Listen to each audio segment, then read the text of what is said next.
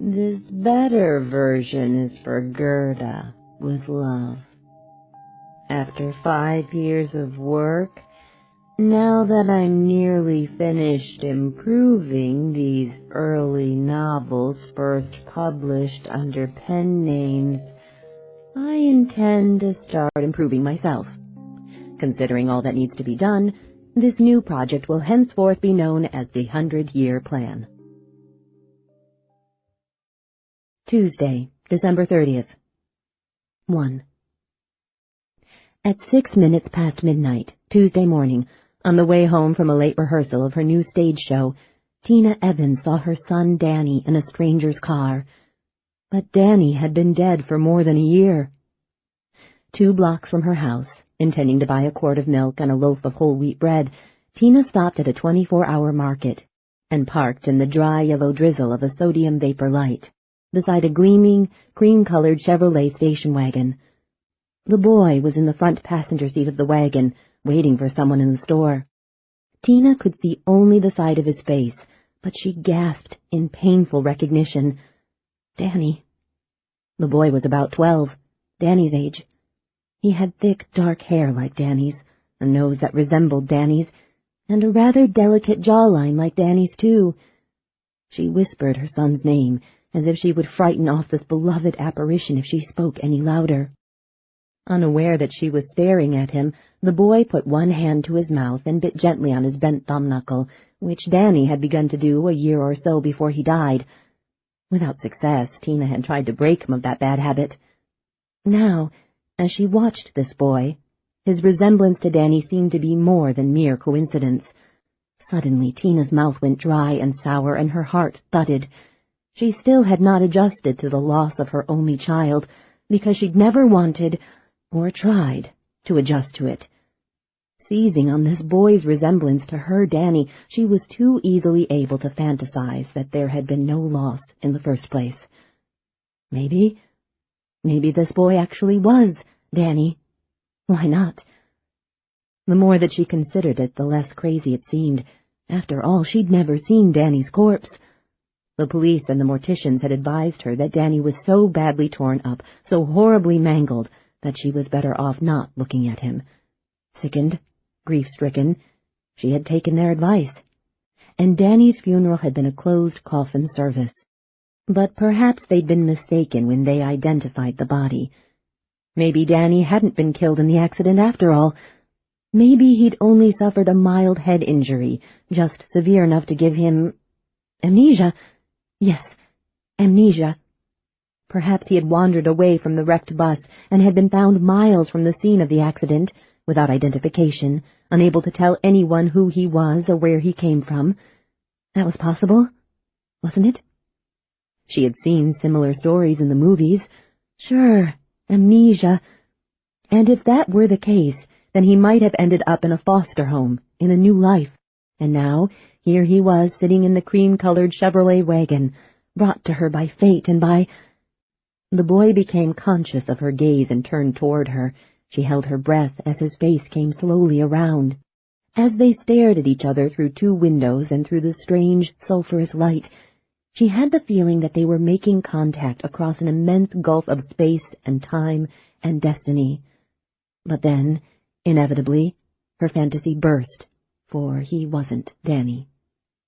Pulling her gaze away from his, she studied her hands, which were gripping the steering wheel so fiercely that they ached. Damn. She was angry with herself. She thought of herself as a tough, competent, level-headed woman who was able to deal with anything life threw at her, and she was disturbed by her continuing inability to accept Danny's death. After the initial shock, after the funeral, she had begun to cope with the trauma. Gradually, day by day, week by week, she had put Danny behind her, with sorrow, with guilt, with tears and much bitterness, but also with firmness and determination. She had taken several steps up in her career during the past year, and she had relied on hard work as a sort of morphine, using it to dull her pain until the wound fully healed. But then, a few weeks ago, she had begun to slip back into the dreadful condition in which she'd wallowed immediately after she'd received news of the accident. Her denial was as resolute as it was irrational. Again, she was possessed by the haunting feeling that her child was alive. Time should have put even more distance between her and the anguish, but instead the passing days were bringing her around full circle in her grief. This boy in the station wagon was not the first that she had imagined was Danny. In recent weeks, she had seen her lost son in other cars, in schoolyards past which she had been driving, on public streets, in a movie theater. Also, she'd recently been plagued by a repeating dream in which Danny was alive. Each time, for a few hours after she woke, she could not face reality. She half convinced herself that the dream was a premonition of Danny's eventual return to her, that somehow he had survived and would be coming back into her arms one day soon. This was a warm and wonderful fantasy, but she could not sustain it for long. Though she always resisted the grim truth, it gradually exerted itself every time, and she was repeatedly brought down hard, forced to accept that the dream was not a premonition. Nevertheless, she knew that when she had the dream again, she would find new hope in it as she had so many times before, and that was not good. Sick, she berated herself. She glanced at the station wagon and saw that the boy was still staring at her. She glared at her tightly clenched hands again and found the strength to break her grip on the steering wheel. Grief could drive a person crazy. She'd heard that said, and she believed it. But she wasn't going to allow such a thing to happen to her. She would be sufficiently tough on herself to stay in touch with reality, as unpleasant as reality might be. She couldn't allow herself to hope. She had loved Danny with all her heart, but he was gone. Torn and crushed in a bus accident with 14 other little boys, just one victim of a larger tragedy. Battered beyond recognition, dead, cold, decaying, in a coffin, under the ground, forever. Her lower lip trembled. She wanted to cry, needed to cry, but she didn't. The boy in the Chevy had lost interest in her. He was staring at the front of the grocery store again, waiting. Tina got out of her Honda. The night was pleasantly cool and desert dry. She took a deep breath and went into the market, where the air was so cold that it pierced her bones, and where the harsh fluorescent lighting was too bright and too bleak to encourage fantasies. She bought a quart of non-fat milk and a loaf of whole wheat bread that was cut thin for dieters, so each serving contained only half the calories of an ordinary slice of bread. She wasn't a dancer anymore. Now she worked behind the curtain, in the production end of the show, but she still felt physically and psychologically best when she weighed no more than she had weighed when she'd been a performer. 5 minutes later she was home. Hers was a modest ranch house in a quiet neighborhood. The olive trees and lacy melaleucas stirred lazily in a faint Mojave breeze. In the kitchen she toasted 2 pieces of bread. She spread a thin skin of peanut butter on them, poured a glass of non-fat milk, and sat at the table. Peanut butter toast had been one of Danny's favorite foods, even when he was a toddler and was especially picky about what he would eat. When he was very young, he had called it "neenut putter." Closing her eyes now, chewing the toast, Tina could still see him, 3 years old, peanut butter smeared all over his lips and chin, as he grinned and said, "More neenut butter toast, please." She opened her eyes with a start, because her mental image of him was too vivid, less like a memory than like a vision. Right now she didn't want to remember so clearly. But it was too late. Her heart knotted in her chest, and her lower lip began to quiver again, and she put her head down on the table. She wept. That night, Tina dreamed that Danny was alive again, somehow, somewhere alive, and he needed her. In the dream, Danny was standing at the edge of a bottomless gorge, and Tina was on the far side, opposite him, looking across the immense gulf. Danny was calling her name. He was lonely and afraid. She was miserable because she couldn't think of a way to reach him. Meanwhile, the sky grew darker by the second. Massive storm clouds, like the clenched fists of celestial giants, squeezed the last light out of the day. Danny's cries and her response became increasingly shrill and desperate, for they knew that they must reach each other before nightfall or be lost forever. In the oncoming night, something waited for Danny, something fearsome that would seize him if he was alone after dark. Suddenly the sky was shattered by lightning, then by a hard clap of thunder, and the night imploded into a deeper darkness, into infinite and perfect blackness. Tina Evans sat straight up in bed, certain that she had heard a noise in the house. It hadn't been merely the thunder from the dream. The sound she'd heard had come as she was waking, a real noise, not an imagined one. She listened intently, prepared to throw off the covers and slip out of bed. Silence reigned. Gradually doubt crept over her. She had been jumpy lately. This wasn't the first night she'd been wrongly convinced that an intruder was prowling the house.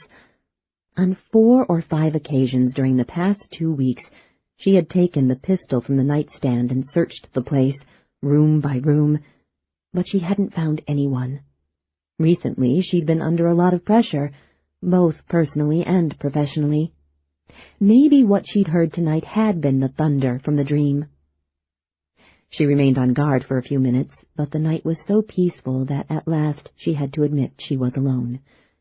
As her heartbeat slowed, she eased back onto her pillow. At times like this, she wished that she and Michael were still together.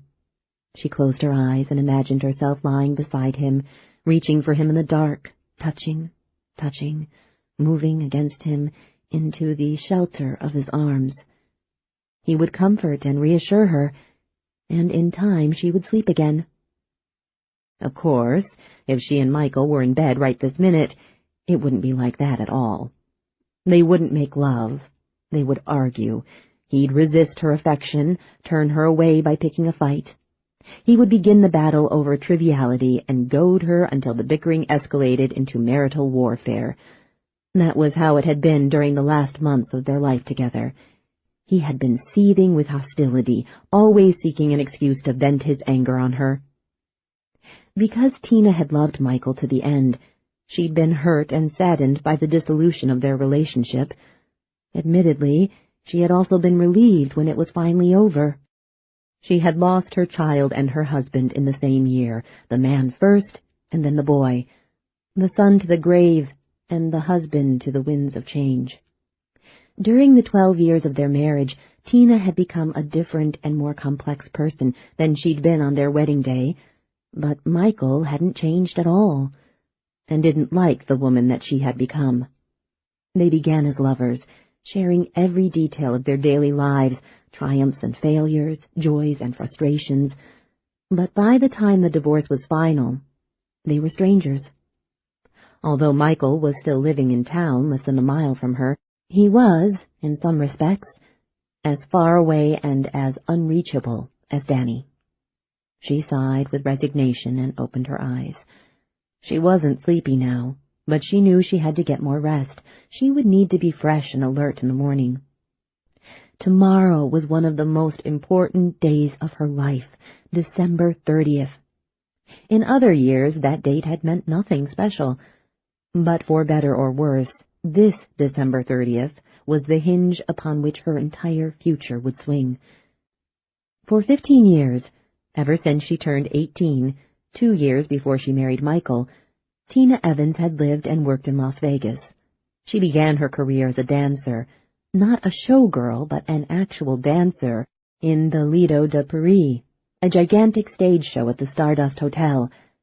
The Lido was one of those incredibly lavish productions that could be seen nowhere in the world but Vegas, for it was only in Las Vegas that a multi-million-dollar show could be staged year after year with little concern for profit. Such vast sums were spent on the elaborate sets and costumes, and on the enormous cast and crew, that the hotel was usually happy if the production merely broke even from ticket and drink sales. After all, as fantastic as it was, the show was only a come-on, a draw, with the sole purpose of putting a few thousand people into the hotel every night. Going to and from the showroom, the crowd had to pass all the craps tables and blackjack tables and roulette wheels and glittering ranks of slot machines. And that was where the profit was made. Tina enjoyed dancing in the Lido, and she stayed there for 2.5 years, until she learned that she was pregnant. She took time off to carry and give birth to Danny, then to spend uninterrupted days with him during his first few months of life. When Danny was 6 months old, Tina went into training to get back in shape, and after 3 arduous months of exercise, she won a place in the chorus line of a new Vegas spectacle. She managed to be both a fine dancer and a good mother, although that was not always easy. She loved Danny, and she enjoyed her work, and she thrived on double duty. 5 years ago, however, on her 28th birthday, she began to realize that she had, if she was lucky, 10 years left as a show dancer, and she decided to establish herself in the business in another capacity, to avoid being washed up at 38. She landed a position as choreographer for a 2-bit lounge revue, a dismally cheap imitation of the multi-million-dollar Lido, and eventually she took over the costumer's job as well. From that she moved up through a series of similar positions in larger lounges, then in small showrooms that seated 400 or 500 in second-rate hotels with limited show budgets. In time she directed a revue, then directed and produced another.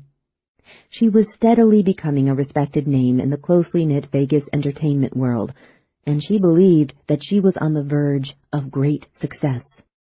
Almost a year ago, shortly after Danny had died, Tina had been offered a directing and co-producing job on a huge $10 million extravaganza to be staged in the 2,000-seat main showroom of the Golden Pyramid, one of the largest and plushest hotels on the Strip. At first it had seemed terribly wrong that such a wonderful opportunity should come her way before she'd even had time to mourn her boy, as if the fates were so shallow and insensitive as to think that they could balance the scales and offset Danny's death merely by presenting her with a chance at her dream job. Although she was bitter and depressed, although, or maybe because, she felt utterly empty and useless, she took the job. The new show was titled Magic, M-A-G-Y-C-K, because the variety acts between the big dance numbers were all magicians, and because the production numbers themselves featured elaborate special effects and were built around supernatural themes. The tricky spelling of the title was not Tina's idea, but most of the rest of the program was her creation, and she remained pleased with what she had wrought. Exhausted, too.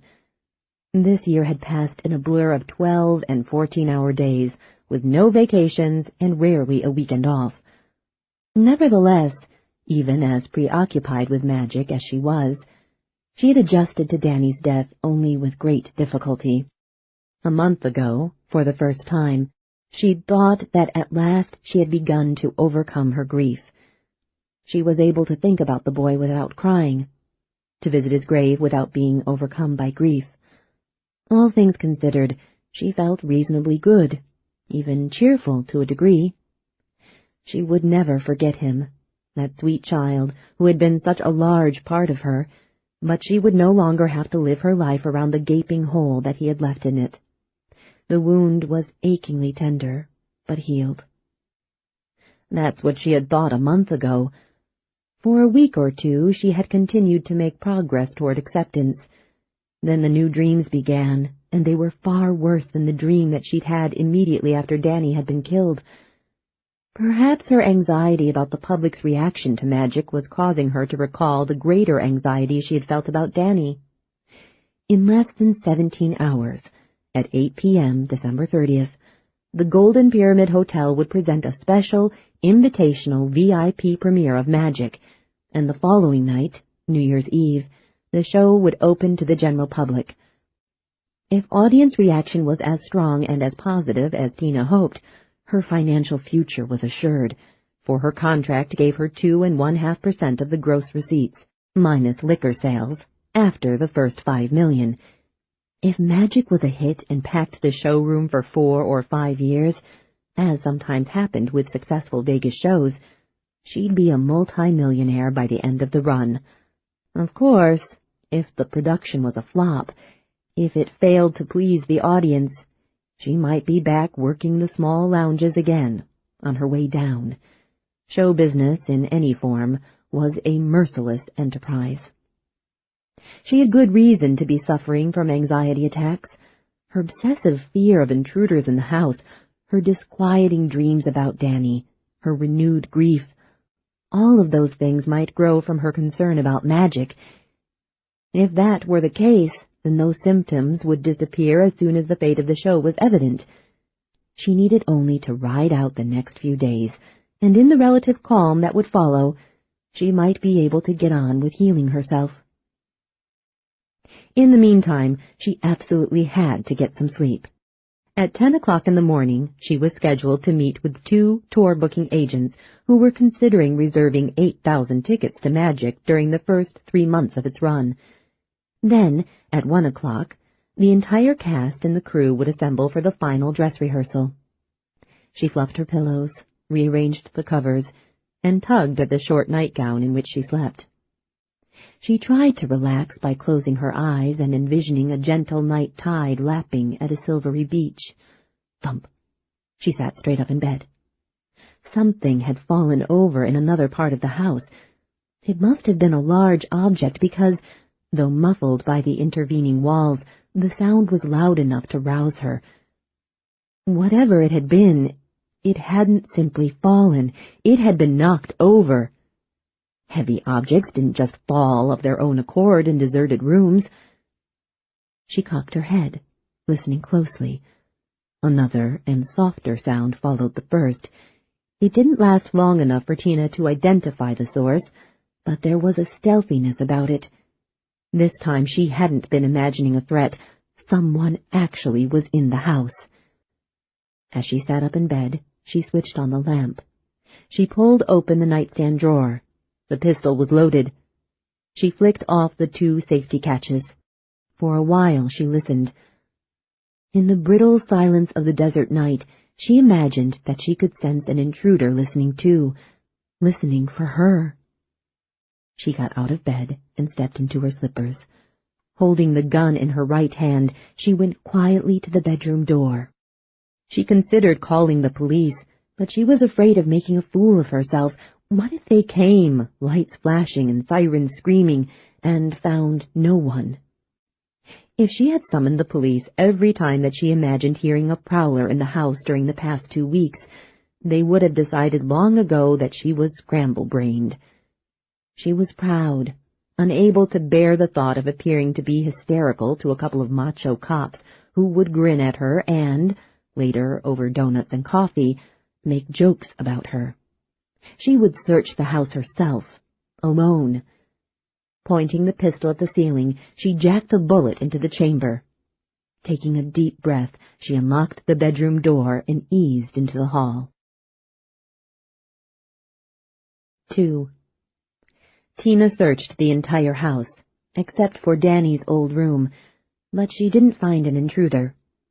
She almost would have preferred to discover someone lurking in the kitchen or crouching in a closet, rather than be forced to look, at last, in that final space where sadness seemed to dwell like a tenant. Now she had no choice. A little more than a year before he had died, Danny had begun sleeping at the opposite end of the small house from the master bedroom, in what had once been the den.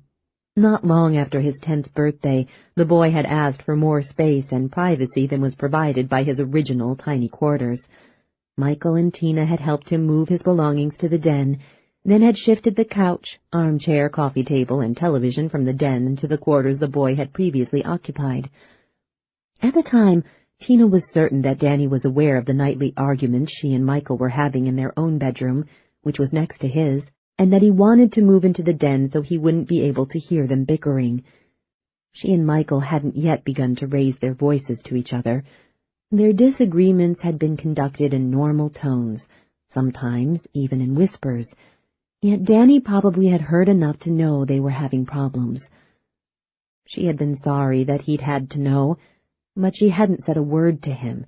She'd offered no explanations, no reassurances.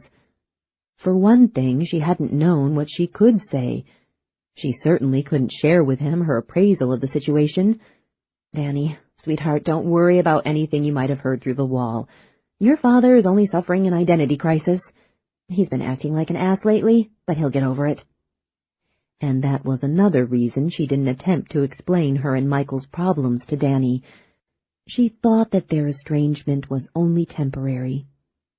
She loved her husband, and she was sure that the sheer power of her love would restore the luster to their marriage. 6 months later, she and Michael separated, and less than 5 months after the separation, they were divorced. Now, anxious to complete her search for the burglar, who was beginning to look as imaginary as all the other burglars she had stalked on other nights, she opened the door to Danny's bedroom. She switched on the lights and stepped inside. No one. Holding the pistol in front of her, she approached the closet, hesitated, then slid the door back. No one was hiding there, either. In spite of what she had heard, she was alone in the house.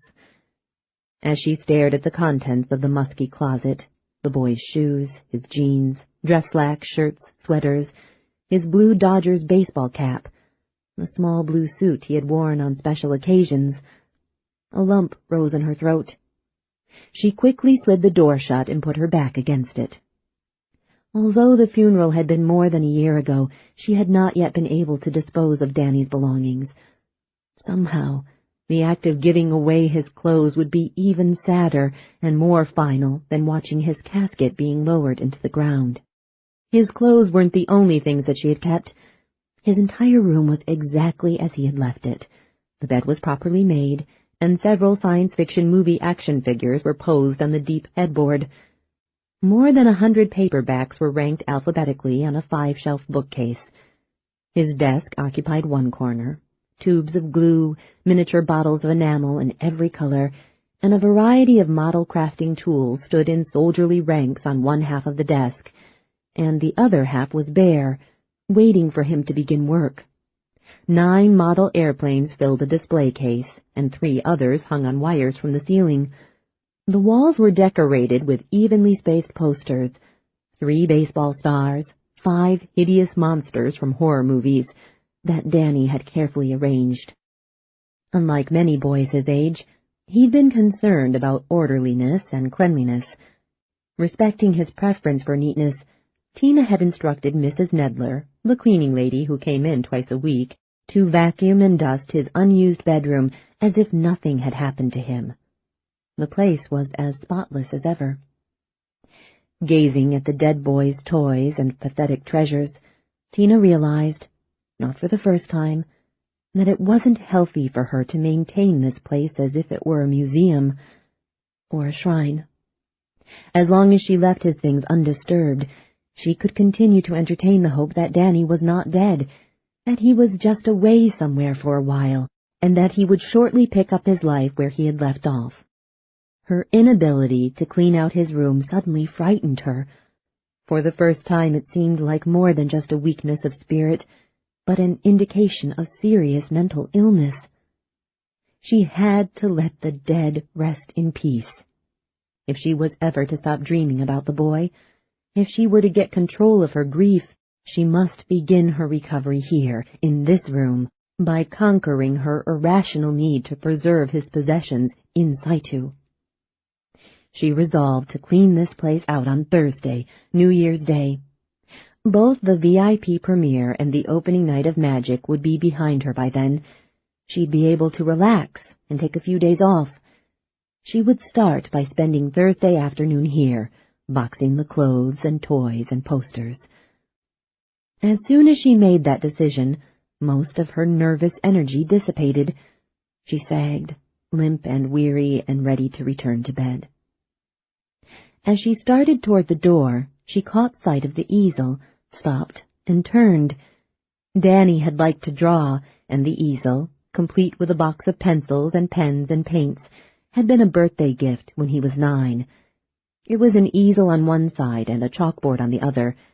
Danny had left it at the far end of the room, beyond the bed, against the wall, and that was where it had stood the last time that Tina had been here. But now it lay at an angle, the base against the wall, the easel itself slanted, chalkboard down, across a game table. An electronic battleship game had stood on that table, as Danny had left it, ready for play, but the easel had toppled into it and knocked it to the floor. Apparently that was the noise she had heard. But she couldn't imagine what had knocked the easel over. It couldn't have fallen by itself. She put her gun down, went around the foot of the bed, and stood the easel on its legs, as it belonged. She stooped, retrieved the pieces of the electronic battleship game, and returned them to the table. When she picked up the scattered sticks of chalk and the felt eraser, turning again to the chalkboard, she realized that 2 words were crudely printed on the black surface. Not dead. She scowled at the message. She was positive that nothing had been written on the board when Danny had gone away on that scouting trip, and it had been blank the last time she'd been in this room. Belatedly, as she pressed her fingertips to the words on the chalkboard, the possible meaning of them struck her. As a sponge soaked up water, she took a chill from the surface of the slate. Not dead. It was a denial of Danny's death, an angry refusal to accept the awful truth, a challenge to reality. In one of her terrible seizures of grief, in a moment of crazy dark despair, had she come into this room and unknowingly printed those words on Danny's chalkboard? She didn't remember doing it. If she had left this message, she must be having blackouts, temporary amnesia of which she was totally unaware. Or she was walking in her sleep. Either possibility was unacceptable, dear God, unthinkable.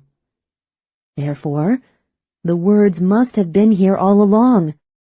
Danny must have left them before he died. His printing was neat, like everything else about him, not sloppy like this scrawled message. Nevertheless, he must have done it. Must have. And the obvious reference that those 2 words made to the bus accident in which he had perished? Coincidence. Danny, of course, had been writing about something else, and the dark interpretation that could be drawn from those 2 words now, after his death, was just a macabre coincidence. She refused to consider any other possibility because the alternatives were too frightening. She hugged herself. Her hands were icy. They chilled her sides even through her nightgown. Shivering, she thoroughly erased the words on the chalkboard, retrieved her handgun, and left the room, pulling the door shut behind her. She was wide awake, but she had to get some sleep. There was so much to do in the morning. Big day. In the kitchen, she withdrew a bottle of wild turkey from the cupboard by the sink. It was Michael's favorite bourbon. She poured 2 ounces into a water glass. Although she wasn't much of a drinker, indulging in nothing more than a glass of wine now and then, with no capacity whatsoever for hard liquor, she finished the bourbon in 2 swallows.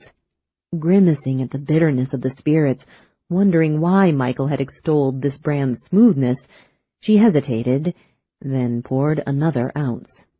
She finished it quickly, as though she were a child taking medicine, and then put the bottle away. In bed again, she snuggled in the covers and closed her eyes and tried not to think about the chalkboard. But an image of it appeared behind her eyes. When she couldn't banish that image, she attempted to alter it, mentally wiping the words away. But in her mind's eye, the 7 letters reappeared on the chalkboard, not dead. Although she repeatedly erased them, they stubbornly returned. She grew dizzy from the bourbon and finally slipped into welcome oblivion. 3. Tuesday afternoon, Tina watched the final dress rehearsal of Magic from a seat in the middle of the Golden Pyramid showroom. The theater was shaped like an enormous fan, spreading under a high-domed ceiling. The room stepped down toward the stage in alternating wide and narrow galleries. On the wider levels, long dinner tables, covered with white linen, were set at right angles to the stage. Each narrow gallery consisted of a 3-foot-wide aisle with a low railing on one side and a curving row of raised, plushly padded booths on the other side. The focus of all the seats was the immense stage, a marvel of the size required for a Las Vegas spectacular, more than half again as large as the largest stage on Broadway. It was so huge that a DC-9 airliner could be rolled onto it without using half the space available, a feat that had been accomplished as part of a production number on a similar stage at a hotel in Reno several years ago. A lavish use of blue velvet, dark leather, crystal chandeliers, and thick blue carpet, plus an excellent sense of dramatic lighting, gave the mammoth chamber some of the feeling of a cozy cabaret, in spite of its size. Tina sat in one of the third-tier booths, nervously sipping ice water as she watched her show. The dress rehearsal ran without a problem.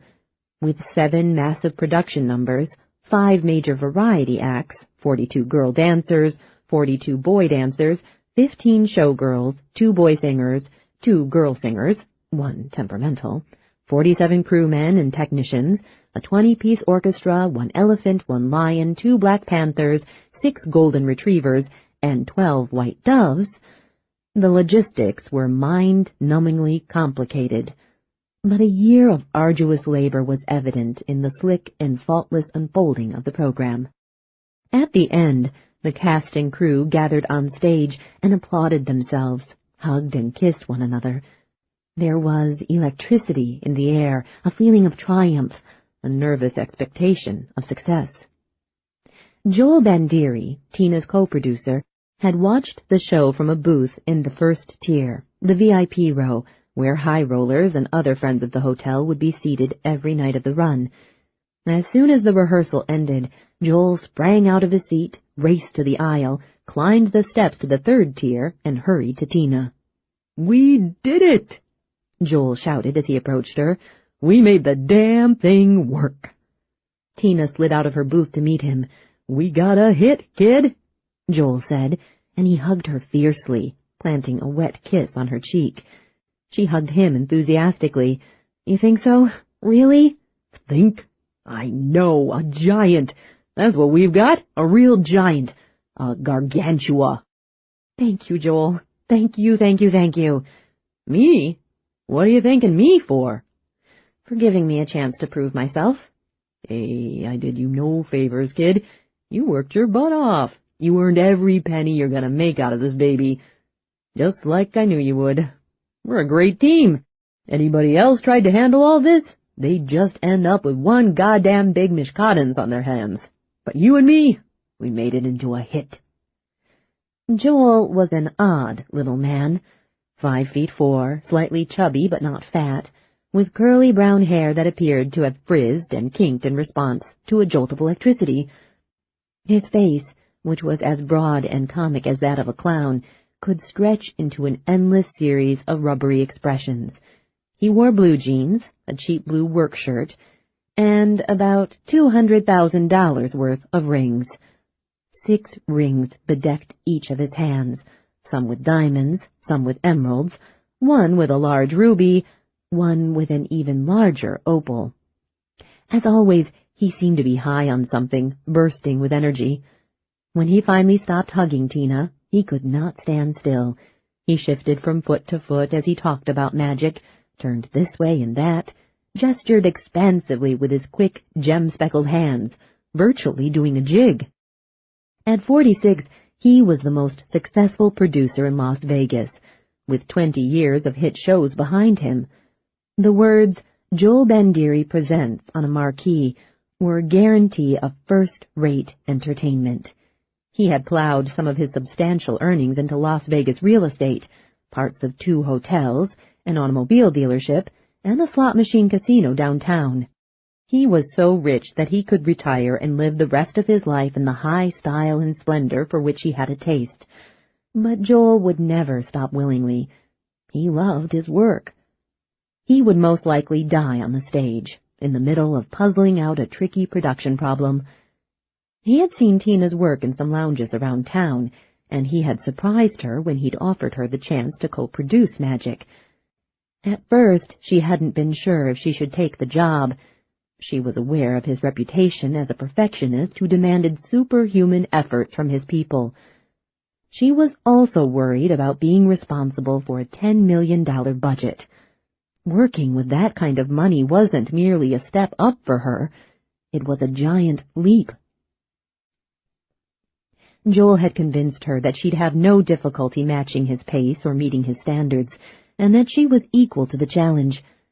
He helped her to discover new reserves of energy, new areas of competence in herself. He had become not just a valued business associate, but a good friend as well, a big brother. Now they seemed to have shaped a hit show together. As Tina stood in this beautiful theater, glancing down at the colorfully costumed people milling about on the stage, then looking at Joel's rubbery face, listening as her co-producer unblushingly raved about their handiwork, she was happier than she had been in a long time. If the audience at this evening's VIP premiere reacted enthusiastically, she might have to buy lead weights to keep herself from floating off the floor when she walked. 20 minutes later, at 3:45, she stepped onto the smooth cobblestones in front of the hotel's main entrance and handed her claim check to the valet parking attendant. While he went to fetch her Honda, she stood in the warm, late-afternoon sunshine, unable to stop grinning. She turned and looked back at the Golden Pyramid Hotel Casino. Her future was inextricably linked to that gaudy but undeniably impressive pile of concrete and steel. The heavy bronze and glass revolving doors glittered as they spun with a steady flow of people. Ramparts of pale pink stone stretched hundreds of feet on both sides of the entrance. Those walls were windowless and garishly decorated with giant stone coins, a gushing torrent of coins flooding from a stone cornucopia. Directly overhead, the ceiling of the immense porte cochere was lined with hundreds of lights. None of the bulbs were burning now, but after nightfall they would rain dazzling, golden luminosity upon the glossy cobblestones below. The pyramid had been built at a cost in excess of $400 million, and the owners had made certain that every last dime showed. Tina supposed that some people would say this hotel was gross, crass, tasteless, ugly, but she loved the place because it was here that she had been given her big chance.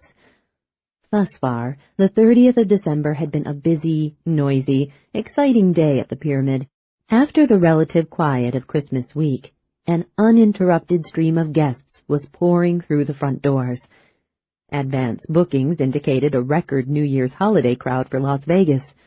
The pyramid, with almost 3,000 rooms, was booked to capacity, as was every hotel in the city. At a few minutes past 11 o'clock, a secretary from San Diego put $5 in a slot machine and hit a jackpot worth $495,000. Word of that even reached backstage in the showroom. Shortly before noon, 2 high rollers from Dallas sat down at a blackjack table and, in 3 hours, lost $250,000. They were laughing and joking when they left the table to try another game. Carol Herson, a cocktail waitress who was a friend of Tina's, had told her about the unlucky Texans a few minutes ago. Carol had been shiny-eyed and breathless because the high rollers had tipped her with green chips, as if they'd been winning instead of losing. For bringing them half a dozen drinks, she had collected $1,200. Sinatra was in town, at Caesar's Palace, perhaps for the last time, and even at 80 years of age, he generated more excitement in Vegas than any other famous name. Along the entire strip, and in the less posh but nonetheless jammed casinos downtown, things were jumping, sparking, and in just 4 hours magic would premiere. The valet brought Tina's car and she tipped him. He said, "Break a leg tonight, Tina." "I hope so." She was home by 4:15. She had 2.5 hours to fill before she had to leave for the hotel again. She didn't need that much time to shower, apply her makeup, and dress, so she decided to pack some of Danny's belongings. Now was the right time to begin the unpleasant chore. She was in such an excellent mood that she didn't think even the sight of his room would be able to bring her down, as it usually did. No use putting it off until Thursday, as she had planned. She had at least enough time to make a start. box up the boys' clothes, if nothing else. When she went into Danny's bedroom, she saw at once that the easel chalkboard had been knocked over again. She put it right. 2 words were printed on the slate. Not dead. A chill swept down her back. Last night, after drinking the bourbon, had she come back here in some kind of fugue and... No. She hadn't blacked out. She had not printed those words. She wasn't going crazy. She wasn't the sort of person who would snap over a thing like this. Not even a thing like this. She was tough. She had always prided herself on her toughness and her resiliency. Snatching up the felt eraser, she vigorously wiped the slate clean. Someone was playing a sick, nasty trick on her. Someone had come into the house while she was out and had printed those 2 words on the chalkboard again. Whoever it was, he wanted to rub her face in the tragedy that she was trying so hard to forget. The only other person who had a right to be in the house was the cleaning woman, Vivian Nedler. Vivian had been scheduled to work this afternoon, but she'd canceled. Instead, she was coming in for a few hours this evening, while Tina was at the premiere. But even if Vivian had kept her scheduled appointment, she never would have written those words on the chalkboard. She was a sweet old woman, feisty and independent-minded, but not the type to play cruel pranks. For a moment, Tina racked her mind, searching for someone to blame, and then a name occurred to her. It was the only possible suspect, Michael, her ex-husband. There was no sign that anyone had broken into the house, no obvious evidence of forced entry, and Michael was the only other person with a key. She hadn't changed the locks after the divorce. Shattered by the loss of his son, Michael had been irrationally vicious with Tina for months after the funeral, accusing her of being responsible for Danny's death. She had given Danny permission to go on the field trip, and as far as Michael was concerned, that had been equivalent to driving the bus off the cliff. But Danny had wanted to go to the mountains more than anything else in the world.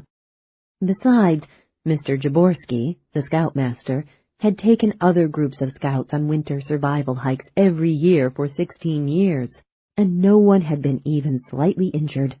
They didn't hike all the way into the true wilderness, just a reasonable distance off the beaten path, and they planned for every contingency. The experience was supposed to be good for a boy, safe, carefully managed. Everyone assured her there was no chance of trouble. She'd had no way of knowing that Jaborski's 17th trip would end in disaster, yet Michael blamed her. She'd thought he had regained his perspective during the last few months, but evidently not. She stared at the chalkboard, thought of the 2 words that had been printed there, and anger swelled in her. Michael was behaving like a spiteful child. Didn't he realize that her grief was as difficult to bear as his? What was he trying to prove?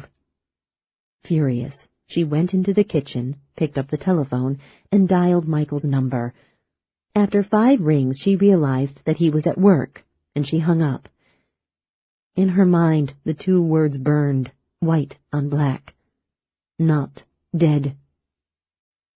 This evening she would call Michael when she got home from the premiere and the party afterward.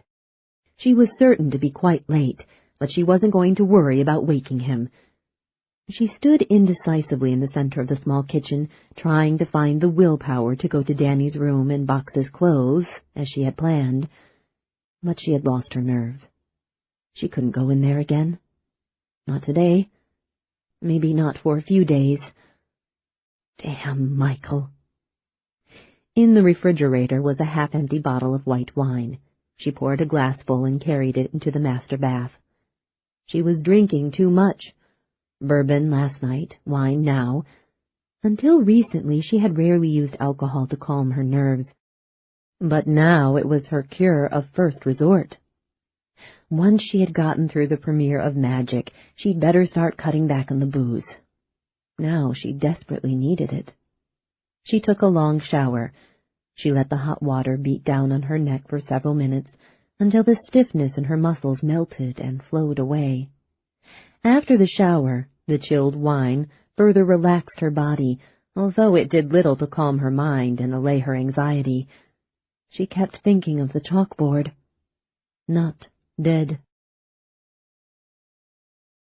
4.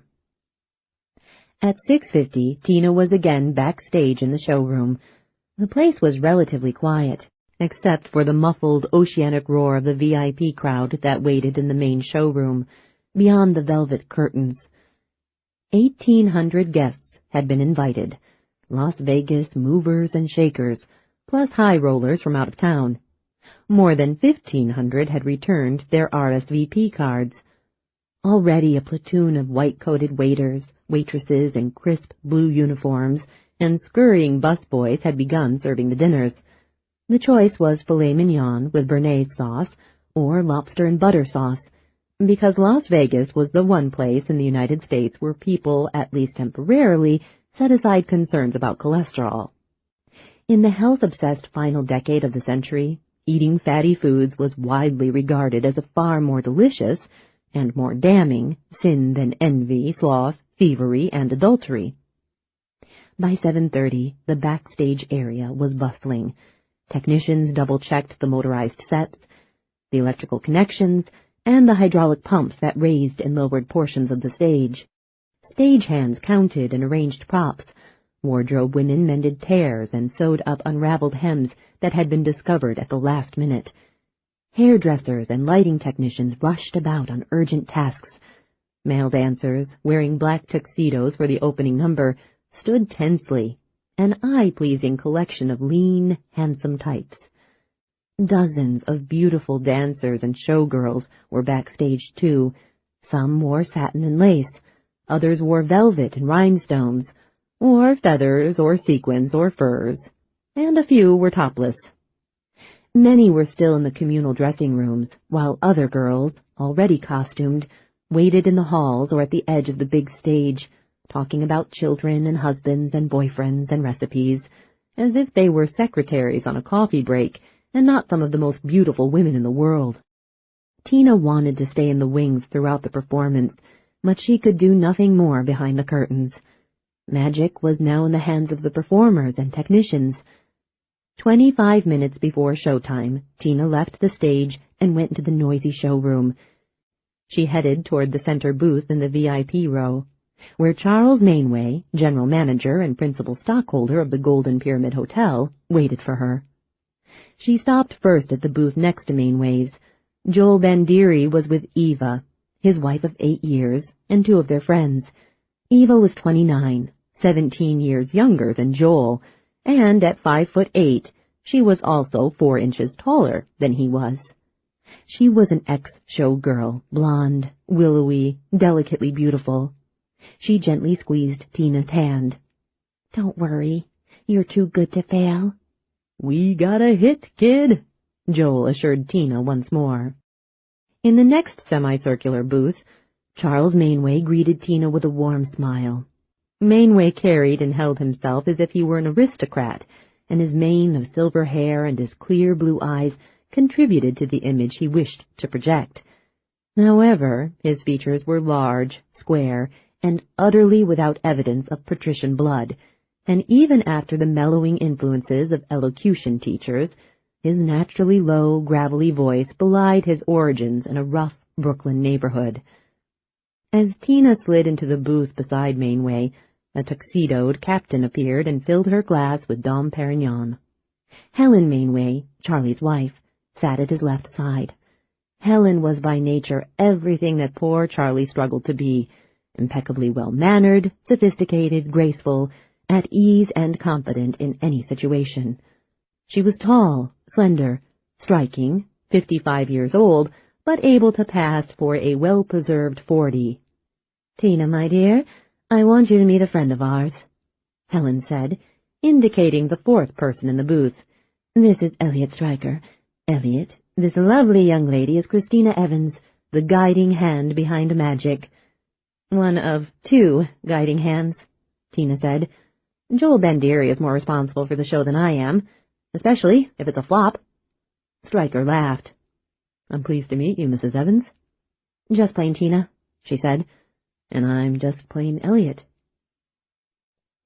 He was a rugged, good-looking man, neither big nor small, about 40. His dark eyes were deeply set, quick, marked by intelligence and amusement. "Elliot's my attorney," Charlie Mainway said. "Oh," Tina said, "I thought Harry Simpson—" "Harry's a hotel attorney. Elliot handles my private affairs." "And handles them very well," Helen said. "Tina, if you need an attorney, this is the best in Las Vegas."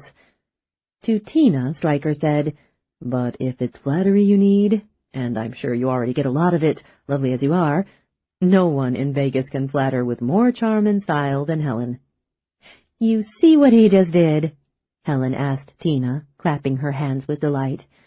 "In one sentence he managed to flatter you, flatter me, and impress all of us with his modesty. You see what a wonderful attorney he is." "Imagine him arguing a point in court," Charlie said. "A very smooth character indeed," Helen said. Stryker winked at Tina. "Smooth as I might be, I'm no match for these two." They made pleasant small talk for the next 15 minutes, and none of it had to do with magic. Tina was aware that they were trying to take her mind off the show, and she appreciated their effort. Of course, no amount of amusing talk, no quantity of icy Dom Perignon could render her unaware of the excitement that was building in the showroom as curtain time drew near. Minute by minute, the cloud of cigarette smoke overhead thickened. Waitresses, waiters, and captains rushed back and forth to fill the drink orders before the show began. The roar of conversation grew louder as the sounds ticked away, and the quality of the roar became more frenetic, gayer, and more often punctuated with laughter. Somehow, even though her attention was partly on the mood of the crowd, partly on Helen and Charlie Mainway, Tina was nevertheless aware of Elliot Stryker's reaction to her. He made no great show of being more than ordinarily interested in her, but the attraction she held for him was evident in his eyes. Beneath his cordial, witty, slightly cool exterior, his secret response was that of a healthy male animal, and her awareness of it was more instinctual than intellectual, like a mare's response to the stallion's first faint stirrings of desire. At least a year and a half, maybe 2 years, had passed since a man had looked at her in quite that fashion. Or perhaps this was the first time in all those months that she had been aware of being the object of such interest. Fighting with Michael, coping with the shock of separation and divorce, grieving for Danny, and putting together the show with Joel Bandiri had filled her days and nights, so she'd had no chance to think of romance. Responding to the unspoken need in Elliot's eyes with a need of her own, she was suddenly warm. She thought, "My God, I've been letting myself dry up. How could I have forgotten this?" Now that she had spent more than a year grieving for her broken marriage and for her lost son, now that magic was almost behind her, she would have time to be a woman again.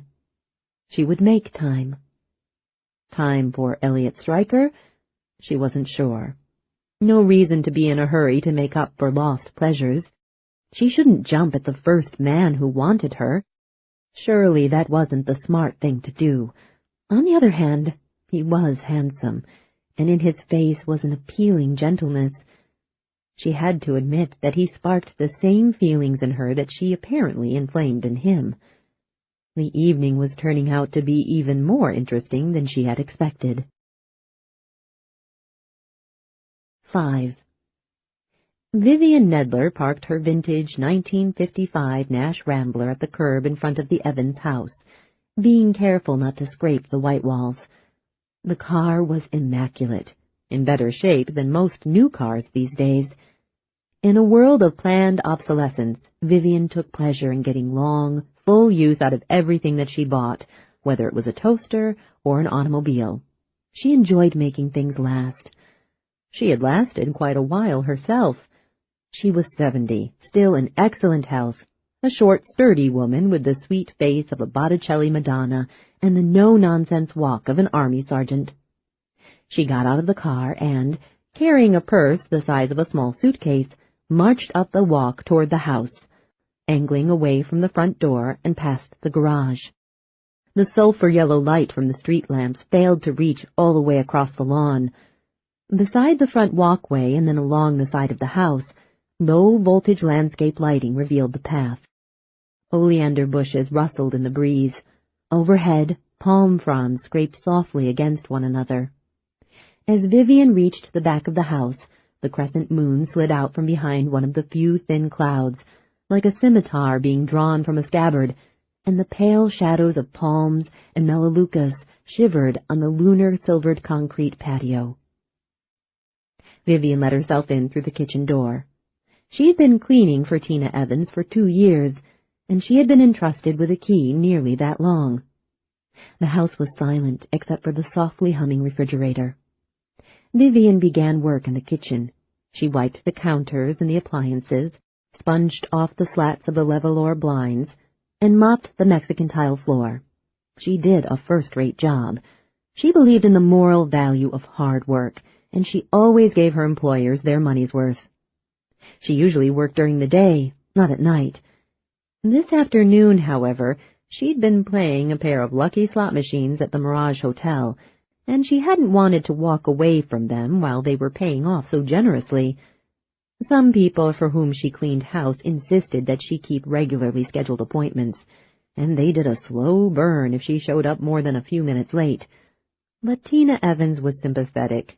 She knew how important the slot machines were to Vivian, and she wasn't upset if Vivian occasionally had to reschedule her visit. Vivian was a nickel duchess. That was the term by which casino employees still referred to local, elderly women whose social lives revolved around an obsessive interest in one-armed bandits, even though the nickel machines were pretty much ancient history. Nickel duchesses always played the cheap slot machines. Nickels and dimes in the old days, now quarters, never the $1 or $5 slots. They pulled the handles for hours at a time, often making a $20 bill last a long afternoon.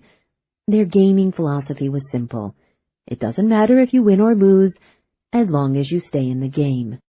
With that attitude, plus a few money management skills, they were able to hang on longer than most slot players who plunged at the dollar machines after getting nowhere with quarters. And because of their patience and perseverance, the duchesses won more jackpots than did the tide of tourists that ebbed and flowed around them. Even these days, when most machines could be played with electronically validated value cards, the nickel duchesses wore black gloves to keep their hands from becoming filthy after hours of handling coins and pulling levers. They always sat on stools while they played, and they remembered to alternate hands when operating the machines in order not to strain the muscles of one arm, and they carried bottles of liniment just in case. The duchesses, who for the most part were widows and spinsters, often ate lunch and dinner together. They cheered one another on those rare occasions when one of them hit a really large jackpot, and when one of them died, the others went to the funeral en masse. Together they formed an odd but solid community, with a satisfying sense of belonging. In a country that worshipped youth, most elderly Americans devoutly desired to discover a place where they belonged, but unlike the duchesses, many of them never found it. Vivian had a daughter, a son-in-law, and 3 grandchildren in Sacramento. For 5 years, ever since her 65th birthday, they had been pressuring her to live with them. She loved them as much as life itself, and she knew they truly wanted her with them. They were not inviting her out of a misguided sense of guilt and obligation. Nevertheless, she didn't want to live in Sacramento. After several visits there, she had decided that it must be one of the dullest cities in the world. Vivian liked the action, noise, lights, and excitement of Las Vegas. Besides, living in Sacramento, she wouldn't be a nickel duchess any longer. She wouldn't be anyone special. She would be just another elderly lady, living with her daughter's family, playing grandma, marking time, waiting to die. A life like that would be intolerable. Vivian valued her independence more than anything else. She prayed that she would remain healthy enough to continue working and living on her own until, At last, her time came, and all the little windows on the machine of life produced lemons. As she was mopping the last corner of the kitchen floor, as she was thinking about how dreary life would be without her friends and her slot machines, she heard a sound in another part of the house, toward the front, the living room. She froze, listening. The refrigerator motor stopped running. A clock ticked softly. After a long silence, a brief clattering echoed through the house from another room, startling Vivian. Then silence again. She went to the drawer next to the sink and selected a long, sharp blade from an assortment of knives. She didn't even consider calling the police. If she phoned for them and then ran out of the house, they might not find an intruder when they came. They would think she was just a foolish old woman. Vivian Nedler refused to give anyone reason to think her a fool. Besides, for the past 21 years, ever since her Harry died, she had always taken care of herself. She had done a pretty damn good job of it, too. She stepped out of the kitchen and found the light switch to the right of the doorway. The dining room was deserted. In the living room, she clicked on a stifle lamp. No one was there. She was about to head for the den when she noticed something odd about 4 framed 8x10 photographs that were grouped on the wall above the sofa. This display had always contained 6 pictures, not just 4. But the fact that 2 were missing wasn't what drew Vivian's attention. All 4 of the remaining photos were swinging back and forth on the picture hooks that held them. No one was near them. Yet suddenly 2 photos began to rattle violently against the wall, and then both flew off their mountings and clattered to the floor beyond the beige, brushed corduroy sofa. This was the sound she had heard when she'd been in the kitchen, this clatter. What the hell? The remaining 2 photographs abruptly flung themselves off the wall. One dropped behind the sofa, and the other tumbled onto it. Vivian blinked in amazement, unable to understand what she had seen. An earthquake? But she hadn't felt the house move. The windows hadn't rattled. Any tremor too mild to be felt would also be too mild to tear the photographs from the wall. She went to the sofa and picked up the photo that had dropped onto the cushions. She knew it well. She had dusted it many times. It was a portrait of Danny Evans, as were the other 5 that usually hung around it. In this one he was 10 or 11 years old, a sweet, brown-haired boy with dark eyes and a lovely smile. Vivian wondered if there had been a nuclear test. Maybe that was what had shaken things up. The Nevada nuclear test site, where underground detonations were conducted several times a year, was less than 100 miles north of Las Vegas. Whenever the military exploded a high-yield weapon, the tall hotels swayed in Vegas, and every house in town shuddered a little. But no, she was stuck in the past. The Cold War was over, and nuclear tests hadn't been conducted out in the desert for a long time. Besides, the house hadn't shuddered just a minute ago. Only the photos had been affected. Puzzled, frowning thoughtfully, Vivian put down the knife, pulled one end of the sofa away from the wall, and collected the framed 8x10s that were on the floor behind it. There were 5 photographs in addition to the one that had dropped onto the sofa. 2 were responsible for the noises that had drawn her into the living room, and the other 3 were those that she had seen popping off the picture hooks. She put them back where they belonged, then slid the sofa into place. A burst of high-pitched electronic noise blared through the house. "Aye! Aye! Aye!" Vivian gasped, turned. She was still alone. Her first thought was, burglar alarm. But the Evans house didn't have an alarm system. Vivian winced as the shrill electronic squeal grew louder, a piercing oscillation. The nearby windows and the thick glass top of the coffee table were vibrating. She felt a sympathetic resonance in her teeth and bones. She wasn't able to identify the source of the sound. It seemed to be coming from every corner of the house. What in the blue devil is going on here? She didn't bother picking up the knife, because she was sure the problem wasn't an intruder. It was something else. Something weird. She crossed the room to the hallway that served the bedrooms, bathrooms, and den. She snapped on the light. The noise was louder in the corridor than it had been in the living room. The nerve-fraying sound bounced off the walls of the narrow passage, echoing and re-echoing. Vivian looked both ways, then moved to the right, toward the closed door at the end of the hall, toward Danny's old room. The air was cooler in the hallway than it was in the rest of the house. At first, Vivian thought that she was imagining the change in temperature, but the closer she drew to the end of the corridor, the colder it got. By the time she reached the closed door, her skin was goose-pimpled and her teeth were chattering. Step by step, her curiosity gave way to fear. Something was very wrong here. An ominous pressure seemed to compress the air around her. "Aye! Aye!" The wisest thing she could do would be to turn back, walk away from the door and out of the house. But she wasn't completely in control of herself. She felt a bit like a sleepwalker. In spite of her anxiety, a power she could sense, but which she could not define, drew her inexorably to Danny's room. "Aye! Aye! Aye!"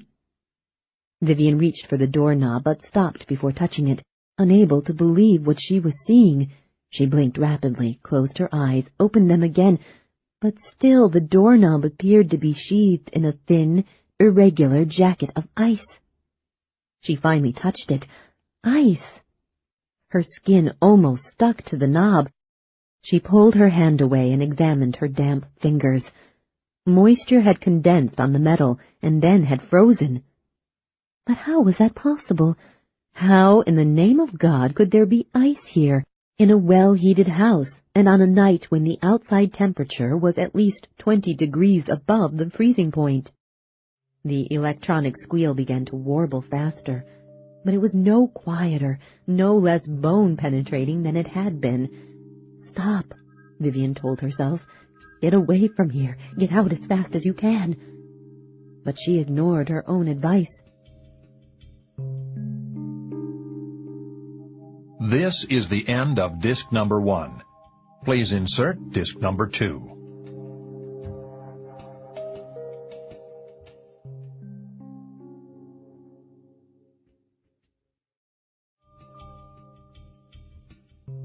This is disc number 2.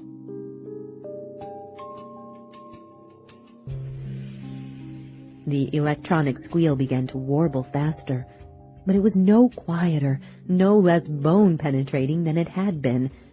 "Stop," Vivian told herself. "Get away from here. Get out as fast as you can." But she ignored her own advice. She pulled her blouse out of her slacks and used the tail to protect her hand from the icy metal doorknob. The knob turned, but the door wouldn't open. The intense cold had caused the wood to contract and warp. She put her shoulder against it, pushed gently, then harder, and finally the door swung inward. 6.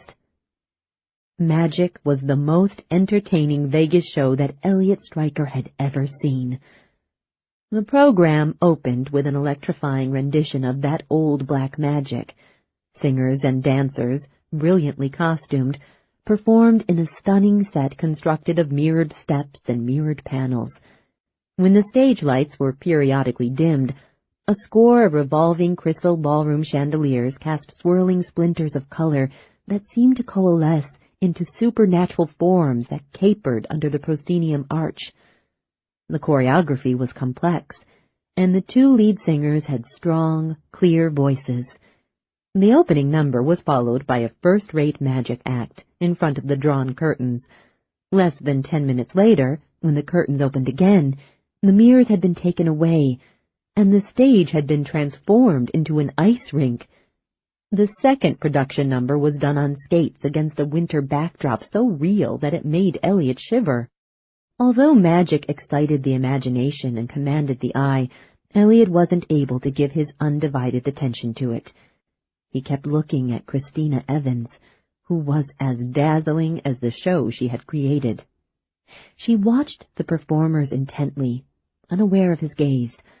A flickering, nervous scowl played across her face, alternating with a tentative smile that appeared when the audience laughed, applauded, or gasped in surprise. She was singularly beautiful. Her shoulder-length hair, deep brown, almost black, glossy, swept across her brow, feathered back at the sides, and framed her face as though it were a painting by a great master. The bone structure of that face was delicate, clearly defined, quintessentially feminine. Dusky, olive complexion, full, sensuous mouth, and her eyes— She would have been lovely enough if her eyes had been dark, in harmony with the shade of her hair and skin, but they were crystalline blue. The contrast between her Italian good looks and her Nordic eyes was devastating. Elliot supposed that other people might find flaws in her face. Perhaps some would say that her brow was too wide, her nose was so straight that some might think it was severe. Others might say that her mouth was too wide, her chin too pointed. To Elliot, however, her face was perfect. But her physical beauty was not what most excited him. He was interested primarily in learning more about the mind that could create a work like magic. He had seen less than 1/4 of the program, yet he knew it was a hit, and far superior to others of its kind. A Vegas stage extravaganza could easily go off the rails. If the gigantic sets and lavish costumes and intricate choreography were overdone, or if any element was improperly executed, the production would quickly stumble across the thin line between captivating showbiz flash and sheer vulgarity. A glittery fantasy could metamorphose into a crude, tasteless, and stupid bore if the wrong hand guided it. Elliot wanted to know more about Christina Evans, and on a more fundamental level, he just wanted her. No woman had affected him so strongly since Nancy, his wife, who had died 3 years ago. Sitting in the dark theater, he smiled, not at the comic magician who was performing in front of the closed stage curtains, but at his own sudden, youthful exuberance. 7. The warped door groaned and creaked as Vivian Nedler forced it open. I... A wave of frigid air washed out of the dark room into the hallway. Vivian reached inside, fumbled for the light switch, found it, and entered warily. The room was deserted. I... Baseball stars and horror movie monsters gazed at Vivian from posters stapled to the walls. 3 intricate model airplanes were suspended from the ceiling. These things were as they always had been, since she had first come to work here, before Danny had died. I. The maddening electronic squeal issued from a pair of small stereo speakers that hung on the wall behind the bed. The CD player and an accompanying AM/FM tuner and amplifier were stacked on one of the nightstands. Although Vivian could see where the noise originated, she couldn't locate any source for the bitterly cold air.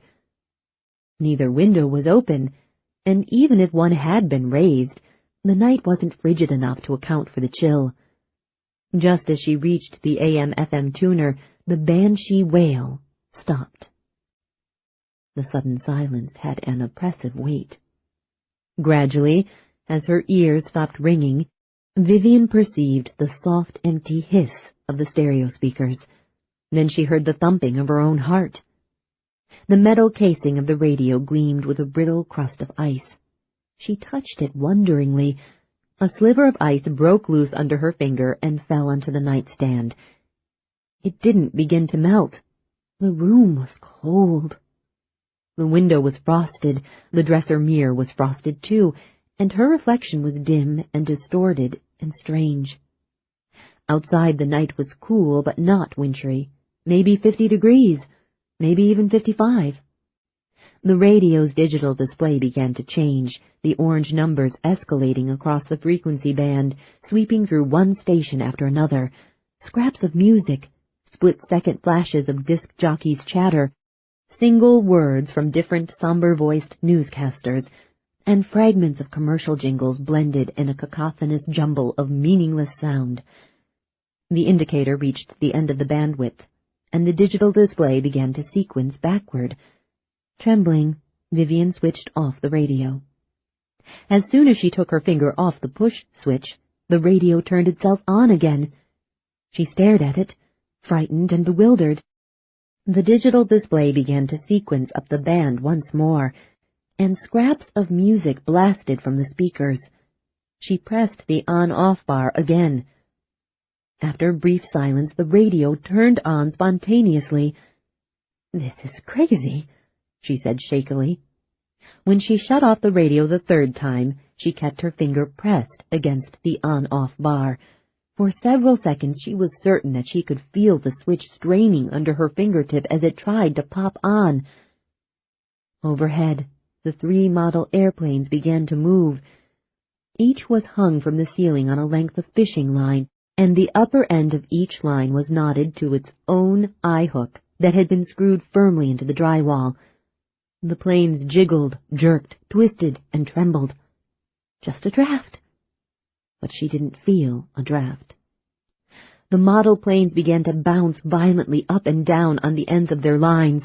"God help me," Vivian said. One of the planes swung in tight circles, faster and faster, then in wider circles, steadily decreasing the angle between the line on which it was suspended and the bedroom ceiling. After a moment, the other 2 models ceased their erratic dancing and began to spin around and around, like the first plane, as if they were actually flying, and there was no mistaking this deliberate movement for the random effects of a draft. Ghosts? A poltergeist? But she didn't believe in ghosts. There were no such things. She believed in death and taxes, in the inevitability of slot machine jackpots, in all-you-can-eat casino buffets for $5.95 per person, in the Lord God Almighty, in the truth of alien abductions and Bigfoot, but she didn't believe in ghosts. The sliding closet doors began to move on their runners, and Vivian Nedler had the feeling that some awful thing was going to come out of the dark space, its eyes as red as blood, and its razor-sharp teeth gnashing. She felt a presence, something that wanted her, and she cried out as the door came all the way open. But there wasn't a monster in the closet. It contained only clothes. Only clothes. Nevertheless, untouched, the doors glided shut, and then open again. The model planes went around, around. The air grew even colder. The bed started to shake. The legs at the foot rose 3 or 4 inches before crashing back into the casters that had been put under them to protect the carpet. They rose up again, hovered above the floor. The springs began to sing as if metal fingers were strumming them. Vivian backed into the wall, eyes wide, hands fisted at her sides. As abruptly as the bed had started bouncing up and down, it now stopped. The closet doors closed with a jarring crash, but they didn't open again. The model airplane slowed, swinging in smaller and smaller circles, until they finally hung motionless. The room was silent. Nothing moved. The air was getting warmer. Gradually Vivian's heartbeat subsided from the hard, frantic rhythm that it had been keeping for the past couple of minutes. She hugged herself and shivered. A logical explanation. There had to be a logical explanation, but she wasn't able to imagine what it could be. As the room grew warm again, the doorknobs and the radio casing and the other metal objects quickly shed their fragile skins of ice, leaving shallow puddles on furniture and damp spots in the carpet. The frosted window cleared, and as the frost faded from the dresser mirror, Vivian's distorted reflection resolved into a more familiar image of herself. Now this was only a young boy's bedroom, a room like countless thousands of others. Except, of course, that the boy who had once slept here had been dead for a year. And maybe he was coming back, haunting the place. Vivian had to remind herself that she didn't believe in ghosts. Nevertheless, It might be a good idea for Tina Evans to get rid of the boy's belongings at last. Vivian had no logical explanation for what had happened, but she knew one thing for sure. She wasn't going to tell anyone what she had seen here tonight. Regardless of how convincingly and earnestly she described these bizarre events, no one would believe her. They would nod and smile woodenly and agree that it was a strange and frightening experience. But all the while they would be thinking that poor old Vivian was finally getting senile.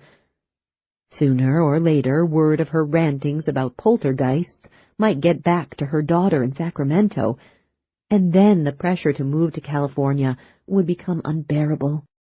Vivian wasn't going to jeopardize her precious independence.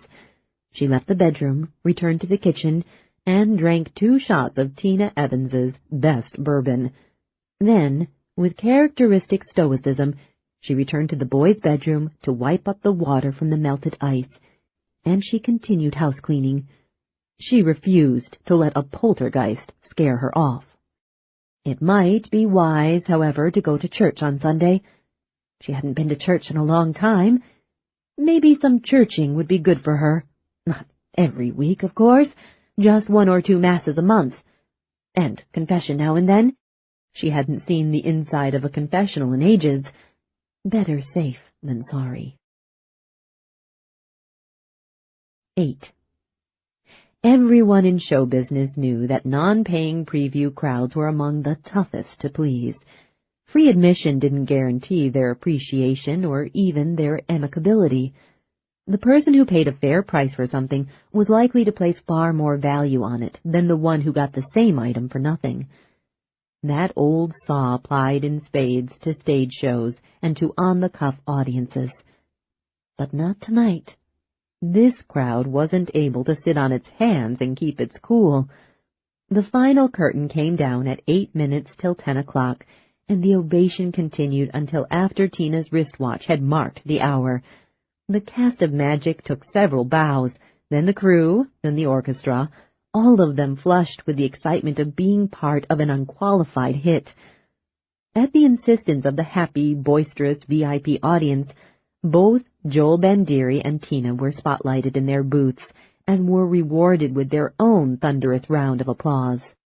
Tina was on an adrenaline high, grinning, breathless, barely able to absorb the overwhelming response to her work. Helen Mainway chattered excitedly about the spectacular special effects, and Elliot Stryker had an endless supply of compliments as well as some astute observations about the technical aspects of the production, and Charlie Mainway poured a 3rd bottle of Dom Perignon, and the house lights came up, and the audience reluctantly began to leave, and Tina hardly had a chance to sip her champagne because of all the people who stopped by the table to congratulate her. By 10:30, most of the audience had left, and those who hadn't gone yet were in line, moving up the steps toward the rear doors of the showroom. Although no second show was scheduled this evening, as would be the case every night henceforth, busboys and waitresses were busily clearing tables, resetting them with fresh linen and silverware for the following night's 8 o'clock performance. When the aisle in front of her booth was finally empty of well-wishers, Tina got up and met Joel as he started to come to her. She threw her arms around him and, much to her surprise, began to cry with happiness. She hugged him hard, and Joel proclaimed the show to be a gargantua if I ever saw one. By the time they got backstage, the opening night party was in full swing. The sets and props had been moved from the main floor of the stage, and 8 folding tables had been set up. The tables were draped with white cloths and burdened with food: 5 hot hors d'oeuvres, lobster salad, crab salad, pasta salad, filet mignon, chicken breasts in tarragon sauce, roasted potatoes, cakes, pies, tarts, fresh fruits, berries, and cheeses. Hotel management personnel, showgirls, dancers, magicians, crewmen, and musicians crowded around the tables, sampling the offerings while Philippe Chevalier, the hotel's executive chef, personally watched over the affair. Knowing this feast had been laid on for the party, few of those present had eaten dinner, and most of the dancers had eaten nothing since a light lunch. They exclaimed over the food and clustered around the portable bar. With the memory of the applause still fresh in everyone's mind, the party was soon jumping. Tina mingled, moving back and forth, upstage and downstage, through the crowd, thanking everyone for his contribution to the show's success, complimenting each member of the cast and crew on his dedication and professionalism. Several times she encountered Elliot Stryker, and he seemed genuinely interested in learning how the splashy stage effects had been achieved. Each time that Tina moved on to talk to someone else, she regretted leaving Elliot, and each time that she found him again, she stayed with him longer than she had before. After their fourth encounter, she lost track of how long they were together. Finally, she forgot all about circulating. Standing near the left proscenium pillar, out of the main flow of the party, they nibbled at pieces of cake, talking about magic, and then about the law, Charlie and Helen Mainway, Las Vegas real estate, and by some circuitous route, superhero movies. He said, "How can Batman wear an armored rubber suit all the time and not have a chronic rash?" "Yeah, but there are advantages to a rubber suit." "Such as?" "You can go straight from office work to scuba diving without changing clothes." "Eat takeout food at 200 miles an hour in the Batmobile, and no matter how messy it gets, just hose off later." "Exactly. After a hard day of crime fighting, you can get stinking drunk and throw up on yourself, and it doesn't matter. No dry cleaning bills." "In basic black, he's dressed for any occasion." "From an audience with the Pope to a Marquis de Sade memorial sock hop." Elliot smiled. He finished his cake. "I guess you'll have to be here most nights for a long time to come." "No, there's really no need for me to be." "I thought a director—" "Most of the director's job is finished. I just have to check on the show once every couple of weeks to make sure the tone of it isn't drifting away from my original intention." "But you're also the co-producer." "Well, now that the show's opened successfully, most of my share of the producer's chores are public relations and promotional stuff, and a little logistics to keep the production rolling along smoothly. But nearly all of that can be handled out of my office. I won't have to hang around the stage. In fact, Joel says it isn't healthy for a producer to be backstage every night, or even most nights. He says I'd just make the performers nervous and cause the technicians to look over their shoulders for the boss when they should have their eyes on their work." "But will you be able to resist?" "It won't be easy staying away, but there's a lot of sense in what Joel says, so I'm going to try to play it cool." "Still, I guess you'll be here every night for the first week or so." "No," she said. "If Joel's right, and I'm sure he is, then it's best to get in the habit of staying away right from the start." "Tomorrow night?" "Oh, I'll probably pop in and out a few times." "I guess you'll be going to a New Year's Eve party." "I hate New Year's Eve parties. Everyone's drunk and boring." "Well, then, in between all that popping in and out of magic, do you think you'd have time for dinner?" "Are you asking me for a date?" "I'll try not to slurp my soup." "You are asking me for a date," she said, pleased. "Yes, and it's been a long time since I've been this awkward about it." "Why is that?" "You, I guess." "I make you feel awkward?"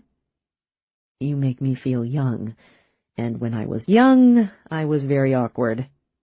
"That's sweet." "I'm trying to charm you." "And succeeding," she said. He had such a warm smile. "Suddenly I don't feel so awkward anymore." She said, "You want to start over?" "Will you have dinner with me tomorrow night?" "Sure. How about 7:30? "Fine. You prefer dressy or casual?" "Blue jeans." He fingered his starched collar and the satin lapel of his tuxedo jacket. "I'm so glad you said that." "I'll give you my address." She searched her purse for a pen. "We can stop in here and watch the first few numbers in Magic, and then go to the restaurant." "Why don't we just go straight to the restaurant?" "You don't want to pop in here?" "I've decided to go cold turkey." "Joel will be proud of you." "If I can actually do it, I'll be proud of me." "You'll do it. You've got true grit." In the middle of dinner, I might be seized by a desperate need to dash over here and act like a producer. I'll park the car in front of the restaurant door, and I'll leave the engine running just in case. Tina gave her address to him, and then somehow they were talking about jazz and Benny Goodman, and then about the miserable service provided by the Las Vegas phone company, just chatting away as if they were old friends. He had a variety of interests. Among other things, he was a skier and a pilot, and he was full of funny stories about learning to ski and fly. He made her feel comfortable, yet at the same time he intrigued her. He projected an interesting image, a blend of male power and gentleness, aggressive sexuality, and kindness. A hit show. Lots of royalty checks to look forward to.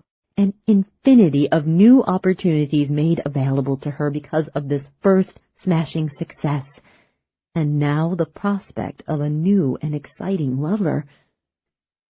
As she listed her blessings, Tina was astonished at how much difference 1 year could make in a life. From bitterness, pain, tragedy, and unrelenting sorrow, she had turned around to face a horizon lit by rising promise. At last the future looked worth living. Indeed, she couldn't see how anything could go wrong. 9. The skirts of the night were gathered around the Evans house, rustling in a dry desert wind. A neighbor's white cat crept across the lawn, stalking a wind-tossed scrap of paper.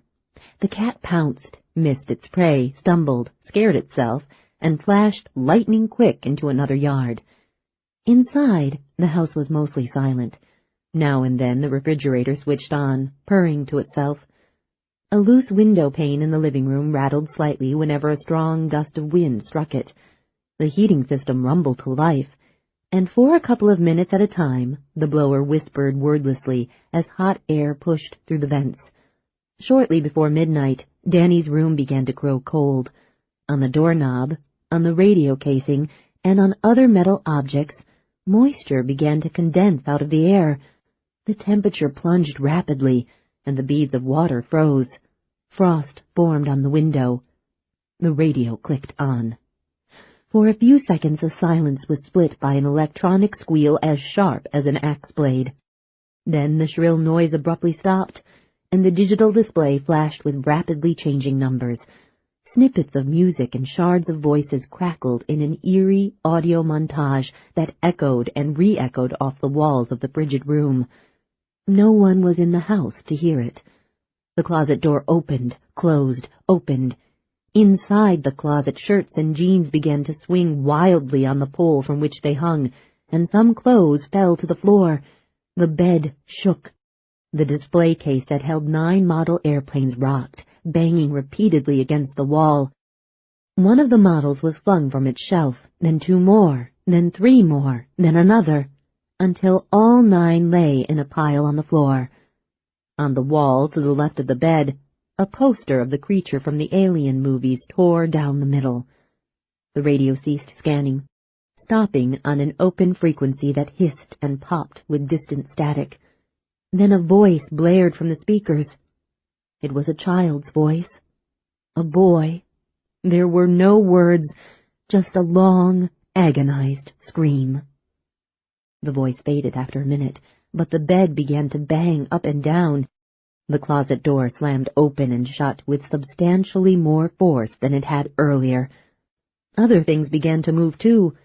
For almost 5 minutes the room seemed to have come alive. And then it died. Silence returned. The air grew warm again. The frost left the window, and outside the white cat still chased the scrap of paper. Wednesday, December 31st. 10. Tina didn't get home from the opening night party until shortly before 2 o'clock Wednesday morning. Exhausted, slightly tipsy, she went directly to bed and fell into a sound sleep. Later, after no more than 2 dreamless hours, she suffered another nightmare about Danny. He was trapped at the bottom of a deep hole. She heard his frightened voice calling to her, and she peered over the edge of the pit, and he was so far below her that his face was only a tiny, pale smudge. He was desperate to get out, and she was frantic to rescue him. But he was chained, unable to climb, and the sides of the pit were sheer and smooth, so she had no way to reach him. Then a man dressed entirely in black from head to foot, his face hidden by shadows, appeared at the far side of the pit and began to shovel dirt into it. Danny's cry escalated into a scream of terror. He was being buried alive. Tina shouted at the man in black, but he ignored her and kept shoveling dirt on top of Danny. She edged around the pit, determined to make the hateful bastard stop what he was doing, but he took a step away from her for every step that she took toward him, and he always stayed directly across the hole from her. She couldn't reach him, and she couldn't reach Danny, and the dirt was up to the boy's knees, and now up to his hips, and now over his shoulders. Danny wailed and shrieked, and now the earth was even with his chin, but the man in black wouldn't stop filling the hole. She wanted to kill the bastard, club him to death with his own shovel. When she thought of clubbing him, he looked at her, and she saw his face. A fleshless skull with rotting skin stretched over the bones, burning red eyes, a yellow-toothed grin. A disgusting cluster of maggots clung to the man's left cheek and to the corner of his eye, feeding off of him. Tina's terror over Danny's impending entombment was suddenly mixed with fear for her own life. Though Danny's screams were increasingly muffled, they were even more urgent than before, because the dirt began to cover his face and pour into his mouth. She had to get down to him and push the earth away from his face before he suffocated, so in blind panic she threw herself over the edge of the pit, into the terrible abyss, falling and falling. Gasping, shuddering, she wrenched herself out of sleep. She was convinced that the man in black was in her bedroom, standing silently in the darkness, grinning. Heart pounding, she fumbled with the bedside lamp. She blinked in the sudden light and saw that she was alone. "Jesus," she said weakly. She wiped one hand across her face, sloughing off a film of perspiration. She dried her hand on the sheets. She did some deep breathing exercises, trying to calm herself. She couldn't stop shaking. In the bathroom, she washed her face. The mirror revealed a person whom she hardly recognized, a haggard, bloodless, sunken-eyed fright. Her mouth was dry and sour. She drank a glass of cold water. Back in bed, she didn't want to turn off the light. Her fear made her angry with herself, and at last she twisted the switch. The returning darkness was threatening. She wasn't sure she would be able to get any more sleep, but she had to try. It wasn't even 5 o'clock. She'd been asleep less than 3 hours. In the morning she would clean out Danny's room. Then the dreams would stop. She was pretty much convinced of that. She remembered the 2 words that she had twice erased from Danny's chalkboard, "not dead," and she realized that she'd forgotten to call Michael. She had to confront him with her suspicions.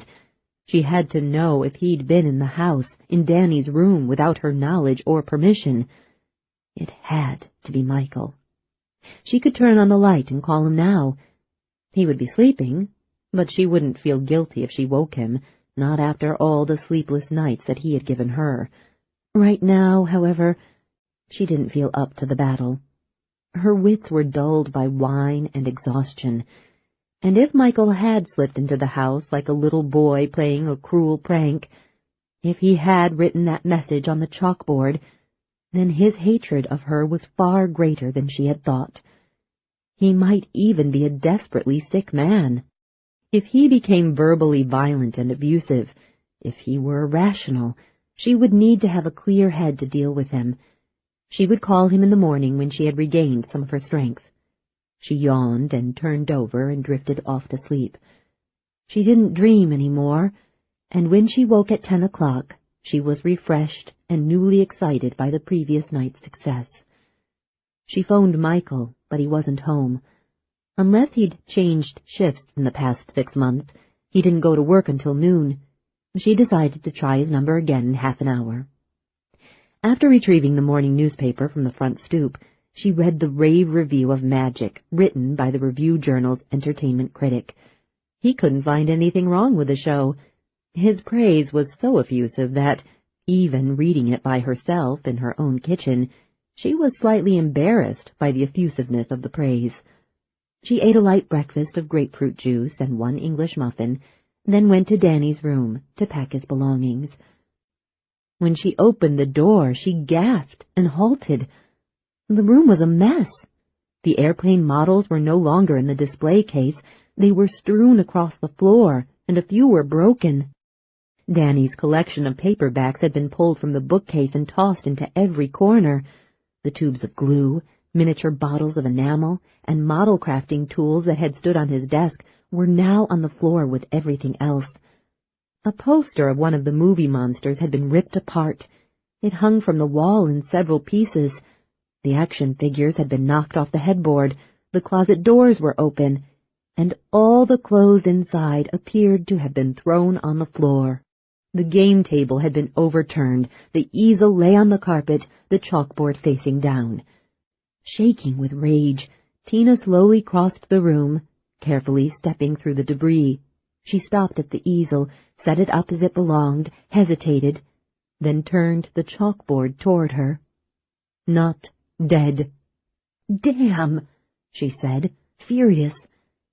Vivian Nedler had been in to clean last evening, but this wasn't the kind of thing that Vivian would be capable of doing.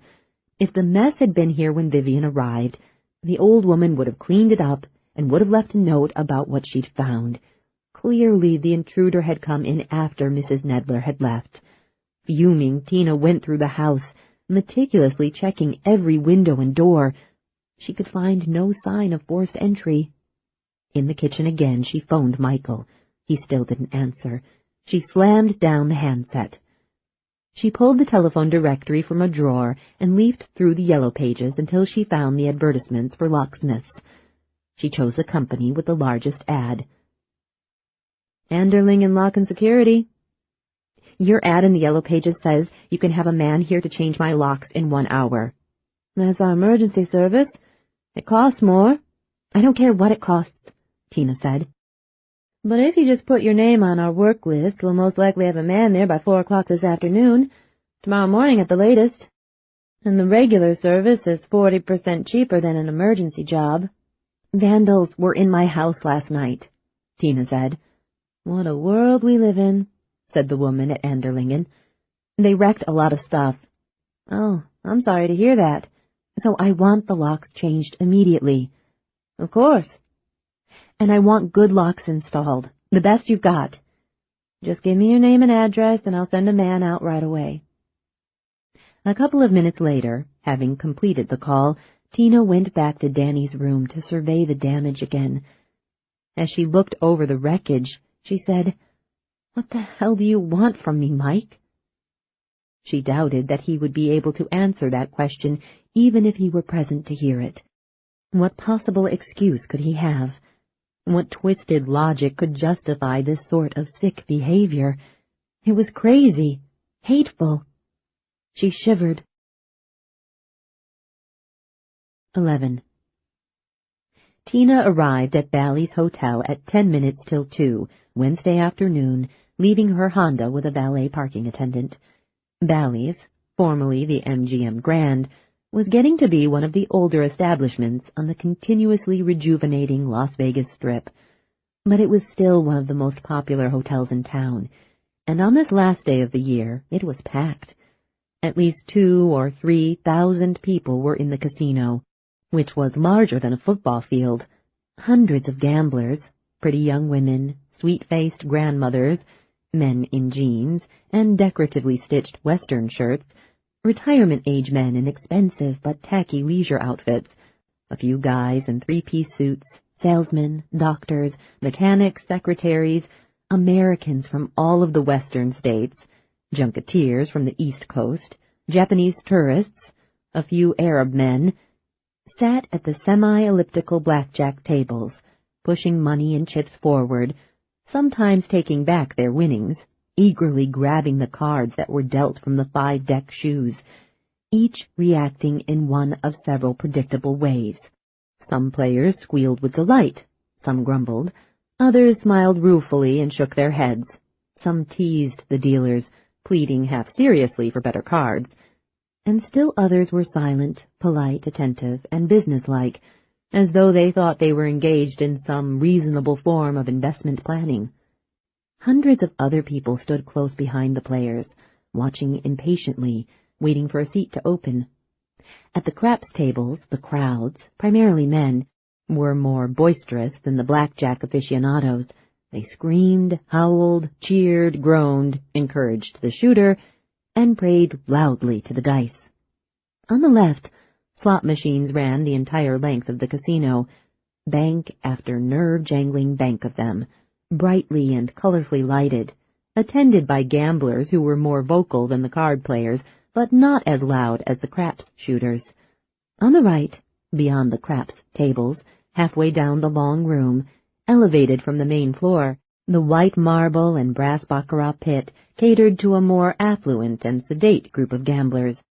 At baccarat, the pit boss, the floorman, and the dealers wore tuxedos. And everywhere in the gigantic casino there were cocktail waitresses in brief costumes, revealing long legs and cleavage. They bustled here and there, back and forth, as if they were the threads that bound the crowd together. Tina pressed through the milling onlookers who filled the wide center aisle, and she located Michael almost at once. He was dealing blackjack at one of the first tables. The game minimum was a $5 bet, and all 7 seats were taken. Michael was grinning, chatting amicably with the players. Some dealers were cold and uncommunicative, but Michael felt the day went faster when he was friendly with people. Not unexpectedly, he received considerably more tips than most dealers did. Michael was lean and blond, with eyes nearly as blue as Tina's. He somewhat resembled Robert Redford, almost too pretty. It was no surprise that women players tipped him more often and more generously than did men. When Tina squeezed into the narrow gap between the tables and caught Michael's attention, his reaction was far different from what she had expected. She'd thought the sight of her would wipe the smile off his face. Instead, his smile broadened, and there seemed to be genuine delight in his eyes. He was shuffling cards when he saw her, and he continued to shuffle while he spoke. "Hey, hello there. You look terrific, Tina. A sight for sore eyes." She wasn't prepared for this pleasantness, nonplussed by the warmth of his greeting. He said, "That's a nice sweater. I like it. You always look good in blue." She smiled uneasily and tried to remember that she had come here to accuse him of cruelly harassing her. "Michael, I have to talk to you." He glanced at his watch. "I've got a break coming up in 5 minutes. Where should I meet you?" "Why don't you wait right where you are? You can watch these nice people beat me out of a lot of money." Every player at the table groaned, and they all had comments to make about the unlikely possibility that they might win anything from this dealer. Michael grinned and winked at Tina. She smiled woodenly. She waited impatiently as the 5 minutes crawled by. She was never comfortable in a casino when it was busy. The frantic activity and the unrelenting excitement, which bordered on hysteria at times, abraded her nerves. The huge room was so noisy that the blend of sounds seemed to coalesce into a visible substance, like a humid yellow haze in the air. Slot machines rang and beeped and whistled and buzzed. Balls clattered around spinning roulette wheels. A 5-piece band hammered out wildly amplified pop music from the small stage in the open cocktail lounge beyond and slightly above the slot machines. The paging system blared names. Ice rattled in glasses as gamblers drank while they played, and everyone seemed to be talking at once. When Michael's break time arrived, a replacement dealer took over the table, and Michael stepped out of the blackjack pit into the center aisle. "You want to talk?" "Not here," she said, half shouting. "I can't hear myself think." "Let's go down to the arcade." "Okay." To reach the escalators that would carry them down to the shopping arcade on the lower level, they had to cross the entire casino. Michael led the way, gently pushing and elbowing through the holiday crowd, and Tina followed quickly in his wake, before the path that he made could close up again. Halfway across the long room, they stopped at a clearing where a middle-aged man lay on his back, unconscious, in front of a blackjack table. He was wearing a beige suit, a dark brown shirt, and a beige-patterned tie. An overturned stool lay beside him, and approximately $500 worth of green chips were scattered on the carpet. 2 uniformed security men were performing first aid on the unconscious man, loosening his tie and collar, taking his pulse, while the third guard was keeping curious customers out of the way. Michael said, "Heart attack, Pete?" The third guard said, "Hi, Mike. No, I don't think it's his heart. Probably a combination of blackjack blackout and bingo bladder. He was sitting here for 8 hours straight." On the floor, the man in the beige suit groaned. His eyelids fluttered. Shaking his head, obviously amused, Michael moved around the clearing and into the crowd again. When at last they reached the end of the casino and were on the escalators, heading down toward the shopping arcade, Tina said, "What is blackjack blackout?" "It's stupid is what it is," Michael said, still amused.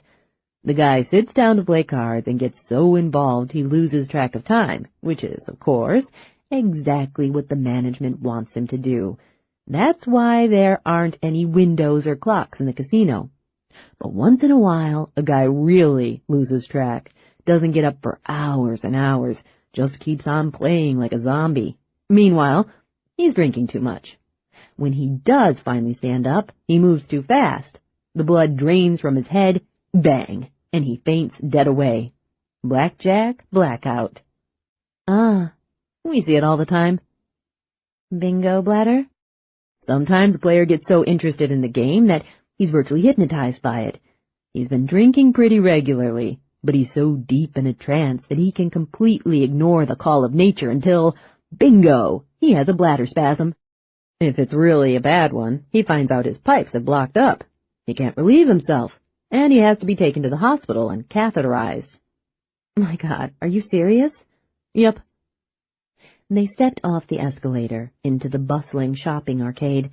Crowds surged past the souvenir shops, art galleries, jewelry stores, clothing stores, and other retail businesses, but they were neither shoulder to shoulder nor as insistent as they were upstairs in the casino.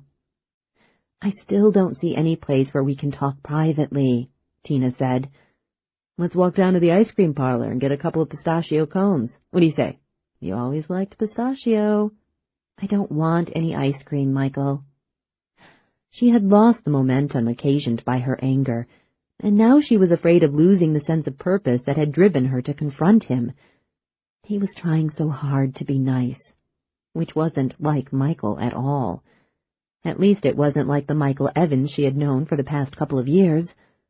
When they were first married, he'd been fun, charming, easygoing, but he had not been that way with her in a long time. "No ice cream," she repeated. "Just some talk." "Well, if you don't want some pistachio, I certainly do. I'll get a cone, and then we can go outside, walk around the parking lot. It's a fairly warm day." "How long is your break?" 20 minutes, but I'm tight with the pit boss. He'll cover for me if I don't get back in time." The ice cream parlor was at the far end of the arcade. As they walked, Michael continued to try to amuse her by telling her about other unusual maladies to which gamblers were prone. "There's what we call jackpot attack," Michael said. "For years, people go home from Vegas and tell all their friends that they came out ahead of the game, lying their heads off. Everyone pretends to be a winner. And when all of a sudden someone does hit it big, especially on a slot machine where it can happen in a flash, they're so surprised they pass out. Heart attacks are more frequent around the slot machines than anywhere else in the casino, and a lot of the victims are people who've just lined up 3 bars and won a bundle. Then there's Vegas syndrome. Someone gets so carried away with gambling and running from show to show that he forgets to eat for a whole day or longer. He, or she, it happens to women nearly as often as men.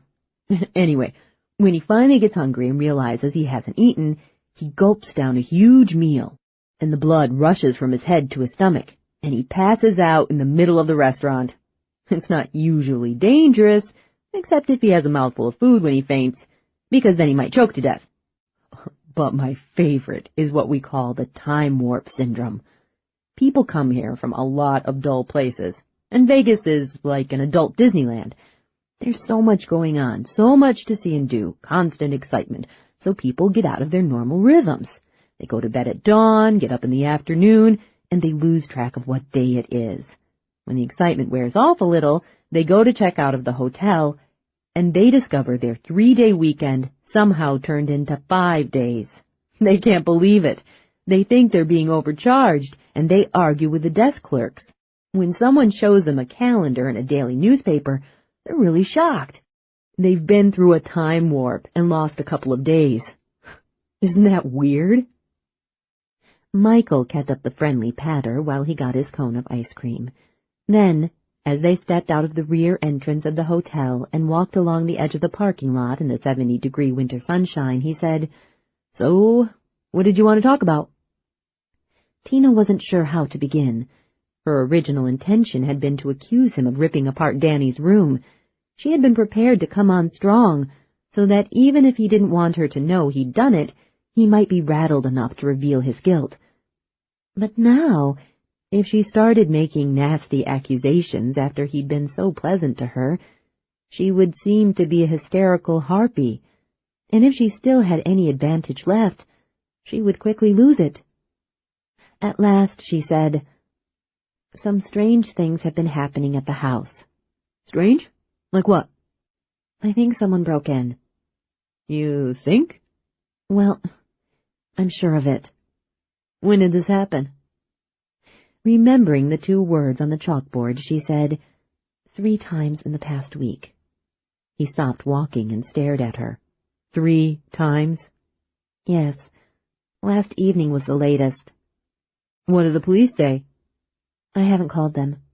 He frowned. "Why not?" "For one thing, nothing was taken." "Somebody broke in 3 times but didn't steal anything?" If he was faking innocence, he was a much better actor than she thought he was, and she thought she knew him well indeed. After all, she'd lived with him for a long time, through years of happiness and years of misery, and she'd come to know the limits of his talent for deception and duplicity. She'd always known when he was lying. She didn't think he was lying now. There was something peculiar in his eyes, a speculative look, but it wasn't guile. He truly seemed unaware of what had happened at the house. Perhaps he'd had nothing to do with it. But if Michael hadn't torn up Danny's room, if Michael hadn't written those words on the chalkboard, then who had? "Why would someone break in and leave without taking anything?" Michael asked. "I think they were just trying to upset me, scare me." "Who would want to scare you?" He seemed genuinely concerned. She didn't know what to say. "You've never been the kind of person who makes enemies," he said. "You're a damn hard woman to hate."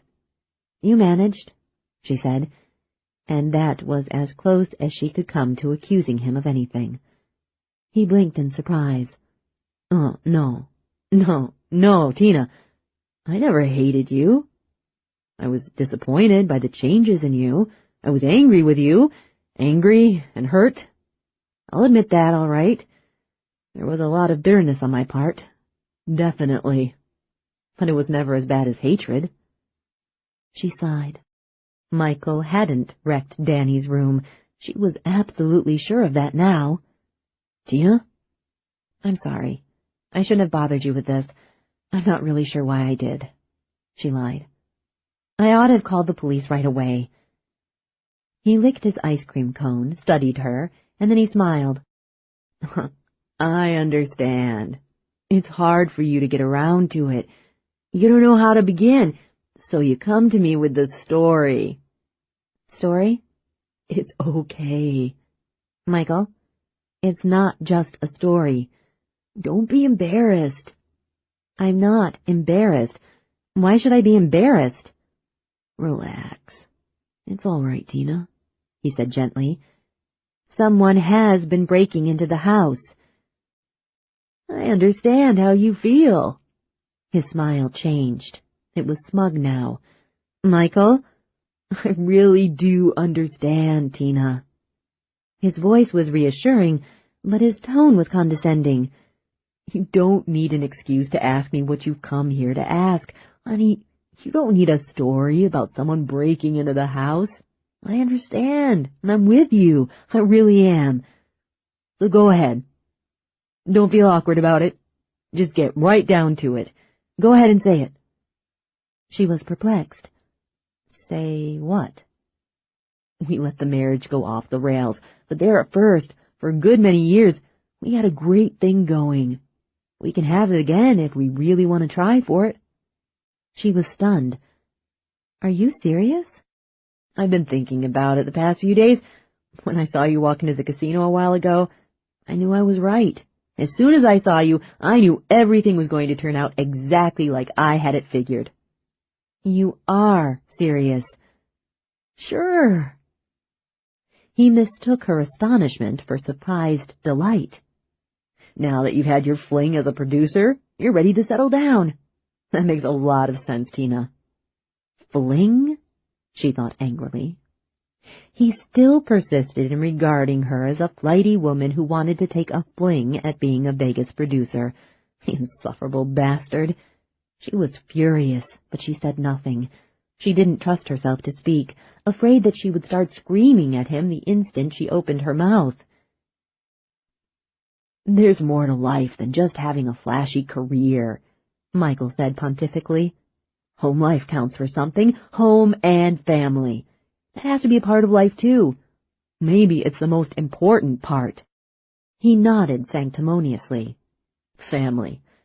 These last few days, as your show's been getting ready to open, I've had the feeling you might finally realize you need something more in life. Something a lot more emotionally satisfying than whatever it is you can get out of just producing stage shows. Tina's ambition was, in part, what had led to the dissolution of their marriage. Well, not her ambition as much as Michael's childish attitude toward it. He was happy being a blackjack dealer. His salary and his good tips were enough for him, and he was content to coast through the years. But merely drifting along in the currents of life wasn't enough for Tina. As she had struggled to move up from dancer to costumer to choreographer to lounge review coordinator to producer, Michael had been displeased with her commitment to work. She had never neglected him and Danny. She had been determined that neither of them would have reason to feel that his importance in her life had diminished. Danny had been wonderful. Danny had understood. Michael couldn't or wouldn't. Gradually, Michael's displeasure over her desire to succeed was complicated by a darker emotion. He grew jealous of her smallest achievements. She had tried to encourage him to seek advances in his own career, from dealer to floorman to pit boss to higher casino management. But he had no interest in climbing that ladder. He became waspish, petulant. Eventually he started seeing other women. She was shocked by his reaction, then confused, and at last deeply saddened. The only way she could have held on to her husband would have been to abandon her new career, and she had refused to do that. In time, Michael had made it clear to her that he hadn't actually ever loved the real Christina. He didn't tell her directly, but his behavior said as much. He had adored only the showgirl, the dancer, the cute little thing that other men coveted, the pretty woman whose presence at his side had inflated his ego.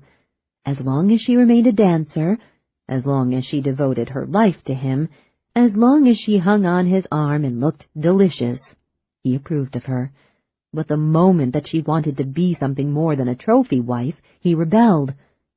Badly hurt by that discovery, she had given him the freedom that he wanted. And now he actually thought that she was going to crawl back to him. That was why he'd smiled when he'd seen her at his blackjack table. That was why he had been so charming. The size of his ego astounded her. Standing before her in the sunshine, his white shirt shimmering with squiggles of reflected light that bounced off the parked cars, he favored her with that self-satisfied, superior smile that made her feel as cold as this winter day ought to have been. Once, long ago, She had loved him very much. Now she couldn't imagine how or why she had ever cared. "Michael, in case you haven't heard, Magic is a hit. A big hit. Huge." "Sure," he said. "I know that, baby, and I'm happy for you. I'm happy for you and me. Now that you've proved whatever you needed to prove, you can relax." "Michael, I intend to continue working as a producer. I'm not going to—" "Oh, I don't expect you to give it up," he said magnanimously. "You don't, huh?" No, of course not. It's good for you to have something to dabble in. I see that now. I get the message. But with Magic running successfully, you won't have all that much to do. It won't be like before." "Michael," she began, intending to tell him that she was going to stage another show within the next year, that she didn't want to be represented by only one production at a time, and that she even had distant designs on New York and Broadway, where the return of Busby Berkeley-style musicals might be greeted with cheers. But he was so involved with his fantasy that he wasn't aware that she had no desire to be a part of it.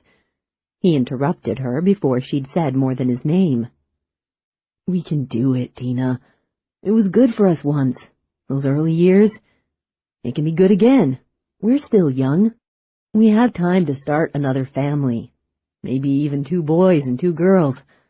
That's what I've always wanted."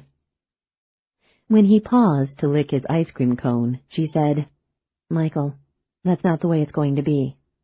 "Well, maybe you're right. Maybe a large family isn't such a wise idea these days, what with the economy in trouble and all the turmoil in the world. But we can take care of 2 easily enough, and maybe we'll get lucky and have 1 boy and 1 girl. Of course, we'll wait a year or so. I'm sure there's a lot of work to do on a show like Magic, even after it opens. We'll wait until it's running smoothly, until it doesn't need much of your time. Then we can—" "Michael, stop it," she said harshly. He flinched as if she'd slapped him. "I'm not feeling unfulfilled these days," she said. "I'm not pining for the domestic life. You don't understand me 1 bit better now than you did when we divorced." His expression of surprise slowly settled into a frown. She said, "I didn't make up that story about someone breaking into the house just so you could play the strong, reliable man to my weak, frightened female. Someone really did break in. I came to you because I believed— well, that doesn't matter anymore." She turned away from him and started toward the rear entrance of the hotel, out of which they'd come a few minutes ago. "Wait," Michael said. "Tina, wait." She stopped and regarded him with contempt and sorrow. He hurried to her. "I'm sorry. It's my fault, Tina. I botched it. Jesus, I was babbling like an idiot, wasn't I? I didn't let you do it your way. I knew what you wanted to say, but I should have let you say it at your own speed. I was wrong. It's just, I was excited, Tina, that's all. I should have shut up and let you get around to it first. I'm sorry, baby." His ingratiating, boyish grin was back. "Don't get mad at me, okay? We both want the same thing. A home life, a good family life. Let's not throw away this chance." She glared at him. "Yes, you're right. I do want a home life, a satisfying family life. You're right about that. But you're wrong about everything else. I don't want to be a producer merely because I need a sideline to dabble in. Dabble? Michael, that's stupid. No one gets a show like Magic off the ground by dabbling. I can't believe you said that. It wasn't a fling. It was a mentally and physically debilitating experience. It was hard, and I loved every minute of it. God willing, I'm going to do it again, and again, and again. I'm going to produce shows that'll make Magic look amateurish by comparison. Someday I may also be a mother again, and I'll be a damn good mother, too. A good mother and a good producer. I have the intelligence and the talent to be more than just one thing, and I certainly can be more than just your trinket and your housekeeper." "Now, wait a minute," he said, beginning to get angry. "Wait just a damn minute. You don't—" She interrupted him. For years she had been filled with hurt and bitterness. She had never vented any of her black anger because, initially, she'd wanted to hide it from Danny. She hadn't wanted to turn him against his father.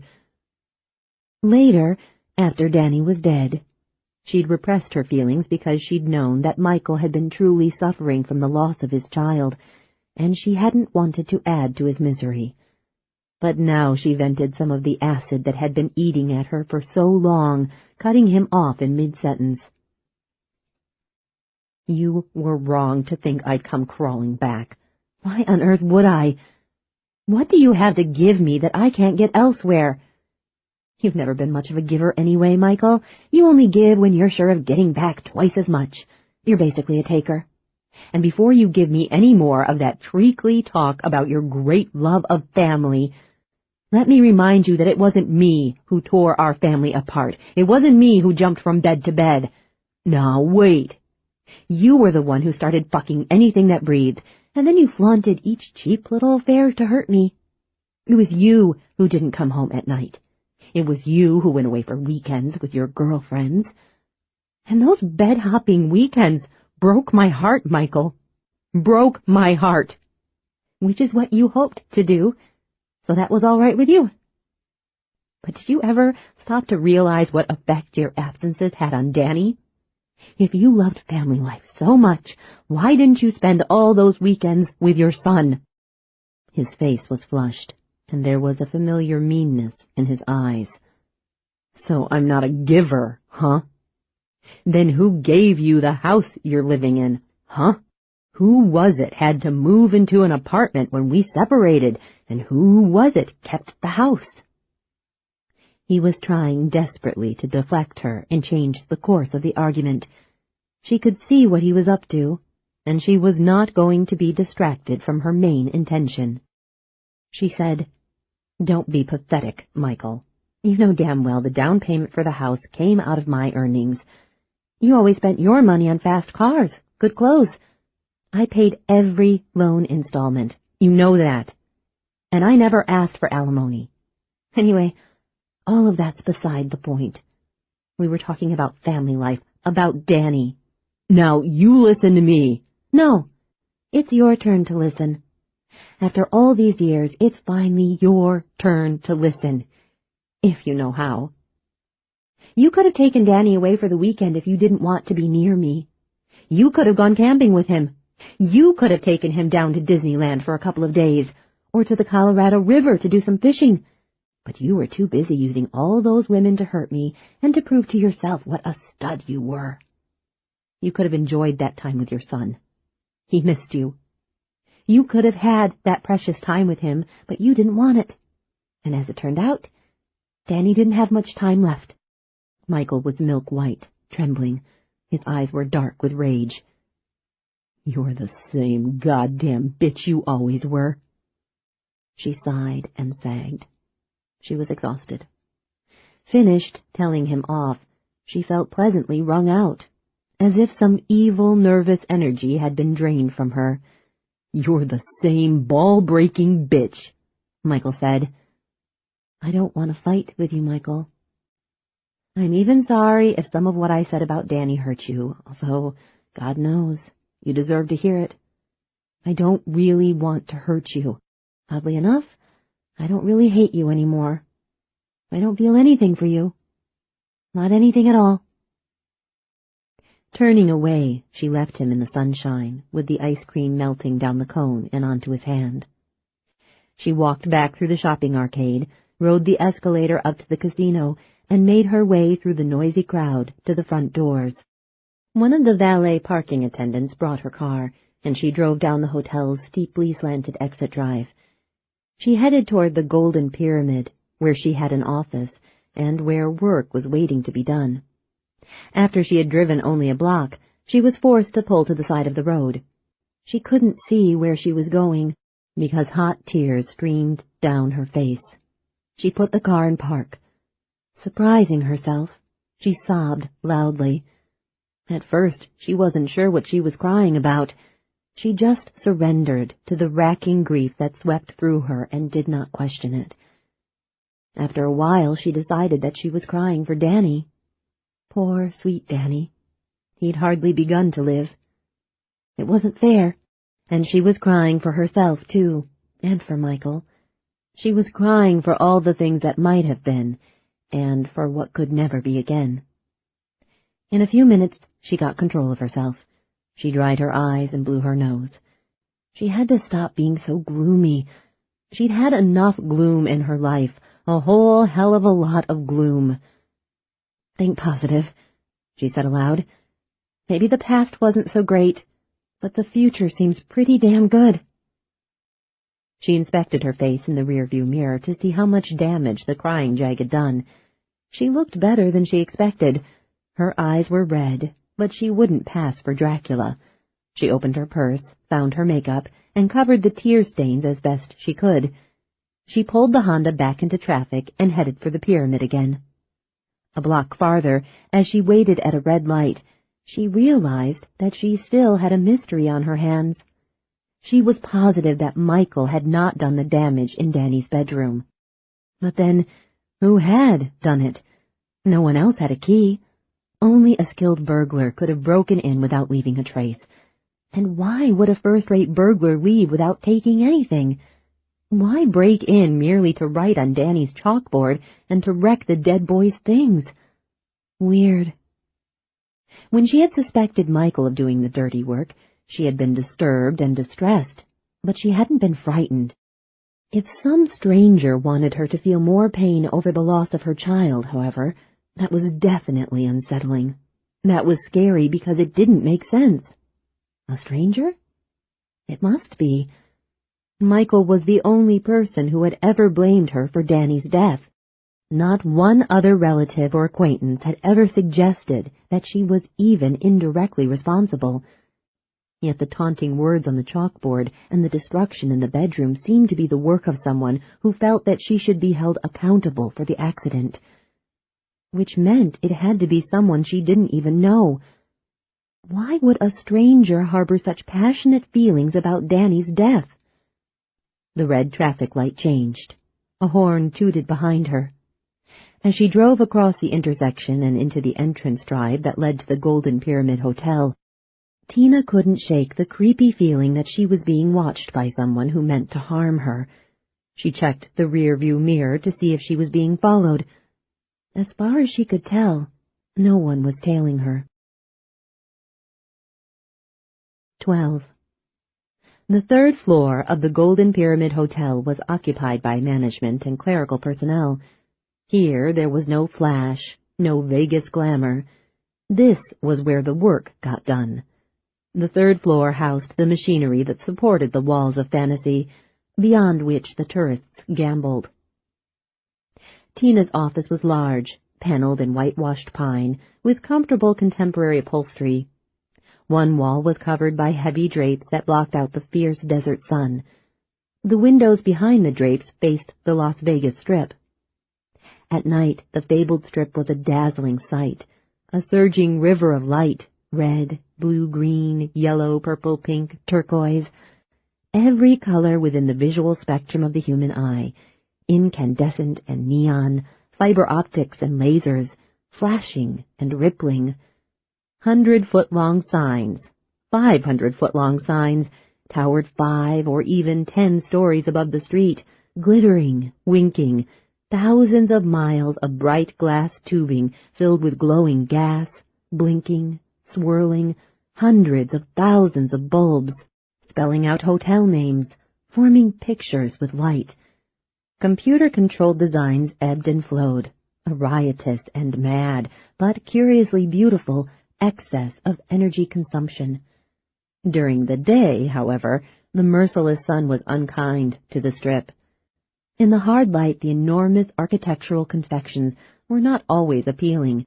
At times, in spite of the billions of dollars of value that it represented, the Strip looked grubby. The view of the legendary boulevard was wasted on Tina. She didn't often make use of it. Because she was seldom in her office at night, the drapes were rarely open. This afternoon, as usual, the drapes were closed. The office was shadowy, and she was at her desk in a pool of soft light. As Tina pored over a final bill for carpentry work on some of the magic sets, Angela, her secretary, stepped in from the outer office. "Is there anything more you need before I leave?" Tina glanced at her watch. "It's only 3:45. "I know, but we get off at 4 today, New Year's Eve." "Oh, of course," Tina said. "I completely forgot about the holiday." "If you want me to, I could stay a little longer." No, Tina said. "You go home at 4 with the others." "So is there anything more you need?" This is the end of disc number 2. Please insert disc number 3.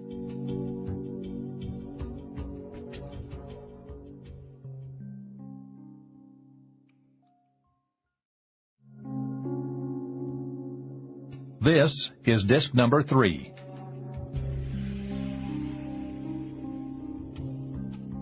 "I completely forgot about the holiday." "If you want me to, I could stay a little longer." No, Tina said. "You go home at 4 with the others." "So is there anything more you need?"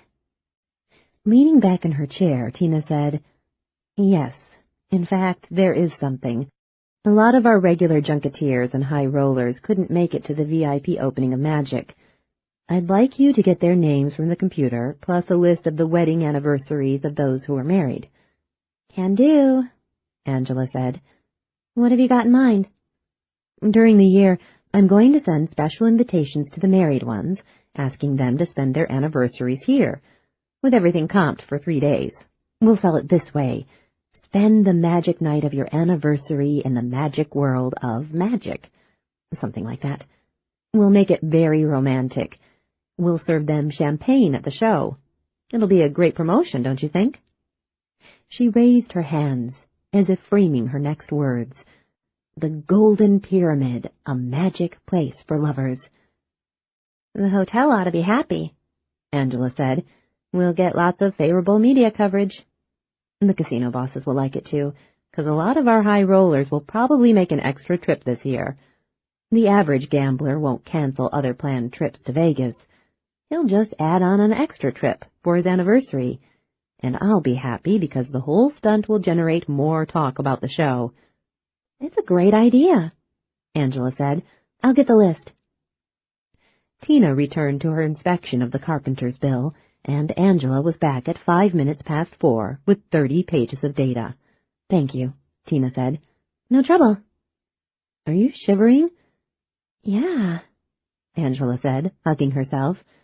"Must be a problem with the air conditioning. The last few minutes, my office got chilly." "It's warm enough in here," Tina said. "Maybe it's just me. Maybe I'm coming down with something. I sure hope not. I've got big plans tonight." "Party?" "Yeah, big bash over on Rancho Circle." "Millionaire's Row?" "My boyfriend's boss lives over there. Anyway, Happy New Year, Tina." "Happy New Year." "See you Monday." "No?" "Oh, yeah, that's right. It's a 4-day weekend." "Well, just watch out for that hangover." Angela grinned. "There's at least one out there with my name on it." Tina finished checking the carpenter's bill and approved it for payment. Alone now on the 3rd floor, she sat in the pool of amber light at her desk, surrounded by shadows, yawning. She'd work for another hour until 5 o'clock, and then go home. She'd need 2 hours to get ready for her date with Elliot Stryker. She smiled when she thought of him, then picked up the sheaf of papers that Angela had given her, anxious to finish her work. The hotel possessed an amazing wealth of information about its most favored customers. If she needed to know how much money each of these people earned in a year, the computer could tell her. It could tell her each man's preferred brand of liquor, each wife's favorite flower and perfume, the make of car they drove, the names and ages of their children, the nature of any illnesses or other medical conditions they might have, their favorite foods, their favorite colors, their tastes in music, their political affiliations, and scores of other facts both important and trivial. These were customers to whom the hotel was especially anxious to cater, and the more the pyramid knew about them, the better it could serve them. Although the hotel collected this data with, for the most part, the customer's happiness in mind, Tina wondered how pleased these people would be to learn that the Golden Pyramid maintained fat dossiers on them. She scanned the list of VIP customers who hadn't attended the opening of Magic. Using a red pencil, she circled those names that were followed by anniversary dates, trying to ascertain how large a promotion she was proposing. She had counted only 22 names when she came to an incredible message that the computer had inserted in the list. Her chest tightened. She couldn't breathe. She stared at what the computer had printed, and fear welled in her, dark, cold, oily fear. Between the names of 2 high rollers were 5 lines of type that had nothing to do with the information she had requested. Not dead, not dead, not dead, not dead, not dead. The paper rattled as her hands began to shake, first at home, in Danny's bedroom, now here. Who was doing this to her? Angela? No, absurd. Angela was a sweet kid. She wasn't capable of anything as vicious as this. Angela hadn't noticed this interruption in the printout because she hadn't had time to scan it. Besides, Angela couldn't have broken into the house. Angela wasn't a master burglar, for God's sake.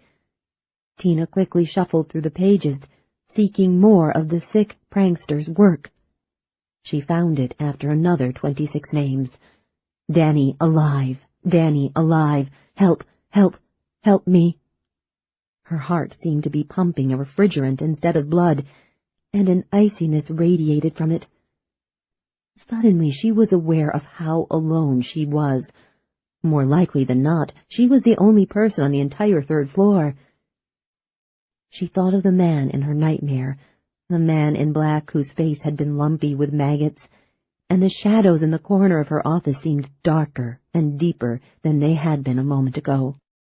She scanned another 40 names and cringed when she saw what else the computer had printed. I'm afraid.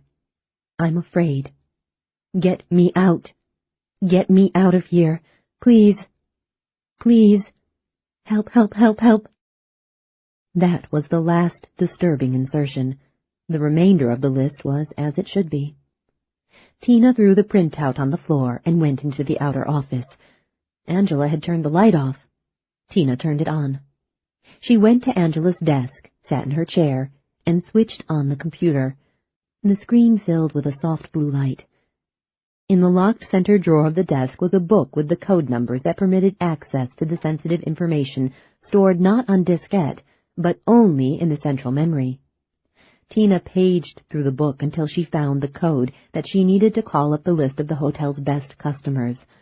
The number was 1001012, identified as the access for comps, which meant complimentary guests, a euphemism for big losers, who were never asked to pay their room charges or restaurant bills because they routinely dropped small fortunes in the casino.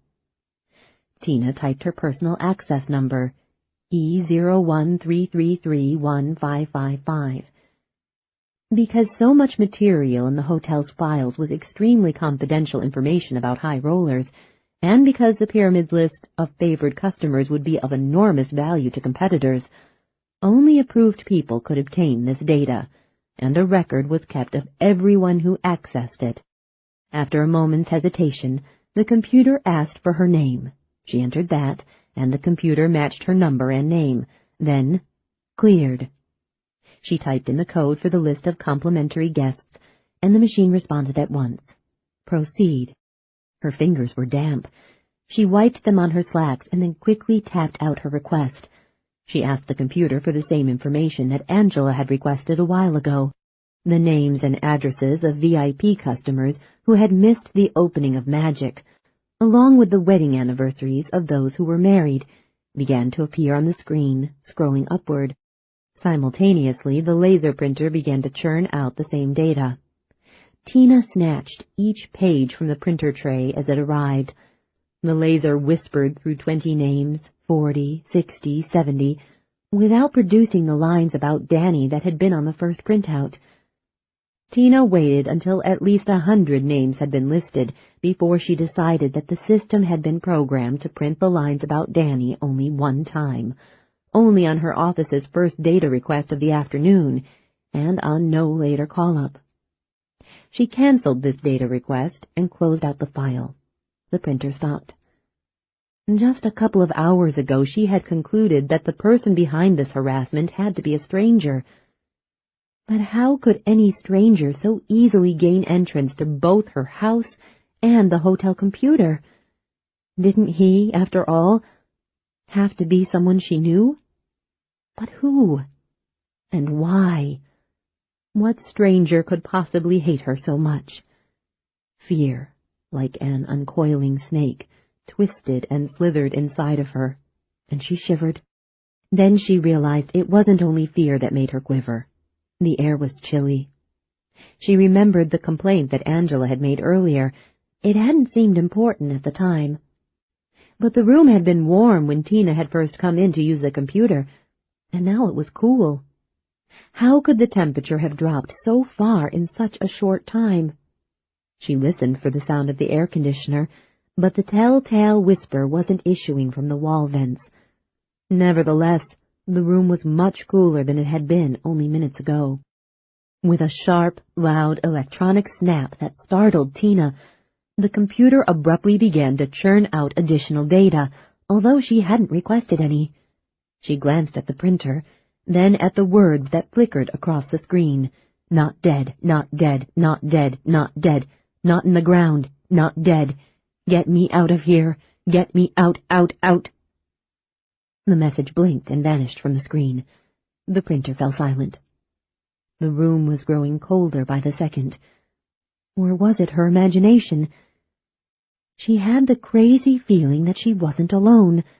The man in black, even though he was only a creature from a nightmare, and even though it was utterly impossible for him to be here in the flesh, she couldn't shake the heart-clenching feeling that he was in the room.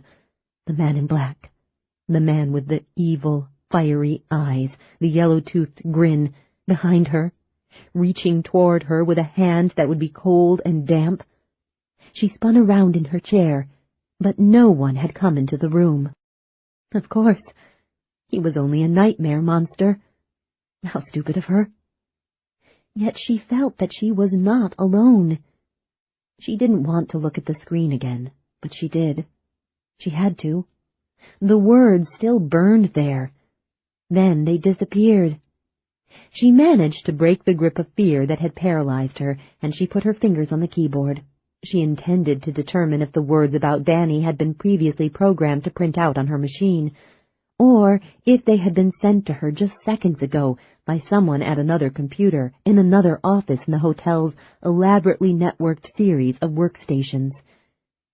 She had an almost psychic sense that the perpetrator of this viciousness was in the building now, perhaps on the third floor with her.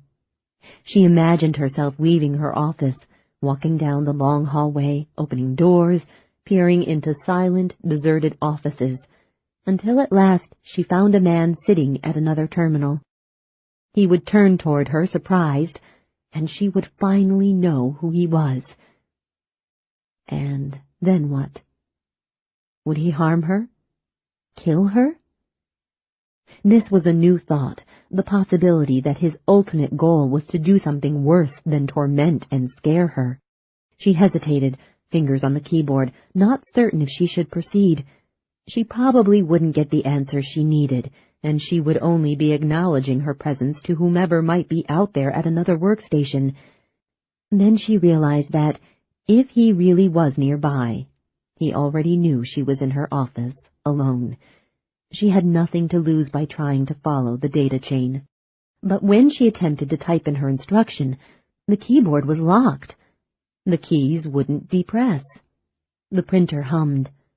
The room was positively arctic. On the screen, scrolling up, "I'm cold and I hurt. Mom, can you hear? I'm so cold. I hurt bad. Get me out of here. Please, please, please. Not dead, not dead." The screen glowed with those words, then went blank. Again, she tried to feed in her questions, but the keyboard remained frozen. She was still aware of another presence in the room.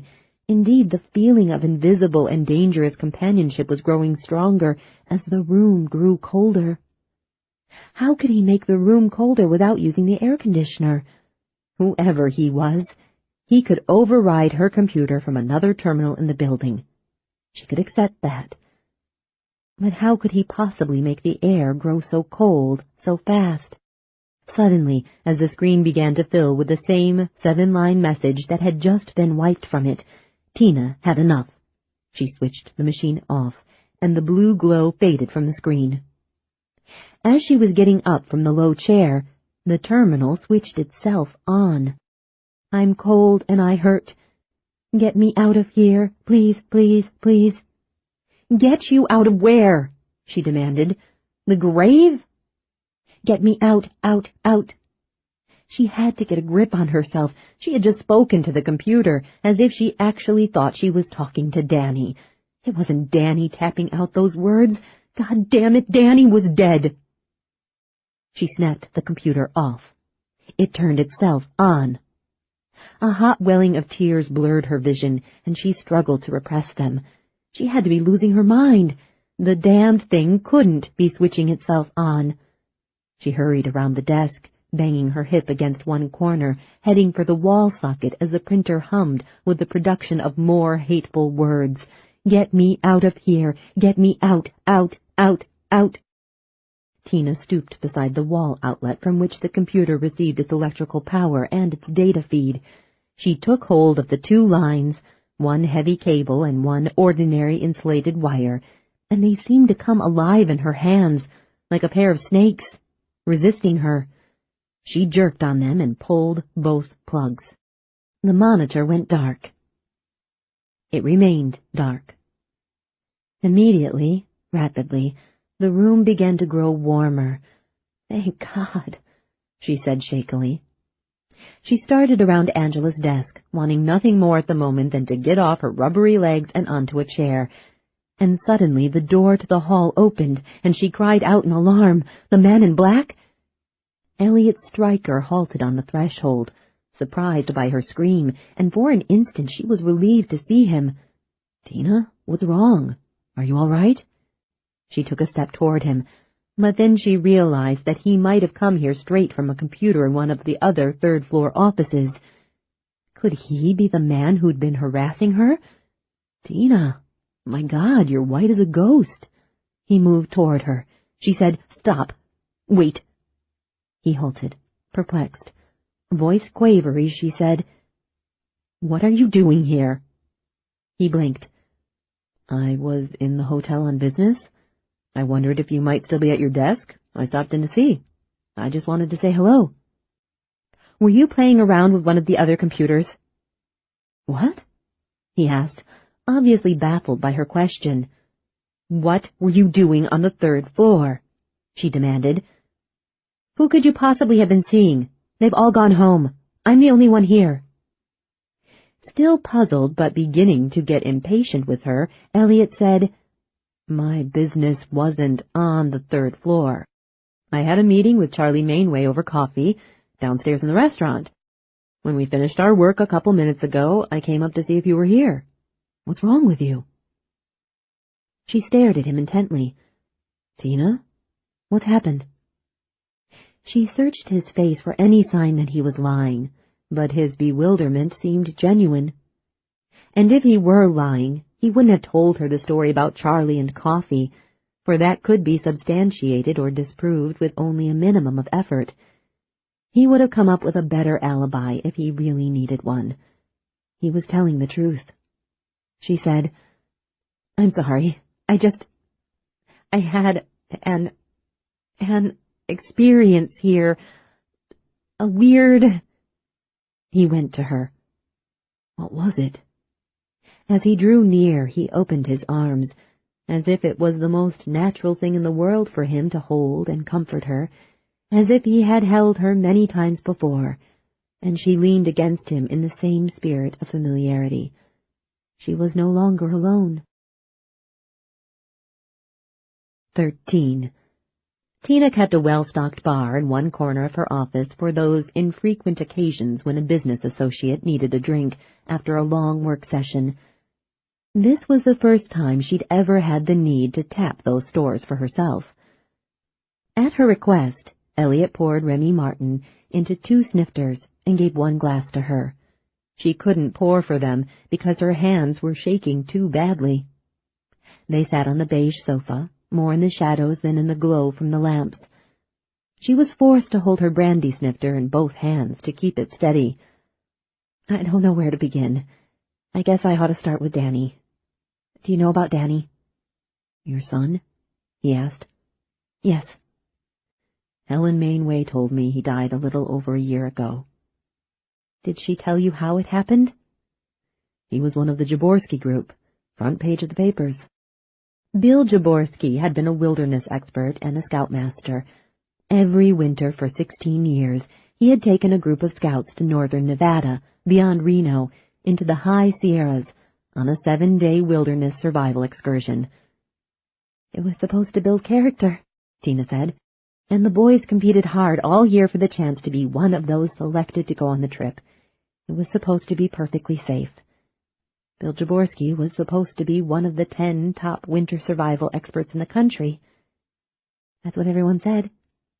And the other adult who went along, Tom Lincoln, he was supposed to be almost as good as Bill. Supposed to be. Her voice had grown thin and bitter. I believed them. Thought it was safe. You can't blame yourself for that. All those years they'd taken kids into the mountains, nobody was even scratched. Tina swallowed some cognac. It was hot in her throat, but it didn't burn away the chill at the center of her. A year ago, Jaworski's excursion had included 14 boys between the ages of 12 and 18. All of them were top-notch scouts, and all of them died along with Jaworski and Tom Lincoln. Have the authorities ever figured out exactly why it happened? Elliot asked. Not why. They never will. All they know is how. The group went into the mountains in a 4-wheel drive minibus built for use on back roads in the winter.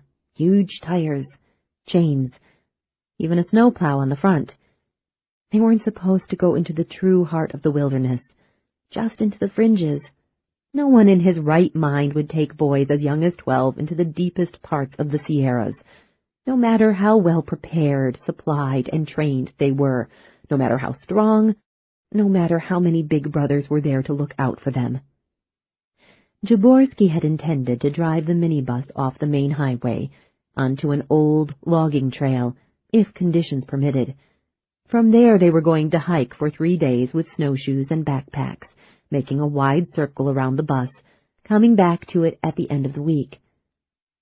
They had the best wilderness clothing, the best down-lined sleeping bags, the best winter tents, plenty of charcoal and other heat sources, plenty of food, and 2 wilderness experts to guide them. Perfectly safe, everyone said. Absolutely perfectly safe. So what the fuck went wrong? Tina could no longer sit still. She got up and began to pace, taking another swallow of cognac. Elliot said nothing. He seemed to know that she had to go through the whole story to get it off her mind. Something sure as hell went wrong, she said.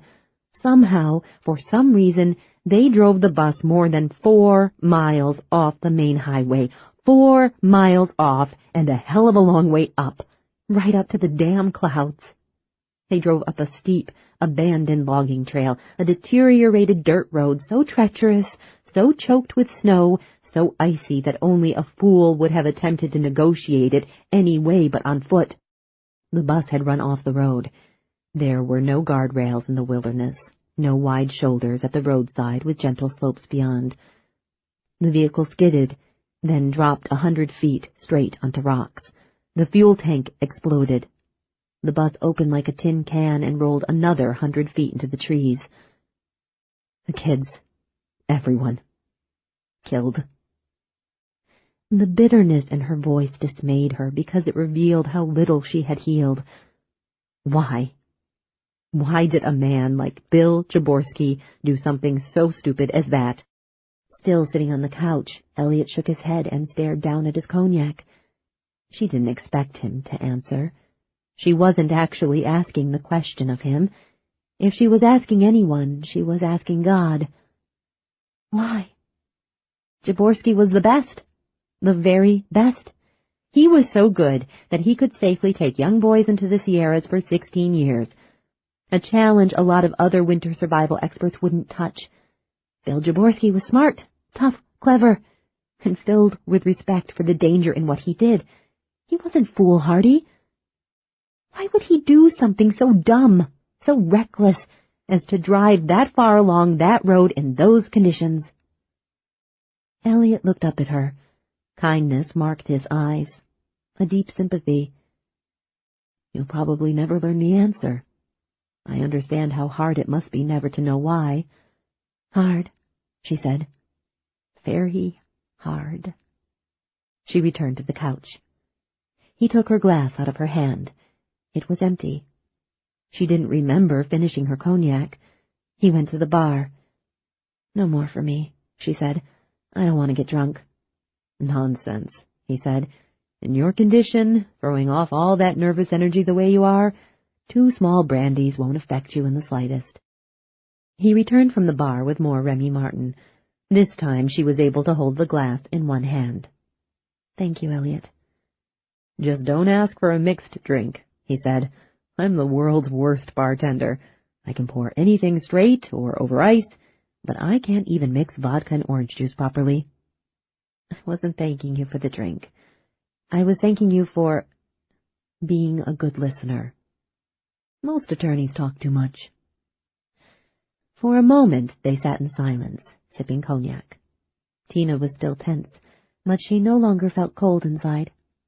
Elliot said, Losing a child like that? Devastating. But it wasn't any recollection of your son that had you so upset when I walked in a little while ago. In a way it was, but something more.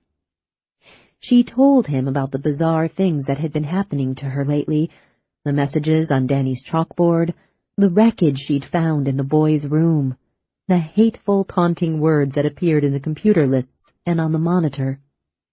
Elliot studied the printouts, and together they examined the computer in Angela's office. They plugged it in and tried to get it to repeat what it had done earlier, but they had no luck. The machine behaved exactly as it was meant to behave. Someone could have programmed it to spew out this stuff about Danny, Elliot said, but I don't see how he could make the terminal switch itself on. It happened, she said. I don't doubt you. I just don't understand. And the air, so cold. Could the temperature change have been subjective? Tina frowned. Are you asking me if I imagined it? You were frightened. But I'm sure I didn't imagine it. Angela felt the chill first, when she got the initial printout with those lines about Danny. It isn't likely Angela and I both just imagined it. True. He stared thoughtfully at the computer. Come on. Where? Back in your office. I left my drink there. Need to lubricate my thoughts. She followed him into the wood-paneled inner sanctum. He picked up his brandy snifter from the low table in front of the sofa, and he sat on the edge of her desk. Who? Who could be doing it to you? I haven't a clue. You must have somebody in mind. I wish I did. Obviously, it's somebody who at the very least dislikes you. If he doesn't actually hate you, someone who wants you to suffer. He blames you for Danny's death, and it's apparently a personal loss to him, so it can hardly be a stranger. Tina was disturbed by his analysis because it matched her own, and it led her into the same blind alley that she'd traveled before. She paced between the desk and the drapery-covered windows. This afternoon I decided it has to be a stranger. I can't think of anyone I know who'd be capable of this sort of thing, even if they did hate me enough to contemplate it. And I don't know of anyone but Michael who places any of the blame for Danny's death on me. Elliot raised his eyebrows. Michael's your ex-husband? Yes. And he blames you for Danny's death? He says I never should have let him go with Jaworski. But this isn't Michael's dirty work. He sounds like an excellent candidate to me. No. Are you certain? Absolutely. It's someone else. Elliot tasted his cognac. You'll probably need professional help to catch him in one of his tricks. You mean the police? I don't think the police would be much help. They probably won't think it's serious enough to waste their time. After all, you haven't been threatened. There's an implicit threat in all of this. Oh yeah, I agree, it's scary. But the cops are a literal bunch, not much impressed by implied threats. Besides, to properly watch your house, that alone will require a lot more manpower than the police can spare for anything except a murder case, a hot kidnapping, or maybe a narcotics investigation. She stopped pacing. Then what did you mean when you said I'd probably need professional help to catch this creep? Private detectives. Isn't that melodramatic? He smiled sourly. Well, the person who's harassing you has a melodramatic streak a mile wide. She sighed and sipped some cognac and sat on the edge of the couch. I don't know. Maybe I'd hire private detectives, and they wouldn't catch anyone but me. Send that one by me again? She had to take another small sip of cognac before she was able to say what was on her mind, and she realized that he had been right about the liquor having little effect on her. She felt more relaxed than she'd been 10 minutes ago, but she wasn't even slightly tipsy. It occurred to me, maybe I wrote those words on the chalkboard. Maybe I wrecked Danny's room. You've lost me. Could have done it in my sleep. That's ridiculous, Tina. Is it? I thought I'd begun to get over Danny's death back in September. I started sleeping well then. I didn't dwell on it when I was alone, like I'd done for so long. I thought I'd put the worst pain behind me, but a month ago I started dreaming about Danny again. The first week it happened twice. The second week, 4 nights. In the past 2 weeks I've dreamed about him every night without fail. The dreams get worse all the time. They're full-fledged nightmares now. Elliot returned to the couch and sat beside her. What are they like? I dream he's alive, trapped somewhere, usually in a deep pit or gorge or a well, someplace underground. He's calling to me, begging me to save him, but I can't. I'm never able to reach him. Then the earth starts closing in around him, and I wake up screaming, soaked with sweat, and I always have this powerful feeling that Danny isn't really dead. It never lasts for long, but when I first wake up, I'm sure he's alive somewhere. You see, I've convinced my conscious mind that my boy is dead. But when I'm asleep, it's my subconscious mind that's in charge, and my subconscious just isn't convinced that Danny's gone. So you think you're, what, sleepwalking? In your sleep, you're writing a rejection of Danny's death on his chalkboard? Don't you believe that's possible? No? Well, maybe. I guess it is, Elliot said. I'm no psychologist, but I don't buy it. I'll admit I don't know you all that well yet, but I think I know you well enough to say you wouldn't react that way. You're a person who meets problems head-on. If your inability to accept Danny's death was a serious problem, you wouldn't push it down into your subconscious. You'd learn to deal with it. She smiled. You have a pretty high opinion of me. Yes, he said. I do. Besides, if it was you who wrote on the chalkboard and smashed things in the boy's room, then it was also you who came in here during the night and programmed the hotel computer to spew out that stuff about Danny. Do you really think you're so far gone that you could do something like that and not remember it? Do you think you've got multiple personalities and one doesn't know what the others are up to? She sank back on the sofa, slouched down. No. Good. So where does that leave us? Don't despair. We're making progress. We are? Sure, he said. We're eliminating possibilities. We've just crossed you off the list of suspects, and Michael. And I'm positive it can't be a stranger, which rules out most of the world. And I'm just as positive that it isn't a friend or a relative. So you know where that leaves me? Where? She leaned forward, put her brandy snifter on the table, and for a moment sat with her face in her hands. Tina? She lifted her head. I'm just trying to think how best to phrase what's on my mind. It's a wild idea, ludicrous, probably even sick. I'm not going to think you're nuts, Elliot assured her. What is it? Tell me. She hesitated, trying to hear how it was going to sound before she said it, wondering if she really believed it enough even to give voice to it. The possibility of what she was going to suggest was remote. At last, she just plunged into it. What I'm thinking, maybe Danny is alive. Elliot cocked his head, studied her with those probing dark eyes. Alive? I never saw his body. You didn't? Why not? The coroner and undertaker said it was in terrible condition, horribly mutilated. They didn't think it was a good idea for me or Michael to see it. Neither of us would have been anxious to view the body, even if it had been in perfect shape. So we accepted the mortician's recommendations. It was a closed coffin funeral. How did the authorities identify the body? They asked for pictures of Danny. But mainly I think they used dental records. Dental records are almost as good as fingerprints. Almost. But maybe Danny didn't die in that accident. Maybe he survived. Maybe someone out there knows where he is. Maybe that someone is trying to tell me that Danny is alive. Maybe there isn't any threat in these strange things happening to me. Maybe someone's just dropping a series of hints, trying to wake me up to the fact that Danny isn't dead.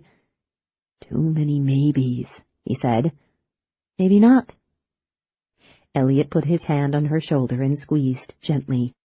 Tina, you know this theory doesn't make sense. Danny is dead. See? You do think I'm crazy. No, I think you're distraught, and that's understandable. Won't you even consider the possibility that he's alive? How could he be? I don't know. How could he have survived the accident you described? Elliot asked. I don't know. And where would he have been all this time if not in the grave? I don't know that either. If he were alive, Elliot said patiently, someone would simply come and tell you. They wouldn't be this mysterious about it, would they? Maybe. Aware that her answer had disappointed him, she looked down at her hands, which were laced together so tightly that her knuckles were white. Elliot touched her face, turning it gently toward him. His beautiful, expressive eyes seemed to be filled with concern for her. Tina, you know there isn't any maybe about it. You know better than that. If Danny were alive, and if someone were trying to get that news to you, it wouldn't be done like this. Not with all these dramatic hints. Am I right? Probably. Danny is gone. She said nothing. If you convince yourself he's alive, Elliot said, you're only setting yourself up for another fall. She stared deeply into his eyes. Eventually she sighed and nodded. You're right. Danny's gone. Yes, she said thinly. You're really convinced of that? Yes. Good. Tina got up from the couch, went to the window, and pulled open the drapes. She had a sudden urge to see the strip. After so much talk about death, she needed a glimpse of movement, action, life. And although the strip sometimes was grubby in the flat glare of the desert sun, the boulevard was always, day or night, bustling and filled with life. Now the early winter dusk settled over the city. In waves of dazzling color, millions of lights winked on in the enormous signs.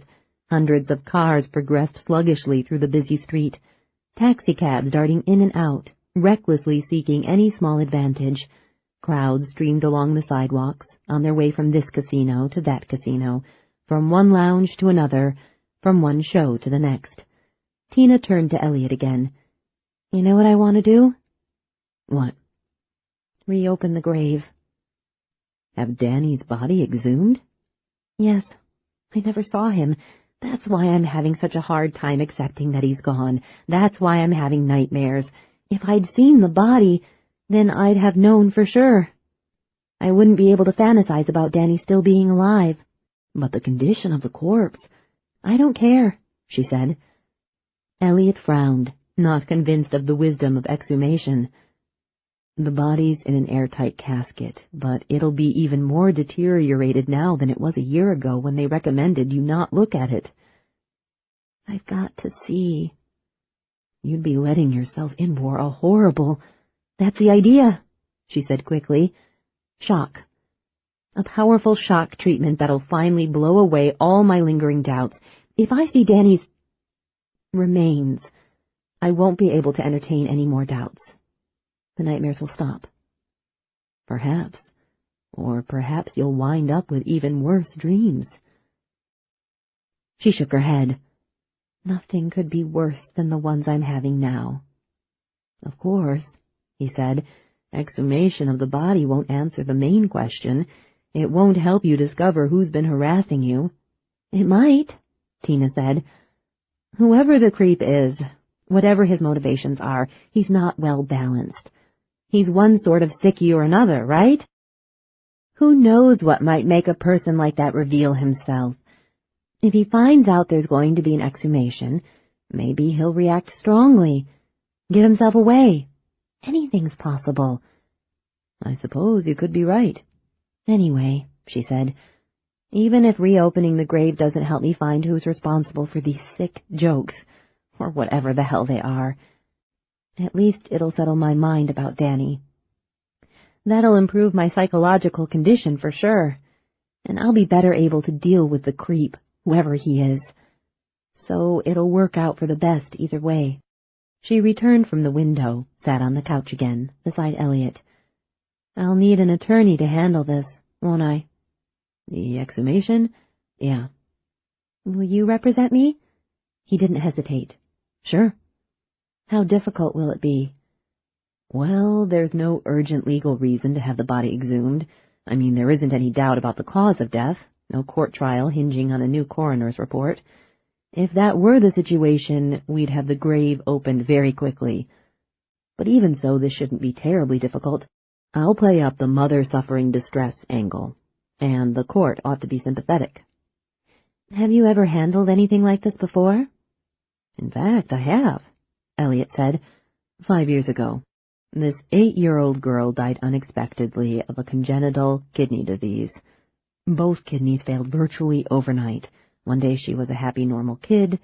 The next day she seemed to have a touch of flu, and the third day she was dead.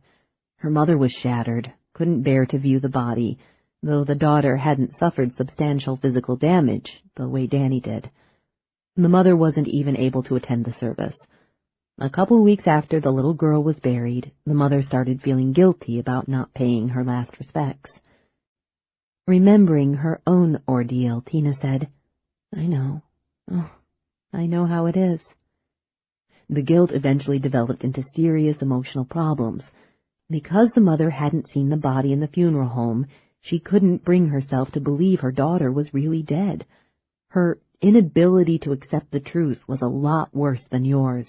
She was hysterical most of the time, in a slow-motion breakdown. I arranged to have the grave reopened. In the course of preparing the exhumation request for the authorities, I discovered that my client's reaction was typical.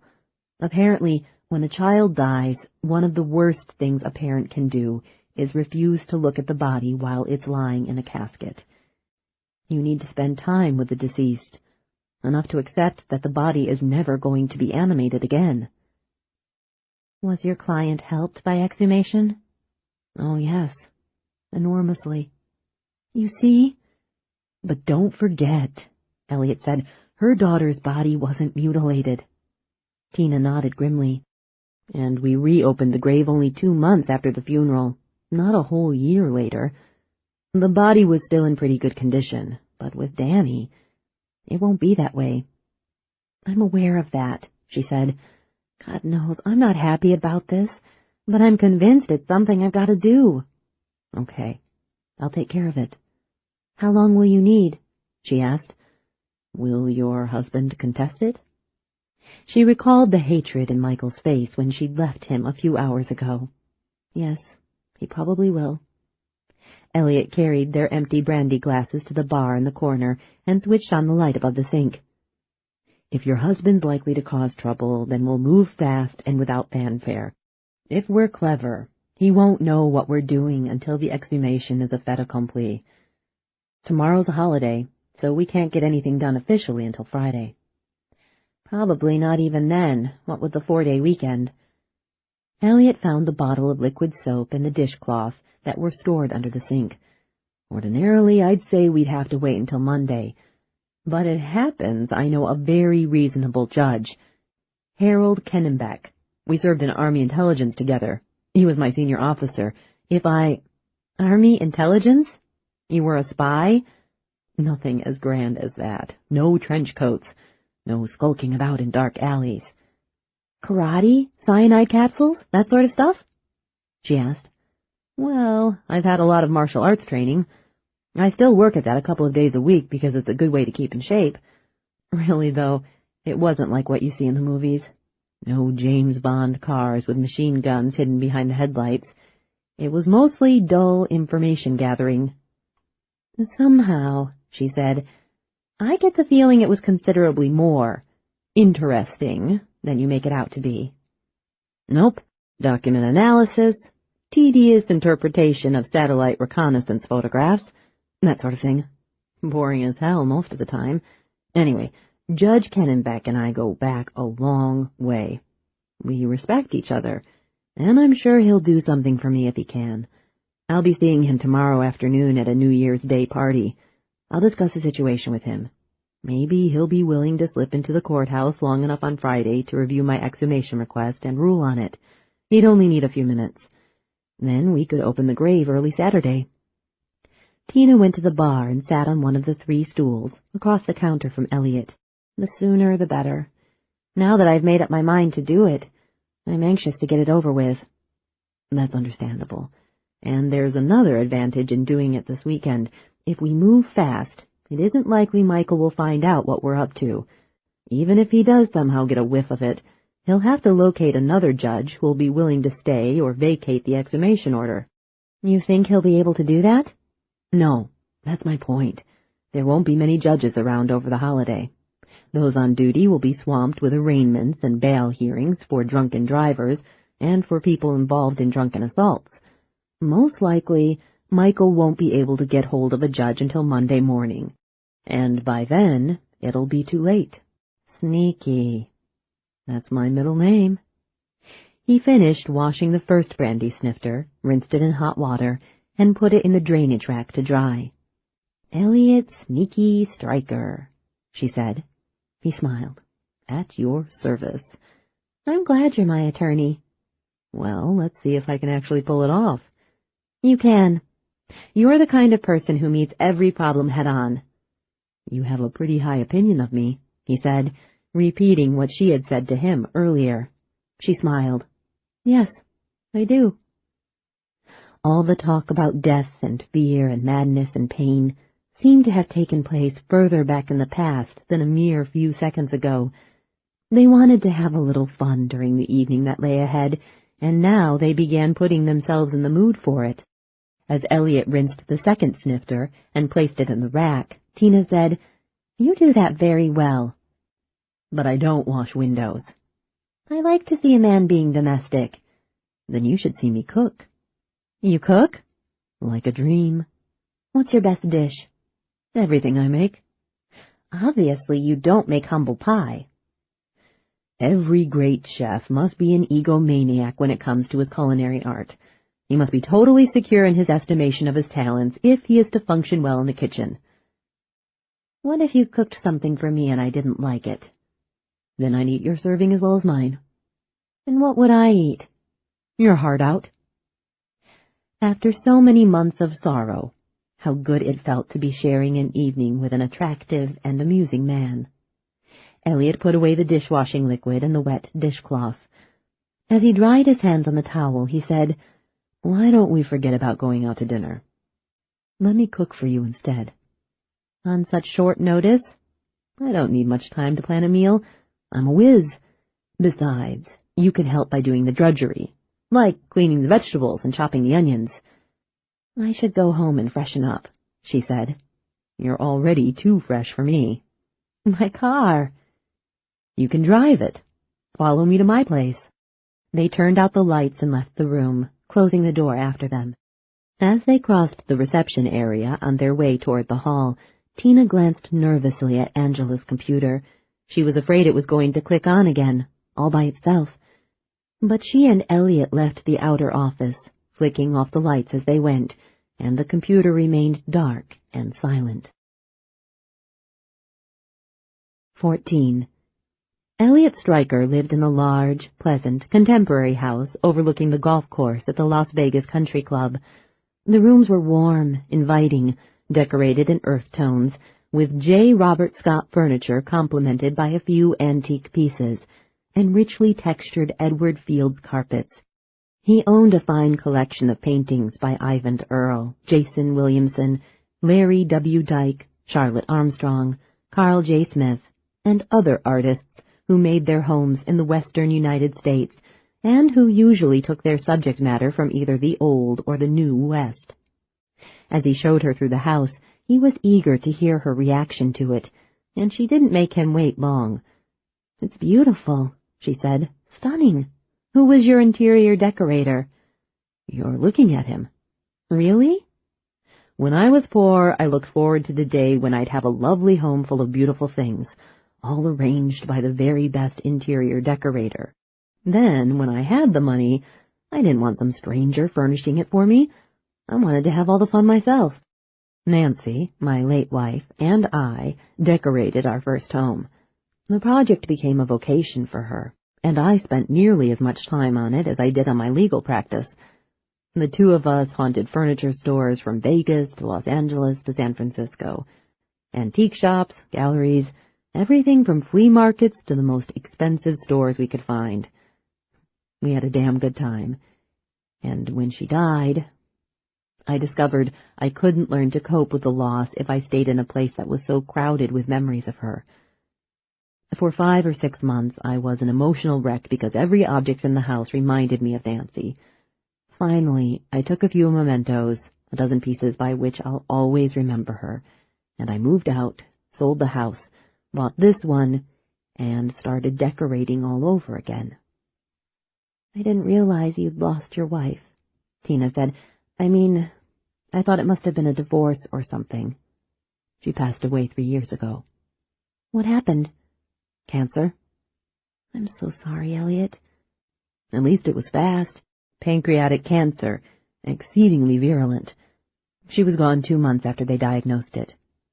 "Were you married long?" 12 years. She put a hand on his arm. 12 years leaves a big hole in the heart. He realized they had even more in common than he had thought. "That's right. You had Danny for nearly 12 years. With me, of course, it's only been little more than a year since I've been alone. With you, it's been 3 years.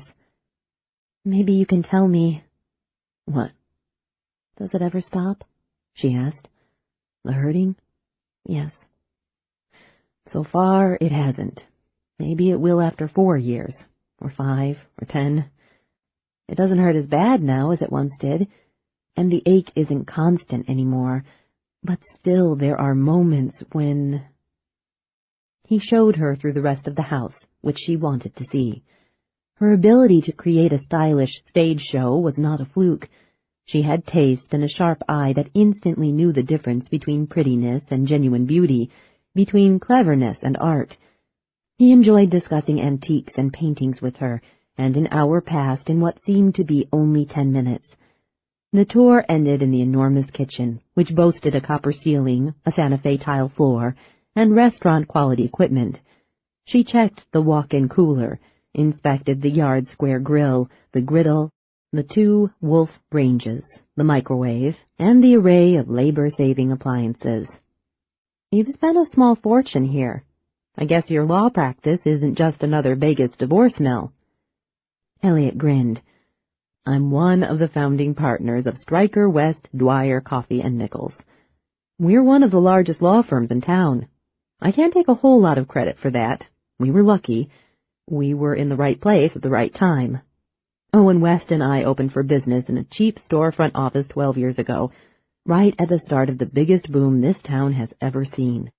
We represented some people no one else would touch, entrepreneurs who had a lot of good ideas but not much money for startup legal fees. Some of our clients made smart moves and were carried right to the top by the explosive growth of the gaming industry and the Vegas real estate market, and we just sort of shot up there along with them, hanging on to their coattails. Interesting, Tina said. It is? You are. I am? You're so modest about having built a splendid law practice, yet you're an egomaniac when it comes to your cooking. He laughed. That's because I'm a better cook than attorney. Listen, why don't you mix us a couple of drinks while I change out of this suit? I'll be back in 5 minutes, and then you'll see how a true culinary genius operates. If it doesn't work out, we can always jump in the car and go to McDonald's for a hamburger. Philistine. Their hamburgers are hard to beat. I'll make you eat crow. How do you cook it? Very funny. Well, if you cook it very funny, I don't know if I want to eat it. If I did cook crow, he said, it would be delicious. You would eat every scrap of it, lick your fingers, and beg for more. Her smile was so lovely that he could have stood there all evening, just staring at the sweet curve of her lips. Elliot was amused by the effect that Tina had on him. He could not remember ever having been half so clumsy in the kitchen as he was this evening.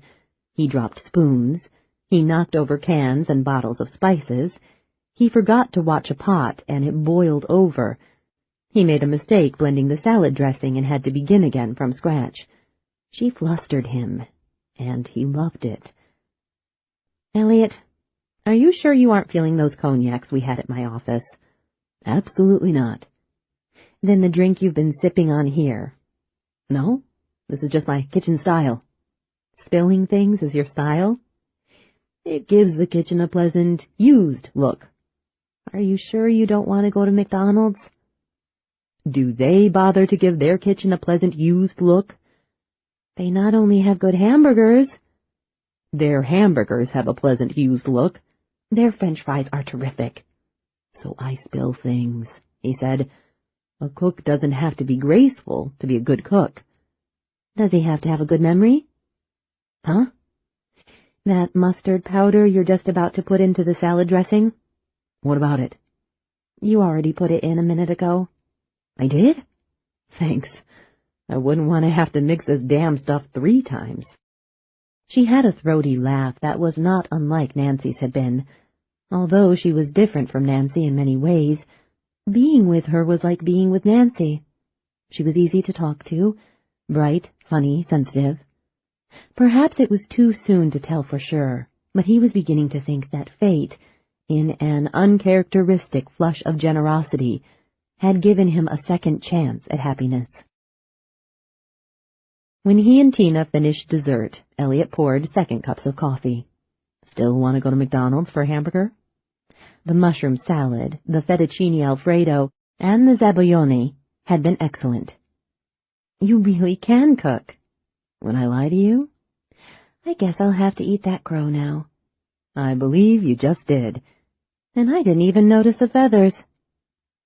While Tina and Elliot had been joking in the kitchen, even before dinner had been completely prepared, she had begun to think they might go to bed together. By the time they finished eating dinner, she knew they would. Elliot wasn't pushing her. For that matter, she wasn't pushing him either. They were both being driven by natural forces, like the rush of water downstream, like the relentless building of a storm wind and then the lightning. They both realized that they were in need of each other, physically and mentally and emotionally, and that whatever happened between them would be good. It was fast but right. Inevitable. At the start of the evening, the undercurrent of sexual tension made her nervous. She hadn't been to bed with any man but Michael in the past 14 years. Since she was 19. She hadn't been to bed with anyone at all for almost 2 years. Suddenly it seemed to her that she had done a mad, stupid thing, when she'd hidden away like a nun for 2 years. Of course, during the first of those 2 years, she'd still been married to Michael, and had felt compelled to remain faithful to him, even though a separation and then a divorce had been in the works, and even though he had not felt constrained by any similar moral sense. Later, with the stage show to produce, and with poor Danny's death weighing heavily on her, she hadn't been in the mood for romance. Now she felt like an inexperienced girl. She wondered if she would know what to do. She was afraid that she would be inept, clumsy, ridiculous, foolish in bed. She told herself that sex was just like riding a bicycle, impossible to unlearn. But the frivolousness of that analogy didn't increase her self-confidence. Gradually, however, as she and Elliot went through the standard rites of courtship, the indirect sexual thrusts and parries of a budding relationship, albeit at an accelerated pace, the familiarity of the games reassured her. Amazing that it should be so familiar. Maybe it really was a bit like riding a bicycle. After dinner they adjourned to the den, where Elliot built a fire in the black granite fireplace. Although winter days in the desert were often as warm as springtime elsewhere, winter nights were always cool, sometimes downright bitter. With a chilly night wind moaning at the windows and howling incessantly under the eaves, the blazing fire was welcome. Tina kicked off her shoes.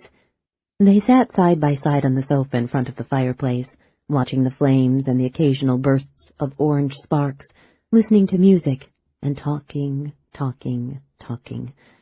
Tina felt as if they had talked without pause all evening, speaking with quiet urgency, as if each had a vast quantity of earth-shakingly important information that he must pass on to the other before they parted. The more they talked, the more they found in common. As an hour passed in front of the fire, and then another hour, Tina discovered that she liked Elliot Stryker more with each new thing she learned about him. She never was sure who initiated the first kiss. He may have leaned toward her, or perhaps she tilted toward him. But before she realized what was happening, their lips met softly, briefly, then again, and a third time, and then he began planting small kisses on her forehead, on her eyes, on her cheeks, her nose, the corners of her mouth, her chin. He kissed her ears, her eyes again, and left a chain of kisses along her neck, and when at last he returned to her mouth, he kissed her more deeply than before, and she responded at once, opening her mouth to him.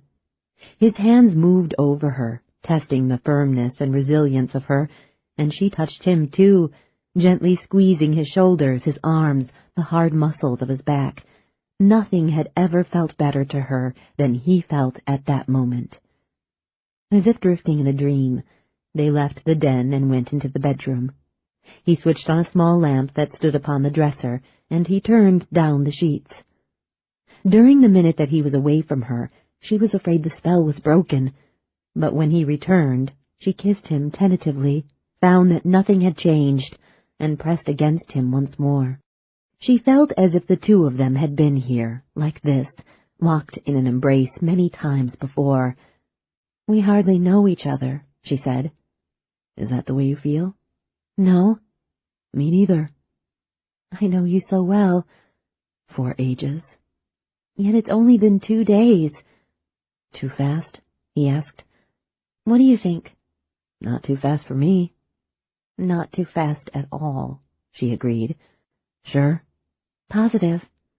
"You're lovely." "Love me." He was not a particularly large man, but he picked her up in his arms as if she were a child. She clung to him.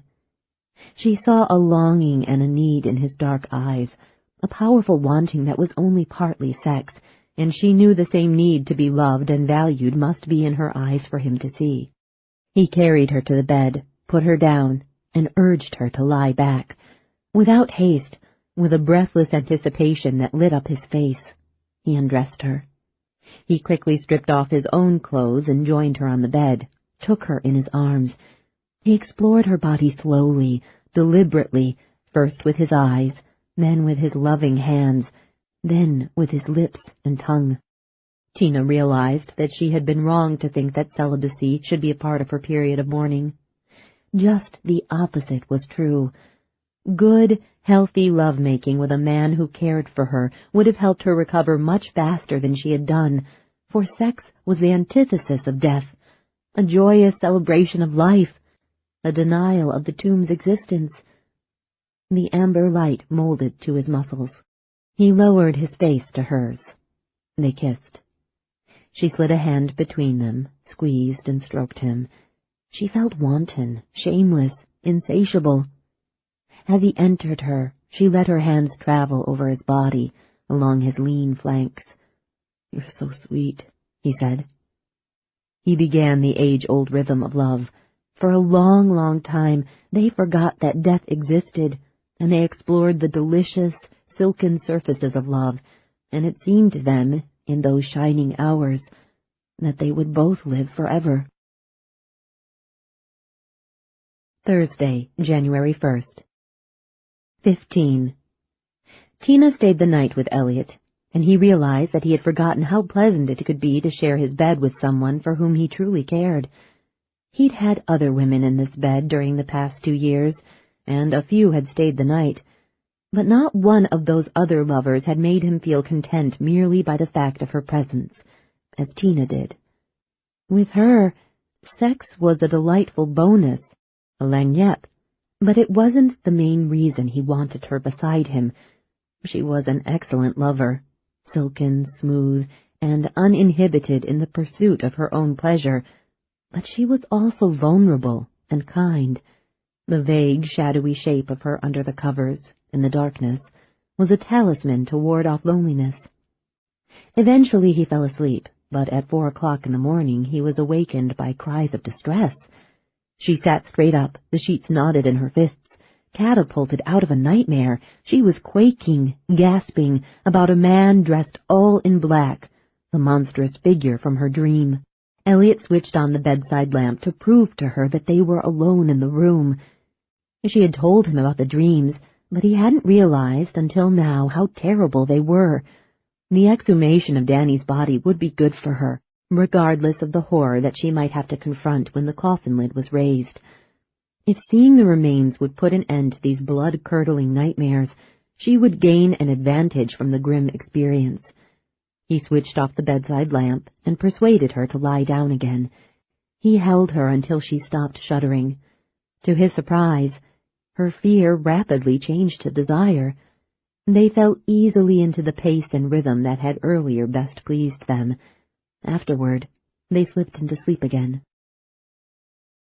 Over breakfast, he asked her to go with him to the afternoon party at which he was going to coroner Judge Kennenbeck to ask about the exhumation. But Tina wanted to go back to her place and clean out Danny's room. She felt up to the challenge now, and she intended to finish the task before she lost her nerve again. "We'll see each other tonight, won't we?" he asked. "Yes. I'll cook for you again." She smiled lasciviously. "In what sense do you mean that?" She rose out of her chair, leaned across the table, kissed him. The smell of her, the vibrant blue of her eyes, the feel of her supple skin as he put a hand to her face, those things generated waves of affection and longing within him. He walked her to her Honda in the driveway and leaned in the window after she was behind the wheel, delaying her for another 15 minutes while he planned, to her satisfaction, every dish of this evening's dinner.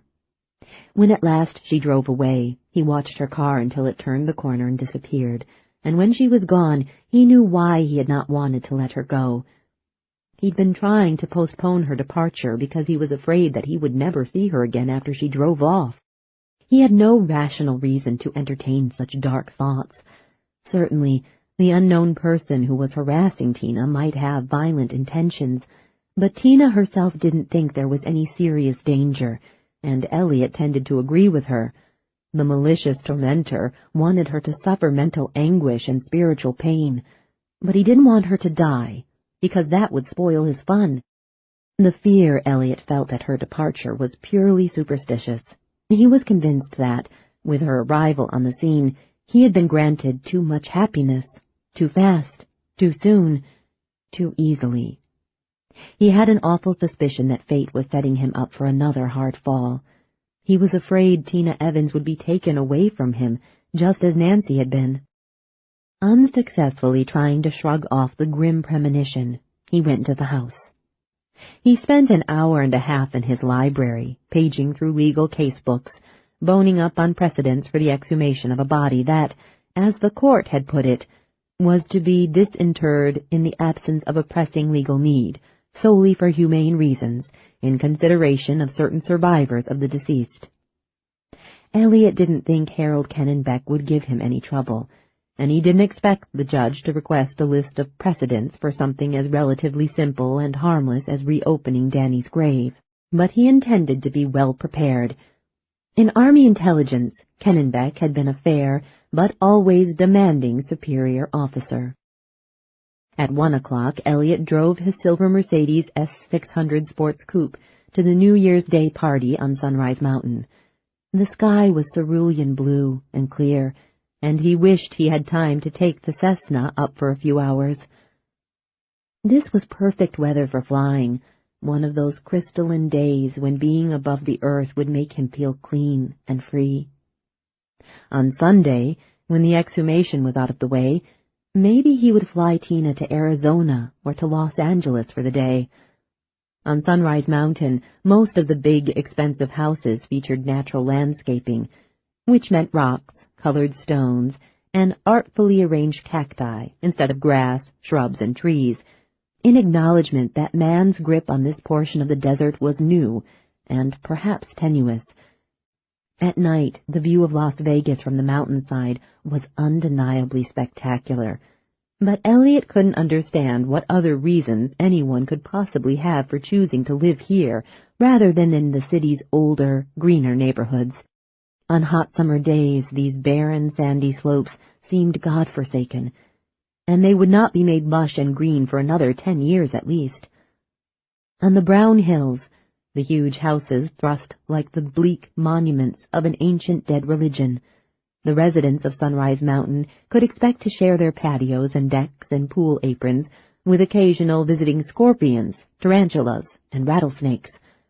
On windy days, the dust was as thick as fog, and it pushed its dirty little cat feet under doors, around windows, and through attic vents. The party was at a large, Tuscan-style house, halfway up the slopes. A 3-sided, fan-shaped tent had been erected on the back lawn, to one side of the 60-foot pool, with the open side facing the house. An 18-piece orchestra performed at the rear of the gaily striped canvas structure. Approximately 200 guests danced or milled about behind the house, and another 100 partied within its 20 rooms. Many of the faces were familiar to Elliot. Half of the guests were attorneys and their wives, although a judicial purist might have disapproved.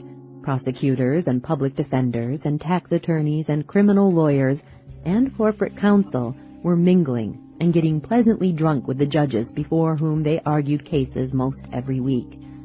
Las Vegas had a judicial style and standards of its own. After 20 minutes of diligent mixing, Elliot found Harold Kennenbeck. This is the end of disc number 3. Please insert disc number 4.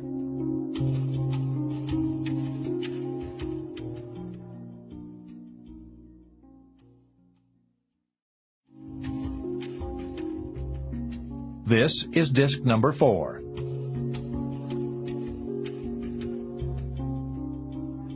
Although a judicial purist might have disapproved, prosecutors and public defenders and tax attorneys and criminal lawyers and corporate counsel were mingling and getting pleasantly drunk with the judges before whom they argued cases most every week. Las Vegas had a judicial style and standards of its own. After 20 minutes of diligent mixing, Elliot found Harold Kennenbeck. The judge was a tall, dour-looking man with curly white hair. He greeted Elliot warmly, and they talked about their mutual interests, cooking, flying, and river rafting. Elliot didn't want to ask Kennenbeck for a favor within hearing of a dozen lawyers, and today there was nowhere in the house where they could be assured of privacy.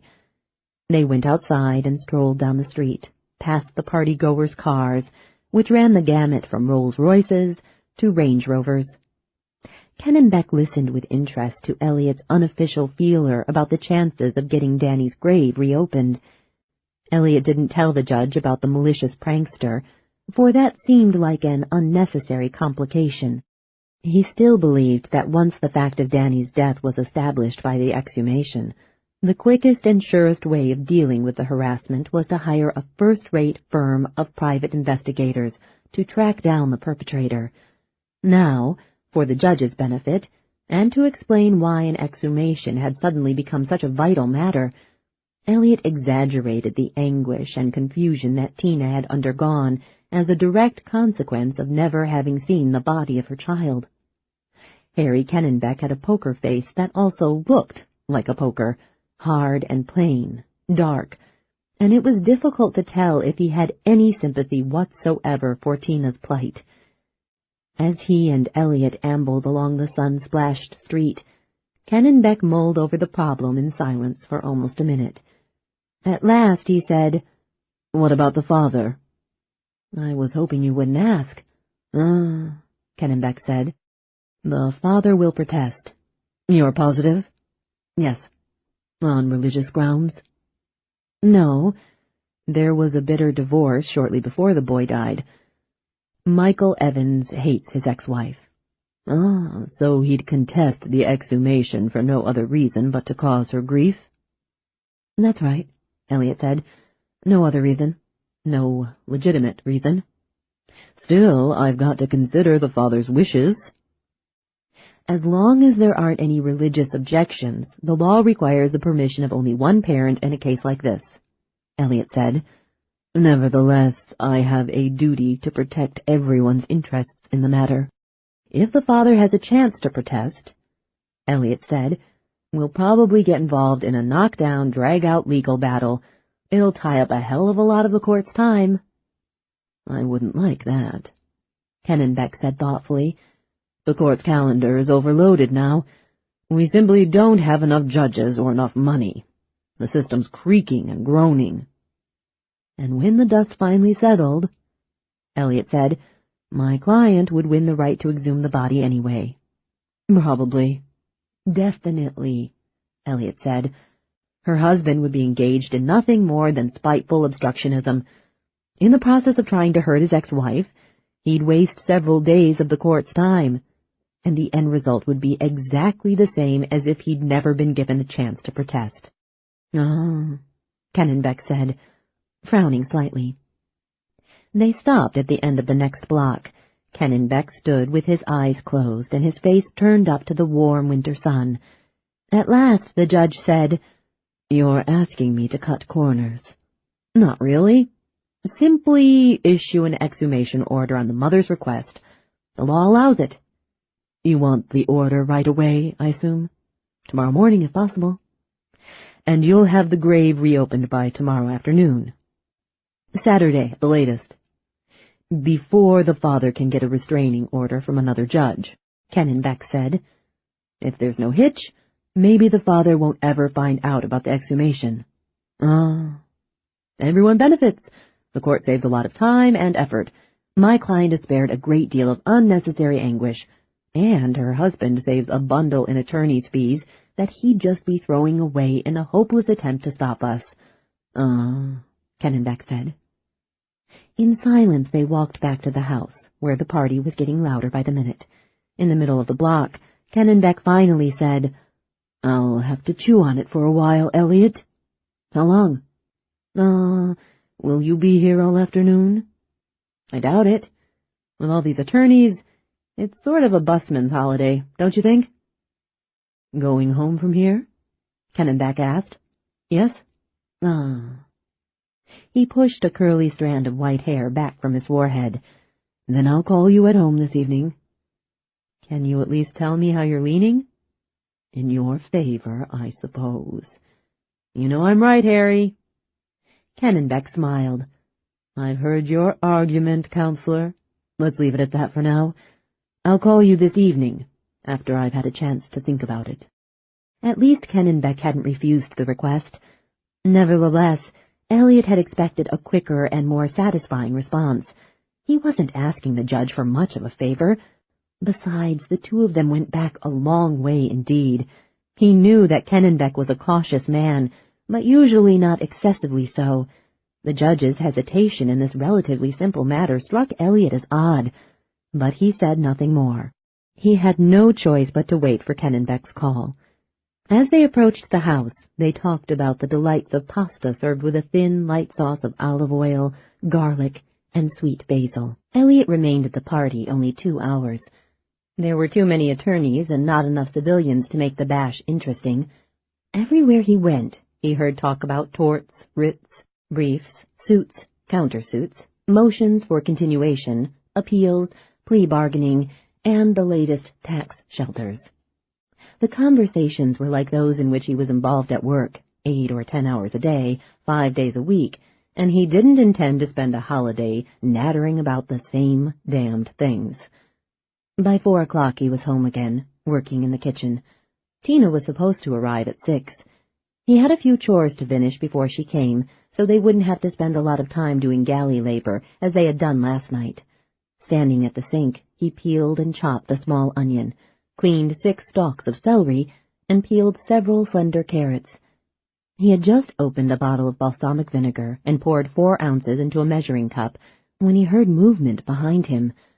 Turning, he saw a strange man enter the kitchen from the dining room. The guy was about 5'8", with a narrow face and a neatly trimmed blonde beard. He wore a dark blue suit, white shirt, and blue tie, and he carried a physician's bag. He was nervous. "What the hell?" Elliot said. A second man appeared behind the first. He was considerably more formidable than his associate. Tall, rough-edged, with large, big-knuckled, leathery hands, like something that had escaped from a recombinant DNA lab, experimenting in the crossbreeding of human beings with bears.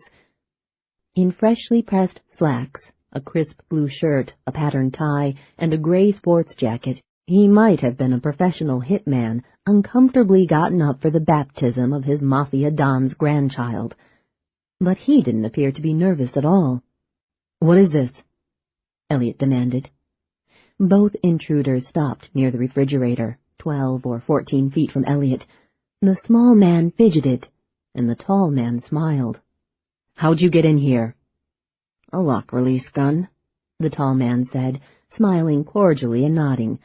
"Bob here," he indicated the smaller man, "has the neatest set of tools. Makes things easier." "What the hell is this about?" "Relax," said the tall man. "I don't keep a lot of money here." No, the tall man said. "It's not money." Bob shook his head in agreement, frowning, as if he was dismayed to think that he could be mistaken for a common thief. "Just relax," the tall man repeated. "You've got the wrong guy," Elliot assured them. "You're the one, all right." "Yes," Bob said, "you're the one. There's no mistake." The conversation had the disorienting quality of the off-kilter exchanges between Alice and the scrawny denizens of Wonderland. Putting down the vinegar bottle and picking up the knife, Elliot said, "Get the fuck out of here." "Calm down, Mr. Stryker," the tall one said. "Yes," Bob said, "please calm down." Elliot took a step toward them. The tall man pulled a silencer-equipped pistol out of a shoulder holster that was concealed under his gray sports jacket. "Easy. Just you take it real nice and easy." Elliot backed up against the sink. "That's better," the tall man said. "Much better," Bob said. "Put the knife down and we'll all be happy." "Let's keep this happy," Bob agreed. "Yeah, nice and happy." The Mad Hatter would be along any minute now. "Down with the knife," said the tall man. "Come on, come on." Finally, Elliot put it down. "Push it across the counter, out of reach." Elliot did as he was told. "Who are you guys?" "As long as you cooperate, you won't get hurt," the tall man assured him. Bob said, "Let's get on with it, Vince." Vince, the tall man, said, We'll use the breakfast area over there in the corner. Bob went to the round maple table. He put down the black physician's bag, opened it, and withdrew a compact cassette tape recorder. He removed other things from the bag, too, a length of flexible rubber tubing, a sphygmomanometer for monitoring blood pressure, 2 small bottles of amber-colored fluid, and a packet of disposable hypodermic syringes. Elliot's mind raced through a list of cases that his law firm was currently handling, searching for some connection with these 2 intruders, but he couldn't think of one. The tall man gestured with the gun. Go over to the table and sit down. Not until you tell me what this is all about. I'm giving the orders here. But I'm not taking them.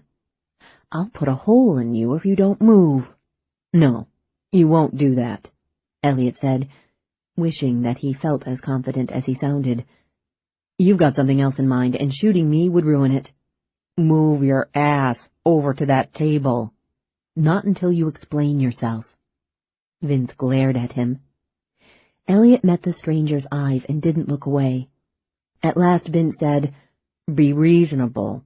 We've just got to ask you some questions. Determined not to let them see that he was frightened, aware that any sign of fear would be taken as proof of weakness, Elliot said, Well, you've got one hell of a weird approach for someone who's just taking a public opinion survey. Move. What are the hypodermic needles for? Move. What are they for? Vince sighed. We gotta be sure you tell us the truth. The entire truth, said Bob. Drugs? Elliot asked. They're effective and reliable, said Bob. And when you've finished, I'll have a brain the consistency of grape jelly. No, Bob said. These drugs won't do any lasting physical or mental damage. What sort of questions? Elliot asked. I'm losing my patience with you, Vince said. It's mutual, Elliot assured him. Move. Elliot didn't move an inch. He refused to look at the muzzle of the pistol. He wanted them to think that guns didn't scare him. Inside, he was vibrating like a tuning fork. You son of a bitch, move! What sort of questions do you want to ask me? The big man scowled. Bob said, For Christ's sake, Vince, tell him. He's going to hear the questions anyway when he finally sits down. Let's get this over with and split. Vince scratched his concrete block chin with his shovel of a hand, and then reached inside his jacket. From an inner pocket, he withdrew a few sheets of folded typing paper. The gun wavered, but it didn't move off target far enough to give Elliot a chance. I'm supposed to ask you every question on this list, Vince said, shaking the folded paper at Elliot. It's a lot, 30 or 40 questions altogether, but it won't take long if you just sit down over there and cooperate. Questions about what? Elliot insisted. Christina Evans. This was the last thing Elliot expected. He was dumbfounded. Tina Evans? What about her? Got to know why she wants her little boy's grave reopened. Elliot stared at him, amazed. How do you know about that? Never mind, Vince said. Yeah, Bob said. Never mind how we know. The important thing is we do know. Are you the bastards who've been harassing Tina? Huh? Are you the ones who keep sending her messages? What messages? Bob asked. Are you the ones who wrecked the boy's room? What are you talking about? Vince asked. We haven't heard anything about this. Someone sending messages about the kid? Bob asked. They appeared to be genuinely surprised by this news, and Elliot was pretty sure they weren't the people who had been trying to scare Tina. Besides, though they both struck him as slightly wacky, they didn't seem to be merely hoaxers or borderline psychopaths who got their kicks by scaring defenseless women. They looked and acted like organization men, even though the big one was rough enough at the edges to pass for a common thug. A silencer-equipped pistol, lock-release gun, truth serums. Their apparatus indicated that these guys were part of a sophisticated outfit with substantial resources. "What about the messages she's been getting?" Vince asked, still watching Elliot closely. "I guess that's just one more question you're not going to get an answer for," Elliot said. "We'll get the answer," Vince said coldly. "We'll get all the answers," Bob agreed. "Now," Vince said, "Counselor, are you going to walk over to that table and sit your ass down, or am I going to have to motivate you with this?" He gestured with his pistol again. "Kennebec," Elliot said, startled by a sudden insight. The only way you could have found out about the exhumation so quickly is if Kennebec told you. The two men glanced at each other. They were unhappy to hear the judge's name. "Who?" Vince asked, but it was too late to cover the revealing look they had exchanged. "That's why he stalled me," Elliot said. "He wanted to give you time to get to me. Why in the hell should Kennebec care whether or not Danny's grave is reopened? Why should you care? Who the hell are you people?" The Ursine escapee from the island of Dr. Moreau was no longer merely impatient. He was angry. "Listen, you stupid fuck, I'm not going to humor you any longer. I'm not going to answer any more questions, but I am going to put a bullet in your crotch if you don't move over to the table and sit down." Elliot pretended not to have heard the threat. The pistol still frightened him, but he was now thinking of something else that scared him more than the gun. A chill spread from the base of his spine, up his back, as he realized what the presence of these men implied about the accident that had killed Danny. There's something about Danny's death. Something strange about the way all those scouts died. The truth of it isn't anything like the version everyone's been told. The bus accident? That's a lie, isn't it? Neither man answered him. "The truth is a lot worse," Elliot said. "Something so terrible that some powerful people want to hush it up. Kennebec. Once an agent, always an agent. Which set of letters do you guys work for? Not the FBI. They're all Ivy Leaguers these days, polished, educated. Same for the CIA. You're too crude. Not the CID, for sure. There's no military discipline about you. Let me guess. You work for some set of letters the public hasn't even heard about yet. Something secret and dirty." Vince's face darkened like a slab of Spam on a hot griddle. "God damn it, I said you were going to answer the questions from now on." "Relax," Elliot said. "I've played your game. I was in Army intelligence back when. I'm not exactly an outsider. I know how it works, the rules, the moves. You don't have to be so hard-assed with me. Open up. Give me a break, and I'll give you a break." Evidently sensing Vince's on-rushing blow-up and aware that it wouldn't help them accomplish their mission, Bob quickly said, "Listen, Stryker, we can't answer most of your questions because we don't know. Yes, we work for a government agency. Yes, it's one you've never heard of and probably never will. But we don't know why this Danny Evans kid is so important. We haven't been told the details, not even half of them. And we don't want to know all of it either. You understand what I'm saying? The less a guy knows, the less he can be nailed for later. Christ, we're not big shots in this outfit. We're strictly hired help. They only tell us as much as we need to know. So will you cool it? Just come over here, sit down, let me inject you, give us a few answers, and we can all get on with our lives. We can't just stand here forever." "If you're working for a government intelligence agency, then go away and come back with the legal papers," Elliot said.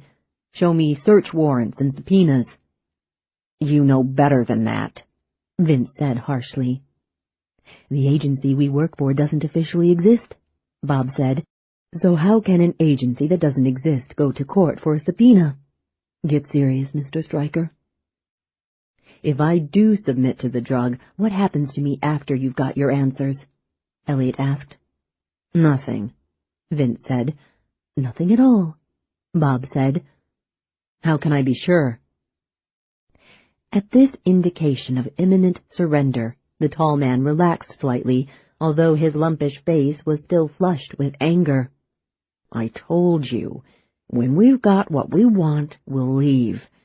We just have to find out exactly why the Evans woman wants the grave reopened. We have to know if someone's ratted to her. If someone has, then we gotta spike his ass to a barn door. But we don't have anything against you. Not personally, you know. After we find out what we want to know, we'll leave.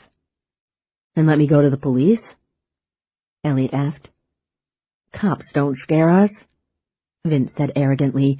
Hell, you won't be able to tell them who we were or where they can start looking for us.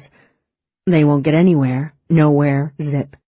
And if they do pick up our trail somehow, we can put pressure on them to drop it fast. This is national security business, pal, the biggest of the big time. The government is allowed to bend the rules if it wants. After all, it makes them. That's not quite the way they explain the system in law school, Elliot said. Yeah, well, that's ivory tower stuff, Bob said, nervously straightening his tie. Right, Vince said, and this is real life. Now sit down at the table like a good boy. Please, Mr. Stryker, Bob said. No. When they got their answers, they would kill him. If they had intended to let him live, they wouldn't have used their real names in front of him, and they wouldn't have wasted so much time coaxing him to cooperate. They would have used force without hesitation.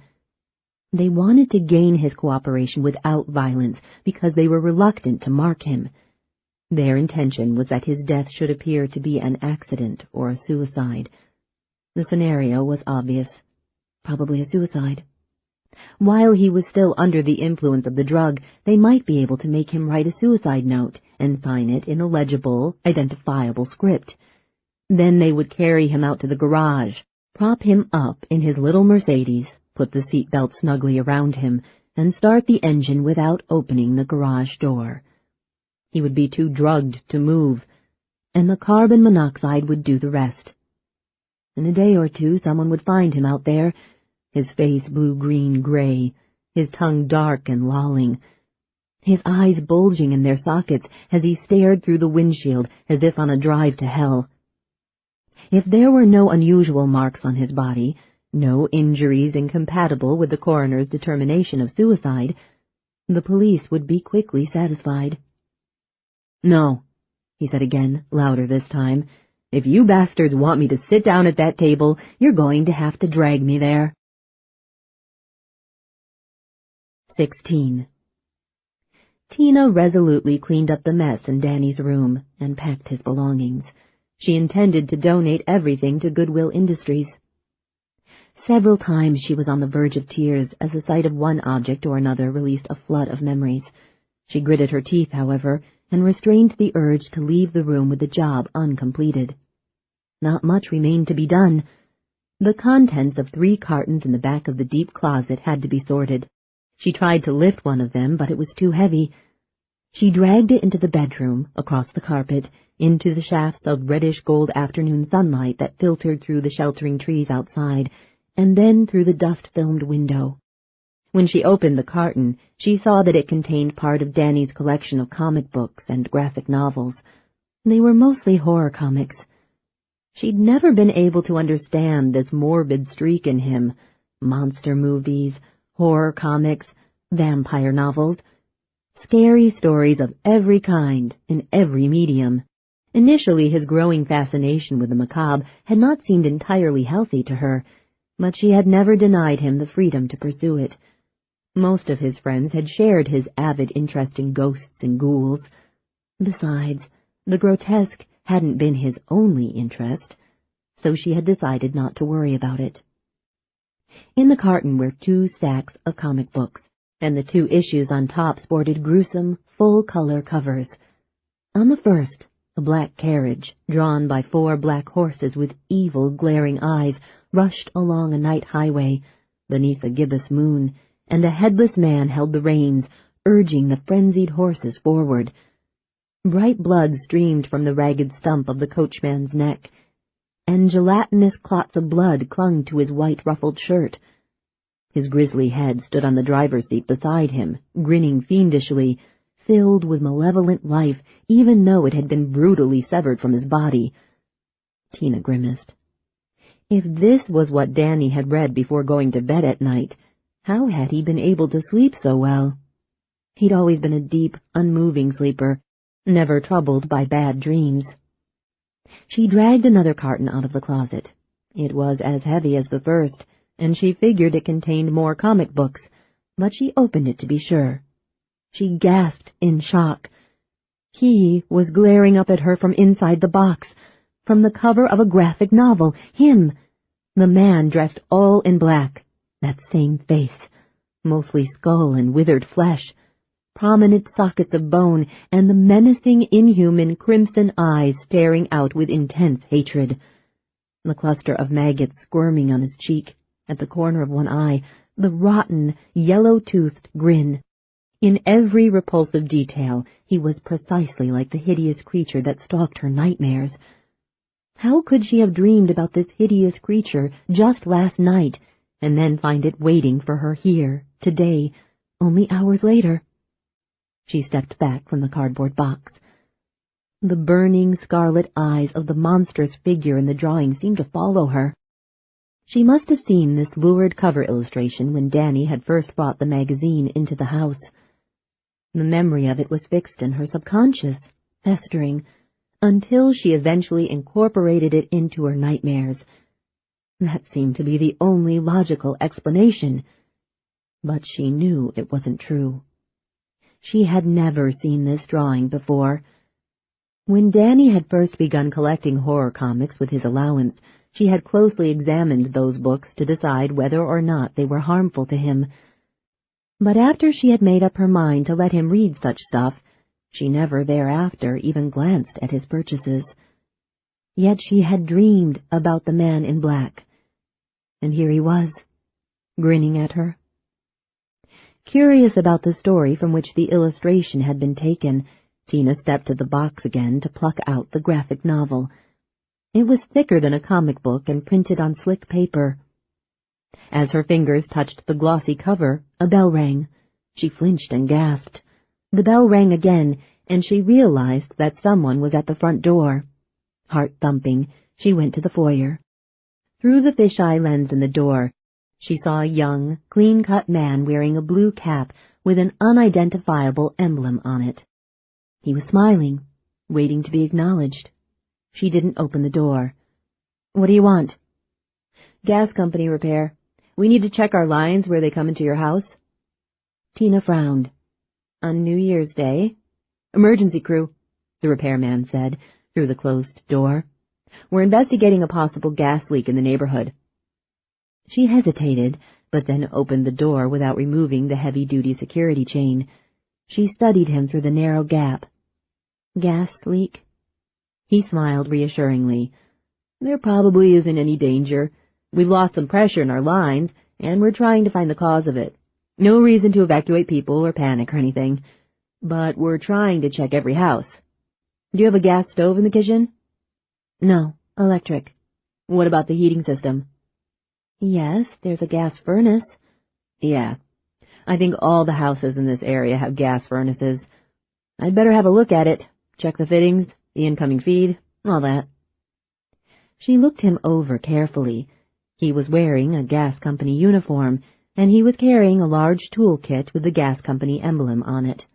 She said, "Can I see some identification?" "Sure." From his shirt pocket, he withdrew a laminated ID card with the gas company seal, his picture, his name, and his physical statistics. Feeling slightly foolish, like an easily spooked old woman, Tina said, "I'm sorry. It's not that you strike me as a dangerous person or anything, I just—" "Hey, it's okay. Don't apologize. You did the right thing, asking for an ID. These days, you're crazy if you open your door without knowing exactly who's on the other side of it." She closed the door long enough to slip off the security chain. Then she opened it again and stepped back. "Come in." "Where's the furnace? In the garage?" Few Vegas houses had basements. "Yes, the garage." "If you want, I could just go in through the garage door." "No, that's all right. Come in." He stepped across the threshold. She closed and locked the door. "Nice place you've got here." "Thank you." "Cozy. Good sense of color. All these earth tones. I like that." It's a little bit like our house. My wife has a real good sense of color." "It's relaxing," Tina said. "Isn't it? So nice and natural." "The garage is this way," she said. He followed her past the kitchen, into the short hall, into the laundry room, and from there into the garage. Tina switched on the light. The darkness was dispelled, but shadows remained along the walls and in the corners. The garage was slightly musty, but Tina wasn't able to detect the odor of gas. "Doesn't smell like there's trouble here," she said. "You're probably right, but you never can tell. It could be an underground break on your property. Gas might be leaking under the concrete slab and building up down there, in which case it's possible you wouldn't detect it right away, but you'd still be sitting on top of a bomb." "What a lovely thought. Makes life interesting." "It's a good thing you're not working in the gas company's public relations department." He laughed. "Don't worry. If I really believed there was even the tiniest chance of anything like that, would I be standing here so cheerful?" "I guess not." "You can bet on it. Really, don't worry. This is just going to be a routine check." He went to the furnace, put his heavy toolkit on the floor, and hunkered down. He opened a hinged plate, exposing the furnace's workings. A ring of brilliant, pulsing flame was visible in there, and it bathed his face in an eerie blue light. "Well?" she said. He looked up at her. "This will take me maybe 15 or 20 minutes. "Oh, I thought it was just a simple thing." "It's best to be thorough in a situation like this." "By all means, be thorough." "Hey, if you got something to do, feel free to go ahead with it. I won't be needing anything." Tina thought of the graphic novel with the man in black on its cover. She was curious about the story out of which that creature had stepped, for she had the peculiar feeling that, in some way, it would be similar to the story of Danny's death. This was a bizarre notion, and she didn't know where it had come from, but she couldn't dispel it. "Well," she said, "I was cleaning the back room, if you're sure." "Oh, certainly," he said. "Go ahead. Don't let me interrupt your housework." She left him there in the shadowy garage, his face painted by shimmering blue light, his eyes gleaming with twin reflections of fire. 17. When Elliot refused to move away from the sink to the breakfast table in the far corner of the big kitchen, Bob, the smaller of the two men, hesitated, then reluctantly took a step toward him. "Wait," Vince said. Bob stopped, obviously relieved that his hulking accomplice was going to deal with Elliot. "Don't get in my way," Vince advised. He tucked the sheaf of typewritten questions into his coat pocket. "Let me handle this bastard." Bob retreated to the table, and Elliot turned his attention to the larger intruder. Vince held the pistol in his right hand and made a fist with his left. "You really think you want to tangle with me, little man? Hell, my fist is just about as big as your head. You know what this fist is going to feel like when it hits, little man?" Elliot had a pretty good idea of what it would feel like, and he was sweating under his arms and in the small of his back, but he didn't move, and he didn't respond to the stranger's taunting. "It's going to feel like a freight train ramming straight through you," Vince said, "so stop being so damn stubborn." They were going to great lengths to avoid using violence, which confirmed Elliot's suspicion that they wanted to leave him unmarked, so that later his body would bear no cuts or bruises incompatible with suicide. The bear who would be a man shambled toward him. "You want to change your mind? Be cooperative?" Elliot held his ground. "One good punch in the belly," Vince said, "and you'll be puking your guts out on your shoes." Another step. "And when you're done puking your guts out," Vince said, "I'm going to grab you by your balls and drag you over to the table." One more step. Then the big man stopped. They were only an arm's length apart. Elliot glanced at Bob, who was still standing at the breakfast table, the packet of syringes in his hand. "Last chance to do it the easy way," Vince said. In one smooth, lightning-fast movement, Elliot seized the measuring cup into which he had poured 4 ounces of vinegar a few minutes ago, and he threw the contents in Vince's face. The big man cried out in surprise and pain, temporarily blinded. Elliot dropped the measuring cup and seized the gun, but Vince reflexively squeezed off a shot that breezed past Elliot's face and smashed the window behind the sink. Elliot ducked a wild roundhouse punch, stepped in close, still holding on to the pistol that the other man wouldn't surrender. He swung one arm around, slamming his bent elbow into Vince's throat. The big man's head snapped back, and Elliot chopped the exposed Adam's apple with the flat blade of his hand. He rammed his knee into his adversary's crotch and tore the gun out of the bare paw hand as those clutching fingers went slack. Vince bent forward, gagging, and Elliot slammed the butt of the gun against the side of his head, with a sound like stone meeting stone. Elliot stepped back. Vince dropped to his knees, then onto his face. He stayed there, tongue kissing the floor tiles. The entire battle had taken less than 10 seconds. The big man had been overconfident, certain that his 6-inch advantage in height and his extra 80 pounds of muscle made him unbeatable. He had been wrong. Elliot swung toward the other intruder, pointing the confiscated pistol. Bob was already out of the kitchen, in the dining room, running toward the front of the house. Evidently he wasn't carrying a gun, and he was impressed by the speed and ease with which his partner had been taken out of action. Elliot went after him, but was slowed by the dining room chairs, which the fleeing man had overturned in his wake. In the living room, other furniture was knocked over, and books were strewn on the floor. The route to the entrance foyer was an obstacle course. By the time Elliot reached the front door and rushed out of the house, Bob had run the length of the driveway and crossed the street. He was climbing into a dark green, unmarked Chevy sedan. Elliot got to the street in time to watch the Chevy pull away, tires squealing, engine roaring. He couldn't get the license number. The plates were smeared with mud. He hurried back to the house. The man in the kitchen was still unconscious and would probably remain that way for another 10 or 15 minutes. Elliot checked his pulse and pulled back one of his eyelids. Vince would survive, although he might need hospitalization, and he wouldn't be able to swallow without pain for days to come.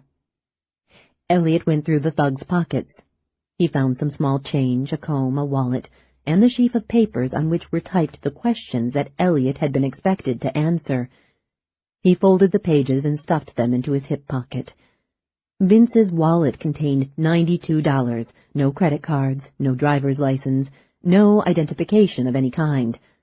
Definitely not FBI. Bureau men carried the proper credentials. Not CIA either. CIA operatives were loaded with ID, even if it was in a phony name. As far as Elliot was concerned, the absence of ID was more sinister than a collection of patently false papers would have been, because this absolute anonymity smacked of a secret police organization. Secret police. Such a possibility scared the hell out of Elliot. Not in the good old US of A. Surely not. In China, in the new Russia, in Iran or Iraq? Yes. In a South American banana republic? Yes. In half the countries in the world, there were secret police, modern Gestapos, and citizens lived in fear of a late-night knock on the door. But not in America, damn it. Even if the government had established a secret police force, however, why was it so anxious to cover up the true facts of Danny's death? What were they trying to hide about the Sierra tragedy? What really had happened up in those mountains? Tina. Suddenly he realized she was in as much danger as he was. If these people were determined to kill him just to stop the exhumation, they would have to kill Tina. In fact, she must be their primary target. He ran to the kitchen phone, snatched up the handset, and realized that he didn't know her number. He quickly leafed through the telephone directory, but there was no listing for Christina Evans. He would never be able to con an unlisted number out of the directory assistance operator. By the time he called the police and managed to explain the situation, they might be too late to help Tina. Briefly, he stood in terrible indecision, incapacitated by the prospect of losing Tina. He thought of her slightly crooked smile, her eyes as quick and deep and cool and blue as a pure mountain stream. The pressure in his chest grew so great that he couldn't get his breath. Then he remembered her address. She had given it to him 2 nights ago, at the party after the premiere of Magic. She didn't live far from him. He could be at her place in 5 minutes. He still had the silencer-equipped pistol in his hand, and he decided to keep it. He ran to the car in the driveway. 18. Tina left the repairman from the gas company in the garage and returned to Danny's room. She took the graphic novel out of the carton and sat on the edge of the bed in the tarnished copper sunlight that fell like a shower of pennies through the window. The magazine contained 6 illustrated horror stories. The one from which the cover painting had been drawn was 16 pages long. In letters that were supposed to look as if they had been formed from rotting shroud cloth, the artist had emblazoned the title across the top of the first page, above a somber, well-detailed scene of a rain-swept graveyard. Tina stared at those words in shocked disbelief. The boy who was not dead. She thought of the words on the chalkboard and on the computer printout, not dead, not dead, not dead. Her hands shook. She had trouble holding the magazine steady enough to read. The story was set in the mid-19th century, when a physician's perception of the thin line between life and death was often cloudy. It was the tale of a boy, Kevin, who fell off a roof and took a bad knock on the head, thereafter slipping into a deep coma. The boy's vital signs were undetectable to the medical technology of that era. The doctor pronounced him dead, and his grieving parents committed Kevin to the grave. In those days the corpse was not embalmed. Therefore the boy was buried while still alive. Kevin's parents went away from the city immediately after the funeral, intending to spend a month at their summer house in the country, where they could be free from the press of business and social duties, the better to mourn their lost child. But the first night in the country, the mother received a vision in which Kevin was buried alive and calling for her. The vision was so vivid, so disturbing, that she and her husband raced back to the city that very night to have the grave reopened at dawn. But death decided that Kevin belonged to him, because the funeral had been held already and because the grave had been closed. Death was determined that the parents would not reach the cemetery in time to save their son. Most of the story dealt with Death's attempts to stop the mother and father on their desperate night journey.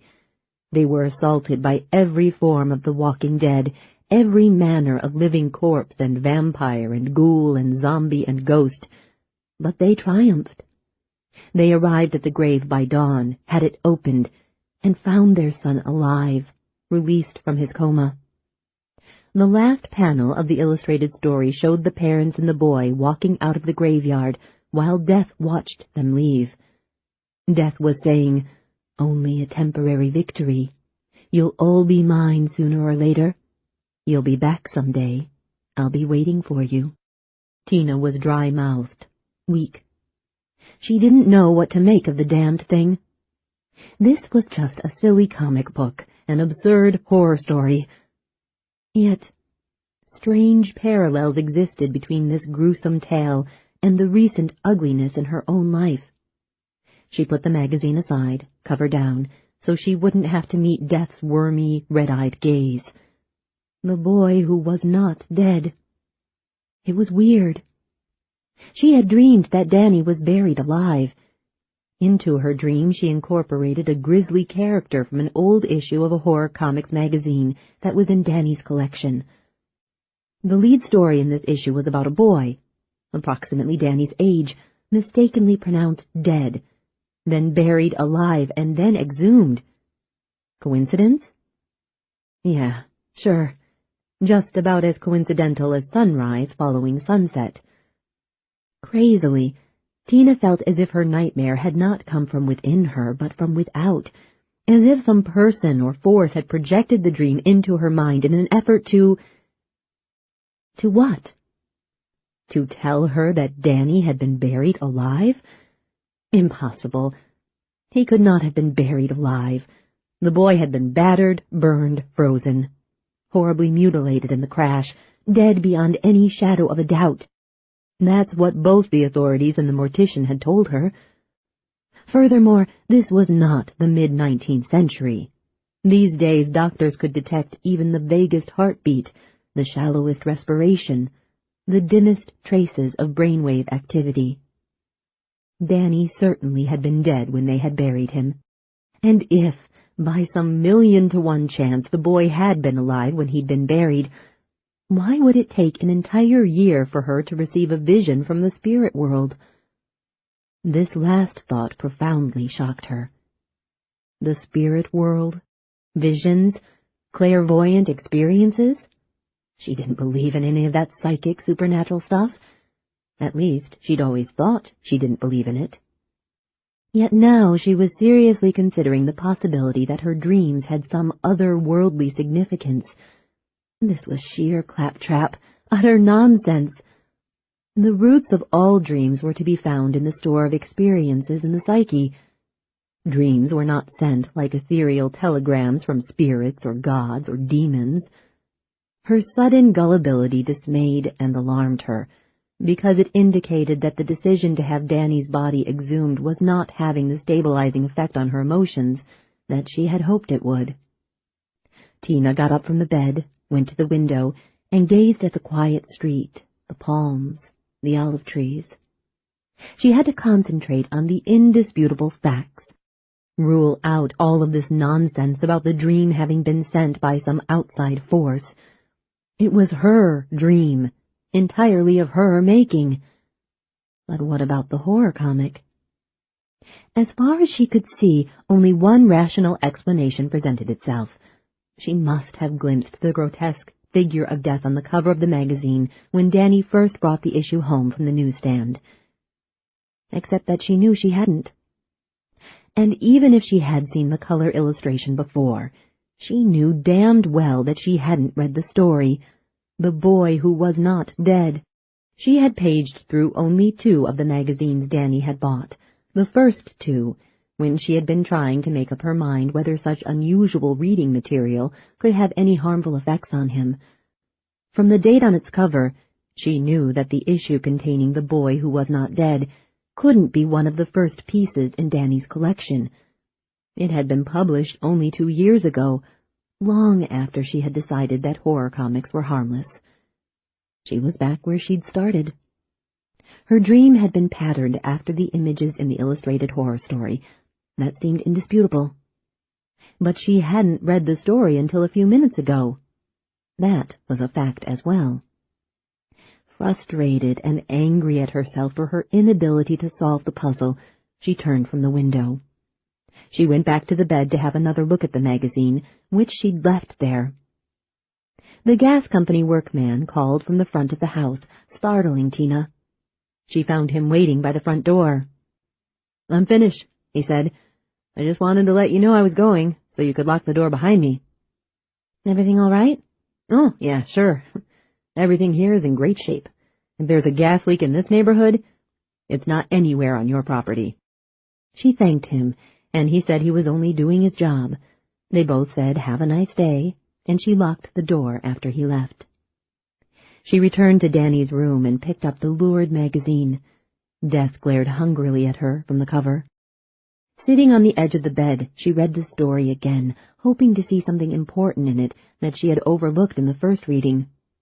3 or 4 minutes later, the doorbell rang. 1, 2, 3, 4 times, insistently. Carrying the magazine, she went to answer the bell. It rang 3 more times during the 10 seconds that she took to reach the front door. "Don't be so damn impatient," she muttered. To her surprise, through the fisheye lens, she saw Elliot on the stoop. When she opened the door, he came in fast, almost in a crouch, glancing past her left and right, toward the living room, then toward the dining area, speaking rapidly, urgently. "Are you okay? Are you all right?" "I'm fine. What's wrong with you?" Are you alone? Not now that you're here. He closed the door, locked it. Pack a suitcase. What? I don't think it's safe for you to stay here.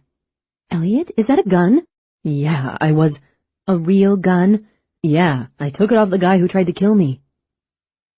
She was more able to believe that he was joking than that he had really been in danger. What man? When? A few minutes ago, at my place.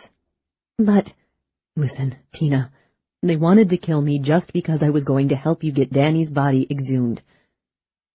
She gaped at him. What are you talking about? Murder? Conspiracy? Something damn strange. They probably intend to kill you too. But that's crazy, he said. I know, but it's true. Elliot, can you pack a suitcase fast? At first, she half believed that he was trying to be funny, playing a game to amuse her, and she was going to tell him that none of this struck her as funny. But she stared into his dark, expressive eyes, and she knew that he'd meant every word he said. My God, Elliot, did someone really try to kill you? I'll tell you about it later. Are you hurt? No, but we ought to lie low until we can figure this out. Did you call the police? I'm not sure that's a good idea. Why not? Maybe they're part of it somehow. Part of it? The cops? Where do you keep your suitcases? She felt dizzy. Where are we going? I don't know yet. But, come on, hurry. Let's get you packed and the hell out of here before any more of these guys show up. I have suitcases in my bedroom closet. He put a hand against her back, gently but firmly urging her out of the foyer. She headed for the master bedroom, confused and beginning to be frightened. He followed close behind her. Has anyone been around here this afternoon? Just me. I mean, anyone snooping around, anyone at the door? No? I can't figure why they'd come for me first. Well, there was the gas man, Tina said as she hurried down the short hall toward the master bedroom. The what? The repairman from the gas company. Elliot put a hand on her shoulder, stopped her, and turned her around just as they entered the bedroom. A gas company workman? Yes. Don't worry, I asked to see his credentials. Elliot frowned. But it's a holiday. He was an emergency crewman. What emergency? They've lost some pressure in the gas lines. They think there might be a leak in this neighborhood. The furrows in Elliot's brow grew deeper. What did this workman need to see you for? He wanted to check my furnace, make sure there wasn't any gas escaping. You didn't let him in? Sure. He had a photo ID card from the gas company. He checked the furnace, and it was okay. When was this? He left just a couple minutes before you came in. How long was he here? 15, 20 minutes? It took him that long to check out the furnace? He wanted to be thorough. He said, Were you with him the whole time? No, I was cleaning out Danny's room. Where's your furnace? In the garage. Show me. What about the suitcases? There may not be time, he said. He was pale. Fine beads of sweat had popped out along his hairline. She felt the blood drain from her face. She said, My God, you don't think... The furnace. This way. Still carrying the magazine, she rushed through the house, past the kitchen, into the laundry room. A door stood at the far end of this narrow, rectangular work area. As she reached for the knob, she smelled the gas in the garage. Don't open that door, Elliot warned. She snatched her hand off the knob as if she had almost picked up a tarantula. The latch might cause a spark, Elliot said. Let's get the hell out. The front door. Come on, fast.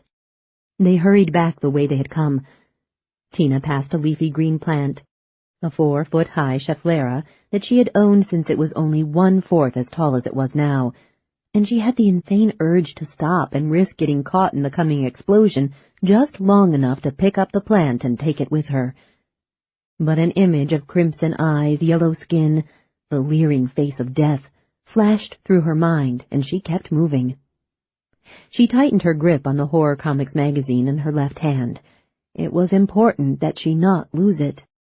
In the foyer, Elliot jerked open the front door, pushed her through ahead of him. and they both plunged into the golden late afternoon sunshine. "Into the street," Elliot urged. A blood-freezing image rose at the back of her mind. The house torn apart by a colossal blast, shrapnel of wood and glass and metal whistling toward her, hundreds of sharp fragments piercing her from head to foot. The flagstone walk that led across her front lawn seemed to be one of those treadmill pathways in a dream, stretching out farther in front of her the harder that she ran. But at last she reached the end of it and dashed into the street. Elliot's Mercedes was parked at the far curb, and she was 6 or 8 feet from the car when the sudden, outward sweeping shock of the explosion shoved her forward.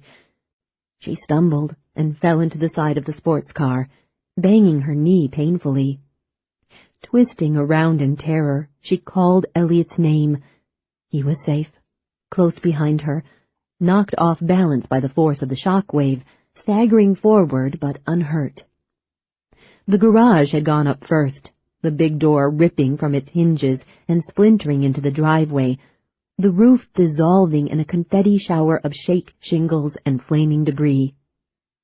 But even as Tina looked from Elliot to the fire, before all of the shingles had fallen back to earth, a second explosion slammed through the house, and a billowing cloud of flame roared from one end of the structure to the other, bursting those few windows that had miraculously survived the first blast. Tina watched, stunned, as flames leaped from a window of the house and ignited dry palm fronds on a nearby tree. Elliot pushed her away from the Mercedes so he could open the door on the passenger side. "Get in, quick." "But my house is on fire." "You can't save it now." "We have to wait for the fire company." "The longer we stand here, the better targets we make." He grabbed her arm, swung her away from the burning house, the sight of which affected her as much as if it had been a hypnotist's slowly swinging pocket watch. "For God's sake, Tina, get in the car, and let's go before the shooting starts." Frightened, dazed by the incredible speed at which her world had begun to disintegrate, she did as he said. When she was in the car, he shut her door, ran to the driver's side, and climbed in behind the steering wheel. "Are you all right?" he asked. She nodded dumbly. "At least we're still alive," he said. He put the pistol on his lap, the muzzle facing toward his door, away from Tina. The keys were in the ignition. He started the car. His hands were shaking. Tina looked out the side window, watching in disbelief as the flames spread from the shattered garage roof to the main roof of the house, long tongues of lambent fire, licking, hungry, blood red in the last orange light of the afternoon. 19. As Elliot drove away from the burning house, his instinctual sense of danger was as sensitive as it had been in his military days. He was on the thin line that separated animal alertness from nervous frenzy. He glanced at the rearview mirror and saw a black van pull away from the curb, half a block behind them. "We're being followed," he said. Tina had been looking back at her house. Now she turned all the way around and stared through the rear window of the sports car. "I'll bet the bastard who rigged my furnace is in that truck." "Probably." "If I could get my hands on the son of a bitch, I'd gouge his eyes out." Her fury surprised and pleased Elliot. Stupefied by the unexpected violence, by the loss of her house, and by her close brush with death, she had seemed to be in a trance. Now she had snapped out of it. He was encouraged by her resilience. "Put on your seatbelt," he said. "We'll be moving fast and loose." She faced front and buckled up. "Are you going to try to lose them?" "I'm not just going to try." In this residential neighborhood, the speed limit was 25 miles an hour. Elliot tramped on the accelerator, and the low, sleek, 2-seat Mercedes jumped forward. Behind them the van dwindled rapidly, until it was a block and a half away. Then it stopped dwindling as it also accelerated. "He can't catch up with us," Elliot said. "The best he can hope to do is avoid losing more ground." Along the street, people came out of their houses, seeking the source of the explosion, their heads turned as the Mercedes rocketed past. When Elliot rounded the corner 2 blocks later, He braked from 60 miles an hour to make the turn. The tires squealed and the car slid sideways, but the superb suspension and responsive steering held the Mercedes firmly on 4 wheels all the way through the arc. "You don't think they'll actually start shooting at us?" Tina asked. "Hell if I know. They wanted it to appear as if you died in an accidental gas explosion, and I think they had a fake suicide plan for me. But now that they know we're onto them, they might panic, might do anything. I don't know. The only thing I do know is they can't let us just walk away." "But who—" "I'll tell you what I know, but later." "What do they have to do with Danny?" "Later," he said impatiently. "But it's all so crazy." "You're telling me?" He wheeled around another corner, and then another, trying to disappear from the men in the van long enough to leave them with so many choices of streets to follow that they would have to give up the chase in confusion. Too late, he saw the sign at the 4th intersection. Not a through street. But they were already around the corner and headed down the narrow dead end, with nothing but a row of 10 modest stucco houses on each side. "Damn! Better back out," she said. "And run right into them." "You've got the gun." "There's probably more than one of them, and they'll be armed." At the 5th house on the left, the garage door was open, and there wasn't a car inside. "We've got to get off the street and out of sight," Elliot said. He drove into the open garage as boldly as if it were his own.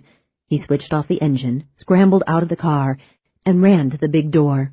It wouldn't come down. He struggled with it for a moment, and then he realized that it was equipped with an automatic system. Behind him, Tina said, "Stand back." She had gotten out of the car and had located the control button on the garage wall.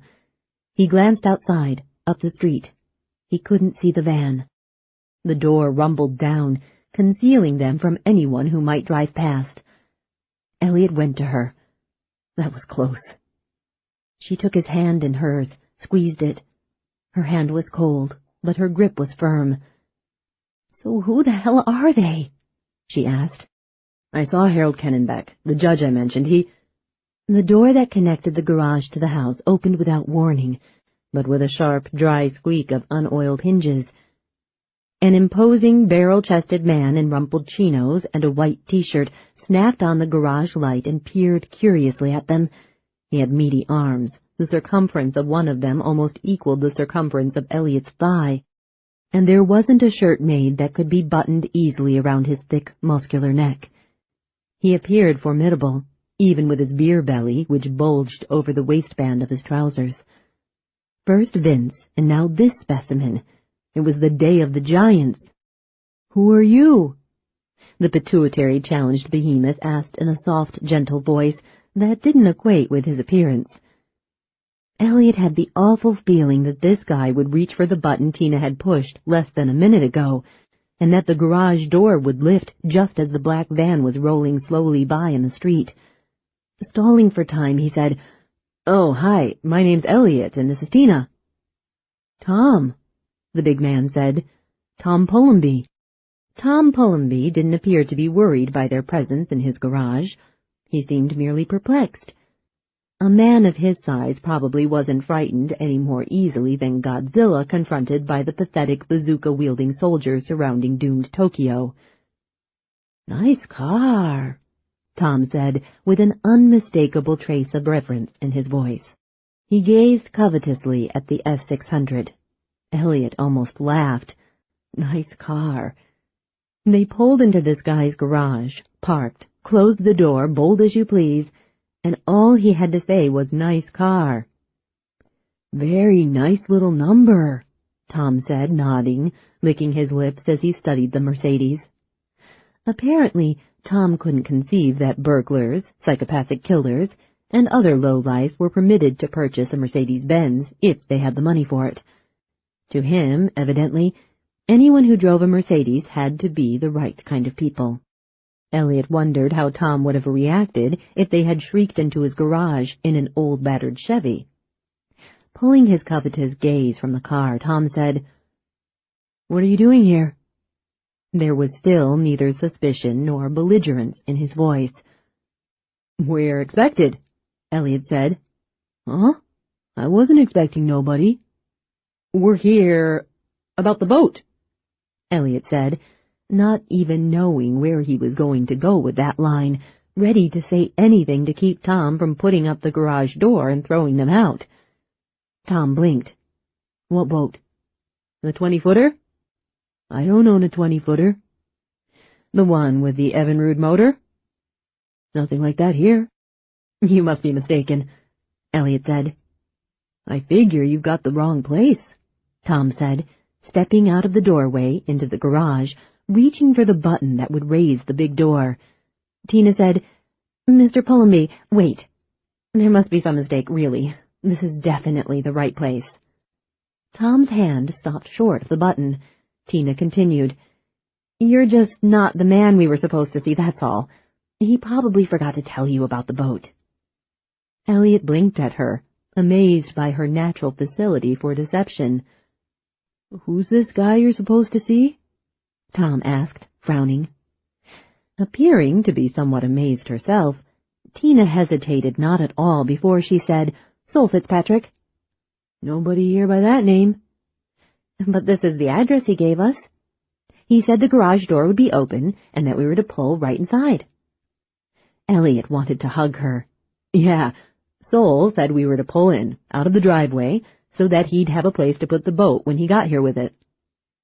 Tom scratched his head, then pulled on one ear.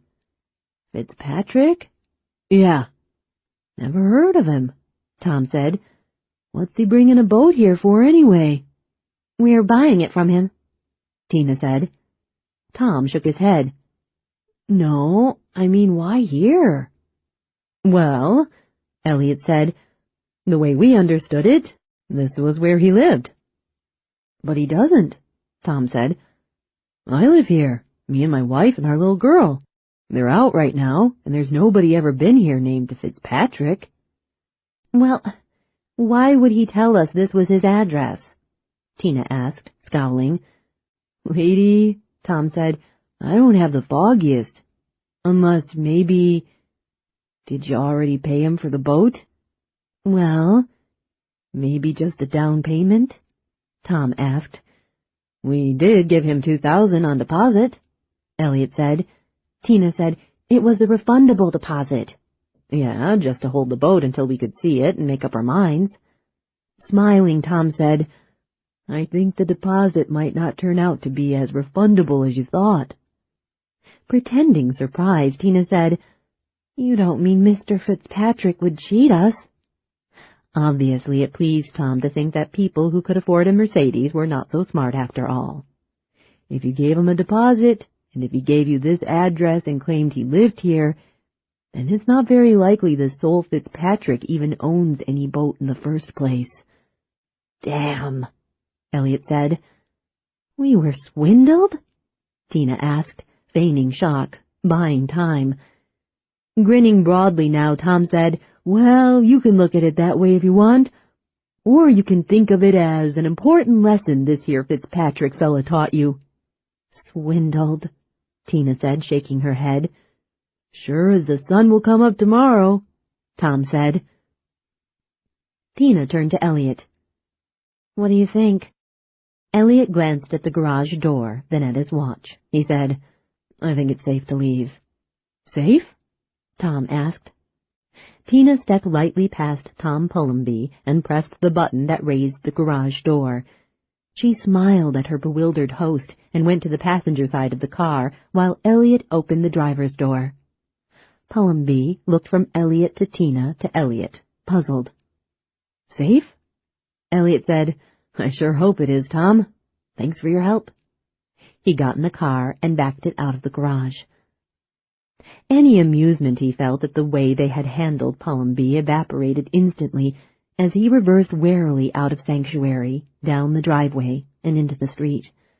He sat stiffly behind the wheel, clenching his teeth, wondering if a bullet would crack through the windshield and shatter his face. He wasn't accustomed to this tension.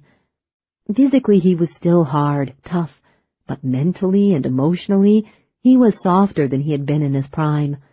A long time had passed since his years in military intelligence, since the nights of fear in the Persian Gulf and in countless cities scattered around the Mideast and Asia. Then He'd had the resiliency of youth, and had been less burdened with respect for death than he was now. In those days, it had been easy to play the hunter. He had taken pleasure in stalking human prey. Hell, there had even been a measure of joy in being stalked, for it gave him the opportunity to prove himself by outwitting the hunter on his trail. Much had changed. He was soft. A successful, civilized attorney, living the good life. He had never expected to play that game again. But once more, incredibly, he was being hunted, and he wondered how long he could survive. Tina glanced both ways along the street as Elliot swung the car out of the driveway. "No black van," she said. "So far." Several blocks to the north, an ugly column of smoke rose into the twilight sky from what was left of Tina's house, roiling, night black, the upper reaches tinted around the edges by the last pinkish rays of the setting sun. As he drove from one residential street to another, steadily heading away from the smoke, working toward a major thoroughfare, Elliot expected to encounter the black van at every intersection. Tina appeared to be no less pessimistic about their hope of escape than he was. Each time he glanced at her, she was either crouched forward, squinting at every new street they entered, or twisted halfway around in her seat, looking out the rear window. This is the end of disc number 4. Please insert disc number 5.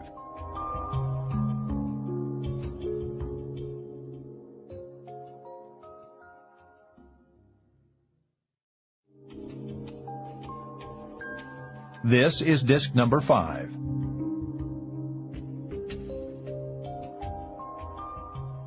Tina appeared to be no less pessimistic about their hope of escape than he was. Each time he glanced at her, she was either crouched forward, squinting at every new street they entered, or twisted halfway around in her seat, looking out the rear window. Her face was drawn, and she was biting her lower lip. However, by the time they reached Charleston Boulevard, via Maryland Parkway, Sahara Avenue, and Las Vegas Boulevard, they began to relax. They were far from Tina's neighborhood now. No matter who was searching for them, no matter how large the organization pitted against them, this city was too big to harbor danger for them in every nook and crevice. With more than 1 million full-time residents, with more than 20 million tourists a year, and with a vast desert on which to sprawl, Vegas offered thousands of dark, quiet corners where two people on the run could safely stop to catch their breath and settle upon a course of action. At least, that was what Elliot wanted to believe. "Where to?" Tina asked, as Elliot turned west on Charleston Boulevard. "Let's ride out this way for a few miles and talk. We've got a lot to discuss, plans to make." "What plans?" "How to stay alive." 20. While Elliot drove, he told Tina what had happened at his house, the two thugs, their interest in the possibility of Danny's grave being reopened, their admission that they worked for some government agency, the hypodermic syringes. She said, "Maybe we should go back to your place. If this Vince is still there, we should use those drugs on him. Even if he really doesn't know why his organization is interested in the exhumation, he'll at least know who his bosses are. We'll get names. There's bound to be a lot we can learn from him." They stopped at a red traffic light. Elliot took her hand. The contact gave him strength. "I'd sure like to interrogate Vince, but we can't. He probably isn't at my place anymore. He'll have come to his senses and scrammed by now. And even if he was deeper under than I thought, some of his people probably went in there and pulled him out while I was rushing off to you. Besides, if we go back to my house, we'll just be walking into the dragon's jaws. They'll be watching the place." The traffic light changed to green, and Elliot reluctantly let go of her hand. "The only way these people are going to get us," he said, "is if we just give ourselves over to them. No matter who they are, they're not omniscient. We can hide from them for a long time if we have to. If they can't find us, They can't kill us. As they continued west on Charleston Boulevard, Tina said, "Earlier you told me we couldn't go to the police with this." "Right. Why can't we?" "The cops might be a part of it, at least to the extent that Vince's bosses can put pressure on them. Besides, we're dealing with a government agency, and government agencies tend to cooperate with one another." "It's all so paranoid." "Eyes everywhere. If they have a judge in their pocket, why not a few cops?" "But you told me you respected Kennebec. You said he was a good judge." "He is. He's well versed in the law, and he's fair." "Why would he cooperate with these killers? Why would he violate his oath of office?" "Once an agent, always an agent," Elliot said. "That's the wisdom of the service, not mine, but in many cases it's true. For some of them, it's the only loyalty they'll ever be capable of." Kennebec held several jobs in different intelligence organizations. He was deeply involved in that world for 30 years.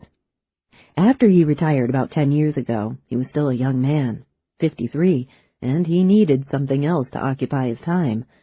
He had his law degree, but he didn't want the hassle of a day-to-day legal practice. So he ran for an elective position on the court, and he won. I think he takes his job seriously. Nevertheless, he was an intelligence agent a hell of a lot longer than he's been a judge, and I guess breeding tells. Or maybe he never actually retired at all. Maybe he's still on the payroll of some spook shop, and maybe the whole plan was for him to pretend to retire and then get elected as a judge here in Vegas, so his bosses would have a friendly courtroom in town. Is that likely? I mean, how could they be sure he'd win the election? Maybe they fixed it. You're serious, aren't you? Remember maybe 10 years ago when that Texas elections official revealed how Lyndon Johnson's first local election was fixed? The guy said he was just trying to clear his conscience after all those years. He might as well have saved his breath. Hardly anyone raised an eyebrow. It happens now and then. And in a small local election like the one Kennebec won, stacking the deck would be easy if you had enough money and government muscle behind you. But why would they want Kennebec on a Vegas court instead of in Washington or New York or someplace more important? Oh, Vegas is a very important town, Elliot said. If you want to launder dirty money, this is by far the easiest place to do it. If you want to purchase a false passport, a counterfeit driver's license, or anything of that nature, you can pick and choose from several of the best document forgery artists in the world, because this is where a lot of them live. If you're looking for a freelance hitman, someone who deals in carload lots of illegal weapons, maybe a mercenary who can put together a small expeditionary force for an overseas operation, you can find all of them here. Nevada has fewer state laws on the books than any state in the nation. Its tax rates are low. There's no state income tax at all.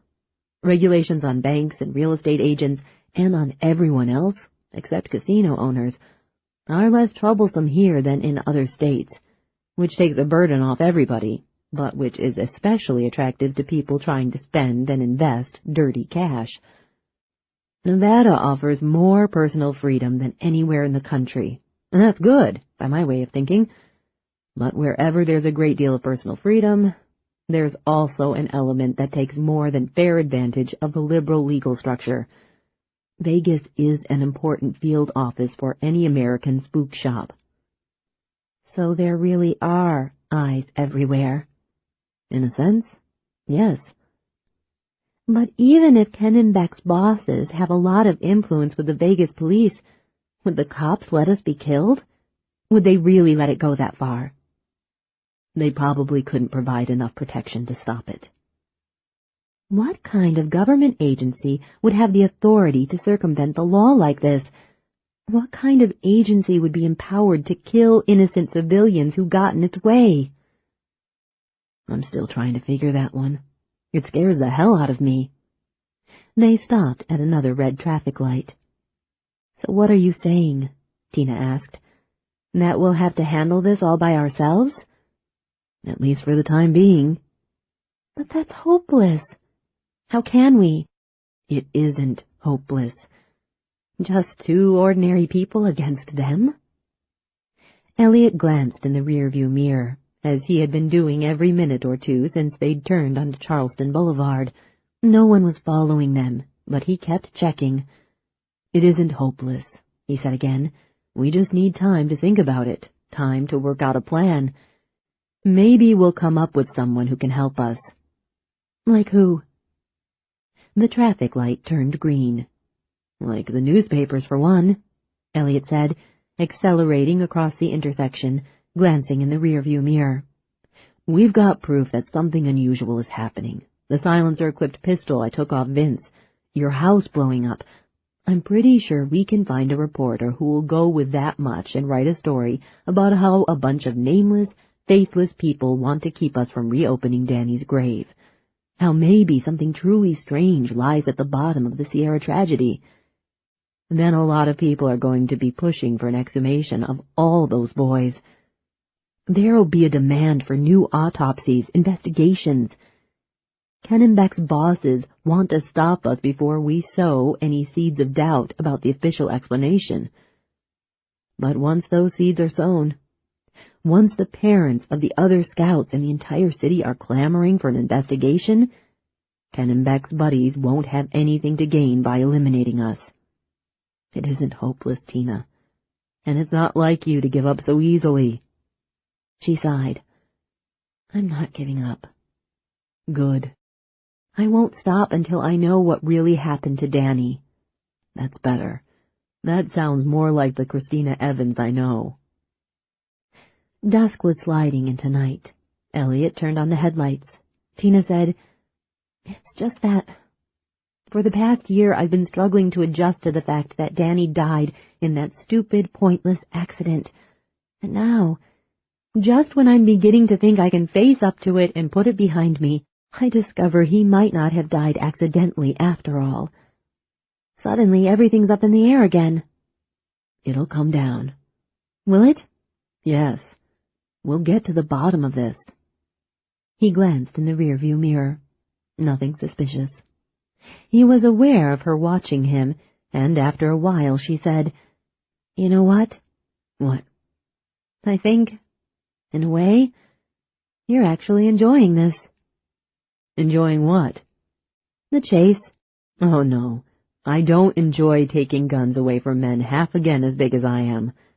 I'm sure you don't. That isn't what I said. And I sure wouldn't choose to have my nice, peaceful, quiet life turned upside down. I'd rather be a comfortable, upstanding, boring citizen than a fugitive. I didn't say anything about what you'd choose if it were up to you. But now that it's happened, now that it's been thrust upon you, you're not entirely unhappy. There's a part of you deep down that's responding to the challenge with a degree of pleasure. Baloney. And animal awareness. A new kind of energy you didn't have this morning. The only thing new about me is that I wasn't scared stiff this morning, and now I am. Being scared, that's part of it, she said. The danger has struck a chord in you. He smiled. The good old days of spies and counter-spies? Sorry, but no, I don't long for that at all. I'm not a natural-born man of action. I'm just me, the same old me that I always was. Anyway, Tina said, I'm glad I've got you on my side. I like it better when you're on top, he said, and he winked at her. Have you always had such a dirty mind? No, I've had to cultivate it. Joking in the midst of disaster, she said. Laughter is a balm for the afflicted, the best defense against despair, the only medicine for melancholy. Who said that? She asked. Shakespeare? Groucho Marx, I think. She leaned forward and picked something up from the floor between her feet. And then there's this damn thing. What did you find? I brought it from my place, she said. In the rush to get out of her house before the gas explosion leveled it, he hadn't noticed that she'd been carrying anything. He risked a quick look, shifting his attention from the road, but there wasn't enough light in the car for him to see what she held. I can't make it out. It's a horror comics magazine, she said. I found it when I was cleaning out Danny's room. It was in a box with a lot of other magazines. So? Remember the nightmares I told you about? Yeah, sure. The monster in my dreams is on the cover of this magazine. It's him. Detail for detail. Then you must have seen the magazine before and you just... No. That's what I tried to tell myself. But I never saw it until today. I know I didn't. I pored through Danny's collection. When he came home from the newsstand, I never monitored what he'd bought. I never snooped. Maybe you... Wait, she said. I haven't told you the worst part. The traffic thinned out as they drove farther from the heart of town, closer to the looming black mountains that thrust into the last electric purple light in the western sky. Tina told Elliot about the boy who was not dead. The similarities between the horror story and their attempt to exhume Danny's body chilled Elliot. Now, Tina said, just like death tried to stop the parents in the story, someone's trying to stop me from opening my son's grave. They were getting too far out of town. A hungry darkness lay on both sides of the road. The land began to rise toward Mount Charleston where, less than an hour away, pine forests were mantled with snow. Elliot swung the car around and started back toward the lights of the city, which spread like a vast, glowing fungus on the black desert plain. There are similarities, he said.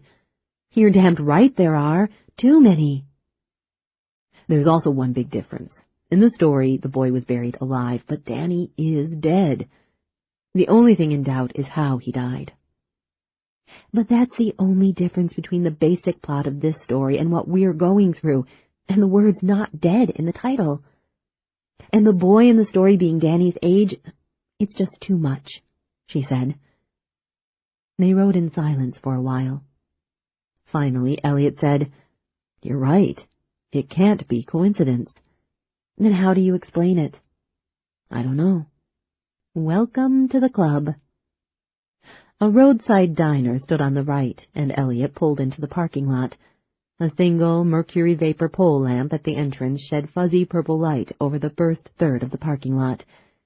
Elliot drove behind the restaurant and tucked the Mercedes into a slot in the deepest shadows, between a Toyota Celica and a small motorhome, where it could not be seen from the street. Hungry? He asked. Starving. But before we go in, let's check out that list of questions they were going to make you answer. Let's look at it in the cafe, Elliot said. The light will be better. It doesn't seem to be busy in there. We should be able to talk without being overheard. Bring the magazine, too. I want to see that story. As he got out of the car, his attention was drawn to a window on the side of the motorhome next to which he had parked.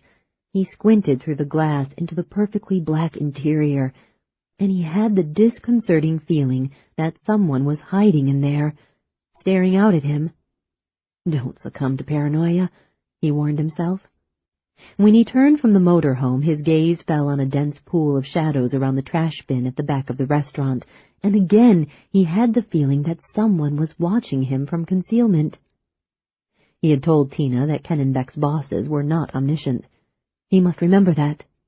He and Tina apparently were confronted with a powerful, lawless, dangerous organization hell-bent on keeping the secret of the Sierra tragedy. But any organization was composed of ordinary men and women, none of whom had the all-seeing gaze of God. Nevertheless, as he and Tina walked across the parking lot toward the diner, Elliot couldn't shake the feeling that someone or something was watching them. Not necessarily a person, just something weird, strange. Something both more and less than human. That was a bizarre thought, not at all the sort of notion he'd ordinarily get in his head, and he didn't like it. Tina stopped when they reached the purple light under the mercury vapor lamp. She glanced back toward the car, a curious expression on her face. What is it? Elliot asked. I don't know. See something? No. They stared at the shadows. At length she said, Do you feel it? Feel what? I've got this prickly feeling. He didn't say anything. "You do feel it, don't you?" she asked. "Yes." "As if we aren't alone." "It's crazy," he said, "but I feel eyes on me." She shivered. "But no one's really there."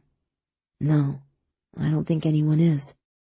They continued to squint at the inky blackness, searching for movement. She said, "Are we both cracking under the strain?" "Just jumpy," he said, but he wasn't really convinced that their imagination was to blame. A soft, cool wind sprang up. It carried with it the odor of dry desert weeds and alkaline sand. It hissed through the branches of a nearby date palm. "It's such a strong feeling," she said. "And you know what it reminds me of? It's the same damn feeling I had in Angela's office when that computer terminal started operating on its own. I feel not just as if I'm being watched, but something more, like a presence. As if something I can't see is standing right beside me. I can feel the weight of it, a pressure in the air, sort of looming." He knew exactly what she meant, but he didn't want to think about it, because there was no way he could make sense of it. He preferred to deal with hard facts, realities. That was why he was such a good attorney, so adept at taking threads of evidence and weaving a good case out of them. "We're both overwrought," he suggested. "That doesn't change what I feel." "Let's get something to eat." She stayed a moment longer, staring back into the gloom, where the purple mercury vapor light did not reach. "Tina?" A breath of wind stirred a dry tumbleweed and blew it across the blacktop. A bird swooped through the darkness overhead. Elliot couldn't see it, but he could hear the beating of its wings. Tina cleared her throat. "It's as if the night itself is watching us. The night, the shadows, the eyes of darkness." The wind ruffled Elliot's hair. It rattled a loose metal fixture on the trash bin, and the restaurant's big sign creaked between its two standards. At last he and Tina went into the diner, trying not to look over their shoulders. 21. The long, L-shaped diner was filled with glimmering surfaces, chrome, glass, plastic, yellow formica, and red vinyl. The jukebox played a country tune by Garth Brooks, and the music shared the air with the delicious aromas of fried eggs, bacon, and sausages. True to the rhythm of Vegas life, someone was just beginning his day with a hearty breakfast. Tina's mouth began to water as soon as she stepped through the door. 11 customers were clustered at the end of the long arm of the L, near the entrance, 5 on stools at the counter, 6 in the red booths. Elliot and Tina sat as far from everyone as possible, in the last booth in the short wing of the restaurant. Their waitress was a redhead named Elvira. She had a round face, dimples, eyes that twinkled as if they had been waxed, and a Texas drawl. She took their orders for cheeseburgers, French fries, coleslaw, and Coors. When Elvira left the table and they were alone, Tina said, "Let's see the papers you took off that guy." Elliot fished the pages out of his hip pocket, unfolded them, and put them on the table. There were 3 sheets of paper, each containing 10 or 12 typewritten questions. They leaned in from opposite sides of the booth and read the material silently. 1. How long have you known Christina Evans? 2. Why did Christina Evans ask you, rather than another attorney, to handle the exhumation of her son's body? 3. What reason does she have to doubt the official story of her son's death? 4. Does she have any proof that the official story of her son's death is false? 5. If she has such proof, what is it? 6. Where did she obtain this evidence? 7. Have you ever heard of Project Pandora? 8. Have you been given, or has Mrs. Evans been given, any material relating to military research installations in the Sierra Nevada mountains? Elliot looked up from the page. Have you ever heard of Project Pandora? No. Secret labs in the high Sierras? Oh, sure. Mrs. Nedler told me all about them. Mrs. Nedler? My cleaning woman. Jokes again. at a time like this. Balm for the afflicted, medicine for melancholy. Groucho Marx, she said. Evidently, they think someone from Project Pandora has decided to rat on them.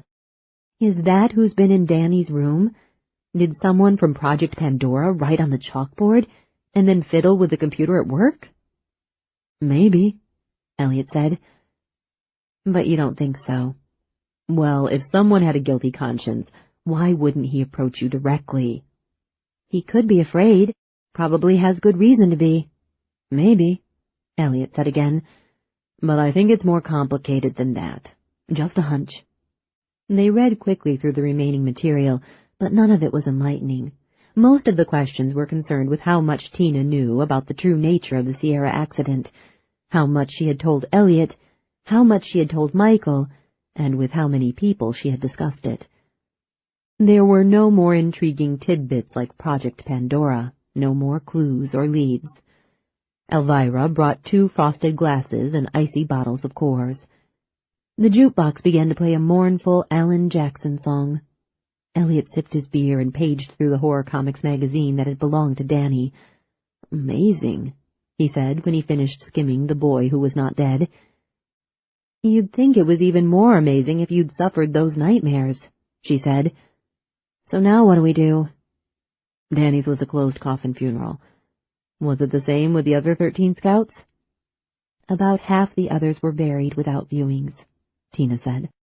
Their parents never saw the bodies? Oh, yes. All the other parents were asked to identify their kids. Even though some of the corpses were in such a horrible state, they couldn't be cosmetically restored for viewing at a funeral. Michael and I were the only ones who were strongly advised not to look at the remains. Danny was the only one who was too badly mangled. Even after all this time, when she thought about Danny's last moments on Earth, the terror he must have known, the excruciating pain he must have endured, even if it was of brief duration, she began to choke with sorrow and pity. She blinked back tears and took a swallow of beer. Damn, Elliot said. What? I thought we might make some quick allies out of those other parents. If they hadn't seen their kids' bodies, they might have just gone through a year of doubt like you did, might be easily persuaded to join us in a call for the reopening of all the graves. If that many voices were raised, then Vince's bosses couldn't risk silencing all of them, and we'd be safe. But if the other people had a chance to view the bodies, if none of them has had any reason to entertain doubts like yours, then they're all just finally learning to cope with a tragedy. If we go to them now with a wild story about a mysterious conspiracy, they aren't going to be anxious to listen. So we're still alone. Yeah. You said we could go to a reporter, try to get media interest brewing. Do you have anyone in mind? I know a couple of local guys, Elliot said, but maybe it's not wise to go to the local press. That might be just what Vince's bosses are expecting us to do. If they're waiting, watching, we'll be dead before we can tell a reporter more than a sentence or two. I think we'll have to take the story out of town, and before we do that, I'd like to have a few more facts. I thought you said we had enough to interest a good newsman. The pistol you took off that man, my house being blown up. That might be enough. Certainly for the Las Vegas paper, it ought to be sufficient. This city still remembers the Jaworski group, the Sierra accident. It was a local tragedy. But if we go to the press in Los Angeles or New York or some other city, the reporters there aren't going to have a whole lot of interest in it unless they see an aspect of the story that lifts it out of the local interest category. Maybe we've already got enough to convince them it's big news. I'm not sure. And I want to be damn sure before we try to go public with it. Ideally, I'd even like to be able to hand the reporter a neat theory about what really happened to those scouts, something sensational that he can hook his story onto. Such as? He shook his head. I don't have anything worked out yet. But it seems to me the most obvious thing we have to consider is that the scouts and their leaders saw something they weren't supposed to see. Project Pandora? He sipped his beer and used one finger to wipe a trace of foam from his upper lip. A military secret. I can't see what else would have brought an organization like Vince's so deeply into this. An intelligence outfit of that size and sophistication doesn't waste its time on Mickey Mouse stuff. But military secrets? That seems so far out. In case you didn't know it, since the Cold War ended and California took such a big hit in the defense downsizing, Nevada has more Pentagon-supported industries and installations than any state in the Union. And I'm not just talking about the obvious ones, like Nellis Air Force Base and the nuclear test site. This state's ideally suited for secret or quasi-secret, high-security weapons research centers. Nevada has thousands of square miles of remote, unpopulated land, the deserts, the deeper reaches of the mountains, and most of those remote areas are owned by the federal government. If you put a secret installation in the middle of all that lonely land, you have a pretty easy job maintaining security. Arms on the table, both hands clasped around her glass of beer, Tina leaned toward Elliot. You're saying that Mr. Jaworski, Mr. Lincoln, and the boys stumbled across a place like that in the Sierras? It's possible. And saw something they weren't supposed to see. Maybe. And then what? You mean, because of what they saw, they were killed? It's a theory that ought to excite a good reporter. She shook her head. I just can't believe the government would murder a group of little children just because they accidentally got a glimpse of a new weapon or something. Wouldn't it? Think of Waco. All those dead children. Ruby Ridge. A 14-year-old boy shot in the back by the FBI. Vince Foster found dead in a Washington park and officially declared a suicide, even though most of the forensic evidence points to murder. Even a primarily good government, when it's big enough, has some pretty mean sharks swimming in the darker currents. We're living in strange times, Tina. The rising night wind thrummed against the large pane of glass beside their booth. Beyond the window, out on Charleston Boulevard, traffic sailed murkily through a sudden churning river of dust and paper scraps. Chilled, Tina said. But how much could the kids have seen? You're the one who said security was easy to maintain when one of these installations is located in the wilderness. The boys couldn't have gotten very close to such a well-guarded place. Surely they couldn't have managed to get more than a glimpse. Maybe a glimpse was enough to condemn them. But kids aren't the best observers, she argued. They're impressionable, excitable, given to exaggeration. If they had seen something, they'd have come back with at least a dozen different stories about it, none of them accurate. A group of young boys wouldn't be a threat to the security of a secret installation. You're probably right, but a bunch of hard-nosed security men might not have seen it that way. Well, they'd have had to be pretty stupid to think murder was the safest way to handle it. Killing all those people and trying to fake an accident?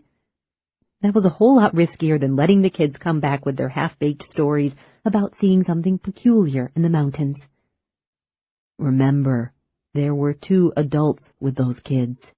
People might have discounted most of what the boys said about it, but they'd have believed Jaworski and Lincoln.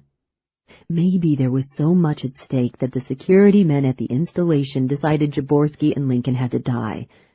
Then it became necessary to kill the kids to eliminate witnesses to the first 2 murders.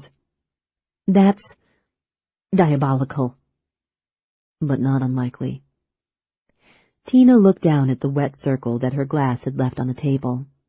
While she thought about what Elliot had said, she dipped one finger in the water and drew a grim mouth, a nose, and a pair of eyes in the circle. She added 2 horns, transforming the blot of moisture into a little demonic face. Then she wiped it away with the palm of her hand. I don't know. Hidden installations, military secrets.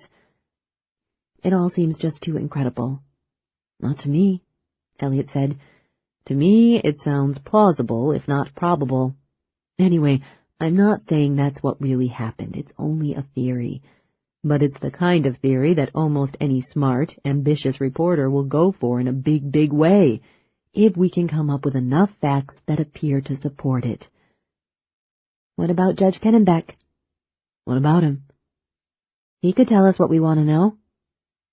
We'd be committing suicide if we went to Kennebeck's place, Elliot said. Vince's friends are sure to be waiting for us there.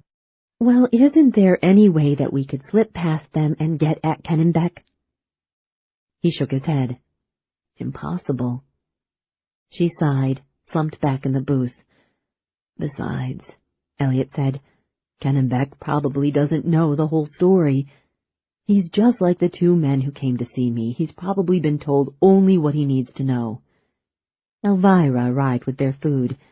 The cheeseburgers were made from juicy ground sirloin, the French fries were crisp, and the coleslaw was tart but not sour. By unspoken agreement, Tina and Elliot didn't talk about their problems while they ate. In fact, they didn't talk much at all. They listened to the country music on the jukebox and watched Charleston Boulevard through the window, where the desert dust storm clouded oncoming headlights and forced the traffic to move slowly. And they thought about those things that neither of them wanted to speak of. Murder past and murder present.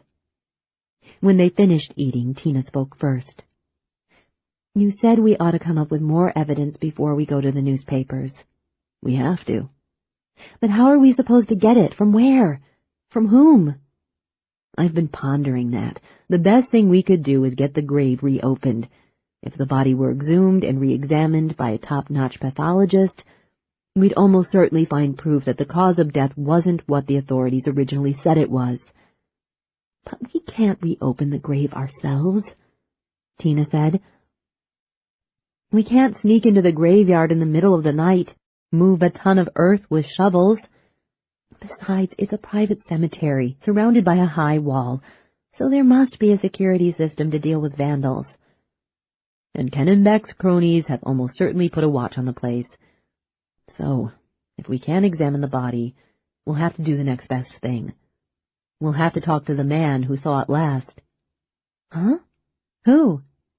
Well, I guess the coroner. You mean the medical examiner in Reno? Was that where the death certificate was issued? Yes. The bodies were brought out of the mountains down to Reno. On second thought, maybe we'll skip the coroner, Elliot said. He's the one who had to designate it an accidental death. There's a better than even chance he's been co-opted by Kennebeck's crowd.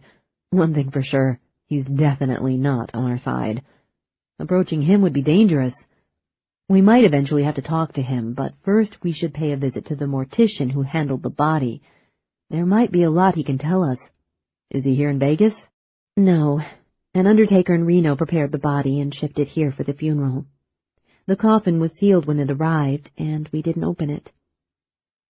Elvira stopped by the table and asked if they wanted anything more. They didn't. She left the check and took away some of the dirty dishes. To Tina, Elliot said, Do you remember the name of the mortician in Reno? Yes. Bellicosti. Luciano Bellicosti. Elliot finished the last swallow of beer in his glass. Then we'll go to Reno. Can't we just call Bellicosti? These days, everyone's phone seems to be tapped. Besides, if we're face to face with him, we'll have a better idea of whether or not he's telling the truth. No, it can't be done long distance. We have to go up there. Her hand shook when she raised her glass to drink the last of her own cores. Elliot said, What's wrong? She wasn't exactly sure. She was filled with a new dread, a fear greater than the one that had burned within her during the past few hours. I guess I'm just afraid to go to Reno. He reached across the table and put his hand over hers. It's okay. There's less to be frightened of up there than here. It's here we've got killers hunting us. I know. Sure, I'm scared of those creeps, but more than that, what I'm afraid of is finding out the truth about Danny's death. And I have a strong feeling we'll find it in Reno. I thought that was exactly what you wanted to know. Oh, I do. But at the same time, I'm afraid of knowing, because it's going to be bad. The truth is going to be something really terrible. Maybe not. Yes, The only alternative is to give up, to back off and never know what really happened. And that's worse, she admitted. Anyway, we have to learn what really happened in the Sierras. If we know the truth, we can use it to save ourselves. It's our only hope of survival. So when do we leave for Reno? She asked. Tonight, right now. We'll take my Cessna Skylane. Nice little machine. Won't they know about it? Probably not. I only hooked up with you today, so they haven't had time to learn more than the essentials about me. Just the same, we'll approach the airfield with caution. If we can use the Cessna, how soon would we get to Reno? A few hours. I think it would be wise for us to stay up there for a couple of days, even after we've talked to Bellicosti, until we can figure a way out of this mess. Everyone will still be looking for us in Vegas, and we'll breathe a little easier if we aren't here. But I didn't get a chance to pack that suitcase, Tina said. I need a change of clothes, at least a toothbrush and a few other things. Neither one of us has a coat, and it's damn cold in Reno at this time of year. We'll buy whatever we need before we leave. I don't have any money with me, not a penny. I've got some, Elliot said. A couple $100, plus a wallet filled with credit cards. We could go around the world on the cards alone. They might track us when we use the cards, but not for a couple of days. But it's a holiday, and this is Las Vegas, Elliot said. There's always a store open somewhere, and the shops and the hotels won't be closed. This is one of their busiest times of the year. We'll be able to find coats and whatever else we need, and we'll find it all in a hurry. He left a generous tip for the waitress and got to his feet. Come on. The sooner we're out of this town, the safer I'll feel. She went with him to the cash register, which was near the entrance. The cashier was a white-haired man, owlish behind a pair of thick spectacles. He smiled and asked Elliot if their dinner had been satisfactory, and Elliot said it had been fine, and the old man began to make change with slow, arthritic fingers. The rich odor of chili sauce drifted out of the kitchen. Green peppers, onions, jalapenos, the distinct aromas of melted cheddar and Monterey Jack. The long wing of the diner was nearly full of customers now. About 40 people were eating dinner or waiting to be served. Some were laughing. A young couple was plotting conspiratorially, leaning toward each other from opposite sides of a booth, their heads almost touching. Nearly everyone was engaged in animated conversations, couples and cozy groups of friends enjoying themselves, looking forward to the remaining 3 days of the 4-day holiday. Suddenly Tina felt a pang of envy. She wanted to be one of these fortunate people.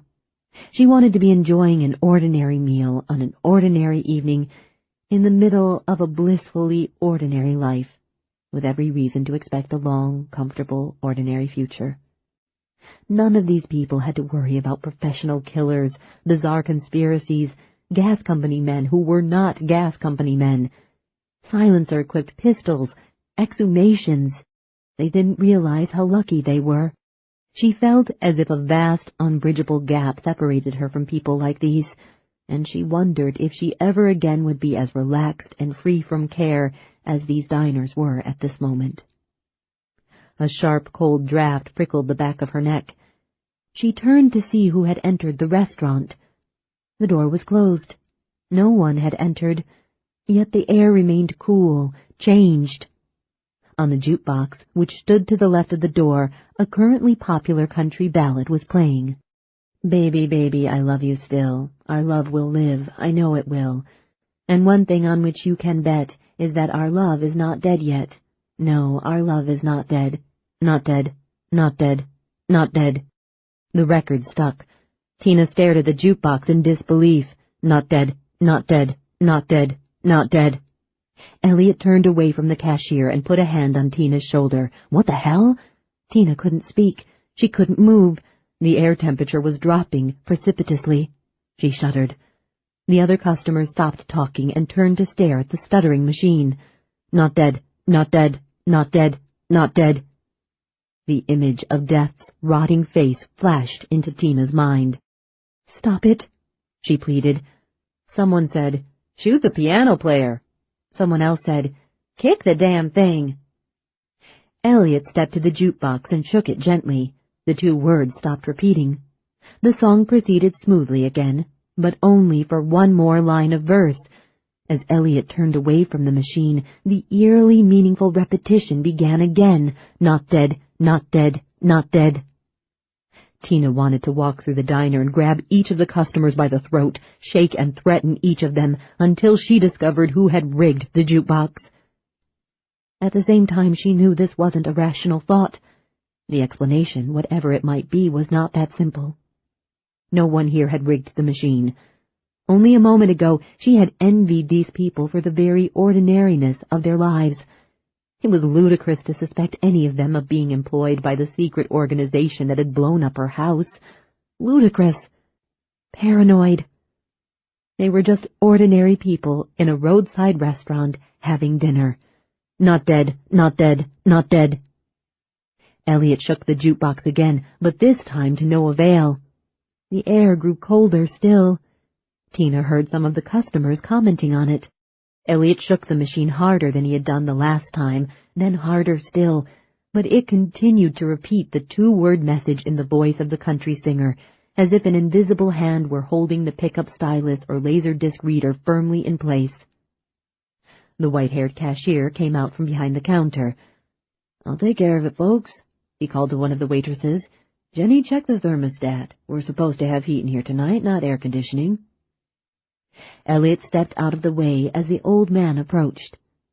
Although no one was touching the jukebox, the volume increased, and the 2 words boomed through the diner, thundered, vibrated in the windows, and rattled silverware on the tables.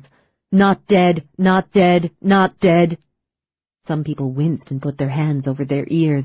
The old man had to shout to be heard above the explosive voices on the jukebox. "There's a button on the back to reject the record." Tina wasn't able to cover her ears. Her arms hung straight down at her sides, frozen, rigid, hands fisted, and she couldn't find the will or the strength to lift them. She wanted to scream, but she couldn't make a sound. Colder, colder. She became aware of the familiar, spirit-like presence that had been in Angela's office when the computer had begun to operate by itself. She had the same feeling of being watched that she'd had in the parking lot a short while ago. The old man crouched beside the machine, reached behind it, found the button. He pushed it several times. "Not dead, not dead, not dead." "Have to unplug it," the old man said. The volume increased again. The 2 words blasted out of the speakers in all corners of the diner with such incredible, bone-jarring force that it was difficult to believe that the machine had been built with the capability of pouring out sound with this excessive, unnerving power. Elliot pulled the jukebox from the wall so the old man could reach the cord. In that instant, Tina realized she had nothing to fear from the presence that lay behind this eerie manifestation. It meant her no harm. Quite the opposite, in fact. In a flash of understanding, she saw through to the heart of the mystery. Her hands, which had been curled into tight fists, came open once more. The tension went out of her neck and shoulder muscles. Her heartbeat became less like the pounding of a jackhammer, but it still did not settle into a normal rhythm. Now it was affected by excitement rather than terror. If she tried to scream now, she would be able to do so. But she no longer wanted to scream. As the white-haired cashier grasped the plug in his arthritis-gnarled hands and wiggled it back and forth in the wall socket, trying to free it, Tina almost told him to stop. She wanted to see what would happen next if no one interfered with the presence that had taken control of the jukebox. But before she could think of a way to phrase her odd request, the old man succeeded in unplugging the machine. Following the monotonous, ear-splitting repetition of that 2-word message, the silence was stunning. After a second of surprised relief, everyone in the diner applauded the old fellow. Jenny, the waitress, called to him from behind the counter. "Hey, Al, I didn't touch the thermostat. Says the heat's on and set at 70. You better take a look at it." "You must have done something to it," Al said. "It's getting warm in here again." "I didn't touch it," Jenny insisted. Al didn't believe her. but Tina did. Elliot turned away from the jukebox and looked at Tina with concern. "Are you all right?" "Yes. God, yes. Better than I've been in a long time." He frowned, baffled by her smile. "I know what it is, Elliot. I know exactly what it is. Come on," she said excitedly. "Let's go." He was confused by the change in her demeanor, but she didn't want to explain things to him here in the diner. She opened the door and went outside. 22. The windstorm was still in progress, but it was not raging as fiercely as it had been when Elliot and Tina had watched it through the restaurant window. A brisk wind pushed across the city from the east. Laden with dust and with the powdery white sand that had been swept in from the desert, the air abraded their faces and had an unpleasant taste. They put their heads down and scurried past the front of the diner, around the side, through the purple light under the single mercury vapor lamp, and into the deep shadows behind the building. In the Mercedes, in the darkness, with the doors locked, she said, "No wonder we haven't been able to figure it out." "Why on earth are you so—" "We've been looking at this all wrong. So bubbly when approaching it ass backwards. No wonder we haven't been able to find a solution." "What are you talking about? Did you see what I saw in there? Did you hear the jukebox? I don't see how that could have cheered you up. It made my blood run cold. It was weird." "Listen," she said excitedly. "We thought someone was sending me messages about Danny being alive just to rub my face in the fact that he was actually dead, or to let me know, in a roundabout fashion, that the way he died wasn't anything like what I'd been told. But those messages haven't been coming from a sadist, and they haven't been coming from someone who wants to expose the true story of the Sierra accident. They aren't being sent by a total stranger or by Michael. They are exactly what they appear to be." Confused, he said, "And to your way of thinking, what do they appear to be?" "They're cries for help." "What?" "They're coming from Danny." Elliot stared at her with consternation and with pity, his dark eyes reflecting a distant light. "What are you saying? That Danny reached out to you from the grave to cause that excitement in the restaurant? Tina, you really don't think his ghost was haunting a jukebox?" No. I'm saying Danny isn't dead." Wait a minute. "My Danny is alive. I'm sure of it." "We've already been through this argument, and we rejected it," he reminded her. "We were wrong. Jaworski, Lincoln, and all the other boys might have died in the Sierras, but Danny didn't. I know it. I sense it. It's like a revelation, almost like a vision. Maybe there was an accident, but it wasn't like anything we were told. It was something very different, something exceedingly strange. That's already obvious, but the government had to hide it, and so this organization that Ken Beck works for was given responsibility for the cover-up." "I'm with you that far," Elliot said. "That's logical. But how do you figure Danny's alive? That doesn't necessarily follow." "I'm only telling you what I know, what I feel," she said. "A tremendous sense of peace, of reassurance came over me in the diner just before you finally managed to shut off the jukebox. It wasn't just an inner feeling of peace. It came from outside of me like a wave. Hell, I can't really explain it. I only know what I felt. Danny was trying to reassure me, trying to tell me that he was still alive. I know it. Danny survived the accident, but they couldn't let him come home because he'd tell everyone the government was responsible for the deaths of the others, and that would blow their secret military installation wide open." "You're reaching, grasping for straws."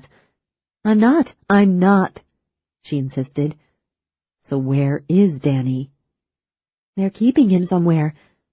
I don't know why they didn't kill him. I don't know how long they think they can keep him bottled up like this. But that's what they're doing. That's what's going on. Those might not be the precise circumstances, but they're pretty damn close to the truth." "Tina." She wouldn't let him interrupt. "This secret police force, these people behind Kennebec, they think someone involved with Project Pandora has turned on them and told me what really happened to Danny. They're wrong, of course. It wasn't one of them. It's Danny. Somehow, I don't know how, but he's reaching out to me." She struggled to explain the understanding that had come to her in the diner. Somehow, some way he's reaching out. With his mind, I guess. Danny was the one who wrote those words on the chalkboard, with his mind. "The only proof of this is what you say you feel, this vision you've had. Not a vision, whatever. Anyway, that's no proof at all. It's proof enough for me," she said. "And it would be proof enough for you if you'd had the same experience back there in the diner, if you'd felt what I felt. It was Danny who reached out for me when I was at work, found me in the office, tried to use the hotel computer to send his message to me, and now the jukebox. He must be psychic. That's it. That's what he is. He's psychic. He has some power, and he's reaching out, trying to tell me he's alive, asking me to find him and save him. And the people who are holding him don't know he's doing it. They're blaming the leak on one of their own, on someone from Project Pandora." "Tina, this is a very imaginative theory, but it might be imaginative, but it's not a theory. It's true.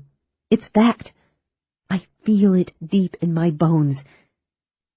Can you shoot holes through it? Can you prove I'm wrong?"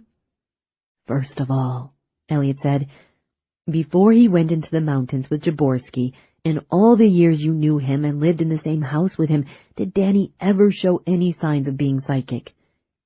She frowned. "No."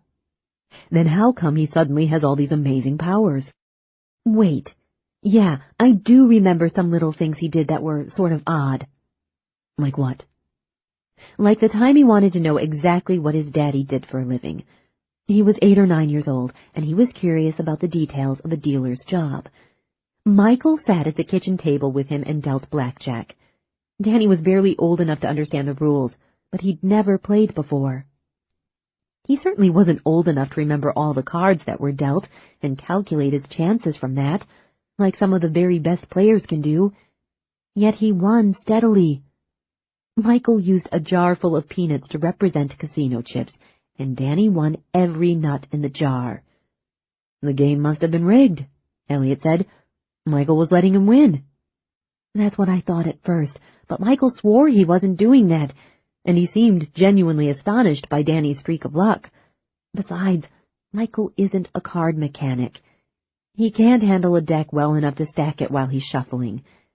And then there was Elmer." "Who's Elmer?" "He was our dog, the cute little mutt. One day, about 2 years ago, I was in the kitchen making an apple pie, and Danny came in to tell me Elmer wasn't anywhere to be found in the yard. Apparently the pooch slipped out of the gate when the gardeners came around. Danny said he was sure Elmer wasn't going to come back because he'd been hit and killed by a truck. I told him not to worry. I said we'd find Elmer safe and sound. But we never did. We never found him at all." "Just because you never found him, that's not proof he was killed by a truck." "It was proof enough for Danny. He mourned for weeks." Elliot sighed. "Winning a few hands at blackjack, that's luck, just like you said. And predicting that a runaway dog would be killed in traffic, that's just a reasonable assumption to make under the circumstances. And even if those were examples of psychic ability, little tricks like that are light years from what you're attributing to Danny now." "I know. Somehow his abilities have grown a lot stronger. Maybe because of the situation he's in. The fear. The stress." "If fear and stress could increase the power of his psychic gifts, why didn't he start trying to get in touch with you months ago?" "Maybe it took a year of stress and fear to develop the ability. I don't know." A flood of unreasonable anger washed through her. "Christ! How could I know the answer to that?" "Calm down," he said. "You dared me to shoot holes in your theory. That's what I'm doing." "No," she said. "As far as I can see, you haven't shot one hole in it yet. Danny's alive, being held somewhere, and he's trying to reach me with his mind, telepathically. No, not telepathy. He's able to move objects just by thinking about them, What do you call that? Isn't there a name for that ability? Telekinesis? Elliot said. Yes, that's it. He's telekinetic. Do you have a better explanation for what happened in the diner? Well, no. Are you going to tell me it was coincidence that the record stuck on those 2 words? No, Elliot said. It wasn't a coincidence. That would be even more unlikely than the possibility that Danny did it. You admit I'm right? No, he said. I can't think of a better explanation, but I'm not ready to accept yours. I've never believed in that psychic crap. For a minute or two, neither of them spoke. They stared out at the dark parking lot and at the fenced storage yard full of 50-gallon drums that lay beyond the lot.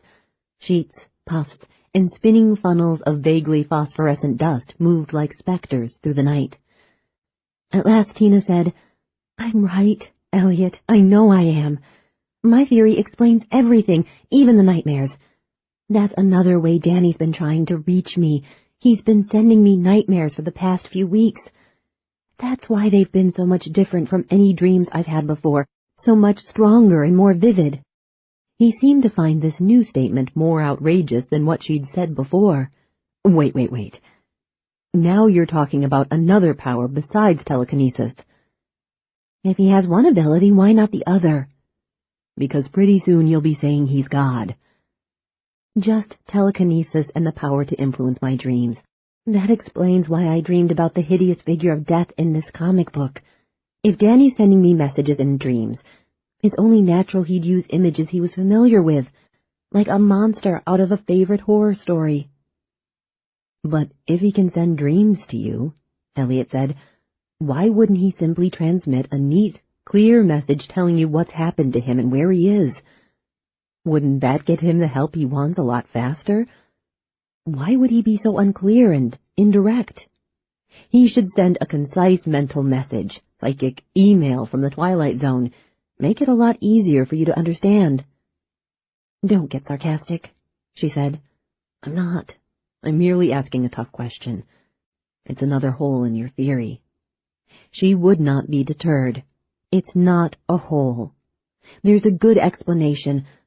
Obviously, like I told you, Danny isn't telepathic exactly. He's telekinetic, able to move objects with his mind, and he can influence dreams to some extent. But he's not flat-out telepathic. He can't transmit detailed thoughts. He can't send concise mental messages, because he doesn't have that much power or control. So he has to try to reach me as best he can. Will you listen to us? I've been listening, she said. We sound like a couple of prime candidates for a padded cell. No, I don't think we do. This talk of psychic power, it's not exactly level-headed stuff, Elliot said. Then explain what happened in the diner. I can't. Damn it, I can't, he said, sounding like a priest whose faith had been deeply shaken. The faith that he was beginning to question was not religious, however, but scientific. Stop thinking like an attorney, she said. Stop trying to herd the facts into neat corrals of logic. That's exactly what I've been trained to do. I know, she said sympathetically, but the world is full of illogical things that are nonetheless true, and this is one of them. The wind buffeted the sports car, moaned along the windows, seeking a way in. Elliot said, If Danny has this incredible power, why is he sending messages just to you? Why doesn't he at least contact Michael, too? Maybe he doesn't feel close enough to Michael to try reaching him. After all, the last couple of years we were married, Michael was running around with a lot of other women, spending most of his time away from home, and Danny felt even more abandoned than I did. I never talked against Michael. I even tried to justify some of his actions because I didn't want Danny to hate him. But Danny was hurt just the same. I suppose it's natural for him to reach out to me rather than to his father. A wall of dust fell softly over the car. Still think you can shoot my theory full of holes? She asked. No. You argued your case pretty well. Thank you, Judge. I still can't believe you're right. I know some pretty damn intelligent people believe in ESP, but I don't. I can't bring myself to accept this psychic crap. Not yet, anyway. I'm going to keep looking for some less exotic explanation. And if you come up with one, Tina said, I'll give it very serious consideration. He put a hand on her shoulder. The reason I've argued with you is I'm worried about you, Tina. About my sanity? No. This psychic explanation bothers me mainly because it gives you hope that Danny's still alive. And that's dangerous.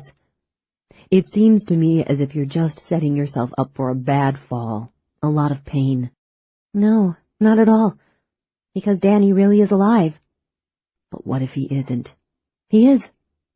If you discover he's dead, it'll be like losing him all over again. But he's not dead, she insisted. I feel it. I sense it. I know it, Elliot. And if he is dead? Elliot asked, every bit as insistent as she was. She hesitated. Then, I'll be able to handle it. You're sure? Positive.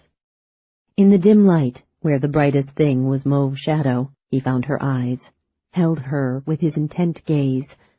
She felt as if he were not merely looking at her, but into her, through her. Finally, he leaned over and kissed the corner of her mouth, then her cheek, her eyes. He said, I don't want to see your heart broken.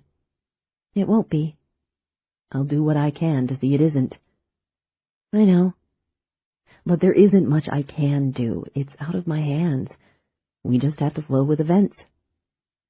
She slipped a hand behind his neck, holding his face close.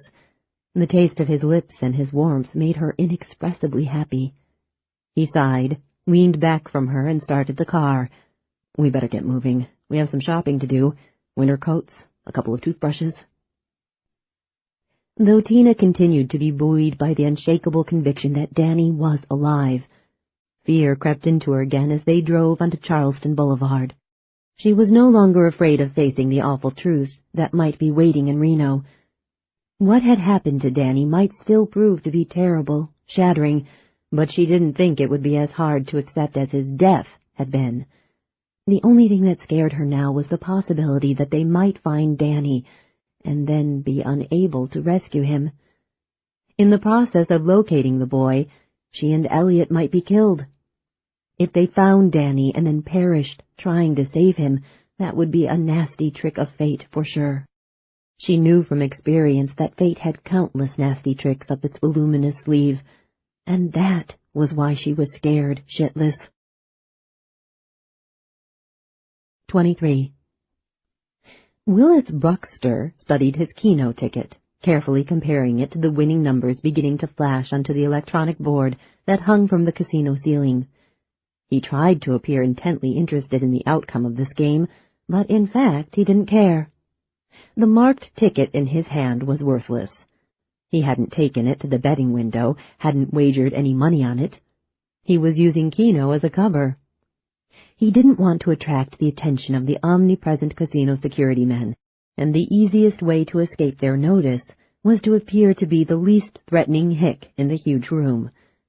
With that in mind, Bruxter wore a cheap green polyester leisure suit, black loafers, and white socks. He was carrying 2 books of the discount coupons that casinos use to pull slot machine players into the house, and he wore a camera on a strap around his neck.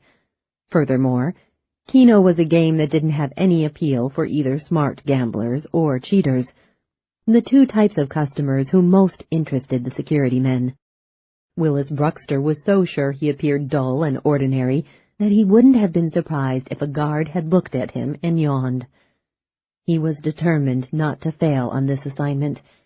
It was a career maker or breaker. The network badly wanted to eliminate everyone who might press for the exhumation of Danny Evans's body, and the agents targeted against Elliot Stryker and Christina Evans had thus far failed to carry out their orders to terminate the pair. Their ineptitude gave Willis Bruxter a chance to shine. If he made a clean hit here, in the crowded casino, he would be assured of a promotion. Bruxter stood at the head of the escalator that led from the lower shopping arcade to the casino level of Bally's Hotel. During their periodic breaks from the gaming tables, nursing stiff necks and sore shoulders and leaden arms, the weary dealers retired to a combination lounge and locker room at the bottom and to the right of the escalator. A group had gone down a while ago and would be returning for their last stand at the tables before a whole new staff came on duty with the shift change. Bruxter was waiting for one of those dealers, Michael Evans. He hadn't expected to find the man at work. He had thought Evans might be keeping a vigil at the demolished house, while the firemen sifted through the still smoldering debris, searching for the remains of the woman they thought might be buried there. But when Bruxter had come into the hotel 30 minutes ago, Evans had been chatting with the players at his blackjack table, cracking jokes and grinning as if nothing of any importance had happened in his life lately. Perhaps Evans didn't know about the explosion at his former house. Or maybe he did know and just didn't give a damn about his ex-wife. It might have been a bitter divorce. Bruxter hadn't been able to get close to Evans when the dealer left the blackjack pit at the beginning of the break. Consequently, he'd stationed himself here, at the head of the escalator, and had pretended to be interested in the keno board.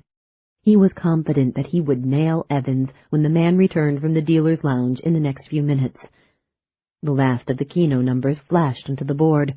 Willis Bruxter stared at them, then crumpled his game card with obvious disappointment and disgust, as if he had lost a few hard-earned dollars. He glanced down the escalator. Dealers in black trousers, white shirts, and string ties were ascending. Bruxter sidled away from the escalator and unfolded his keno card. He compared it once more with the numbers on the electronic board, as if he were praying that he had made a mistake the first time. Michael Evans was the seventh dealer off the escalator. He was a handsome, easy-going guy who ambled rather than walked. He stopped to have a word with a strikingly pretty cocktail waitress, and she smiled at him. The other dealers streamed by, and when Evans finally turned away from the waitress, he was the last in the procession as it moved toward the blackjack pits. Bruxter fell in beside and slightly behind his target as they pressed through the teeming mob that jammed the enormous casino.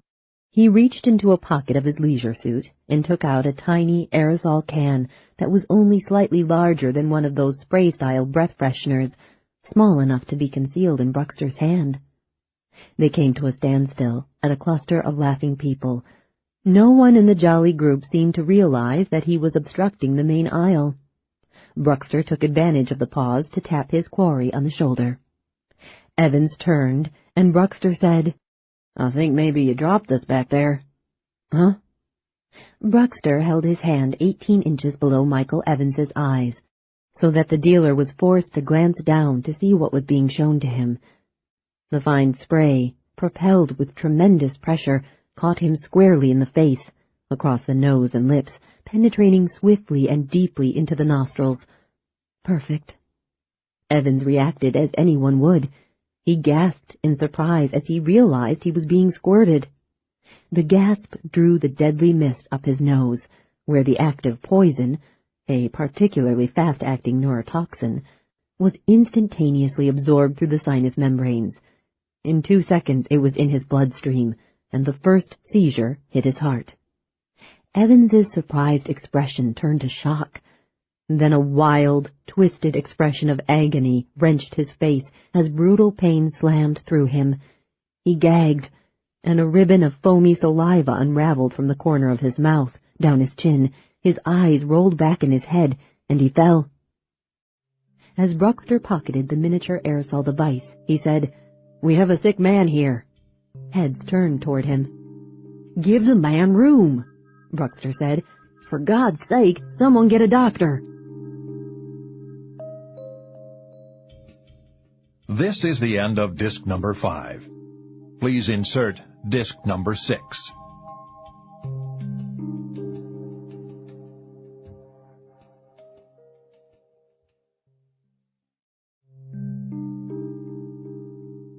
This is disc number 6.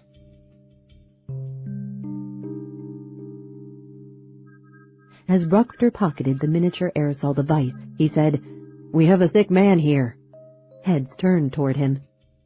"Give the man room," Bruxter said. "For God's sake, someone get a doctor." No one could have seen the murder. It had been committed in a sheltered space within the crowd, hidden by the killers and the victims' bodies. Even if someone had been monitoring that area from an overhead camera, there would not have been much for him to see. Willis Bruxter quickly knelt at Michael Evans's side and took his pulse, as if he expected to find one. There was no heartbeat whatsoever, not even a faint lub-dub. A thin film of moisture covered the victim's nose and lips and chin, but this was only the harmless medium in which the toxin had been suspended. The active poison itself had already penetrated the victim's body, done its work, and begun to break down into a series of naturally occurring chemicals that would raise no alarms when the coroner later studied the results of the usual battery of forensic tests. In a few seconds, the medium would evaporate too, leaving nothing unusual to arouse the initial attending physician's suspicion. A uniformed security guard shouldered through the mob of curious onlookers and stooped next to Bruxter. "Oh, damn, it's Mike Evans. What happened here?" "I'm no doctor," Bruxter said, "but it sure looks like a heart attack to me, the way he dropped like a stone. Same way my Uncle Ned went down last 4th of July, right in the middle of the fireworks display." The guard tried to find a pulse, but wasn't able to do so. He began CPR, but then relented. "I think it's hopeless." "How could it be a heart attack, him being so young?" Bruxter wondered. "Jesus, you just never know, do you?" "You never know," the guard agreed. The hotel doctor would call it a heart attack after he had examined the body. So would the coroner. So would the death certificate. A perfect murder. Willis Bruxter suppressed a smile. 24. Judge Harold Kennebec built exquisitely detailed ships in bottles. The walls of his den were lined with examples of his hobby. A tiny model of a 17th century Dutch pinnace was perpetually under sail in a small, pale blue bottle. A large 4-masted topsail schooner filled a 5-gallon jug. Here was a 4-masted barkentine with sails taut in a perpetual wind, and here was a mid-16th century Swedish kravel, a 15th century Spanish caravel, a British merchantman, a Baltimore clipper. Every ship was created with remarkable care and craftsmanship, and many were in uniquely shaped bottles that made their construction all the more difficult and admirable. Kennebec stood before one of the display cases, studying the minutely detailed rigging of a late 18th century French frigate. As he gazed at the model, he wasn't transported back in time or lost in fantasies of high seas adventure. Rather, he was mulling over the recent developments in the Evans case. His ships, sealed in their glass worlds, relaxed him. He liked to spend time with them when he had a problem to work out, or when he was on edge, for they made him feel serene, and that security allowed his mind to function at peak performance. The longer he thought about it, the less Kennebec was able to believe that the Evans woman knew the truth about her son. Surely, if someone from Project Pandora had told her what had happened to that busload of scouts, she wouldn't have reacted to the news with equanimity. She would have been frightened, terrified, and damned angry. She would have gone straight to the police, the newspapers, or both. Instead, she had gone to Elliot Stryker. And that was where the paradox jumped up like a jack-in-the-box. On the one hand, she behaved as if she did not know the truth. But on the other hand, she was working through Stryker to have her son's grave reopened, which seemed to indicate that she knew something. If Stryker could be believed, the woman's motivations were innocent enough. According to the attorney, Mrs. Evans felt guilty about not having had the courage to view the boy's mutilated body prior to the burial. She felt as if she had failed to pay her last respects to the deceased. Her guilt had grown gradually into a serious psychological problem. She was in great distress, and she suffered from horrible dreams that plagued her every night. That was Stryker's story. Kennebec tended to believe Stryker. There was an element of coincidence involved, but not all coincidence was meaningful. That was something one tended to forget when he spent his life in the intelligence game. Christina Evans probably hadn't entertained a single doubt about the official explanation of the Sierra accident. She probably hadn't known a damned thing about Pandora when she had requested an exhumation, but her timing couldn't have been worse. If the woman actually hadn't known anything of the cover-up, then the network could have used her ex-husband and the legal system to delay the reopening of the grave. In the meantime, network agents could have located a boy's body in the same state of decay as Danny's corpse would have been in if it had been locked in that coffin for the past year. They would have opened the grave secretly, at night, when the cemetery was closed, switching the remains of the fake Danny for the rocks that were currently in the casket. Then the guilt-stricken mother could have been permitted one last, late, ghastly look at the remains of her son. That would have been a complex operation, fraught with the peril of discovery. The risks would have been acceptable, however, and there wouldn't have been any need to kill anyone. Unfortunately, George Alexander, chief of the Nevada Bureau of the Network, hadn't possessed the patience or the skill to determine the woman's true motives. He had assumed the worst, and had acted on that assumption. When Kennebec informed Alexander of Elliot Stryker's request for an exhumation, the bureau chief responded immediately with extreme force. He planned a suicide for Stryker, an accidental death for the woman, and a heart attack for the woman's husband. 2 of those hurriedly organized assassination attempts had failed. Stryker and the woman had disappeared. Now the entire network was in the soup, deep in it. As Kennebec turned away from the French frigate, beginning to wonder if he ought to get out from under the network before it collapsed on him, George Alexander entered the study through the door that opened off the downstairs hallway. The bureau chief was a slim, elegant, distinguished-looking man. He was wearing Gucci loafers, an expensive suit, a handmade silk shirt, and a gold Rolex watch. His stylishly cut brown hair shaded to iron gray at the temples. His eyes were green, clear, alert, and, if one took the time to study them, menacing. He had a well-formed face with high cheekbones, a narrow straight nose, and thin lips. When he smiled, his mouth turned up slightly at the left corner, giving him a vaguely haughty expression, although at the moment he wasn't smiling. Kennebec had known Alexander for 5 years, and had despised him from the day they met. He suspected that the feeling was mutual. Part of this antagonism between them rose because they had been born into utterly different worlds, and were equally proud of their origins, as well as disdainful of all others. Harry Kennebec had come from a dirt-poor family and, by his own estimation at least, made quite a lot of himself.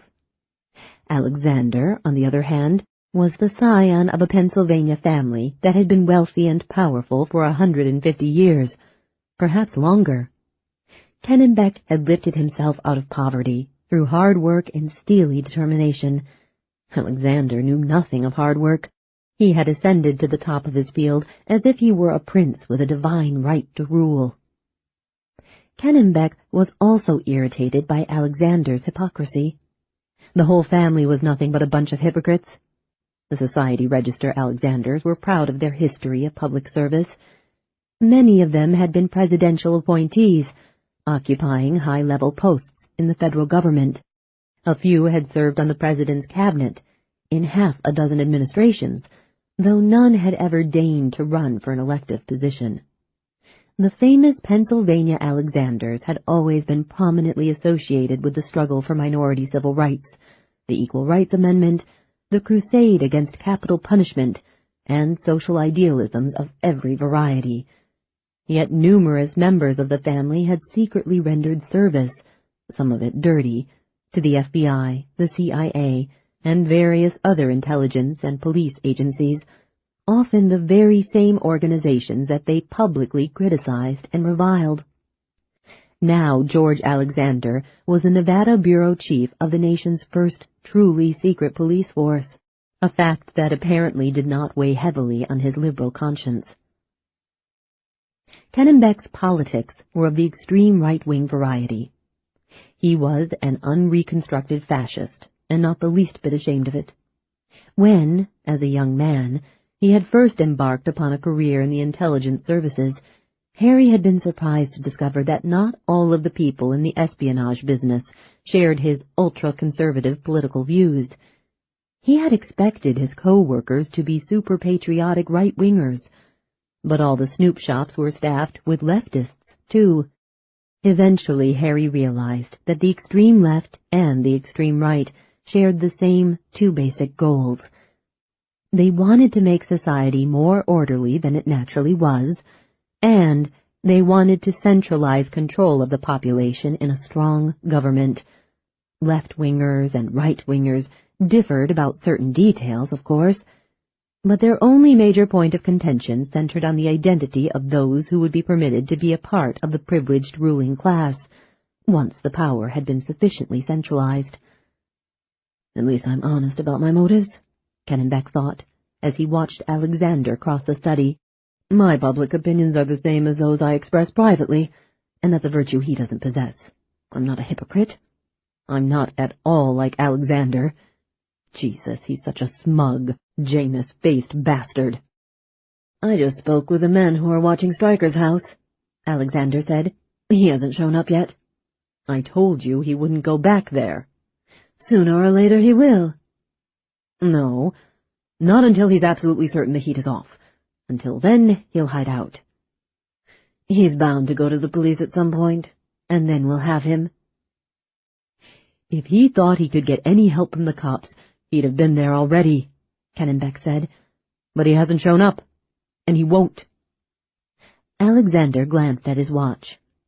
Well, he still might pop up here. I'm sure he wants to ask you a lot of questions. I'm damn sure he does. He wants my hide, Kennebeck said. But he won't come. Not tonight. Eventually, yes, but not for a long time. He knows we're waiting for him. He knows how the game is played. Don't forget, he used to play it himself. That was a long time ago, Alexander said impatiently. He's been a civilian for 15 years. He's out of practice. Even if he wasn't natural then, there's no way he could still be as sharp as he once was. But that's what I've been trying to tell you, Kennebeck said, pushing a lock of snow-white hair back from his forehead. Elliot isn't stupid. He was the best and brightest young officer who ever served under me. He was a natural. And that was when he was young and relatively inexperienced. If he's aged as well as he seems to have done, then he might be even sharper these days. Alexander didn't want to hear it. Although 2 of the hits he had ordered had gone totally awry, Alexander remained self-assured. He was convinced that he would eventually triumph. He's always so damned self-confident, Harry Kennebeck thought, and usually there's no good reason why he should be. If he was aware of his own shortcomings, the son of a bitch would be crushed to death under his collapsing ego. Alexander went to the huge maple desk and sat behind it, in Kennebeck's wing chair. The judge glared at him. Alexander pretended not to notice Kennebeck's displeasure. We'll find Stryker and the woman before morning. I've no doubt about that. We're covering all the bases. We've got men checking every hotel and motel. That's a waste of time, Kennebeck said. Elliot is too smart to waltz into a hotel and leave his name on the register. Besides, there are more hotels and motels in Vegas than in any other city in the world. I'm fully aware of the complexity of the task, Alexander said, but we might get lucky. Meanwhile, we're checking out Stryker's associates in his law firm, his friends, the woman's friends, anyone with whom they might have taken refuge. You don't have enough manpower to follow up all those possibilities, the judge said. Can't you see that? You should use your people more judiciously. You're spreading yourself too thin. What you should be doing— I'll make those decisions, Alexander said icily. What about the airport? That's taken care of, Alexander assured him. We've got men going over the passenger lists of every outbound flight." He picked up an ivory-handled letter opener, turned it over and over in his hands. "Anyway, even if we're spread a bit thin, it doesn't matter much. I already know where we're going to nail Stryker. Here, right here in this house. That's why I'm still hanging around. Oh, I know, you don't think he'll show up. But a long time ago you were Stryker's mentor, the man he respected, the man he learned from. And now you've betrayed him. He'll come here to confront you, even if he knows it's risky. I'm sure he will." "Ridiculous," Kennebec said sourly. "Our relationship was never like that. "I know human nature," Alexander said, though he was one of the least observant and least analytical men that Kennebec had ever known. These days, cream seldom rose in the intelligence community, but crap still floated. Angry, frustrated, Kennebec turned again to the bottle that contained the French frigate. Suddenly he remembered something important about Elliot Stryker. "Ah," he said. Alexander put down the enameled cigarette box that he had been studying. "What is it?" "Elliot's a pilot. He owns his own plane." Alexander frowned. "Have you been checking small craft leaving the airport?" Kennebec asked. "No, just scheduled airliners and charters." "He'd have had to take off in the dark," Alexander said. "You think he's licensed for instrument flying? Most businessmen pilots and hobby pilots aren't certified for anything but daylight." "Better get hold of your men at the airport," Kennebec said. "I already know what they're going to find. I'll bet $100 to a dime Elliot slipped out of town under your nose." The Cessna Turbo Skylane RG knifed through the darkness, 2 miles above the Nevada desert, with the low clouds under it, wings plated silver by moonlight. "Elliot?" "Hmm?" "I'm sorry I got you mixed up in this." "You don't like my company?" "You know what I mean. I'm really sorry." "Hey, you didn't get me mixed up in it. You didn't twist my arm. I practically volunteered to help you with the exhumation, and it all just fell apart from there. It's not your fault."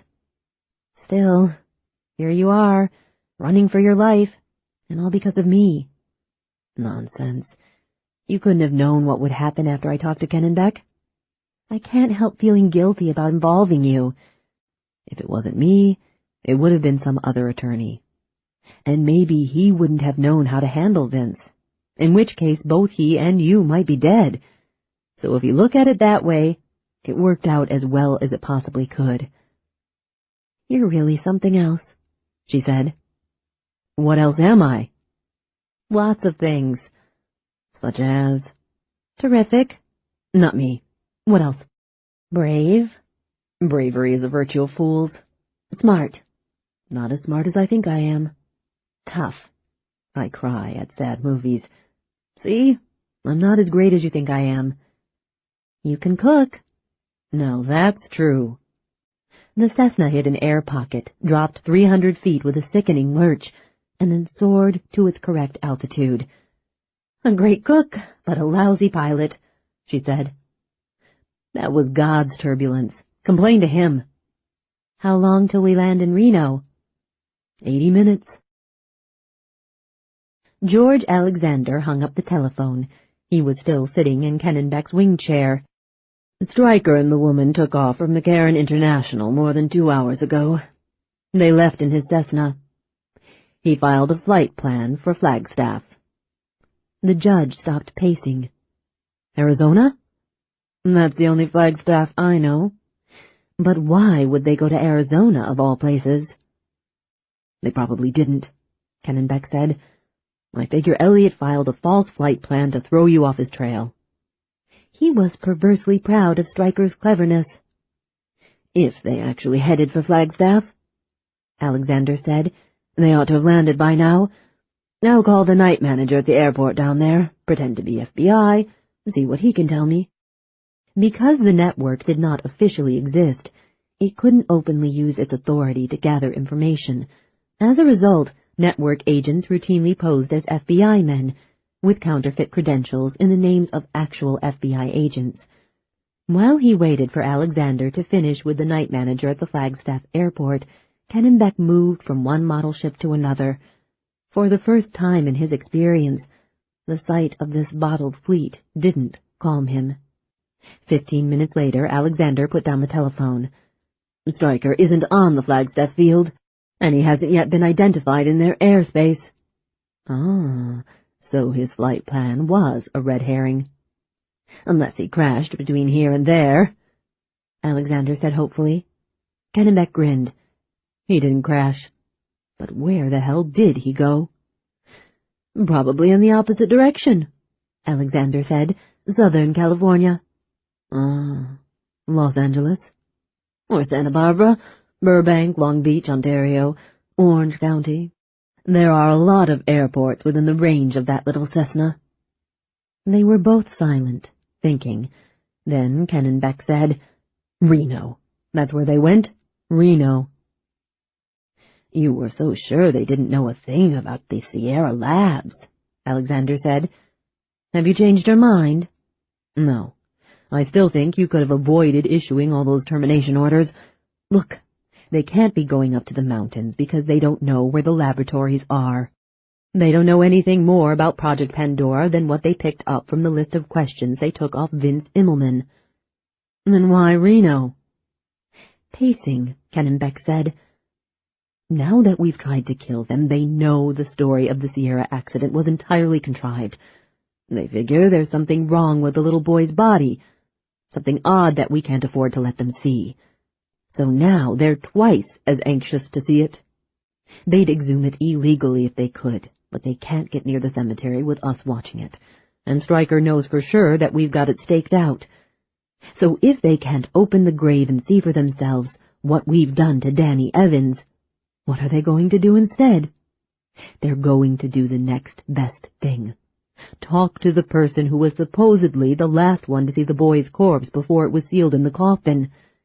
They're going to ask him to describe the condition of the boy in minute detail." "Richard Panafin is the coroner in Reno. He issued the death certificate," Alexander said. "No, they won't go to Panafin. They'll figure he's involved in the cover-up." "Which he is." "Reluctantly." "So they'll go to see the mortician who supposedly prepared the boy's body for burial." "Bellicosti." "Was that his name?" "Luciano Bellicosti," Alexander said. "But if that's where they went, then they're not just hiding out, licking their wounds. Good God, they've actually gone on the offensive." "That's Stryker's military intelligence training taking hold," Kennebec said. "That's what I've been trying to tell you. He's not going to be an easy target. He could destroy the network given half a chance, and the woman's evidently not one to hide or run away from a problem either. We have to go after these two with more care than usual. What about this Bellicosti? Will he keep his mouth shut?" "I don't know," Alexander said uneasily. "We have a pretty good hold on him. He's an Italian immigrant. He lived here for 8 or 9 years before he decided to apply for citizenship. He hadn't gotten his papers yet when we found ourselves needing a cooperative mortician. We put a freeze on his application with the Bureau of Immigration, and we threatened to have him deported if he didn't do what we wanted. He didn't like it, but citizenship was a big enough carrot to keep him motivated. However, I don't think we'd better rely on that carrot any longer." "This is a hell of an important matter," Kennebec said, "and it sounds to me as if Bellicosti knows too much about it." "Terminate the bastard," Alexander said. "Eventually, but not necessarily right now. If too many bodies pile up at once, we'll be drawing attention to—" "Take no chances," Alexander insisted. "We'll terminate him. And the coroner, too, I think. Scrub away the whole trail." He reached for the phone. "Surely you don't want to take such drastic action until you're positive Stryker actually is headed for Reno, and you won't know for sure until he lands up there." Alexander hesitated with his hand on the phone. But if I wait, I'm just giving him a chance to keep one step ahead. Worried, he continued to hesitate, anxiously chewing his lip. There's a way to find out if it's really Reno he's headed for. When he gets there, he'll need a car. Maybe he's already arranged for one to be waiting. Alexander nodded. We can call the rental agencies at the Reno airport. No need to call. The hacker geeks in computer operations can probably access all the rental agencies' data files long distance. Alexander picked up the phone and gave the order. 15 minutes later, computer operations called back with its report. Elliot Stryker had a rental car reserved for late-night pickup at the Reno airport. He was scheduled to take possession of it shortly before midnight. That's a bit sloppy of him, Kennenbeck said, considering how clever he's been so far. He figures we're focusing on Arizona, not Reno. It's still sloppy, Kennenbeck said, disappointed. He should have built a double blind to protect himself. So it's like I said. Alexander's crooked smile appeared. He isn't as sharp as he used to be. Let's not start growing too soon, Kennenbeck said. We haven't caught him yet. We will, Alexander said, his composure restored. Our people in Reno will have to move fast, but they'll manage. I don't think it's a good idea to hit Stryker and the woman in a public place like an airport. What an uncharacteristic display of reserve, Kennenbeck thought sourly. I don't even think we should put a tail on them as soon as they get there, Alexander said. Stryker will be expecting a tail. Maybe he'll elude it, and then he'll be spooked. Get to the rental car before he does. Slap a transponder on it. Then you can follow him without being seen, at your leisure. We'll try it, Alexander said. We've got less than an hour, so there might not be time. But even if we don't get a beeper on the damn car, we're okay. We know where they're going. We'll just eliminate Bellicosti and set up a trap at the funeral home. He snatched up the telephone and dialed the network office in Reno. 25. In Reno, which billed itself as the biggest little city in the world, the temperature hovered at 21 degrees above zero as midnight approached. Above the lights that cast a frosty glow on the airport parking lot, the heavily shrouded sky was moonless, starless, perfectly black. Snow flurries were dancing on a changeable wind. Elliot was glad they had bought a couple of heavy coats before leaving Las Vegas. He wished they'd thought of gloves. His hands were freezing. He threw their single suitcase into the trunk of the rented Chevrolet. In the cold air, white clouds of exhaust vapor swirled around his legs. He slammed the trunk lid and surveyed the snow-dusted cars in the parking lot. He couldn't see anyone in any of them. He had no feeling of being watched. When they had landed, they'd been alert for unusual activity on the runway and in the private craft docking yard. Suspicious vehicles, an unusual number of ground crewmen, but they had seen nothing out of the ordinary. Then, as he had signed for the rental car and picked up the keys from the night clerk, he had kept one hand in the pocket of his coat, gripping the handgun he'd taken off Vince in Las Vegas. But there was no trouble. Perhaps the phony flight plan had thrown the hounds off the trail. Now he went to the driver's door and climbed into the Chevy, where Tina was fiddling with the heater. My blood's turning to ice, she said. Elliot held his hand to the vent. We're getting some warm air already. From his coat, he withdrew the pistol and put it on the seat between him and Christina, the muzzle pointed toward the dashboard. You really think we should confront Bellicosti at this hour? She asked. Sure. It's not very late. In an airport terminal telephone directory, Tina had found the address of the Luciano Bellicosti funeral home. The night clerk at the rental agency, from whom they had signed out the car, had known exactly where Bellicosti's place was, and he had marked the shortest route on the Free City map provided with the Chevy. Elliot flicked on the overhead light and studied the map, then handed it to Tina. I think I can find it without any trouble, but if I get lost, you'll be the navigator. Aye, aye, Captain. He snapped off the overhead light and reached for the gear shift. With a distant click, the light that he had just turned off now turned itself on. He looked at Tina, and she met his eyes. He clicked off the light again. Immediately it switched on. "Here we go," Tina said. The radio came on. The digital station indicator began to sweep across the frequencies. Split-second blasts of music, commercials, and disc jockeys' voices blared senselessly out of the speakers. "It's Danny," Tina said. The windshield wipers started thumping back and forth at top speed, adding their metronomical beat to the chaos inside the Chevy. The headlights flashed on and off so rapidly that they created a stroboscopic effect, repeatedly freezing the falling snow, so that it appeared as if the white flakes were descending to the ground in short, jerky steps. The air inside the car was bitterly cold and growing colder by the second.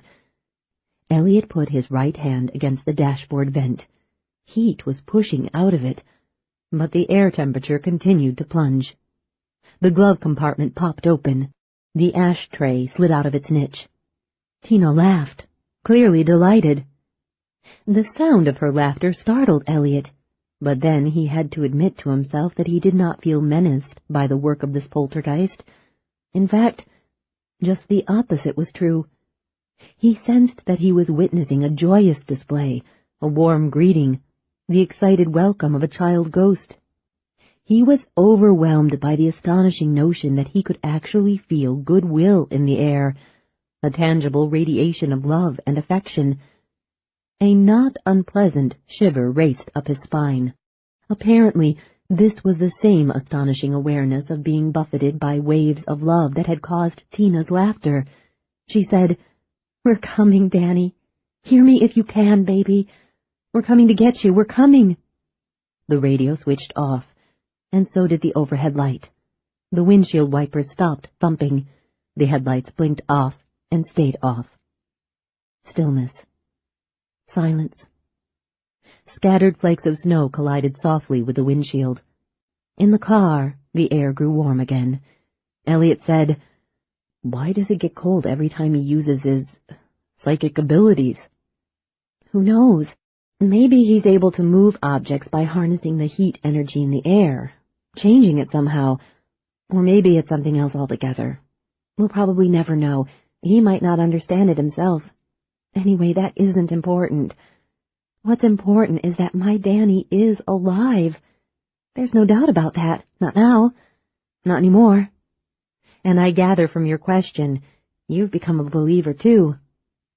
"Yeah," Elliot said, still mildly amazed by his own change of heart and mind. "Yeah, I believe there's a chance you're right." "I know I am." "Something extraordinary happened to that expedition of scouts, and something downright uncanny has happened to your son." "But at least he's not dead," Tina said. Elliot saw tears of happiness shining in her eyes. "Hey," he said worriedly, "better keep a tight rein on your hopes, okay? We've got a long, long way to go. We don't even know where Danny is or what shape he's in. We've got a gauntlet to run before we can find him and bring him back. We might both be killed before we even get close to him." He drove away from the airport. As far as he could tell, no one followed them. 26. Suffering one of his occasional bouts of claustrophobia, Dr. Carlton Dombey felt as though he had been swallowed alive and was trapped now in the Devil's Gut. Deep inside the secret Sierra complex, 3 stories below ground level, this room measured 40 feet by 20. The low ceiling was covered with a spongy, pebbly, yellowish soundproofing, which gave the chamber a peculiar organic quality. Fluorescent tubes shed cold light over banks of computers and over work tables laden with journals, charts, file folders, scientific instruments, and 2 coffee mugs. In the middle of the west wall, one of the 2 shorter walls, opposite the entrance to the room, was a 6-foot-long, 3-foot-high window that provided a view of another space, which was only half as large as this outer chamber. The window was constructed like a sandwich. 2 1-inch-thick panes of shatterproof glass surrounded an inch-wide space, filled with an inert gas.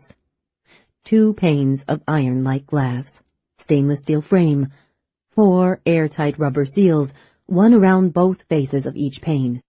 This viewport was designed to withstand everything from a gunshot to an earthquake. It was virtually inviolable.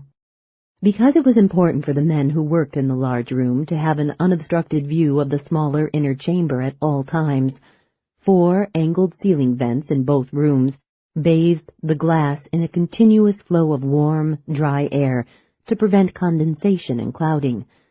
Currently the system wasn't working, for 3/4 of the window was filmed with frost.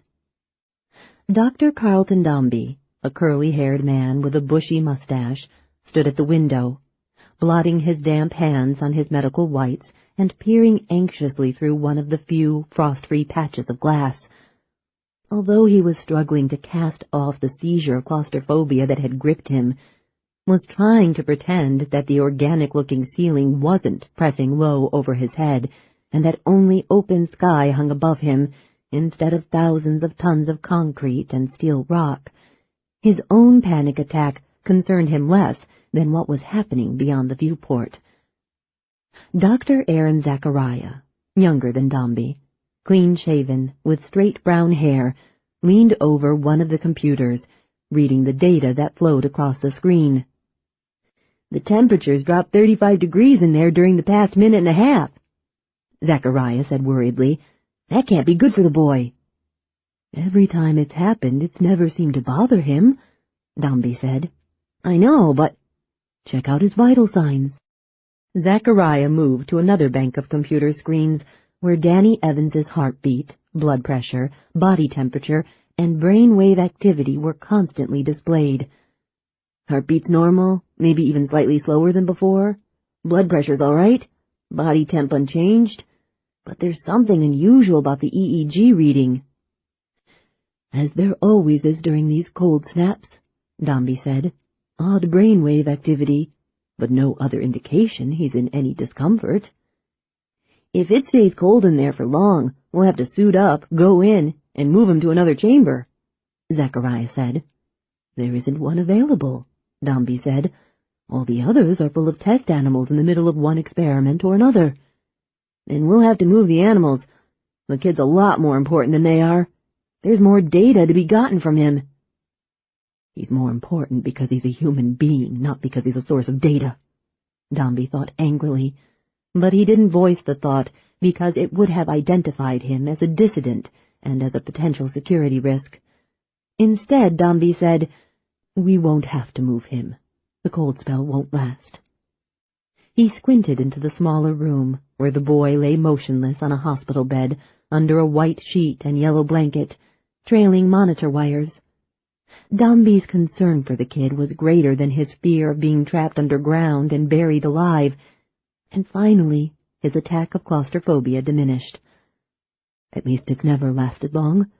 The temperature drops abruptly, stays down for 2 or 3 minutes, never longer than 5, and then it rises to normal again." "What the devil is wrong with the engineers? Why can't they correct the problem?" Dombey said. "They insist the system checks out perfectly." "Bullshit." "There's no malfunction, so they say." "Like hell there isn't."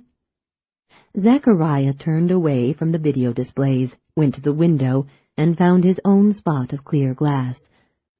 "When this started a month ago, it wasn't that bad. A few degrees of change. Once a night. Never during the day. Never enough of a variation to threaten the boy's health. But the last few days it's gotten completely out of hand. Again and again we're getting these 30 and 40-degree plunges in the air temperature in there. No malfunction, my ass." "I hear they're bringing in the original design team," Dombey said. "Those guys will spot the problem in a minute." "Bozos," Zachariah said. "Anyway, I don't see what you're so riled up about. We're supposed to be testing the boy to destruction, aren't we? Then why fret about his health?" "Surely you can't mean that," Zachariah said. "When he finally dies, we'll want to know for sure it was the injections that killed him. If he's subjected to many more of these sudden temperature fluctuations, we'll never be certain they didn't contribute to his death. It won't be clean research." A thin, humorless laugh escaped Carlton Dombey. and he looked away from the window. Risky as it might be to express doubt to any colleague on the project, Dombey could not control himself. Clean? This whole thing was never clean. It was a dirty piece of business right from the start. Zachariah faced him. You know I'm not talking about the morality of it. But I am. I'm talking about clinical standards. I really don't think I want to hear your opinions on either subject, Dombey said. I've got a splitting headache. I'm just trying to be conscientious, Zachariah said, almost pouting. You can't blame me because the work is dirty. I don't have much to say about research policy around here. You don't have anything to say about it, Dombey told him bluntly, and neither do I. We're low men on the totem pole. That's why we're stuck with night shift, babysitting duty like this. Even if I were in charge of making policy, Zachariah said, I'd take the same course Dr. Tamaguchi has. Hell, he had to pursue this research. He didn't have any choice but to commit the installation to it once we found out the damn Chinese were deeply into it, and the Russians giving them a hand to earn some foreign currency. Our new friends, the Russians. What a joke. Welcome to the new Cold War. It's China's nasty little project, remember? All we're doing is just playing catch-up. If you have to blame someone because you're feeling guilty about what we're doing here, then blame the Chinese, not me. I know, Dombey said wearily, pushing one hand through his bush of curly hair. Zachariah would report their conversation in detail, and Dombey needed to assume a more balanced position for the record. They scare me, sure enough.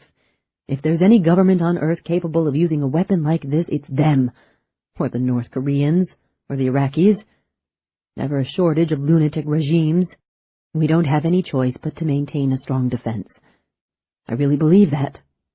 But sometimes, I wonder, while we're working so hard to keep ahead of our enemies, aren't we perhaps becoming more like them? Aren't we becoming a totalitarian state, the very thing we say we despise? Maybe, Dombey said, though he was sure of it. What choice do I have? None, I guess. Look, Zachariah said. What? The window's clearing up. It must be getting warm in there already. The two scientists turned to the glass again and peered into the isolation chamber. The emaciated boy stirred. He turned his head toward them and stared at them through the railed sides of the hospital bed in which he lay. Zachariah said, Those damn eyes. Penetrating, aren't they? The way he stares, he gives me the creeps sometimes. There's something haunting about his eyes. You're just feeling guilty, Dombey said. No, it's more than that. His eyes are strange. They aren't the same as they were when he first came in here a year ago. There's pain in them now, Dombey said sadly. A lot of pain and loneliness. More than that, Zachariah said. There's something in those eyes. Something there isn't any word for. Zachariah walked away from the window. He went back to the computers, with which he felt comfortable and safe. Friday, January 2nd. 27. For the most part, Reno's streets were clean and dry in spite of a recent snowfall, though occasional patches of black ice waited for the unwary motorist. Elliot Stryker drove cautiously and kept his eyes on the road. We should almost be there, Tina said. They traveled an additional quarter of a mile before Luciano Bellicosti's home and place of business came into sight on the left, beyond a black-bordered sign that grandiosely stated the nature of the service that he provided, funeral director and grief counselor. It was an immense pseudo-colonial house, perched prominently on top of a hill on a 3 or 4 acre property, and conveniently next door to a large, non-denominational cemetery.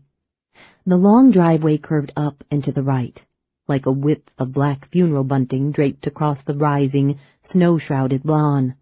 Stone posts and softly glowing electric lamps marked the way to the front door, and warm light radiated from several first-floor windows. Elliot almost turned in at the entrance.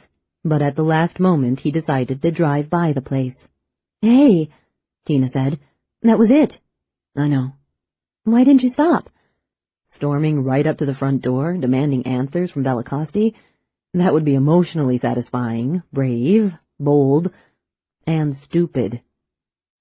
"They can't be waiting for us, can they? They don't know we're in Reno." Never underestimate your enemy. They underestimated me and you, which is why we've gotten this far. We're not going to make the same mistake they did and wind up back in their hands.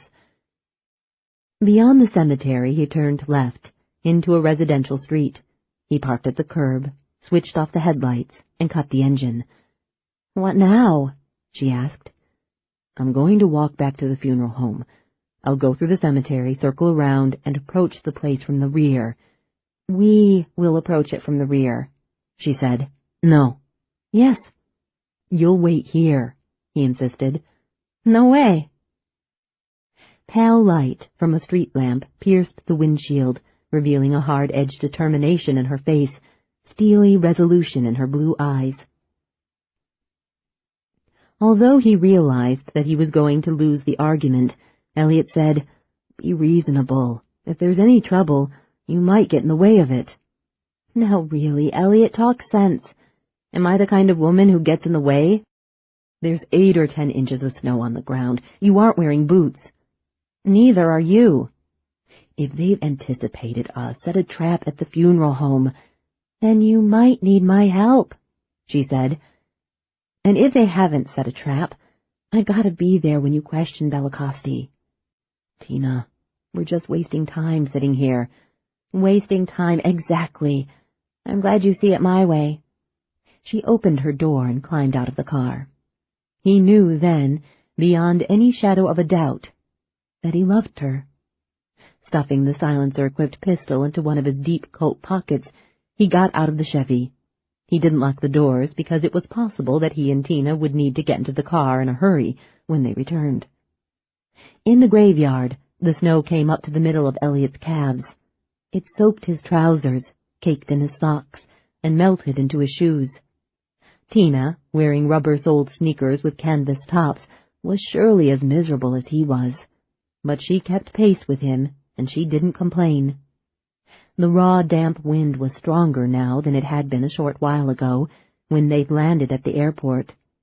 It swept through the graveyard, fluting between the headstones and the larger monuments, whispering a promise of more snow, much more than the meager flurries it now carried.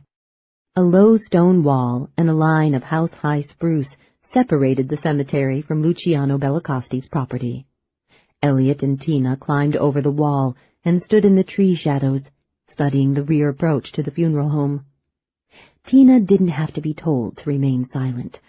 She waited beside him, arms folded, hands tucked into her armpits for warmth. Elliot was worried about her, afraid for her, but at the same time he was glad to have her company. The rear of Bellicosti's house was almost 100 yards away. Even in the dim light, Elliot could see the fringe of icicles hanging from the roof of the long back porch. A few evergreen shrubs were clustered near the house, but none was of sufficient size to conceal a man. The rear windows were blank, black. A sentry might be standing behind any of them, invisible in the darkness. Elliot strained his eyes, trying to catch a glimpse of movement beyond the rectangles of glass, but he saw nothing suspicious. There wasn't much of a chance that a trap had been set for them so soon, and if assassins were waiting here, they would expect their prey to approach the funeral home boldly, confidently. Consequently, their attention would be focused largely on the front of the house. In any case, he couldn't stand here all night brooding about it. He stepped from beneath the sheltering branches of the trees. Tina moved with him. The bitter wind was a lash. It skimmed crystals of snow off the ground and spun the stinging cold flecks at their reddened faces. Elliot felt naked as they crossed the luminescent snowfield. He wished that they weren't wearing such dark clothes. If anyone did glance out a back window, he would spot the two of them instantly. The crunching and squeaking of the snow under their feet seemed horrendously loud to him, though they actually were making little noise. He was just jumpy. They reached the funeral home without incident. For a few seconds they paused, touching each other briefly, gathering their courage. Elliot took the pistol out of his coat jacket and held it in his right hand. With his left hand, he fumbled for the 2 safety catches, released them. His fingers were stiff from the cold. He wondered if he'd be able to handle the weapon properly if the need arose. They slipped around the corner of the building and moved stealthily toward the front. At the first window with light behind it, Elliot stopped. He motioned for Tina to stay behind him, close to the house. Cautiously he leaned forward and peeked through a narrow gap in a partly closed Venetian blind. He nearly cried out in shock and alarm at what he saw inside. A dead man, naked, sitting in a bathtub full of bloody water, staring at something fearsome beyond the veil between this world and the next. One arm trailed out of the tub, and on the floor, as if it had dropped out of his fingers, was a razor blade. Elliot stared into the flat, dead gaze of the pasty-faced corpse, and he knew that he was looking at Luciano Bellicosti. He also knew that the funeral director had not killed himself. The poor man's blue-lipped mouth hung in a permanent gape, as if he were trying to deny all of the accusations of suicide that were to come. Elliot wanted to take Tina by the arm and hustle her back to the car. But she sensed that he'd seen something important, and she wouldn't go easily until she knew what it was. She pushed in front of him. He kept one hand on her back as she leaned toward the window, and he felt her go rigid when she glimpsed the dead man. When she turned to Elliot again, she was clearly ready to get the hell out of there, without questions, without argument, without the slightest delay. They had taken only 2 steps from the window when Elliot saw the snow move no more than 20 feet from them. It wasn't the gauzy, insubstantial stirring of wind-blown flakes, but an unnatural and purposeful rising of an entire mound of white.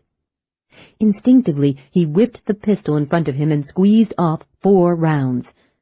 The silencer was so effective that the shots could not be heard above the brittle, papery rustle of the wind. Crouching low, trying to make as small a target of himself as possible, Elliot ran to where he had seen the snow move. He found a man dressed in a white, insulated ski suit. The stranger had been lying in the snow, watching them, waiting. Now he had a wet hole in his chest, and a chunk of his throat was gone. Even in the dim, illusory light from the surrounding snow, Elliot could see that the sentry's eyes were fixed in the same unseeing gaze that Bellicosti was even now directing at the bathroom window. At least one killer would be in the house with Bellicosti's corpse. Probably more than one. At least one man had been waiting out here in the snow. How many others? Where? Elliot scanned the night, his heart clutching up. He expected to see the entire white-shrouded lawn begin to move and rise in the forms of 10, 15, 20 other assassins. But all was still. He was briefly immobilized, dazed by his own ability to strike so fast and so violently. A warm, animal satisfaction rose in him, which was not an entirely welcome feeling, for he liked to think of himself as a civilized man. At the same time, he was hit by a wave of revulsion. His throat tightened, and a sour taste suddenly overwhelmed him. He turned his back on the man whom he had killed. Tina was a pale apparition in the snow. "They know we're in Reno," she whispered. "They even knew we were coming here." "But they expected us through the front door." He took her by the arm. "Let's get out of here." They hurriedly retraced their path, moving away from the funeral home. With every step he took, Elliot expected to hear a shot fired, a cry of alarm, and the sounds of men in pursuit of quarry. He helped Tina over the cemetery wall, and then, clambering after her, he was sure that someone grabbed his coat from behind. He gasped, jerked loose.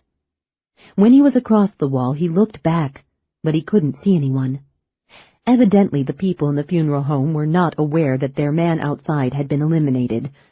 They were still waiting patiently for their prey to walk into the trap. Elliot and Tina rushed between the tombstones, kicking up clouds of snow. Twin plumes of crystallized breath trailed behind them, like ghosts. When they were nearly halfway across the graveyard, when Elliot was positive they weren't being pursued, he stopped, leaned against a tall monument, and tried not to take such huge, deep gulps of the painfully cold air. An image of his victim's torn throat exploded in his memory, and a shock wave of nausea overwhelmed him. Tina put a hand on his shoulder. "Are you all right?" "I killed him." "If you hadn't, he would have killed us." "I know. Just the same. It makes me sick." "I would have thought, when you were in the army—" "Yeah," he said softly. "Yeah, I've killed before. But like you said, that was in the army. This wasn't the same. That was soldiering. This was murder." He shook his head to clear it. "I'll be okay." He tucked the pistol into his coat pocket again. It was just the shock. They embraced, and then she said, "If they knew we were flying to Reno, why didn't they follow us from the airport? Then they would have known we weren't going to walk in the front door of Bellicosti's place." "Maybe they figured I'd spot a tail and be spooked by it. And I guess they were so sure of where we were headed, they didn't think it was necessary to keep a close watch on us. They figured there wasn't anywhere else we could go but Bellicosti's funeral home." "Let's get back to the car. I'm freezing." "Me too. And we better get out of the neighborhood before they find that guy in the snow." They followed their own footprints out of the cemetery to the quiet residential street where the rented Chevrolet was parked in the wan light of a street lamp. As Elliot was opening the driver's door, he saw movement out of the corner of his eye, and he looked up, already sure of what he would see. A white Ford sedan had just turned the corner, moving slowly. It drifted to the curb and braked abruptly. 2 doors opened, and a pair of tall, darkly dressed men climbed out. Elliot recognized them for what they were. He got into the Chevy, slammed the door, and jammed the key into the ignition. "We have been followed," Tina said. "Yeah."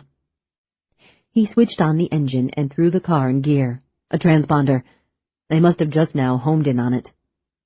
He didn't hear a shot, but a bullet shattered the rear side window behind his head and slammed into the back of the front seat, spraying gummy bits of safety glass through the car. "Head down!" Elliot shouted. He glanced back. The 2 men were approaching at a run, slipping on the snow-spotted pavement. Elliot stamped on the accelerator. Tires squealing, he pulled the Chevy away from the curb, into the street. 2 slugs ricocheted off the body of the car, each trailing away with a brief, high-pitched whine. Elliot hunched low over the wheel, expecting a bullet through the rear window. At the corner, he ignored the stop sign and swung the car hard to the left, only tapping the brakes once, severely testing the Chevy's suspension. Tina raised her head, glanced at the empty street behind them, then looked at Elliot. "Transponder? What's that? You mean we're bugged? Then we'll have to abandon the car, won't we?" "Not until we've gotten rid of those clowns on our tail," he said. "If we abandon the car with them so close, they'll run us down fast. We can't get away on foot." "Then what?" They arrived at another intersection, and he whipped the car to the right. "After I turn the next corner, I'll stop and get out. You be ready to slide over and take the wheel." "Where are you going?" "I'll fade back into the shrubbery and wait for them to come around the corner after us. You drive on down the street, but not too fast. Give them a chance to see you when they turn into the street. They'll be looking at you, and they won't see me." "We shouldn't split up." "It's the only way." "But what if they get you?" "They won't." "I'd be alone then." "They won't get me. But you have to move fast. If we stop for more than a couple of seconds, it'll show up on their receiver, and they might get suspicious." He swung right at the intersection and stopped in the middle of the new street. "Elliot, don't—" "No choice." He flung open the door and scrambled out of the car. "Hurry, Tina!" He slammed the car door and ran to a row of evergreen shrubs that bordered the front lawn of a low, brick, ranch-style house. Crouching beside one of those bushes, huddling in the shadows just beyond the circle of frosty light from a nearby street lamp, he pulled the pistol out of his coat pocket while Tina drove away. As the sound of the Chevy faded, he could discern the roar of another vehicle approaching fast. A few seconds later, the white sedan raced into the intersection. Elliot stood, extending the pistol in both hands, and snapped off 3 quick rounds. The first 2 clanged through sheet metal, but the third punctured the right front tire. The Ford had rounded the corner too fast. Jolted by the blowout, the car careened out of control. It spun across the street, jumped the curb, crashed through a hedge, destroyed a plaster bird bath, and came to rest in the middle of a snow-blanketed lawn. Elliot ran toward the Chevy, which Tina had brought to a stop 100 yards away. It seemed more like 100 miles. His pounding footsteps were as thunderous as drum beats in the quiet night air. At last he reached the car. She had the door open. He leaped in and pulled the door shut. "Go! Go!" She tramped the accelerator into the floorboards, and the car responded with a shudder, then a surge of power. When they had gone 2 blocks, he said, "Turn right at the next corner." After 2 more turns and another 3 blocks, he said, "Pull it to the curb. I want to find the bug they planted on us." "But they can't follow us now," she said. "They've still got a receiver. They can watch our progress on that, even if they can't get their hands on us till another chase car catches up. I don't even want them to know what direction we went." She stopped the car, and he got out. He felt along the inner faces of the fenders, around the tire wells, where a transponder could have been stuck in place quickly and easily. Nothing. The front bumper was clean, too. Finally, he located the electronics package. The size of a pack of cigarettes, it was fixed magnetically to the underside of the rear bumper. He wrenched it loose, stomped it repeatedly underfoot, and pitched it away. In the car again, with the doors locked and the engine running, and the heater operating full blast, they sat in stunned silence, basking in the warm air, but shivering nonetheless. Eventually Tina said, "My God, they move fast." "We're still 1 step ahead of them," Elliot said shakily. "Half a step." "That's probably more like it," he admitted. "Bellicosti was supposed to give us the information we need to interest a top-notch reporter in the case." "Not now." "So how do we get that information?" "Somehow," he said vaguely. "How do we build our case?" "We'll think of something." "Who do we turn to next?" "It isn't hopeless, Tina." "I didn't say it was. But where do we go from here?" "We can't work it out tonight," he said wearily. "Not in our condition. We're both wiped out, operating on sheer desperation. That's dangerous. The best decision we can make is to make no decisions at all. We've got to hole up and get some rest. In the morning we'll have clearer heads, and the answers will all seem obvious." "You think you can actually sleep?" "Hell yes. It's been a hard day's night." "Where will we be safe?" "We'll try the purloined letter trick," Elliot said. "Instead of sneaking around to some out-of-the-way motel, we'll march right into one of the best hotels in town." "Harrah's?" "Exactly. They won't expect us to be that bold. They'll be searching for us everywhere else." "It's risky." "Can you think of anything better?" "No. Everything is risky." "All right. Let's do it." She drove into the heart of town. They abandoned the Chevrolet in a public parking lot, 4 blocks from Harrah's. "I wish we didn't have to give up the car," Tina said as he took their only suitcase out of the trunk. "They'll be looking for it." They walked to Harrah's Hotel along windy, neon-splashed streets. Even at 1:45 in the morning, as they passed the entrances to casinos, loud music and laughter and the ringing of slot machines gushed forth. Not a merry sound at that hour, a regurgitant noise. Although Reno didn't jump all night with quite the same energy as Las Vegas, and although many tourists had gone to bed, the casino at Harrah's was still relatively busy. A young sailor apparently had a run going at one of the craps tables, and a crowd of excited gamblers urged him to roll an 8 and make his point. On this holiday weekend, the hotel was officially booked to capacity. However, Elliot knew accommodations were always available. At the request of its casino manager, every hotel held a handful of rooms off the market, just in case a few regular customers, high rollers of course, showed up by surprise, with no advance notice, but with fat bankrolls and no place to stay. In addition, some reservations were canceled at the last minute, and there were always a few no-shows. A neatly folded pair of $20 bills, placed without ostentation into the hand of a front desk clerk, was almost certain to result in the timely discovery of a forgotten vacancy. When Elliot was informed that a room was available after all, for 2 nights, he signed the registration card as Hank Thomas, a slight twist on the name of one of his favorite movie stars. He entered a phony Seattle address, too. The clerk requested ID or a major credit card, and Elliot told a sad story of being victimized by a pickpocket at the airport. Unable to prove his identity, he was required to pay for both nights in advance, which he did, taking the money from a wad of cash he'd stuck in his pocket, rather than from the wallet that supposedly had been stolen. He and Tina were given a spacious, pleasantly decorated room on the 9th floor. After the bellman left, Elliot engaged the deadbolt, hooked the security chain in place, and firmly wedged the heavy, straight-backed desk chair under the knob. "It's like a prison," Tina said, "except we're locked in, and the killers are running around loose on the outside." A short time later, in bed, they held each other close, but neither of them had sex in mind. They wanted nothing more than to touch and to be touched, to confirm for each other that they were still alive, to feel safe and protected and cherished. Theirs was an animal need for affection and companionship, a reaction to the death and destruction that had filled the day. After encountering so many people with so little respect for human life, they needed to convince themselves that they really were more than dust in the wind. After a few minutes, he said, "You were right." "About what?" "About what you said last night in Vegas." "Refresh my memory." "You said I was enjoying the chase." "A part of you, deep down inside.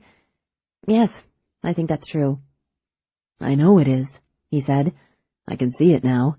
I didn't want to believe it at first." "Why not? I didn't mean it negatively." "I know you didn't.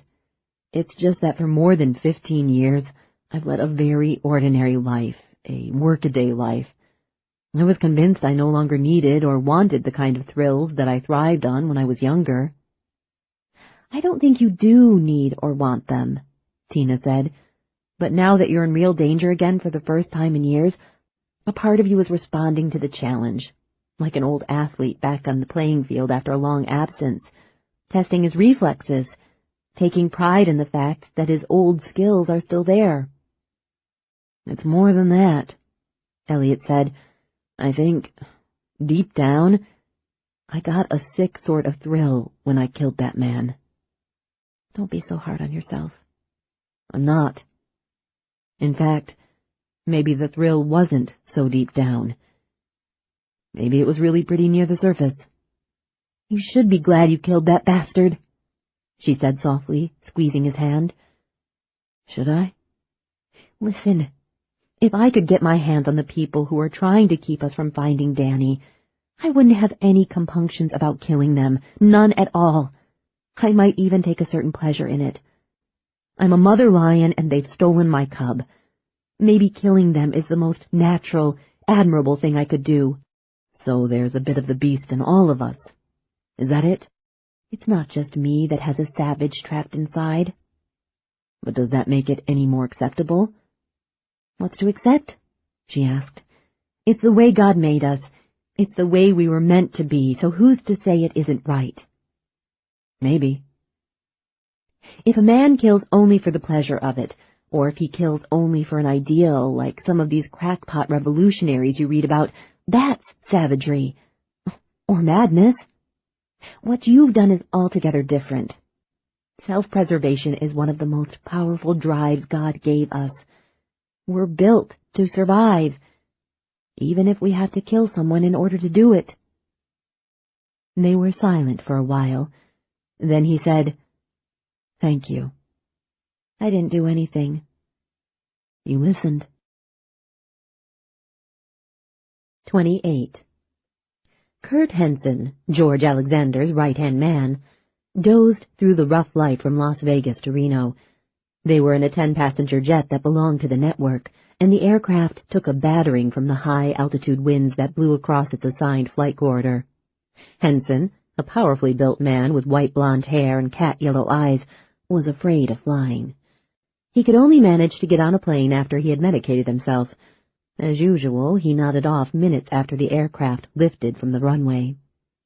George Alexander was the only other passenger. He considered the requisitioning of this executive jet to be one of his most important accomplishments in the 3 years that he had been chief of the Nevada Bureau of the network. Although he spent more than half his time working in his Las Vegas office, he often had reason to fly to far points at the spur of the moment: Reno, Elko, even out of the state to Texas, California, Arizona, New Mexico, Utah.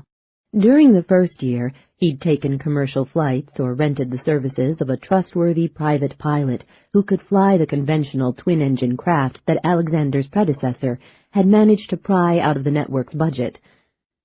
But it had seemed absurd and short-sighted of the director to force a man of Alexander's position to travel by such relatively primitive means. His time was enormously valuable to the country. His work was sensitive and often required urgent decisions based upon first-hand examination of information to be found only in distant places.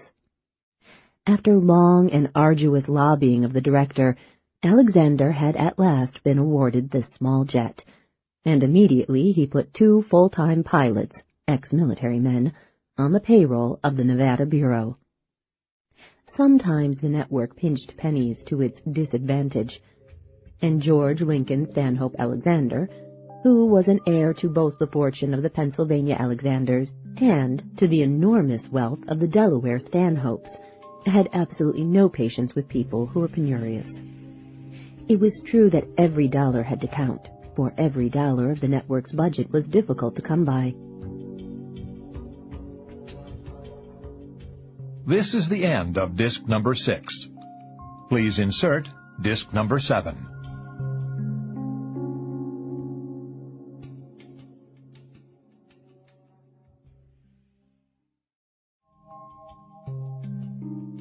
This is disc number 7.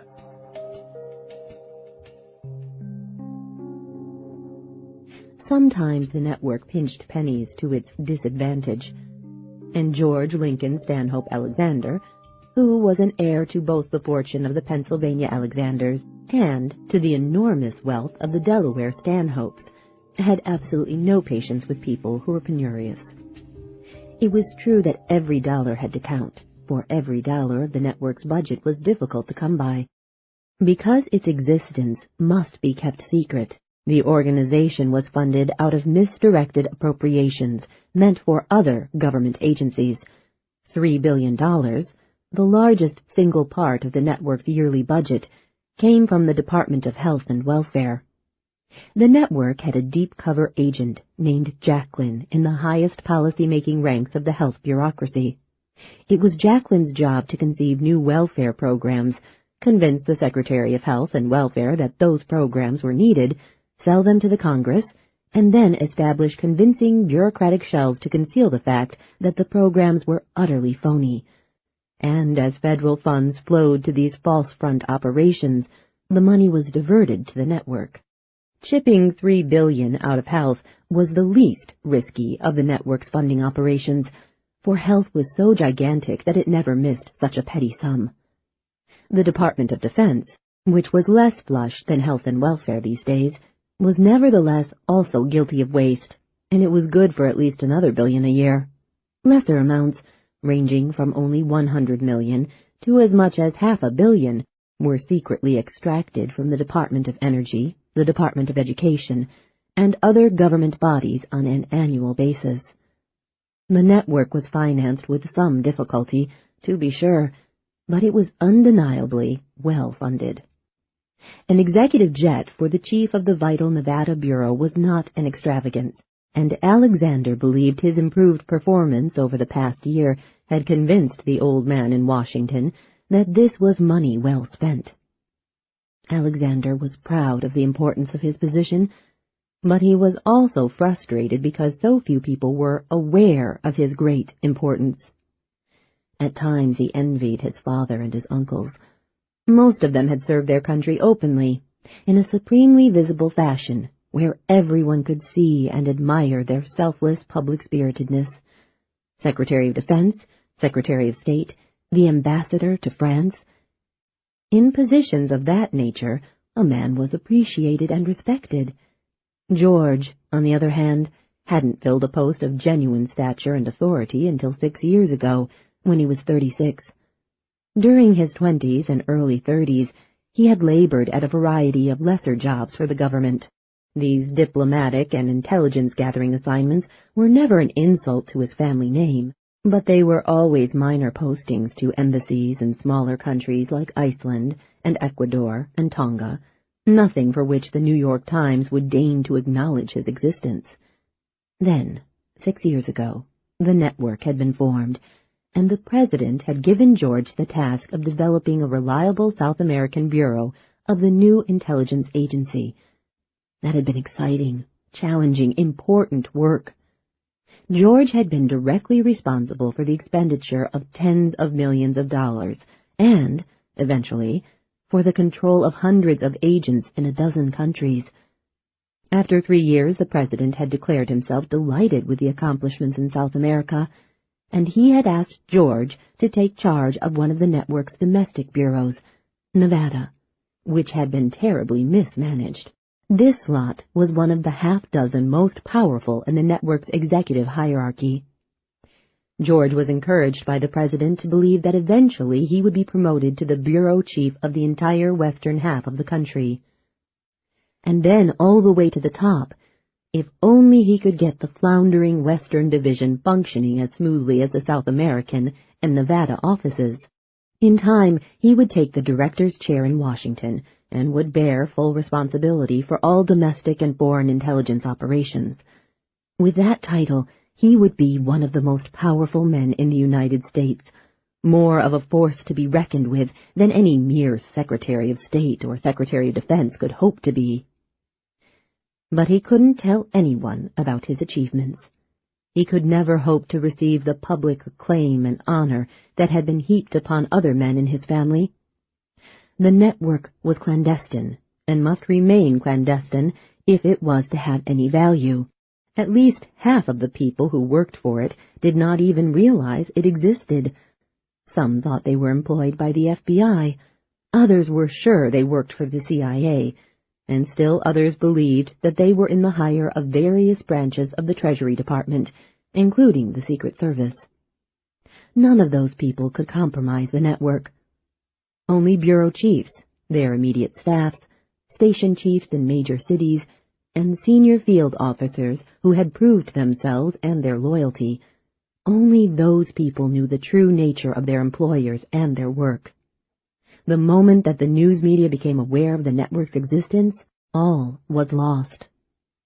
As he sat in the dimly lighted cabin of the fan jet and watched the clouds racing below, Alexander wondered what his father and his uncles would say if they knew that his service to his country had often required him to issue kill orders.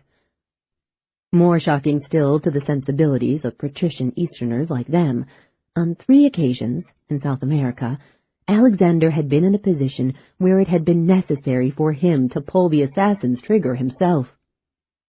He had enjoyed those murders so immensely, had been so profoundly thrilled by them, that he had, by choice, performed the executioner's role on half a dozen other assignments. What would the elder Alexanders, the famous statesmen, think if they knew he'd soiled his hands with blood? As for the fact that it was sometimes his job to order other men to kill, he supposed his family would understand. The Alexanders were all idealists when they were discussing the way things ought to be, but they were also hard-headed pragmatists when dealing with the way things actually were. They knew that the worlds of domestic military security and international espionage were not children's playgrounds. George liked to believe that they might even find it in their hearts to forgive him for having pulled the trigger himself. After all, he had never killed an ordinary citizen or a person of real worth. His targets had always been spies, traitors. More than a few of them had been cold-blooded killers themselves. Scum. He had only killed scum. It wasn't a pretty job, but it also wasn't without a measure of real dignity and heroism. At least that was the way George saw it. He thought of himself as heroic. Yes, he was sure that his father and uncles would give him their blessings, if only he were permitted to tell them. The jet hit an especially bad patch of turbulence. It yawed, bounced, shuddered. Kurt Henson snorted in his sleep, but didn't wake. When the plane settled down once more, Alexander looked out the window at the milky white, moonlit, feminine roundness of the clouds below, and he thought of the Evans woman. She was quite lovely. Her file folder was on the seat beside him. He picked it up, opened it, and stared at her photograph. Quite lovely indeed. He decided he would kill her himself when the time came, and that thought gave him an instant erection. He enjoyed killing. He didn't try to pretend otherwise with himself, no matter what face he had to present to the world.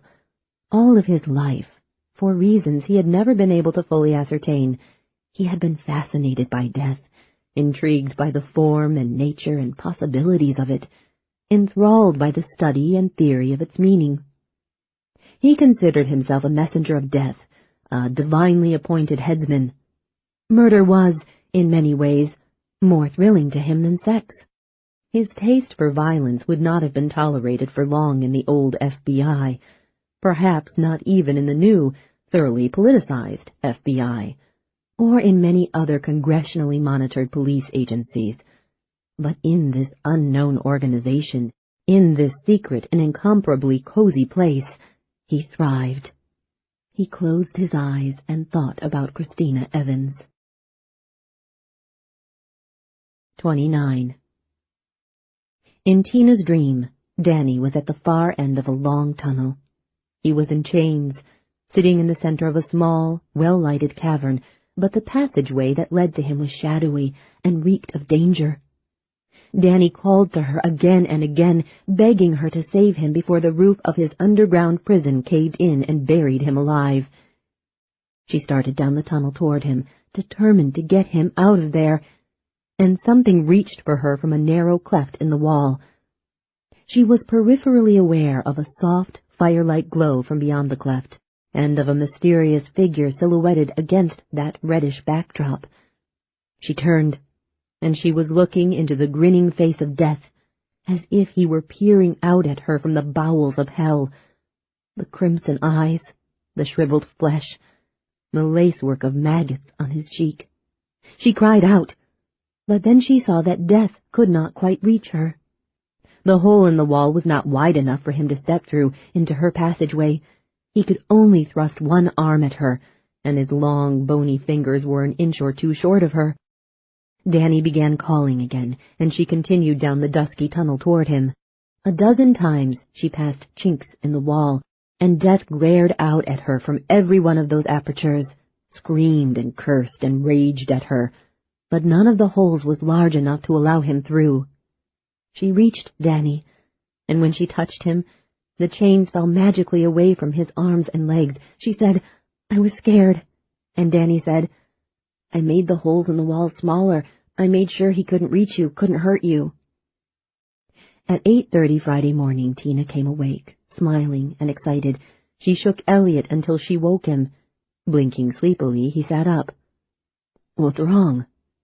"Danny just sent me another dream." Taking in her broad smile, he said, "Obviously it wasn't the nightmare." "Not at all. Danny wants us to come to him. He wants us just to walk into the place where they're keeping him and take him out." "We'd be killed before we could reach him. We can't just charge in like the cavalry. We've got to use the media and the courts to free him." "I don't think so." "The two of us can't fight the entire organization that's behind Kennenbeck, plus the staff of some secret military research center." "Danny's going to make it safe for us," she said confidently. "He's going to use this power of his to help us get in there." That isn't possible. You said you believed. I do, Elliot said, yawning and stretching elaborately. I do believe. But how can he help us? How can he guarantee our safety? I don't know, but that's what he was telling me in the dream. I'm sure of it. She recounted the dream in detail, and Elliot admitted that her interpretation wasn't strained. But even if Danny could somehow get us in, he said, we don't know where they're keeping him. This secret installation could be anywhere. And maybe it doesn't even exist. And if it does exist, they might not be holding him there anyway. It exists, and that's where he is, she said, trying to sound more certain than she actually was. She was within reach of Danny. She felt almost as if she had him in her arms again, and she didn't want anyone to tell her that he might be a hair's breadth beyond her grasp. Okay, Elliot said, wiping at the corners of his sleep-matted eyes. Let's say this secret installation exists. That doesn't help us a whole hell of a lot. It could be anywhere in those mountains. No, she said, it has to be within a few miles of where Jaworski intended to go with the scouts. Okay, that's probably true. But that covers a hell of a lot of rugged terrain. We couldn't begin to conduct a thorough search of it. Tina's confidence couldn't be shaken. Danny will pinpoint it for us. Danny's going to tell us where he is? He's going to try, I think. I sensed that in the dream. How's he going to do it? I don't know. But I have this feeling that if we just find some way, some means of focusing his energy, channeling it. Such as? She stared at the tangled bedclothes as if she were searching for inspiration in the creases of the linens. Her expression would have been appropriate to the face of a gypsy fortune-teller peering with a clairvoyant frown at tea leaves. Maps, she said suddenly. What? Don't they publish terrain maps of the wilderness areas? Backpackers and other nature lovers would need them. Not minutely detailed things. Basically maps that show the lay of the land, hills, valleys, the courses of rivers and streams, footpaths, abandoned logging trails, that sort of thing. I'm sure Jaworski had maps. I know he did. I saw them at the parent-son scout meeting when he explained why the trip would be perfectly safe. I suppose any sporting goods store in Reno ought to have maps of at least the nearest parts of the Sierras. Maybe if we can get a map and spread it out, well, maybe Danny will find a way to show us exactly where he is. How? I'm not sure yet. She threw back the covers and got out of bed. Let's get the maps first. We'll worry about the rest of it later. Come on, let's get showered and dressed. The stores will be open in an hour or so. Because of the foul-up at the Bellicosti place, George Alexander didn't get to bed until 5:30 Friday morning. Still furious with his subordinates for letting Stryker and the woman escape again, he had difficulty getting to sleep. He finally nodded off around 7 a.m. At 10 o'clock he was awakened by the telephone. The director was calling from Washington. They used an electronic scrambling device so they could speak candidly, and the old man was furious and characteristically blunt. As Alexander endured the director's accusations and demands, he realized that his own future with the network was at stake. If he failed to stop Stryker and the Evans woman, his dream of assuming the director's chair in a few years would never become a reality. After the old man hung up, Alexander called his own office, in no mood to be told that Elliot Stryker and Christina Evans were still at large. But that was exactly what he heard. He ordered men pulled off other jobs and assigned to the manhunt. I want them found before another day passes, Alexander said. That bastard's killed one of us now. He can't get away with that. I want him eliminated, and the bitch with him, both of them, dead. 30. 2 sporting goods stores and 2 gun shops were within easy walking distance of the hotel. The first sporting goods dealer did not carry the maps, and although the second usually had them, it was currently sold out. Elliot and Tina found what they needed in one of the gun shops, a set of 12 wilderness maps of the Sierras, designed with backpackers and hunters in mind. The set came in a leatherette-covered case and sold for $100. Back in the hotel room, they opened one of the maps on the bed, and Elliot said, "Now what?" For a moment, Tina considered the problem. Then she went to the desk, opened the center drawer, and withdrew a folder of hotel stationery. In the folder was a cheap plastic ballpoint pen with the hotel name on it. With the pen, she returned to the bed and sat beside the open map. She said, "People who believe in the occult have a thing they call automatic writing. Ever hear of it?" "Sure, spirit writing. A ghost supposedly guides your hand to deliver a message from beyond. Always sounded like the worst sort of bunkum to me." "Well, bunkum or not, I'm going to try something like that. Except I don't need a ghost to guide my hand. I'm hoping Danny can do it." "Don't you have to be in a trance, like a medium at a seance?" "I'm just going to completely relax, make myself open and receptive. I'll hold the pen against the map, and maybe Danny can draw the route for us." Elliot pulled a chair beside the bed and sat. "I don't believe for a minute it's going to work. Totally nuts. But I'll be as quiet as a mouse and give it a chance." Tina stared at the map and tried to think of nothing but the appealing greens, blues, yellows, and pinks that the cartographers had used to indicate various types of terrain. She allowed her eyes to swim out of focus. A minute passed. 2 minutes. 3. She tried closing her eyes. Another minute. 2. Nothing. She turned the map over and tried the other side of it. Still nothing. "Give me another map," she said. Elliot withdrew another one from the leatherette case and handed it to her. He refolded the first map as she unfolded the second. Half an hour and 5 maps later, Tina's hand suddenly skipped across the paper as if someone had bumped her arm. She felt a peculiar pulling sensation that seemed to come from within her hand, and she stiffened in surprise. Instantly, the invasive power retreated from her. "What was that?" Elliot asked. "Danny. He tried." "You're sure?" "Positive. But he startled me, and I guess even the little bit of resistance I offered was enough to push him away. At least we know this is the right map. Let me try again." She put the pen at the edge of the map once more, and she let her eyes drift out of focus. The air temperature plummeted. She tried not to think about the chill. She tried to banish all thoughts.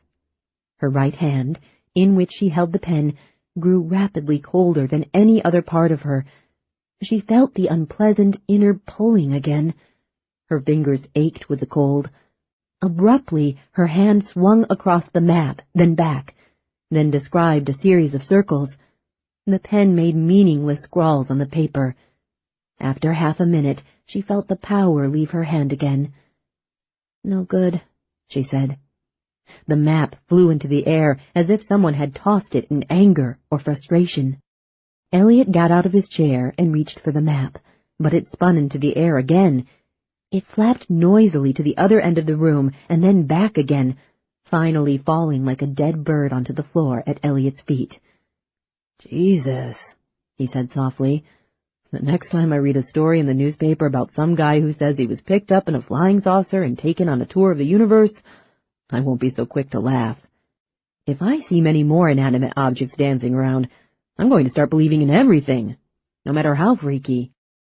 Tina got up from the bed, massaging her cold right hand. "I guess I'm offering too much resistance. But it feels so weird when he takes control. I can't help stiffening a little. I guess you were right about needing to be in a trance." "I'm afraid I can't help you with that.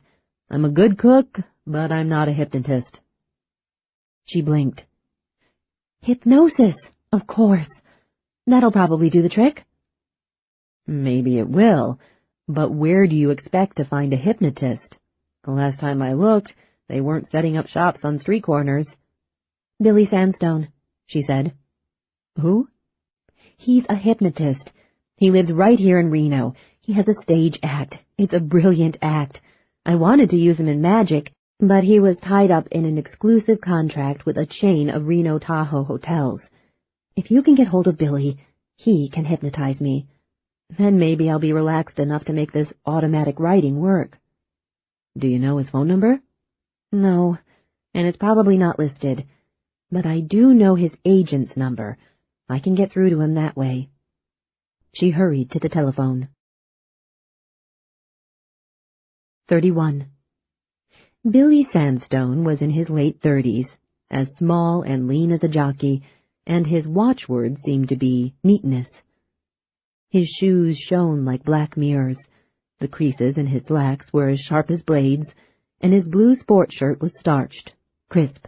His hair was razor-cut, and he groomed his mustache so meticulously that it almost appeared to have been painted on his upper lip. Billy's dining room was neat, too.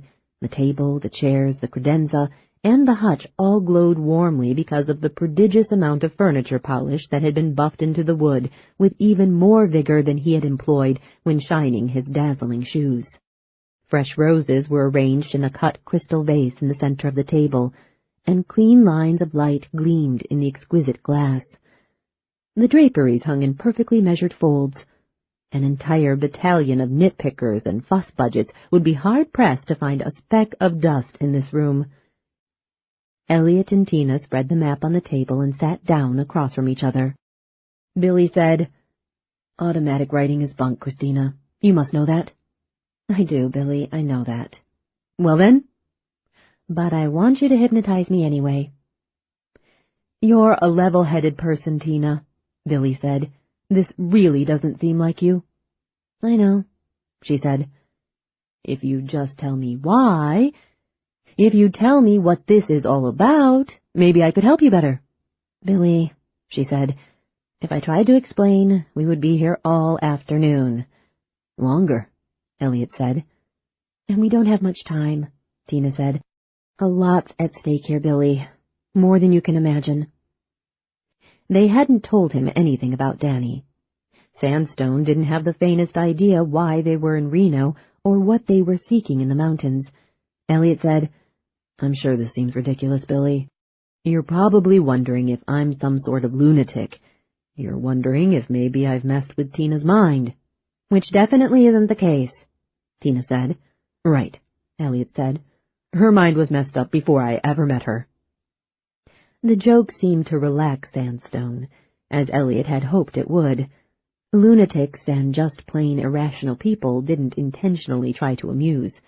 Elliot said, "I assure you, Billy, we haven't lost our marbles, and this is a matter of life and death." "It really is," Tina said. "Okay," Billy said. "You don't have time to tell me about it now. I'll accept that. But will you tell me one day when you aren't in such a damn rush?" "Absolutely," Tina said. "I'll tell you everything. Just please, please put me in a trance." "All right," Billy Sandstone said. He was wearing a gold signet ring. He turned it around, so the face of it was on the wrong side, the palm side of his finger. He held his hand in front of Tina's eyes. "Keep your eyes on the ring and listen only to my voice." "Wait a second," she said. She pulled the cap off the red felt-tip pen that Elliot had purchased at the hotel newsstand just before they'd caught a taxi to Sandstone's house. Elliot had suggested a change in the color of ink so they would be able to tell the difference between the meaningless scribbles that were already on the map and any new marks that might be made. Putting the point of the pen to the paper, Tina said, "Okay, Billy, do your stuff." Elliot was not sure when Tina slipped under the hypnotist's spell, and he had no idea how this smooth mesmerism was accomplished.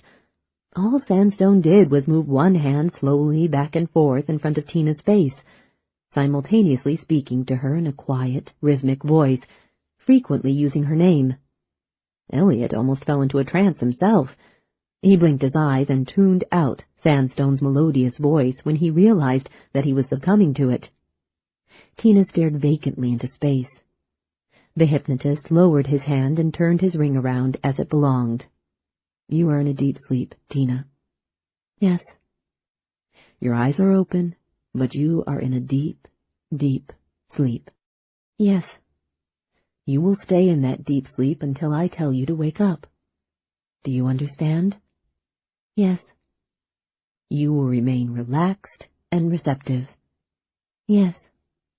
Nothing will startle you. No. You aren't really involved in this. You're just the method of transmission, like a telephone. Telephone, she said thickly.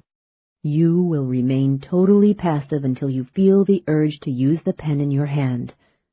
All right. When you feel the urge to use the pen, you will not resist it. You will flow with it. Understood? Yes. You will not be bothered by anything Elliot and I say to each other. You will respond to me only when I speak directly to you. Understood? Yes. Now, open yourself to whoever wants to speak through you. They waited. A minute passed, then another. Billy Sandstone watched Tina intently for a while, but at last he shifted impatiently in his chair. He looked at Elliot and said, I don't think this spirit writing stuff is... The map rustled, drawing their attention. The corners curled and uncurled, curled and uncurled again and again, like the pulse of a living thing. The air was colder. The map stopped curling. The rustling ceased. Tina lowered her gaze from the empty air to the map, and her hand began to move. It didn't swoop and dart uncontrollably this time. It crept carefully, hesitantly across the paper, leaving a thin red line of ink like a thread of blood. Sandstone was rubbing his hands up and down his arms to ward off the steadily deepening chill that had gripped the room. Frowning, glancing up at the heating vents, he started to get out of his chair. Elliot said, Don't bother checking the air conditioning. It isn't on, and the heat hasn't failed either. What? The cold comes from the spirit, Elliot said, deciding to stick with the occult terminology, not wanting to get bogged down in the real story about Danny. Spirit? Yes. Whose spirit? Could be anyone's. Are you serious? Pretty much. Sandstone stared at him as if to say, You're nuts, but are you dangerous? Elliot pointed to the map. See? As Tina's hand moved slowly over the paper, the corners of the map began to curl and uncurl again. How is she doing that? Sandstone asked. She isn't. The ghost, I suppose. That's right. An expression of pain settled over Billy's face, as if he were suffering genuine physical discomfort because of Elliot's belief in ghosts. Apparently, Billy liked his view of the world to be as neat and uncluttered as everything else about him. If he started believing in ghosts, he'd have to reconsider his opinions about a lot of other things, too, and then life would become intolerably messy. Elliot sympathized with the hypnotist. Right now he longed for the rigidly structured routine of the law office, the neatly ordered paragraphs of legal casebooks, and the timeless rules of the courtroom. Tina let the pen drop from her fingers. She lifted her gaze from the map. Her eyes remained unfocused. Are you finished? Billy asked her. Yes. Are you sure? Yes. With a few simple sentences and a sharp clap of his hands, the hypnotist brought her out of the trance. She blinked in confusion, then glanced down at the route that she had marked on the map. She smiled at Elliot. It worked. By God, it worked. Apparently it did. She pointed to the terminus of the red line. That's where he is, Elliot. That's where they're keeping him. It's not going to be easy getting into country like that, Elliot said. We can do it. We'll need good insulated outdoor clothes, boots, snowshoes in case we have to walk very far in open country. Do you know how to use snowshoes? It can't be that hard.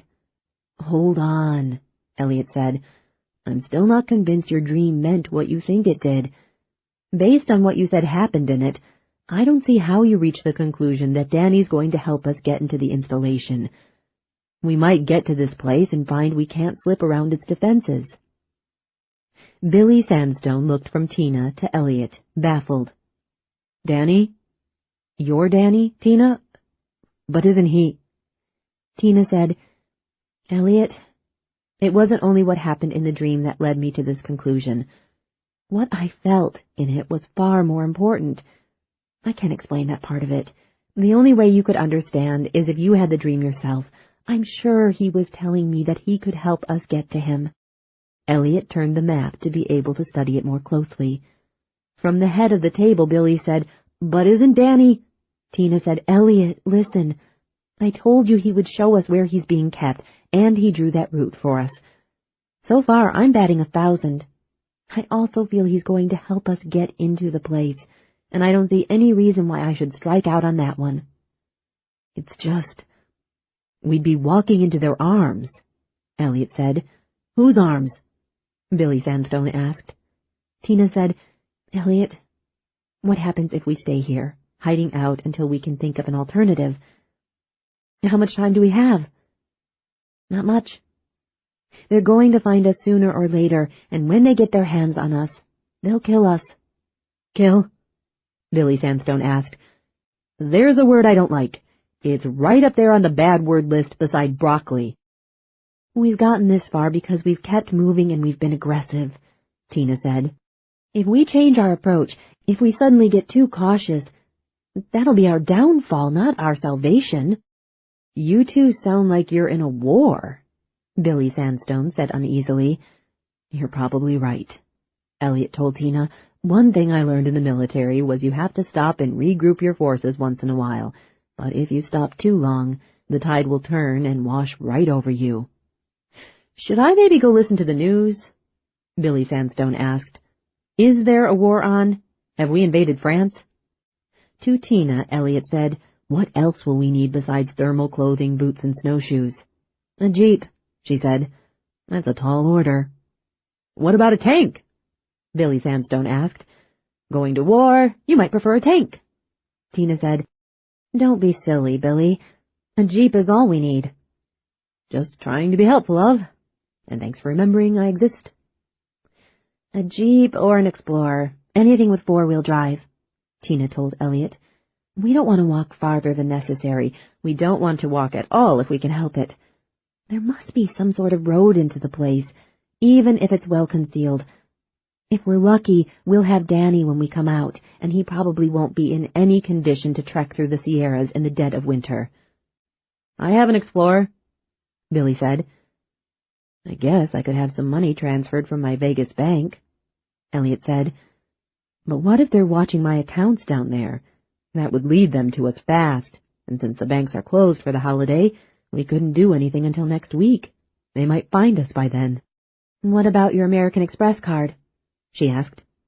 "You mean charge a jeep?" "There's no limit on the card, is there?" "No, but I read a newspaper story once about a guy who bought a Rolls-Royce with his card. You can do that sort of thing, as long as they know for sure you're capable of paying the entire bill when it comes due a month later." "It sounds crazy," Elliot said, "but I guess we can try." "I have an Explorer," Billy Sandstone said. "Let's get the address of the local dealership," Tina said. "We'll see if they'll accept the card." "I have an Explorer," Billy said. They turned to him, startled. "I take my act to Lake Tahoe a few weeks every winter," Billy said. "You know what it's like down there this time of year? Snow up to your ass. I hate flying the Tahoe-Reno shuttle. The plane's so damn small, and you know what a ticky-tacky airport they have at Tahoe? So I usually just drive down the day before I open. An Explorer's the only thing I'd want to take through the mountains on a bad day." "Are you going to Tahoe soon?" Tina asked. "No, I don't open until the end of the month." "Will you be needing the Explorer in the next couple of days?" Elliot asked. "No. Can we borrow it?" "Well, I guess so." Tina leaned across the corner of the table, grabbed Billy's head in her hands, pulled his face to hers, and kissed him. "You're a lifesaver, Billy, and I mean that literally." "I'm a small circlet of hard candy. Maybe things are breaking right for us," Elliot said. "Maybe we'll get Danny out of there after all." "We will," Tina said. "I know it." The roses in the crystal vase twirled around like a group of spinning, red-headed ballerinas. Startled, Billy Sandstone jumped up, knocking over his chair. The drapes drew open, slid shut, drew open, slid shut, even though no one was near the draw cords. The chandelier began to swing in a lazy circle, and the dangling crystals cast prismatic patterns of light on the walls. Billy stared, open-mouthed. Elliot knew how disoriented Billy was feeling, and he felt sorry for the man. After half a minute, all of the unnatural movement stopped, and the room rapidly grew warm again. "How did you do that?" Billy demanded. "We didn't," Tina said. "Not a ghost," Billy said adamantly. "Not a ghost either." Elliot said. Billy said, "You can borrow the Explorer, but first you've got to tell me what in hell's going on. I don't care how much of a hurry you're in, you can at least tell me a little of it. Otherwise, I'm going to shrivel up and die of curiosity." Tina consulted Elliot. "Well," Elliot said, "Billy, you might be better off not knowing." "Impossible." "We're up against some damn dangerous people. If they thought you knew about them—" "Look," Billy said, "I'm not just a hypnotist. I'm something of a magician. That's really what I most wanted to be, but I didn't really have the skill for it. So I worked up this act built around hypnotism, but magic, that's my one great love. I just have to know how you did that trick with the drapes, the roses, and the corners of the map. I just have to know." Earlier this morning, it had occurred to Elliot that he and Tina were the only people who knew that the official story of the Sierra's accident was a lie. If they were killed, the truth would die with them, and the cover-up would continue. Considering the high price that they had paid for the pathetically insufficient information they had obtained, he couldn't tolerate the prospect of all their pain and fear and anxiety having been for naught. Elliot said, "Billy, do you have a tape recorder?" "Sure, it's nothing fancy. It's a little one I carry with me. I do some comedy lines in the act, and I use the recorder to develop new material, correct problems with my timing." "It doesn't have to be fancy," Elliot said, "just so it works. We'll give you a condensed version of the story behind all of this, and we'll record it as we go. Then I'll mail the tape to one of my law partners." He shrugged. "Not much insurance, but better than nothing." "I'll get the recorder," Billy said, hurrying out of the dining room. Tina folded the map. "It's nice to see you smiling again," Elliot said. "I must be crazy," she said. "We still have dangerous work ahead of us. We're still up against this bunch of cutthroats. We don't know what we'll walk into in those mountains. So why do I feel terrific all of a sudden?" "You feel good," Elliot said, "because we're not running anymore. We're going on the offensive. And foolhardy as that might be, it does a lot for a person's self-respect." "Can a couple of people like us really have a chance of winning when we're up against something as big as the government itself?" "Well," Elliot said, "I happen to believe that individuals are more apt to act responsibly and morally than institutions ever do, which at least puts us on the side of justice. And I also believe individuals are always smarter and better adapted to survival, at least in the long run, than any institution. Let's just hope my philosophy doesn't turn out to be half-baked." At 1:30, Kurt Henson came into George Alexander's office in downtown Reno.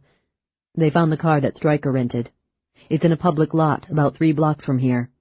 "Used recently?" Alexander asked. "No, the engine's cold. There's thick frost on the windows. It's been parked there overnight." "He's not stupid," Alexander said. "He's probably abandoned the damn thing. You want to put a watch on it anyway?" "Better do that," Alexander said. "Sooner or later they'll make a mistake. Coming back to the car might be it. I don't think so, but it might." Henson left the room. Alexander took a Valium out of a tin that he carried in his jacket pocket, and he washed it down with a swallow of hot coffee, which he poured from the silver pot on his desk. This was his second pill since he'd gotten out of bed just 3.5 hours ago, but he still felt edgy. Stryker and the woman were proving to be worthy opponents. Alexander never liked to have worthy opponents. He preferred them to be soft and easy. Where were they?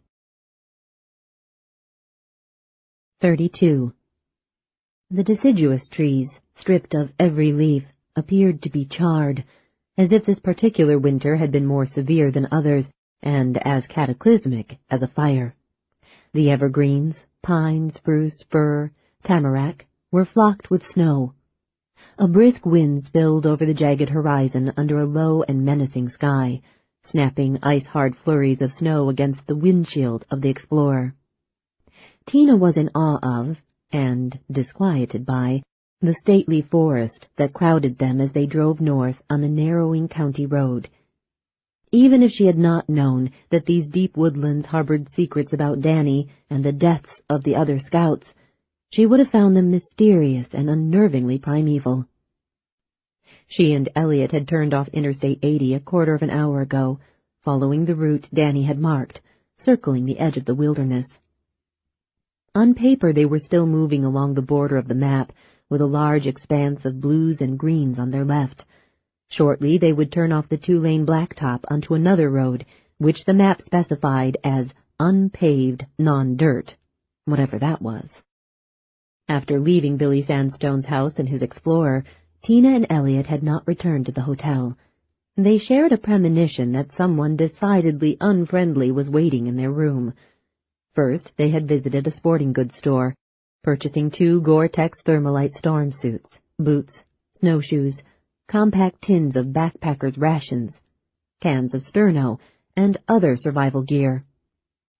If the rescue attempt went smoothly, as Tina's dreams seemed to predict, they wouldn't have any need for much of what they bought. But if the Explorer broke down in the mountains, or if another hitch developed, they wanted to be prepared for the unexpected. Elliot also bought 100 rounds of hollow point ammunition for the pistol. This wasn't insurance against the unforeseen. This was simply prudent planning for the trouble they could foresee all too well. From the sporting goods store they had driven out of town, west toward the mountains. At a roadside restaurant, they changed clothes in the restrooms. His insulated suit was green with white stripes. Hers was white with green and black stripes. They looked like a couple of skiers on their way to the slopes. Entering the formidable mountains, they had become aware of how soon darkness would settle over the sheltered valleys and ravines, and they had discussed the wisdom of proceeding. Perhaps they would have been smarter to turn around, go back to Reno, find another hotel room, and get a fresh start in the morning. But neither wanted to delay.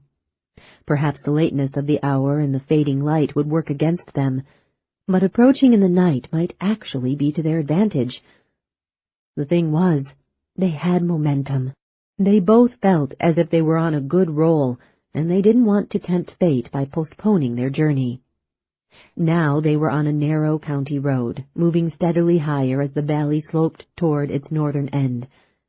Plows had kept the blacktop clean, except for scattered patches of hard-packed snow that filled the potholes, and snow was piled 5 or 6 feet high on both sides. "Soon now," Tina said, glancing at the map that was open on her knees.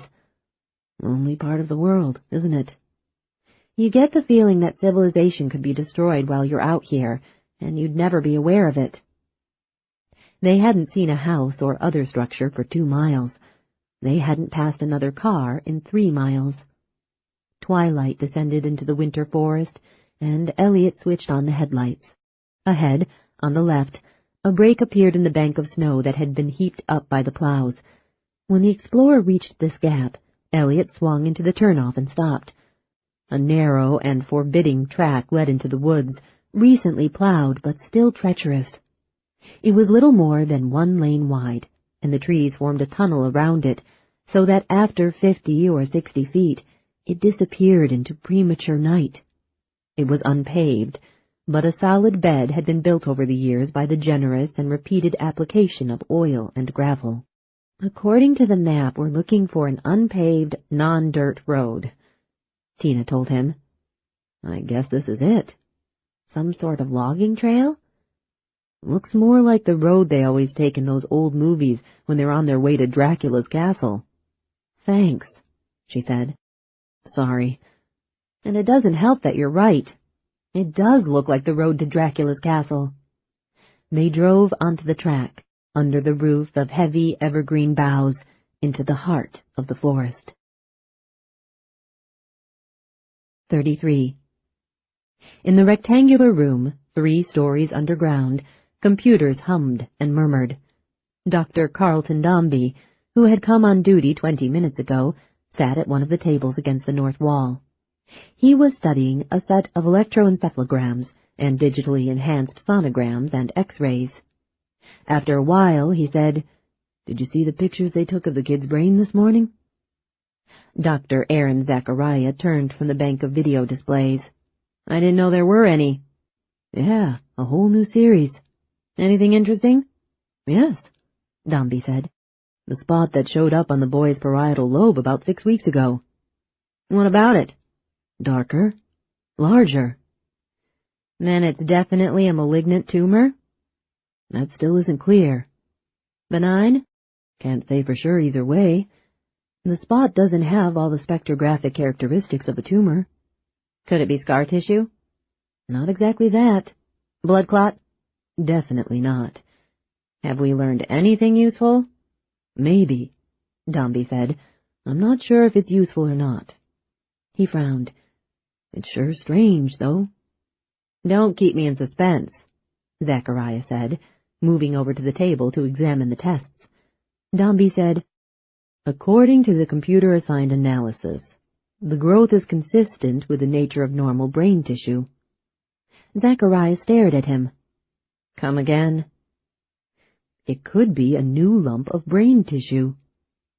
Dombey told him. "But that doesn't make sense." "I know. The brain doesn't all of a sudden start growing new little nodes that nobody's ever seen before." "I know." "Someone better run a maintenance scan on the computer. It has to be screwed up." "They did that this afternoon," Dombey said, tapping a pile of printouts that lay on the table. "Everything's supposed to be functioning perfectly." "Just like the heating system in that isolation chamber is functioning properly," Zachariah said. Still poring through the test results, stroking his mustache with one hand, Dombey said, "Listen to this. The growth rate of the parietal spot is directly proportional to the number of injections the boy's been given. It appeared after his first series of shots 6 weeks ago. The more frequently the kid is reinfected, the faster the parietal spot grows." "Then it must be a tumor," Zachariah said. "Probably. They're going to do an exploratory in the morning." "Surgery?" "Yeah. Get a tissue sample for a biopsy." Zachariah glanced toward the observation window of the isolation chamber. "Damn, there it goes again." Dombey saw that the glass was beginning to cloud again. Zachariah hurried to the window. Dombey stared thoughtfully at the spreading frost. He said, "You know something? That problem with the window, if I'm not mistaken, it started at the same time the parietal spot first showed up on the X-rays." Zachariah turned to him. "So? Doesn't that strike you as coincidental?" "That's exactly how it strikes me. Coincidence. I fail to see any association." "Well, could the parietal spot have a direct connection with the frost somehow?" "What? You think the boy might be responsible for the changes in the air temperature?" "Could he?" "How?" "I don't know." "Well, you're the one who raised the question." "I don't know," Dombey said again. "It doesn't make any sense," Zachariah said. "No sense at all. If you keep coming up with weird suggestions like that, I'll have to run a maintenance check on you, Carl." 34. The oil and gravel trail led deep into the forest. It was remarkably free of ruts and chuck holes for most of its length, although the explorer scraped bottom a few times when the track took sudden, sharp dips. The trees hung low, lower, lower still, until, at last, the ice-crusted evergreen boughs frequently scraped across the roof of the explorer with a sound like fingernails being drawn down a blackboard. They passed a few signs that told them the lane they were using was kept open for the exclusive benefit of federal and state wildlife officers and researchers. Only authorized vehicles were permitted, the signs warned. Could this secret installation be disguised as a wildlife research center? Elliot wondered. "No," she said. According to the map, that's 9 miles into the forest on this track. Danny's instructions are to take a turn north off this lane after about 5 miles. We've gone almost 5 miles since we left the county road, Elliot said. Branches scraped across the roof, and powdery snow cascaded over the windshield onto the hood. As the windshield wipers cast the snow aside, Tina leaned forward, squinting along the headlight beams. "Hold it! I think this is what we're looking for." He was driving at only 10 miles an hour, but she gave him so little warning that he passed the turnoff. He stopped, put the Explorer in reverse, and backed up 20 feet, until the headlights were shining on the trail that she had spotted. "It hasn't been plowed," he said. "But look at all the tire marks." "A lot of traffic's been through here recently." "This is it," Tina said confidently. "This is where Danny wants us to go." "It's a damned good thing we have 4-wheel drive." He steered off the plowed lane onto the snowy trail. The Explorer, equipped with heavy chains on its big winter-tread tires, bit into the snow and chewed its way forward without hesitation. The new track ran 100 yards before rising and turning sharply to the right, around the blunt face of a ridge. When they came out of this curve, the trees fell back from the verge, and open sky lay above for the first time since they had departed the county blacktop. Twilight was gone. Night was in command. Snow began to fall more heavily, yet ahead of them not a single flake lay in their way. Bizarrely, the unplowed trail had led them to a paved road. Steam rose from it, and sections of the pavement were even dry. "Heat coils embedded in the surface," Elliot said. "Here, in the middle of nowhere." Stopping the Explorer, he picked up the pistol from the seat between them, and he flicked off both safeties. He had loaded the depleted magazine earlier. Now he jacked a bullet into the chamber. When he put the gun on the seat again, it was ready to be used. "We can still turn back," Tina said. "Is that what you want to do?" "No." "Neither do I." 150 yards farther, they reached another sharp turn.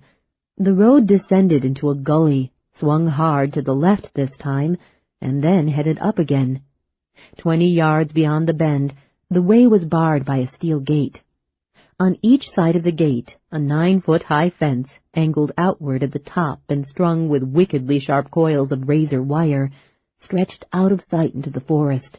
The top of the gate was also wrapped with razor wire. A large sign stood to the right of the roadway, supported on 2 redwood posts. "Private property. Admission by keycard only. Trespassers will be prosecuted." "They make it sound like someone's hunting lodge," Tina said. "Intentionally, I'm sure. Now what? You don't happen to have a keycard, do you?" "Danny will help," she said. "That's what the dream was all about." "How long do we wait here?" "Not long," she said, as the gate swung inward. "I'll be damned." The heated road stretched out of sight in the darkness. "We're coming, Danny," Tina said quietly. "What if someone else opened the gate?" Elliot asked. "What if Danny didn't have anything to do with it? They might just be letting us in so they can trap us inside." "It was Danny." "You're so sure?" "Yes." He sighed and drove through the gate, which swung shut behind the Explorer. The road began to climb in earnest, hugging the slopes. It was overhung by huge rock formations and by wind-sculpted cowls of snow. The single lane widened to 2 lanes in places and switchbacked up the ridges, through more densely packed strands of larger trees. The Explorer labored ever higher into the mountains. The second gate was 1.5 miles past the first, on a short length of straightaway, just over the brow of a hill. It was not merely a gate, but a checkpoint. A guard shack stood to the right of the road, from which the gate was controlled. Elliot picked up the gun as he brought the Explorer to a full stop at the barrier. They were no more than 6 or 8 feet from the lighted shack, close enough to see the guard's face as he scowled at them through the large window. "He's trying to figure out who the devil we are," Elliot said. "He's never seen us or the Explorer, and this isn't the sort of place where there's a lot of new or unexpected traffic." Inside the hut, the guard plucked a telephone handset from the wall. "Damn," Elliot said. "I'll have to go for him." As Elliot started to open his door, Tina saw something that made her grab his arm. "Wait! The phone doesn't work." The guard slammed the receiver down. He got to his feet, took a coat from the back of his chair, slipped into it, zippered up, and came out of the shack. He was carrying a submachine gun. From elsewhere in the night, Danny opened the gate. The guard stopped halfway to the Explorer and turned toward the gate when he saw it moving. Unable to believe his eyes, Elliot rammed his foot down hard on the accelerator, and the Explorer shot forward. The guard swung the submachine gun into firing position as they swept past him. Tina raised her hands in an involuntary and totally useless attempt to ward off the bullets. But there were no bullets, no torn metal, no shattered glass, no blood or pain. They didn't even hear gunfire. The Explorer roared across the straightaway and careened up the slope beyond, through the tendrils of steam that rose from the black pavement. Still no gunfire. As they swung into another curve, Elliot wrestled with the wheel, and Tina was acutely aware that a great dark void lay beyond the shoulder of the road. Elliot held the vehicle on the pavement as they rounded the bend, and then they were out of the guard's line of fire. For 200 yards ahead, until the road curved once more, nothing threatening was in sight.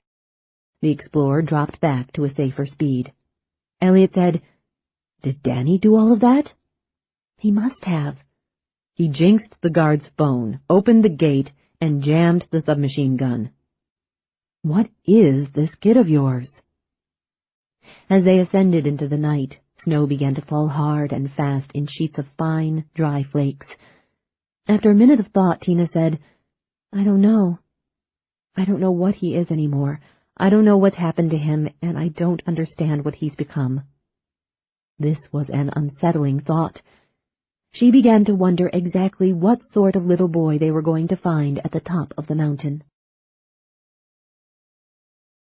35. With glossy photographs of Christina Evans and Elliot Stryker, George Alexander's men circulated through the hotels in downtown Reno, talking with desk clerks, bellmen, and other employees. At 4:30 they obtained a strong, positive identification from a maid at Harrah's.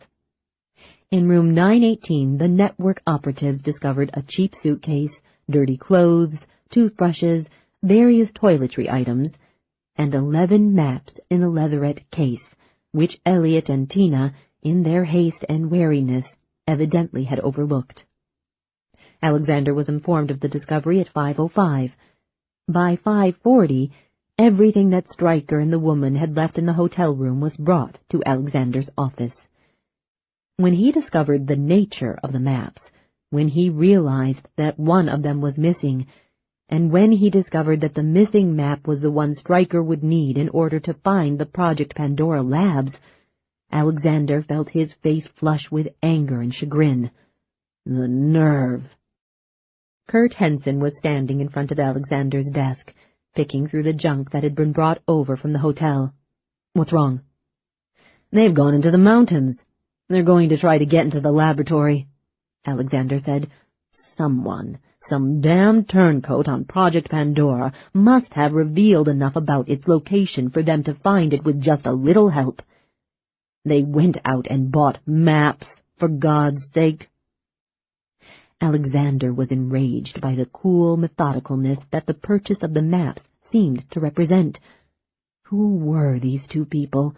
Why weren't they hiding in a dark corner somewhere?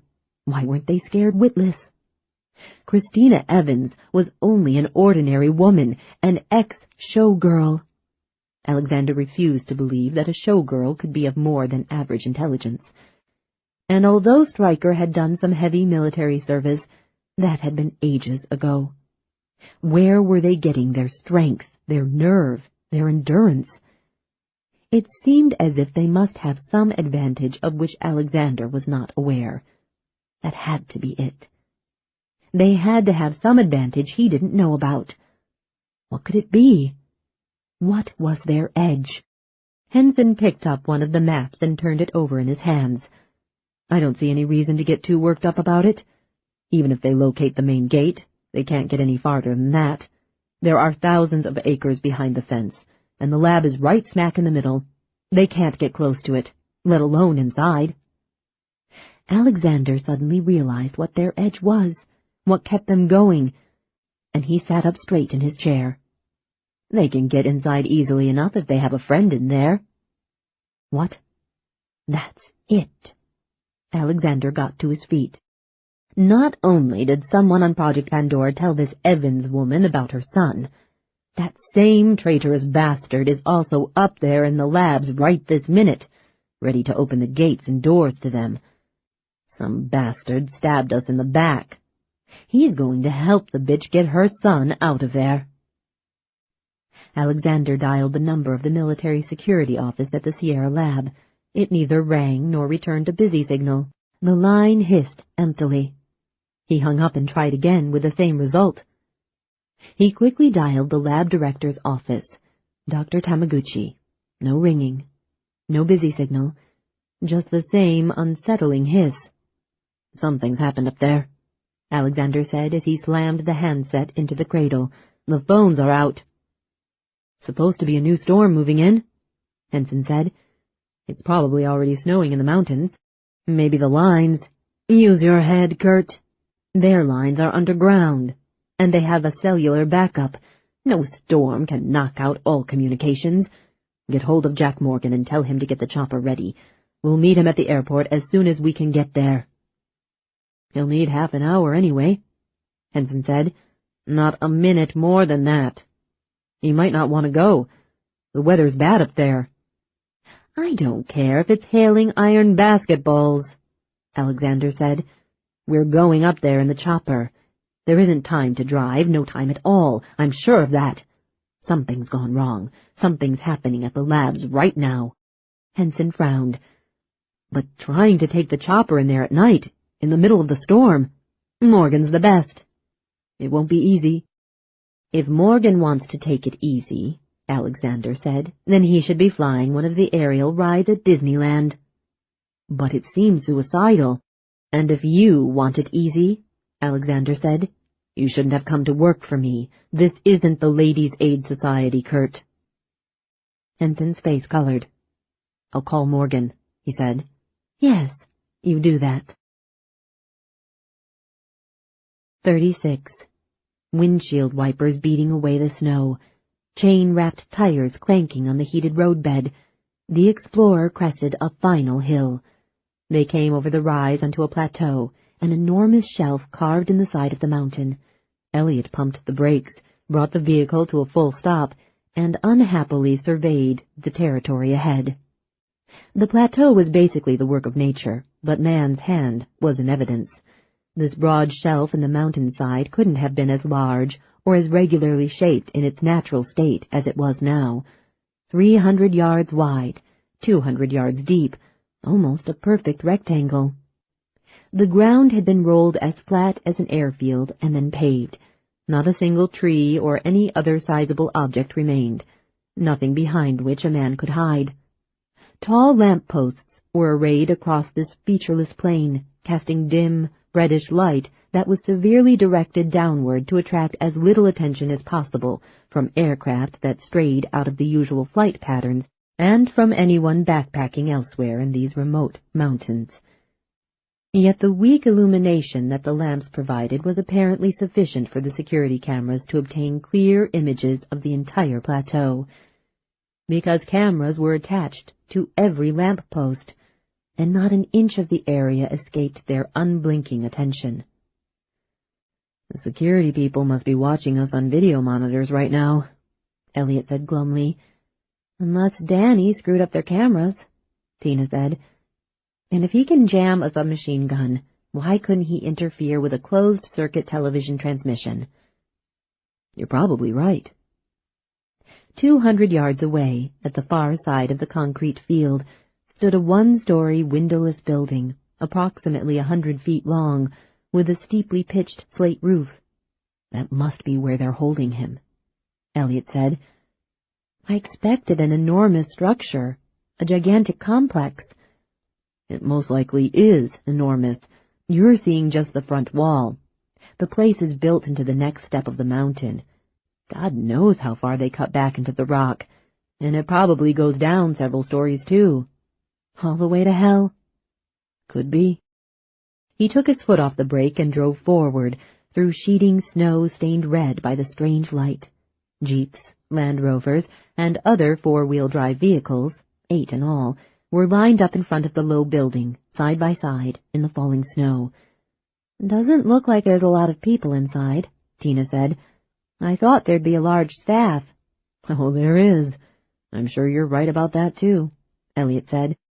"The government wouldn't go to all the trouble of hiding this joint out here just to house a handful of researchers or whatever. Most of them probably live in the installation for weeks or months at a time. They wouldn't want a lot of daily traffic coming in and out of here on a forest road that's supposed to be used only by state wildlife officers. That would draw too much attention. Maybe a few of the top people come and go regularly by helicopter. But if this is a military operation, then most of the staff is probably assigned here under the same conditions submariners have to live with. They're allowed to go into Reno for shore leave between cruises, but for long stretches of time, they're confined to this ship." He parked beside a jeep, switched off the headlights, and cut the engine. The plateau was ethereally silent. No one yet had come out of the building to challenge them, which most likely meant that Danny had jinxed the video security system. The fact that they had gotten this far unhurt didn't make Elliot feel any better about what lay ahead of them. How long could Danny continue to pave the way? The boy appeared to have some incredible powers, but he wasn't God. Sooner or later he'd overlook something, he'd make a mistake. Just one mistake, and they would be dead. "Well," Tina said, unsuccessfully trying to conceal her own anxiety, "we didn't need the snowshoes after all." "But we might find a use for that coil of rope," Elliot said. He twisted around, leaned over the back of the seat, and quickly fetched the rope from the pile of outdoor gear in the cargo hold. "We're sure to encounter at least a couple of security men, no matter how clever Danny is. We have to be ready to kill them or put them out of action some other way." "If we have a choice," Tina said, "I'd rather use rope than bullets." "My sentiments exactly." He picked up the pistol. "Let's see if we can get inside." They stepped out of the Explorer. The wind was an animal presence, growling softly.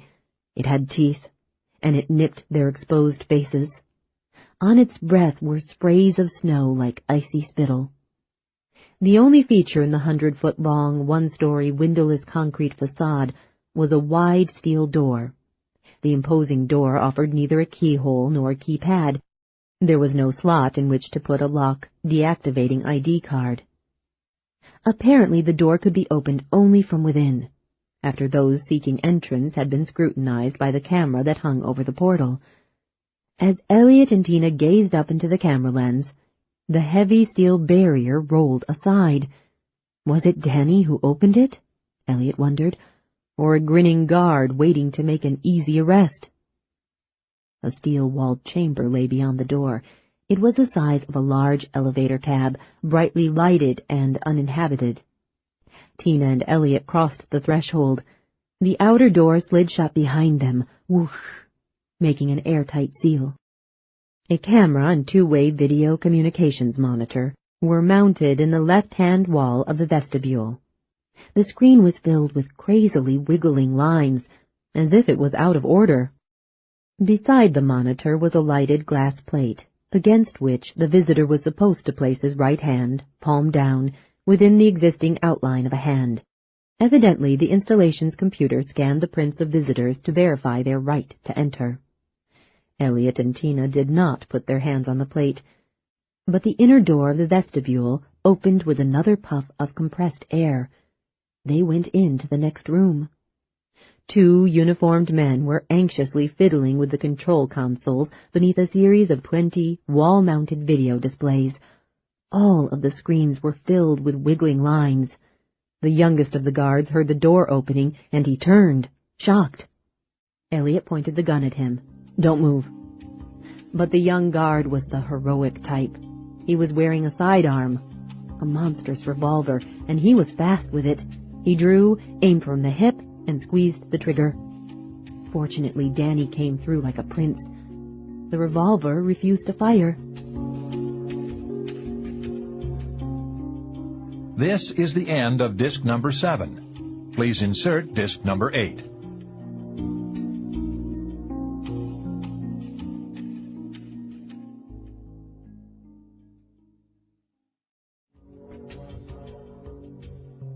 This is disc number 8.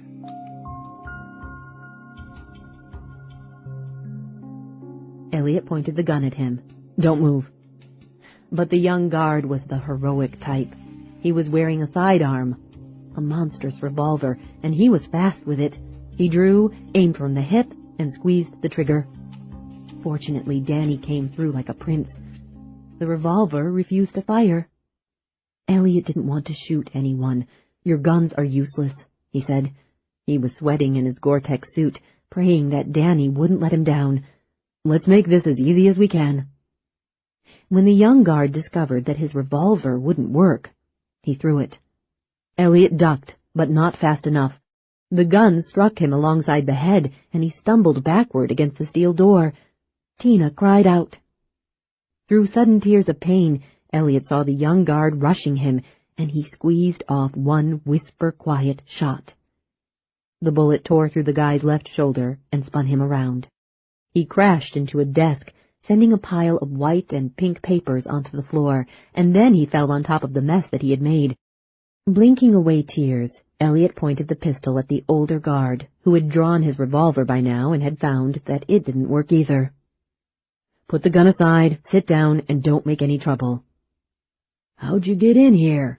the older guard asked, dropping his weapon as he'd been ordered. "Who are you?" "Never mind," Elliot said. "Just sit down." But the guard was insistent. "Who are you people?" "Justice," Tina said.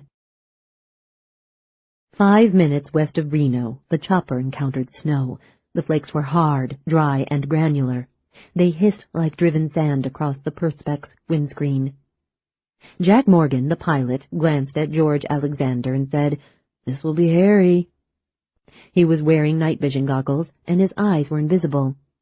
"Just a little snow," Alexander said. "A storm," Morgan corrected. "You've flown in storms before." "In these mountains, the downdrafts and cross-currents are going to be murderous."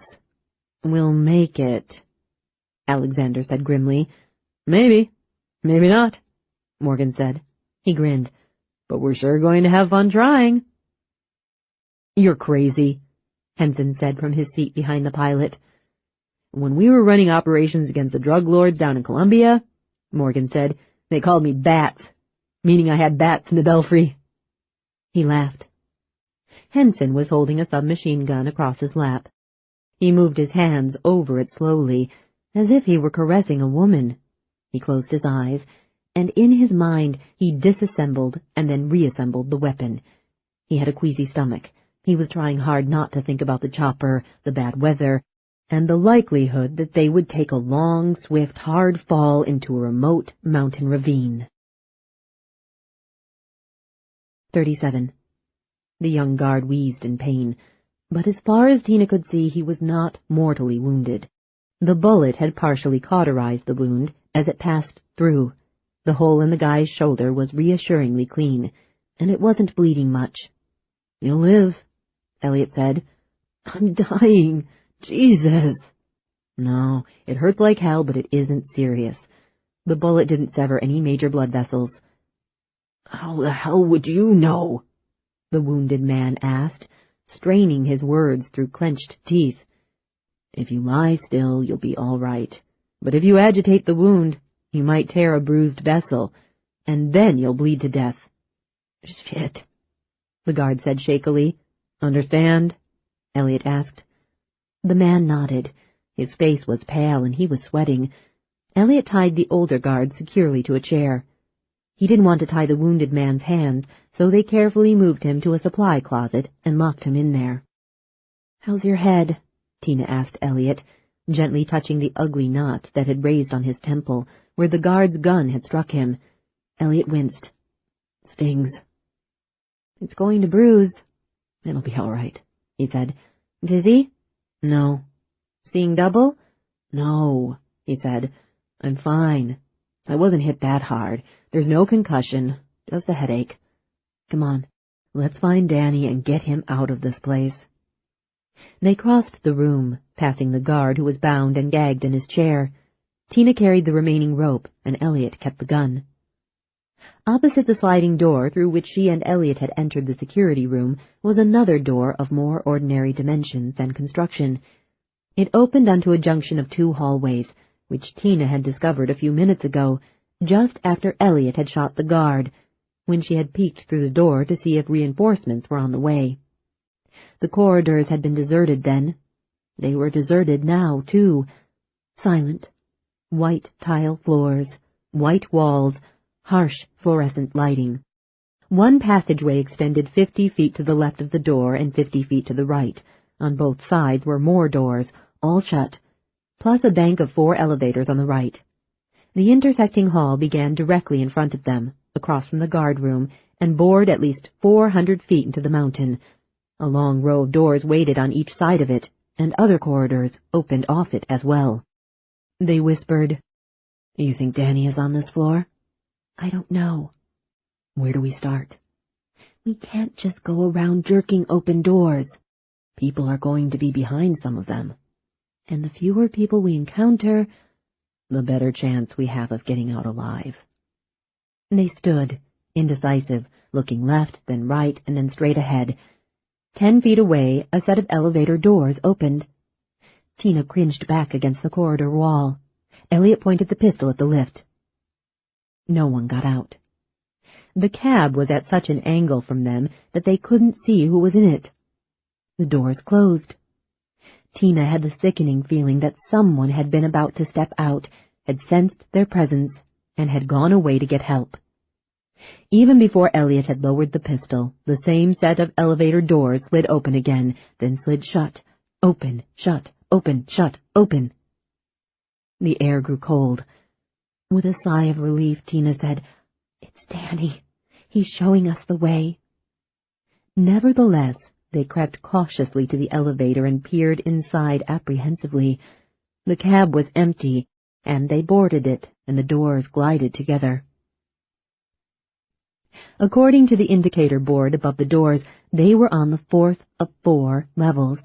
The first floor was at the bottom of the structure, the deepest underground. The cab controls would not operate unless one first inserted an acceptable ID card into a slot above them. But Tina and Elliot didn't need the computer's authorization to use the elevator, not with Danny on their side. The light on the indicator board changed from 4 to 3 to 2, and the air inside the lift became so frigid that Tina's breath hung in clouds before her. The doors slid open 3 floors below the surface, on the next to the last level. They stepped into a hallway exactly like the one they had left upstairs. The elevator doors closed behind them, and around them the air grew warmer again. 5 feet away, a door stood ajar, and animated conversation drifted out of the room beyond. Men's and women's voices, half a dozen or more, judging by the sound of them. Indistinct words. Laughter. Tina knew that she and Elliot were finished if someone came out of that room and saw them. Danny seemed able to work miracles with inanimate objects, but he could not control people, like the guard upstairs, whom Elliot had been forced to shoot. If they were discovered and confronted by a squad of angry security men, Elliot's one pistol might not be enough to discourage an assault. Then, even with Danny jamming the enemy's weapons, she and Elliot would be able to escape only if they slaughtered their way out, and she knew that neither of them had the stomach for that much murder, perhaps not even in self-defense. Laughter pealed from the nearby room again, and Elliot said softly, "Where now?" "I don't know." This level was the same size as the one on which they entered the complex, more than 400 feet on one side and more than 100 feet on the other. 40,000 or 50,000 square feet to search. How many rooms? 40, 50, 60, 100, counting closets? Just as she was beginning to despair, the air began to turn cold again. She looked around, waiting for some sign from her child, and she and Elliot twitched in surprise when the overhead fluorescent tube winked off, then came on again. The tube to the left of the first one also flickered. Then a third tube sputtered, still farther to the left. They followed the blinking lights to the end of the short wing in which the elevators were situated. The corridor terminated in an airtight steel door similar to those found on submarines.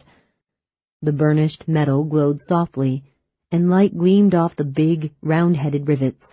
As Tina and Elliot reached that barrier, the wheel-like handle in the center spun around. The door cycled open. Because he had the pistol, Elliot went through first, but Tina was close behind him. They were in a rectangular room approximately 40 feet by 20. At the far end, a window filled the center of the other short wall and apparently offered a view of a cold storage vault. It was white with frost. To the right of the window was another airtight door like the one through which they'd just entered. On the left, computers and other equipment extended the length of the chamber. There were more video displays than Tina could count at a glance. Most were switched on, and data flowed in the form of graphs, charts, and numbers. Tables were arranged along the fourth wall, covered with books, file folders, and numerous instruments that Tina could not identify. A curly-haired man with a bushy mustache sat at one of the tables. He was tall, broad-shouldered, in his 50s, and he was wearing medical whites. He was paging through a book when they burst in. Another man, younger than the first, clean-shaven, also dressed in white, was sitting at a computer, reading the information that flashed onto the display screen. Both men looked up, speechless with amazement. Covering the strangers with a menacing, silencer-equipped pistol, Elliot said, "Tina, close the door behind us. Lock it if you can. If security discovers we're here, at least they won't be able to get their hands on us for a while." She swung the steel door shut. In spite of its tremendous weight, it moved more smoothly and easily than an average door in an average house. She spun the wheel and located a pin that, when pushed, prevented anyone from turning the handle back to the unlocked position. "Done," she said. The man at the computer suddenly turned to the keyboard and started typing. "Stop that," Elliot advised. But the guy wasn't going to stop until he had instructed the computer to trigger the alarms. Maybe Danny could prevent the alarms from sounding, and maybe he could not. So Elliot fired once, and the display screen dissolved into thousands of splinters of glass. The man cried out, pushed his wheeled chair away from the keyboard, and thrust to his feet. "Who the hell are you?" "I'm the one who has a gun," Elliot said sharply. "If that's not good enough for you, I can shut you down the same way I did that damn machine. Now park your ass in that chair before I blow your fucking head off." Tina had never heard Elliot speak in this tone of voice, and his furious expression was sufficient to chill even her. He seemed to be utterly vicious and capable of anything. The young man in white was impressed too. He sat down, pale. "All right," Elliot said, addressing the two men. "If you cooperate, you won't get hurt." He waved the barrel of the gun at the older man. "What's your name?" "Carl Dombey." "What are you doing here?" "I work here," Dombey said, puzzled by the question. "I mean, what's your job?" "I'm a research scientist." "What science?" "My degrees are in biology and biochemistry." Elliot pointed at the younger man. "What about you?" "What about me?" the younger one said sullenly. Elliot extended his arm, lining up the muzzle of the pistol with the bridge of the guy's nose. "I'm Dr. Zachariah," the younger man said. "Biology?" "Yes, specializing in bacteriology and virology." Elliot lowered the gun, but still kept it pointed in their general direction. "We have some questions, and you two better have the answers." Dombey, who clearly did not share his associate's compulsion to play hero, remained docile in his chair. "Questions about what?" Tina moved to Elliot's side. To Dombey she said, "We want to know what you've done to him, where he is." "Who?" "My boy, Danny Evans." She could not have said anything else that would have had a fraction as much impact on them as the words she'd spoken. Dombey's eyes bulged. Zachariah regarded her as he might have done if she had been dead on the floor and then miraculously risen. "My God," Dombey said. "How can you be here?" Zachariah asked. You can't possibly be here." "It seems possible to me," Dombey said. "In fact, all of a sudden it seems inevitable. I knew this whole business was too dirty to end any way but disaster." He sighed, as if a great weight had been lifted from him. "I'll answer all of your questions, Mrs. Evans." Zachariah swung toward him. "You can't do that." "Oh, no?" Dombey said. "Well, if you don't think I can, just sit back and listen. You're in for a surprise." "You took a loyalty oath," Zachariah said, "a secrecy oath. If you tell them anything about this, the scandal, the public outrage, the release of military secrets—" He was sputtering. "You'll be a traitor to your country." "No," Dombey said. "I'll be a traitor to this installation. I'll be a traitor to my colleagues, maybe, but not to my country.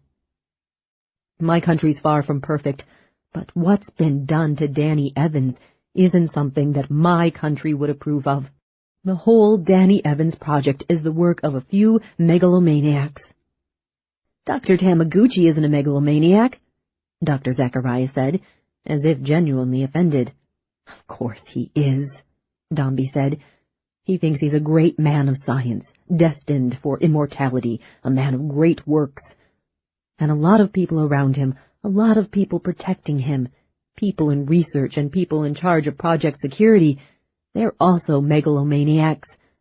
The things done to Danny Evans don't constitute great work. They won't earn anyone immortality. It's sick, and I'm washing my hands of it." He looked at Tina again. "Ask your questions." "No," Zachariah said. "You damn fool." Elliot took the remaining rope from Tina, and he gave her the pistol. "I'll have to tie and gag Dr. Zachariah so we can listen to Dr. Dombey's story in peace. If either one of them makes a wrong move, blow him away." "Don't worry," she said. "I won't hesitate." "You're not going to tie me," Zachariah said. Smiling, Elliot advanced on him with the rope. A wall of frigid air fell on the chopper and drove it down. Jack Morgan fought the wind, stabilized the aircraft, and pulled it up only a few feet short of the treetops. "Hoo-wee!" the pilot said. "It's like breaking in a wild horse." In the chopper's brilliant floodlights, there was little to see but driving snow. Morgan had removed his night vision goggles. "This is crazy," Henson said. "We're not flying into an ordinary storm. It's a blizzard." Ignoring Henson, Alexander said, "Morgan, goddamn you, I know you can do it." "Maybe," Morgan said. "I wish I was as sure as you, but I think maybe I can. What I'm going to do is make an indirect approach to the plateau, moving with the wind instead of across it. I'm going to cut up this next valley and then swing back around toward the installation and try to avoid some of these cross-currents. They're murder.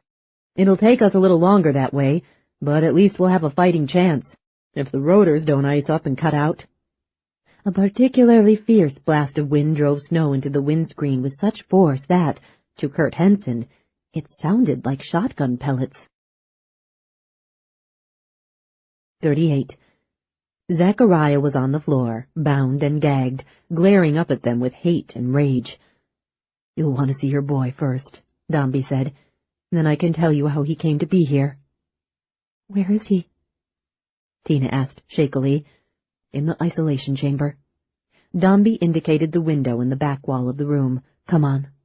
He went to the big pane of glass, where only a few small spots of frost remained. For a moment Tina couldn't move, afraid to see what they had done to Danny. Fear spread tendrils through her and rooted her feet to the floor. Elliot touched her shoulder. "Don't keep Danny waiting. He's been waiting a long time.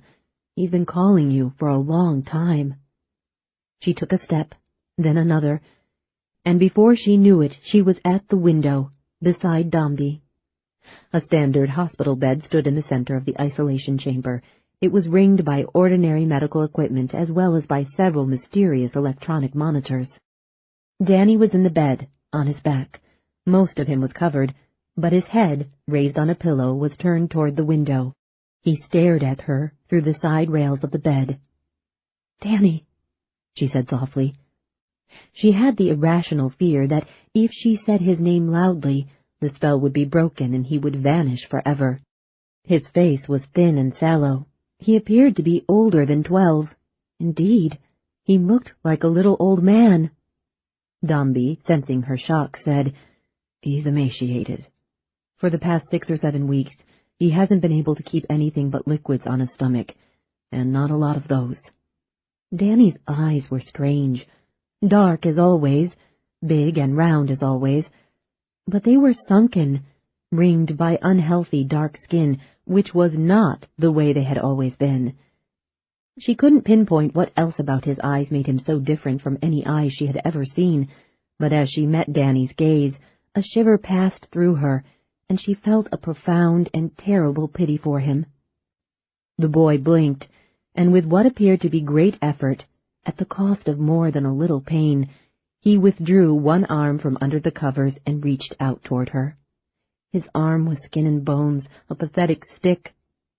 He thrust it between 2 of the side rails, and he opened his small, weak hand beseechingly, reaching for love, trying desperately to touch her.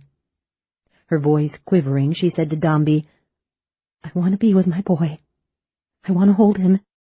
As the 3 of them moved to the airtight steel door that led into the room beyond the window, Elliot said, "Why is he in an isolation chamber? Is he ill?"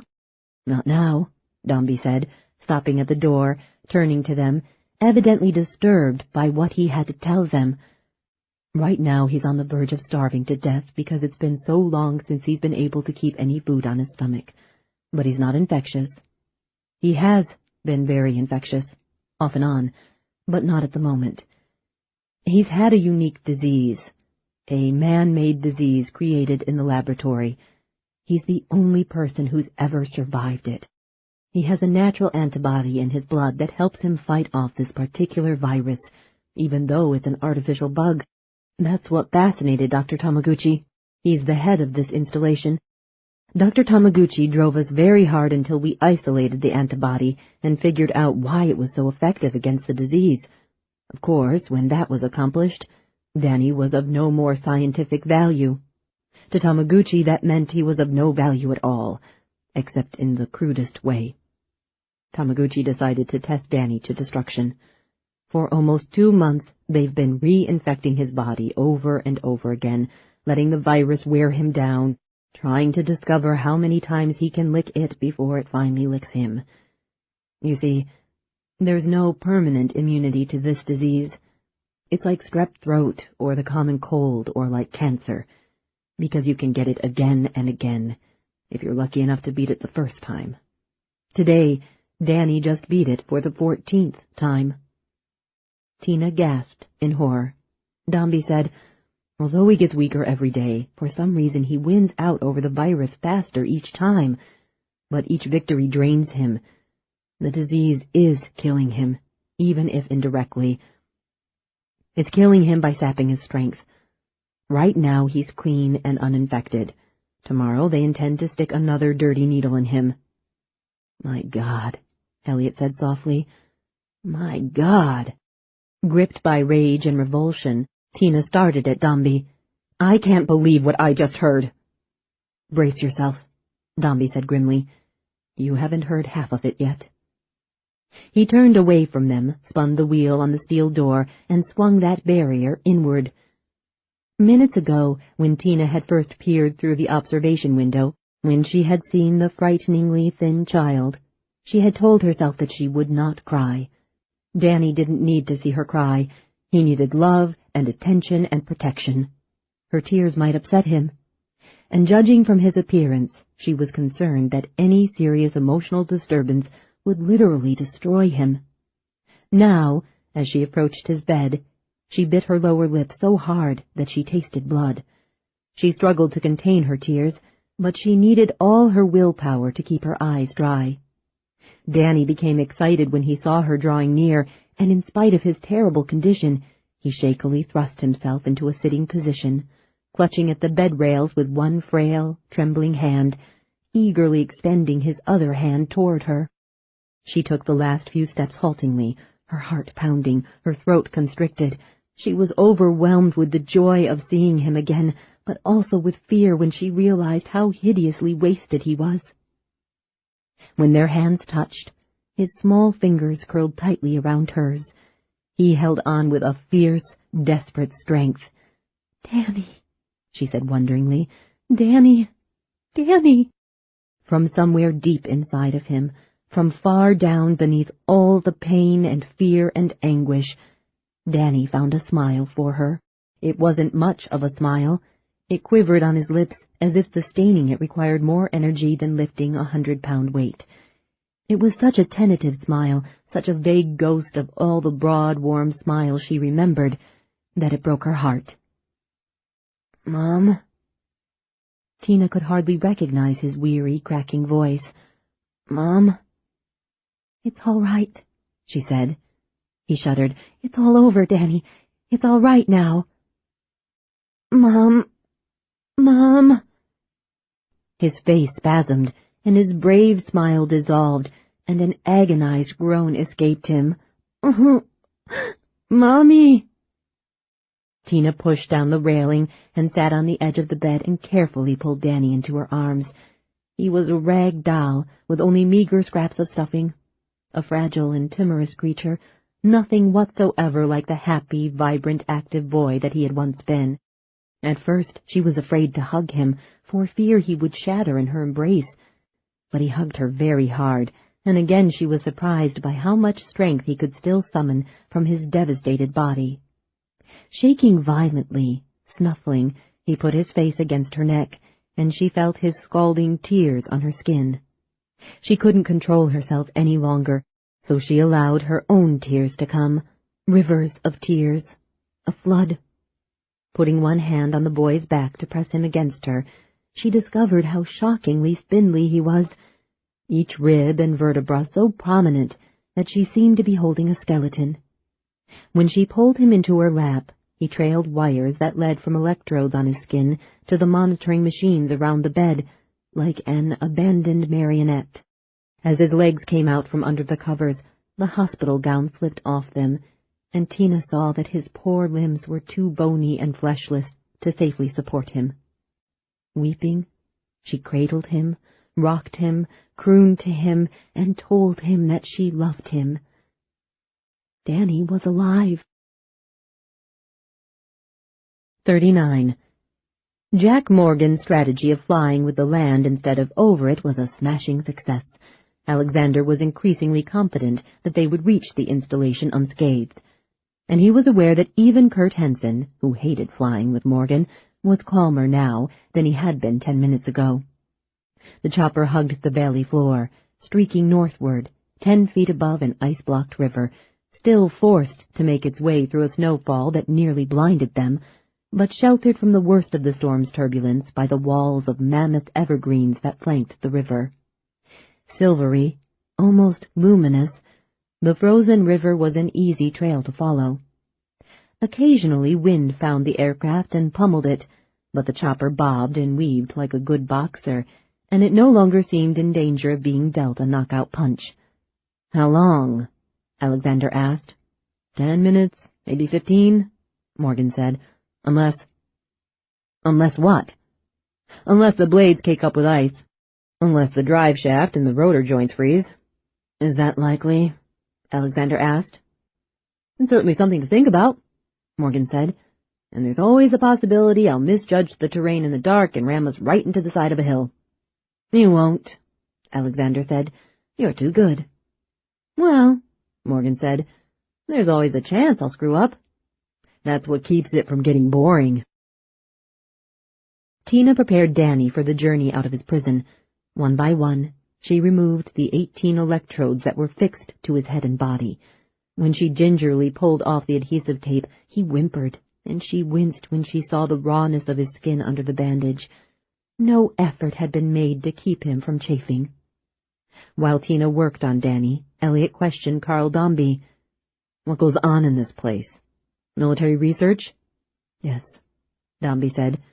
Strictly biological weapons? Biological and chemical. Recombinant DNA experiments.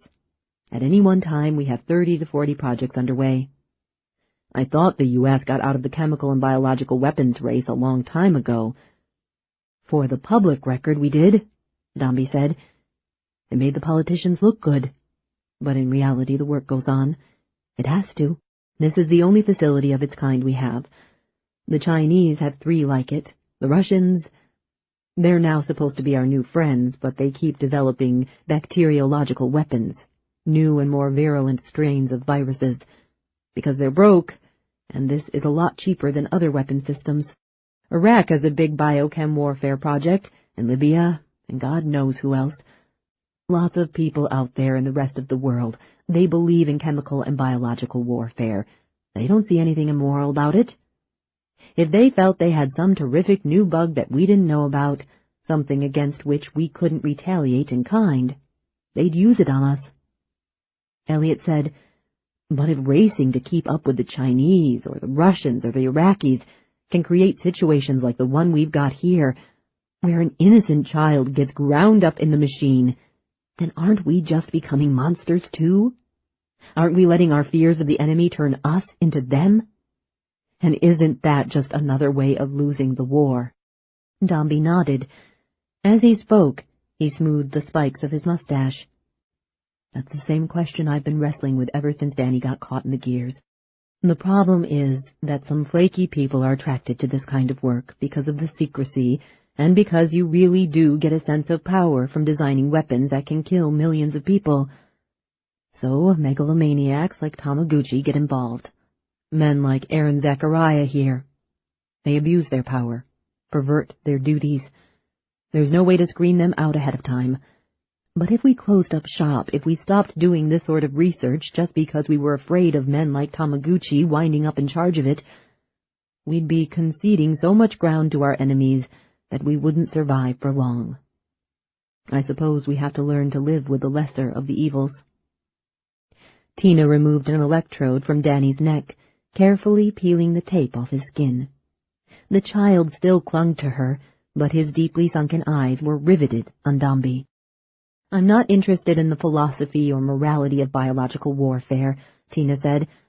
Right now, I just want to know how the hell Danny wound up in this place. To understand that, Dombey said, you have to go back 20 months. It was around then that a Chinese scientist named Li Chen defected to the United States, carrying a diskette record of China's most important and dangerous new biological weapon in a decade. They call the stuff Wuhan 400 because it was developed at their rDNA labs outside of the city of Wuhan, and it was the 400th viable strain of man-made microorganisms created at that research center. Wuhan 400 is a perfect weapon. It afflicts only human beings. No other living creature can carry it, and like syphilis, Wuhan 400 can't survive outside a living human body for longer than a minute, which means it can't permanently contaminate objects or entire places the way anthrax and other virulent microorganisms can. And when the host expires, the Wuhan 400 within him perishes a short while later, as soon as the temperature of the corpse drops below 86 degrees Fahrenheit. Do you see the advantage of all this? Tina was too busy with Danny to think about what Carl Dombey had said, but Elliot knew what the scientist meant. If I understand you, the Chinese could use Wuhan 400 to wipe out a city or a country, and then there wouldn't be any need for them to conduct a tricky and expensive decontamination before they moved in and took over the conquered territory. Exactly, Dombey said, and Wuhan 400 has other equally important advantages over most biological agents. For one thing, you can become an infectious carrier only 4 hours after coming into contact with the virus. That's an incredibly short incubation period. Once infected, no one lives more than 24 hours. Most die in 12. It's worse than the Ebola virus in Africa, infinitely worse. Wuhan 400's kill rate is 100%. No one is supposed to survive. The Chinese tested it on God knows how many political prisoners. They were never able to find an antibody or an antibiotic that was effective against it. The virus migrates to the brainstem, and there it begins secreting a toxin that literally eats away brain tissue like battery acid dissolving cheesecloth. It destroys the part of the brain that controls all of the body's automatic functions. The victim simply ceases to have a pulse, functioning organs, or any urge to breathe. And that's the disease Danny survived, Elliot said. Yes, Dombey said. As far as we know, he's the only one who ever has. Tina had pulled the blanket off the bed and folded it in half, so she could wrap Danny in it for the trip out to the Explorer. Now she looked up from the task of bundling the child, and she said to Dombey, "But why was he infected in the first place?" "It was an accident," Dombey said. "I've heard that one before." "This time it's true," Dombey said. "After Li Chen defected with all the data on Wuhan 400, he was brought here. We immediately began working with him, trying to engineer an exact duplicate of the virus. In relatively short order, we accomplished that. Then we began to study the bug, searching for a handle on it that the Chinese had overlooked. And someone got careless," Elliot said. "Worse," Dombey said. "Someone got careless and stupid.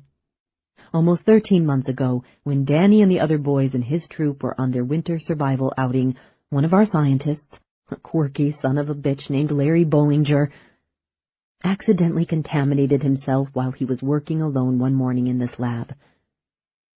Danny's hand tightened on Christina's, and she stroked his head, soothing him. To Dombey she said, "Surely you have safeguards, procedures to follow when and if—" "Of course," Dombey said. "You're trained what to do from the day you start to work here. In the event of accidental contamination, you immediately set off an alarm. Immediately. Then you seal the room you're working in. If there's an adjoining isolation chamber, you're supposed to go into it and lock the door after yourself. A decontamination crew moves in swiftly to clean up whatever mess you've made in the lab. And if you've infected yourself with something curable, you'll be treated. If it's not curable, you'll be attended to in isolation until you die. That's one reason our pay scale is so high, hazardous duty pay. The risk is part of the job." "Except this Larry Bollinger didn't see it that way," Tina said bitterly. She was having difficulty wrapping Danny securely in the blanket because he wouldn't let go of her. With smiles, murmured assurances, and kisses planted on his frail hands, she finally managed to persuade him to tuck both of his arms close to his body.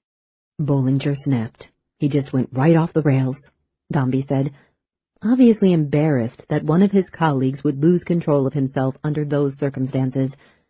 Dombey began to pace as he talked. "Bollinger knew how fast Wuhan 400 claims its victims, and he just panicked, flipped out. Apparently he convinced himself he could run away from the infection. God knows, that's exactly what he tried to do. He didn't turn in an alarm. He walked out of the lab, went to his quarters, dressed in outdoor clothes, and left the complex. He wasn't scheduled for R&R, and on the spur of the moment he couldn't think of an excuse to sign out one of the Range Rovers, so he tried to escape on foot. He told the guards he was going snowshoeing for a couple of hours. And that's something a lot of us do during the winter. It's good exercise, and it gets you out of this hole in the ground for a while.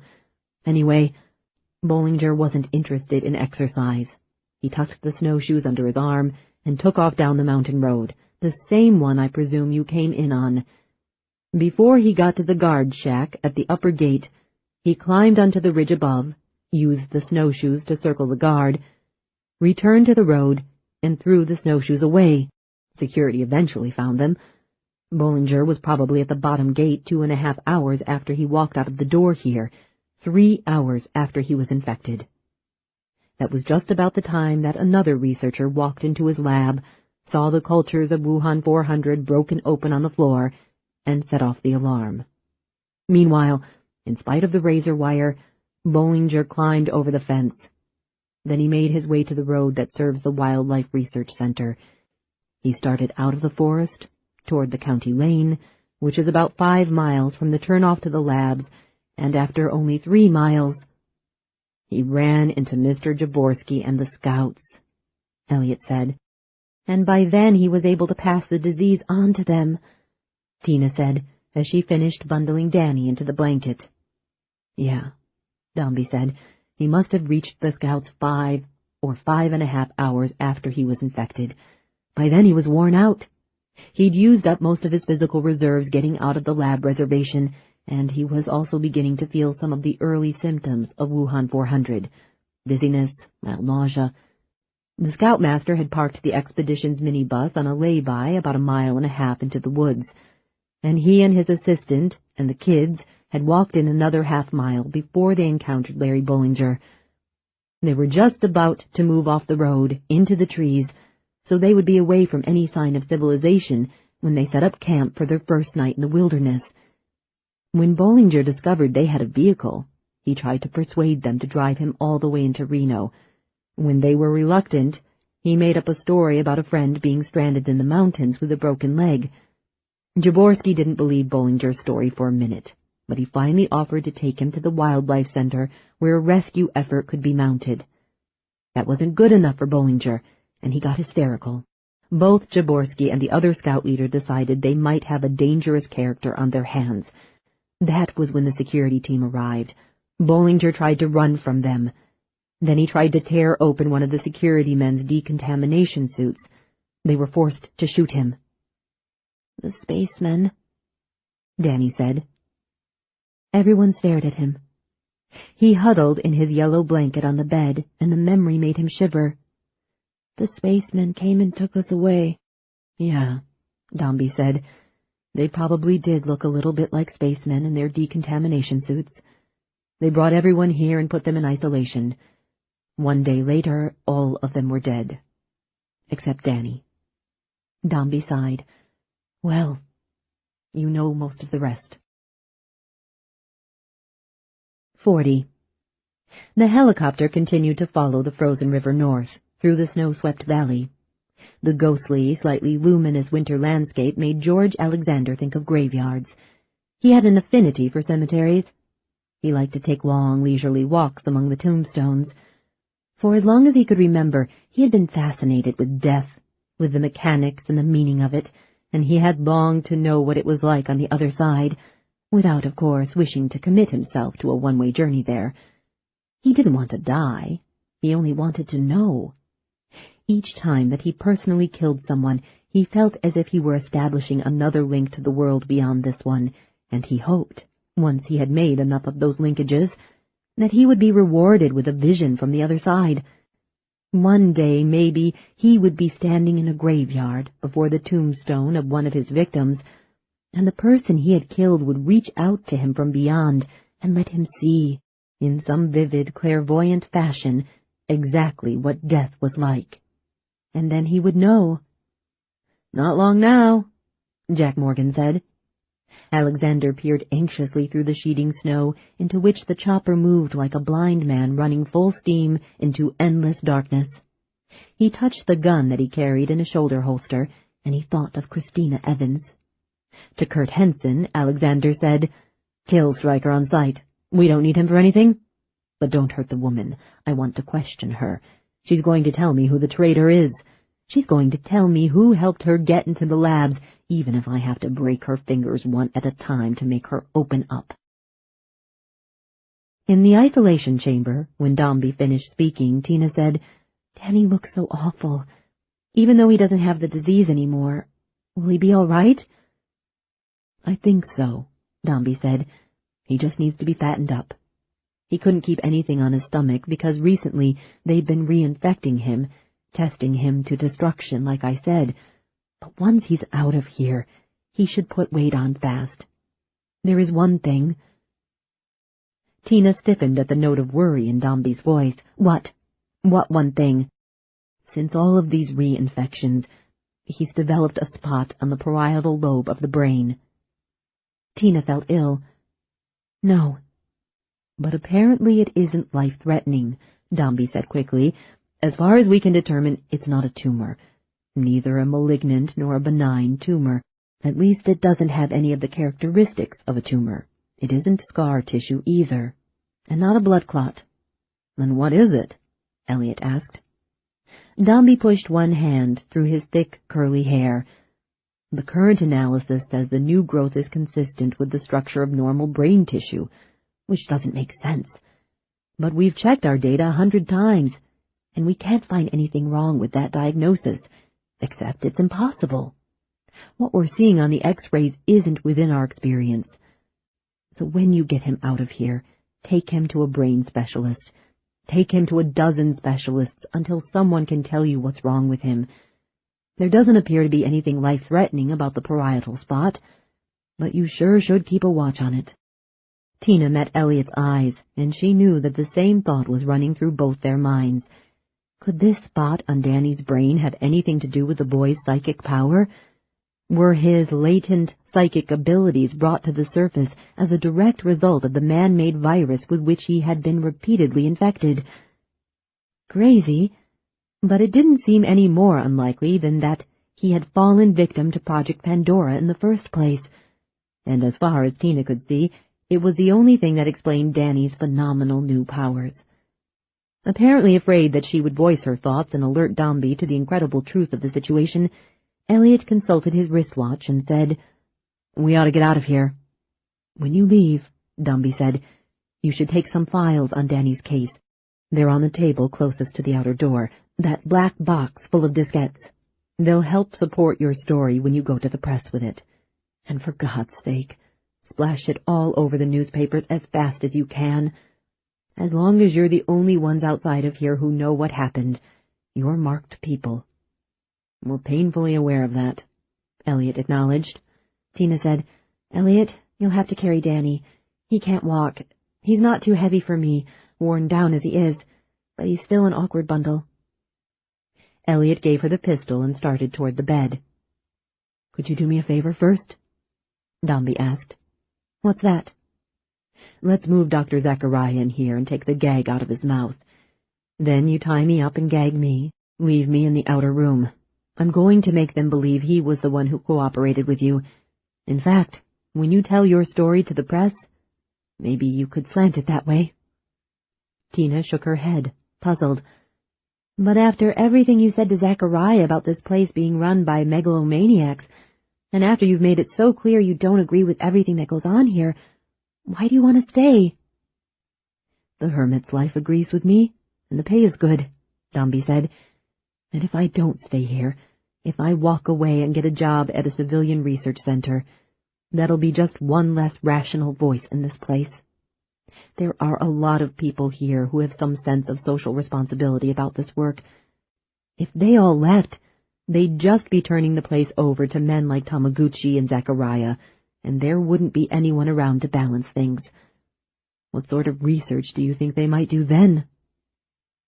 "But once our story breaks in the papers," Tina said, "they'll probably just shut this place down." "No way," Dombey said.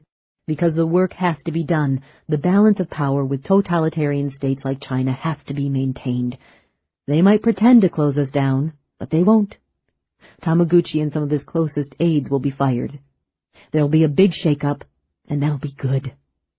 If I can make them think that Zachariah was the one who spilled the secrets to you, if I can protect my position here, maybe I'll be promoted and have more influence."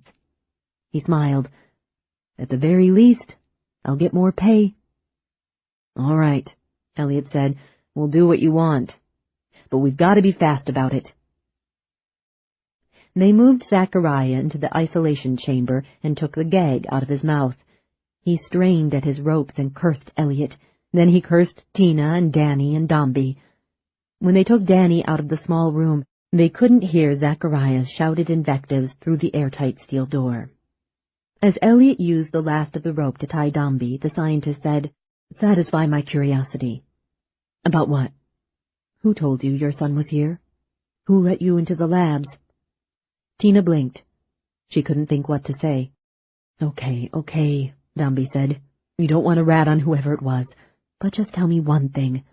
Was it one of the security people? Or was it someone on the medical staff? I'd like to think it was a doctor, one of my own, who finally did the right thing." Tina looked at Elliot. Elliot shook his head no.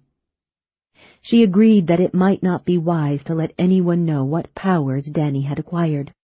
The world would regard him as a freak, and everyone would want to gawk at him, put him on display.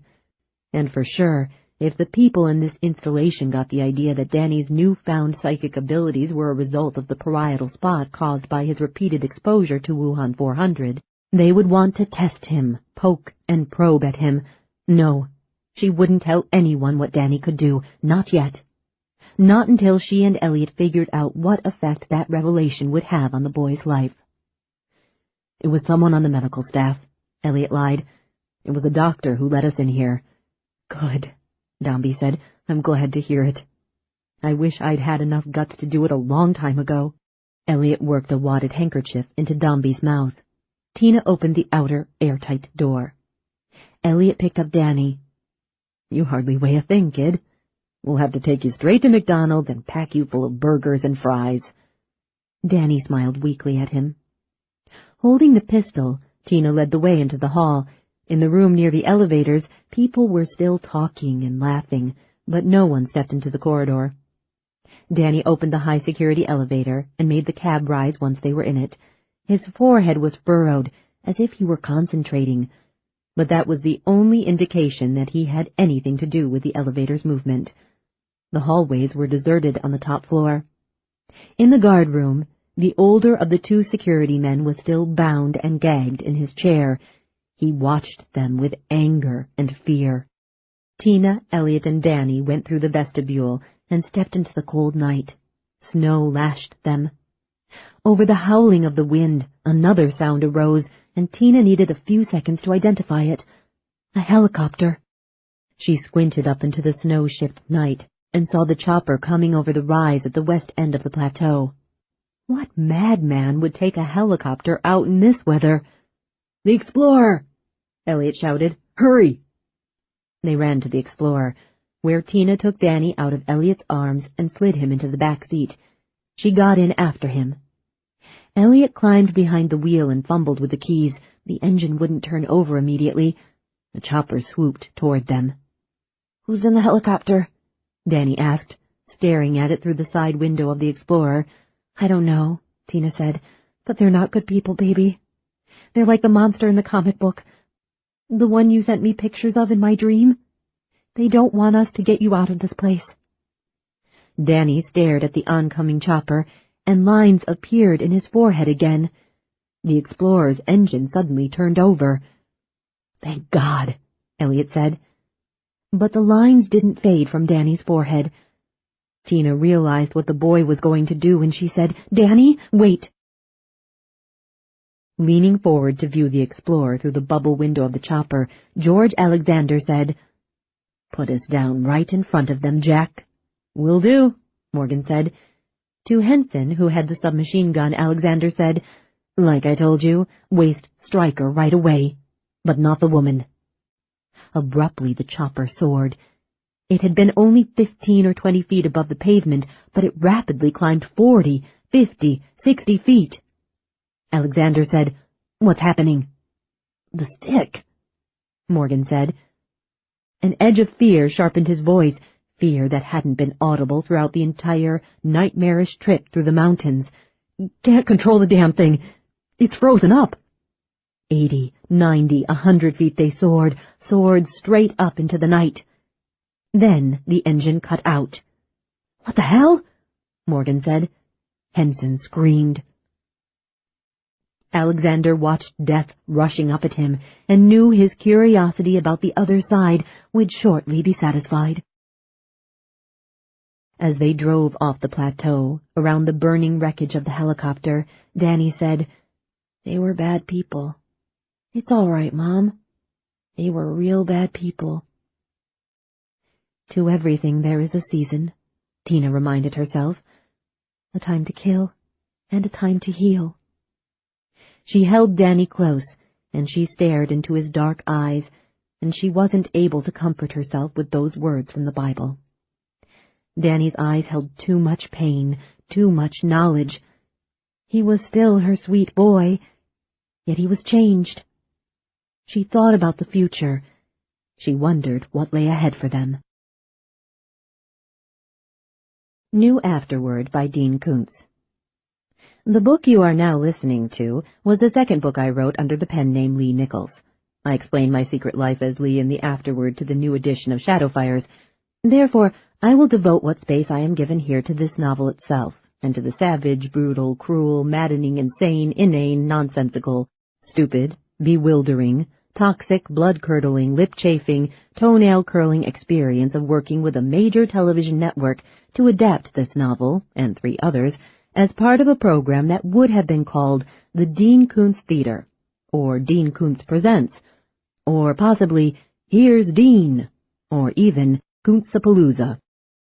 The producer, the studio, and the network never could agree on a title, and no one liked my idea, Kick-Ass Koontz Cinema, and probably even realized I was not serious in proposing it. The Eyes of Darkness is a modest little thriller about a woman, Tina Evans, who lost her child, Danny, when he was in an accident on a trip with his scouting troop.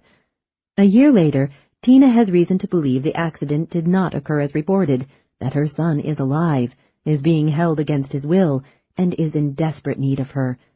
This was one of my early attempts to write a cross-genre novel mixing action, suspense, romance, and a touch of the paranormal.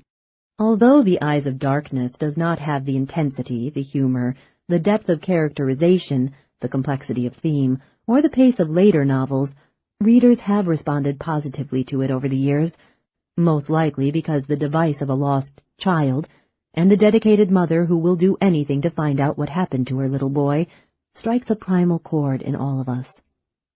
Among those in whom it struck a chord were the aforementioned producer, studio executives, and network poobahs. They chose it as one of 4 of my novels to be developed as 2-hour TV movies that would launch Popcorn, Sugar Babies, Dum-Dums, and Dean, or whatever the series would have been titled.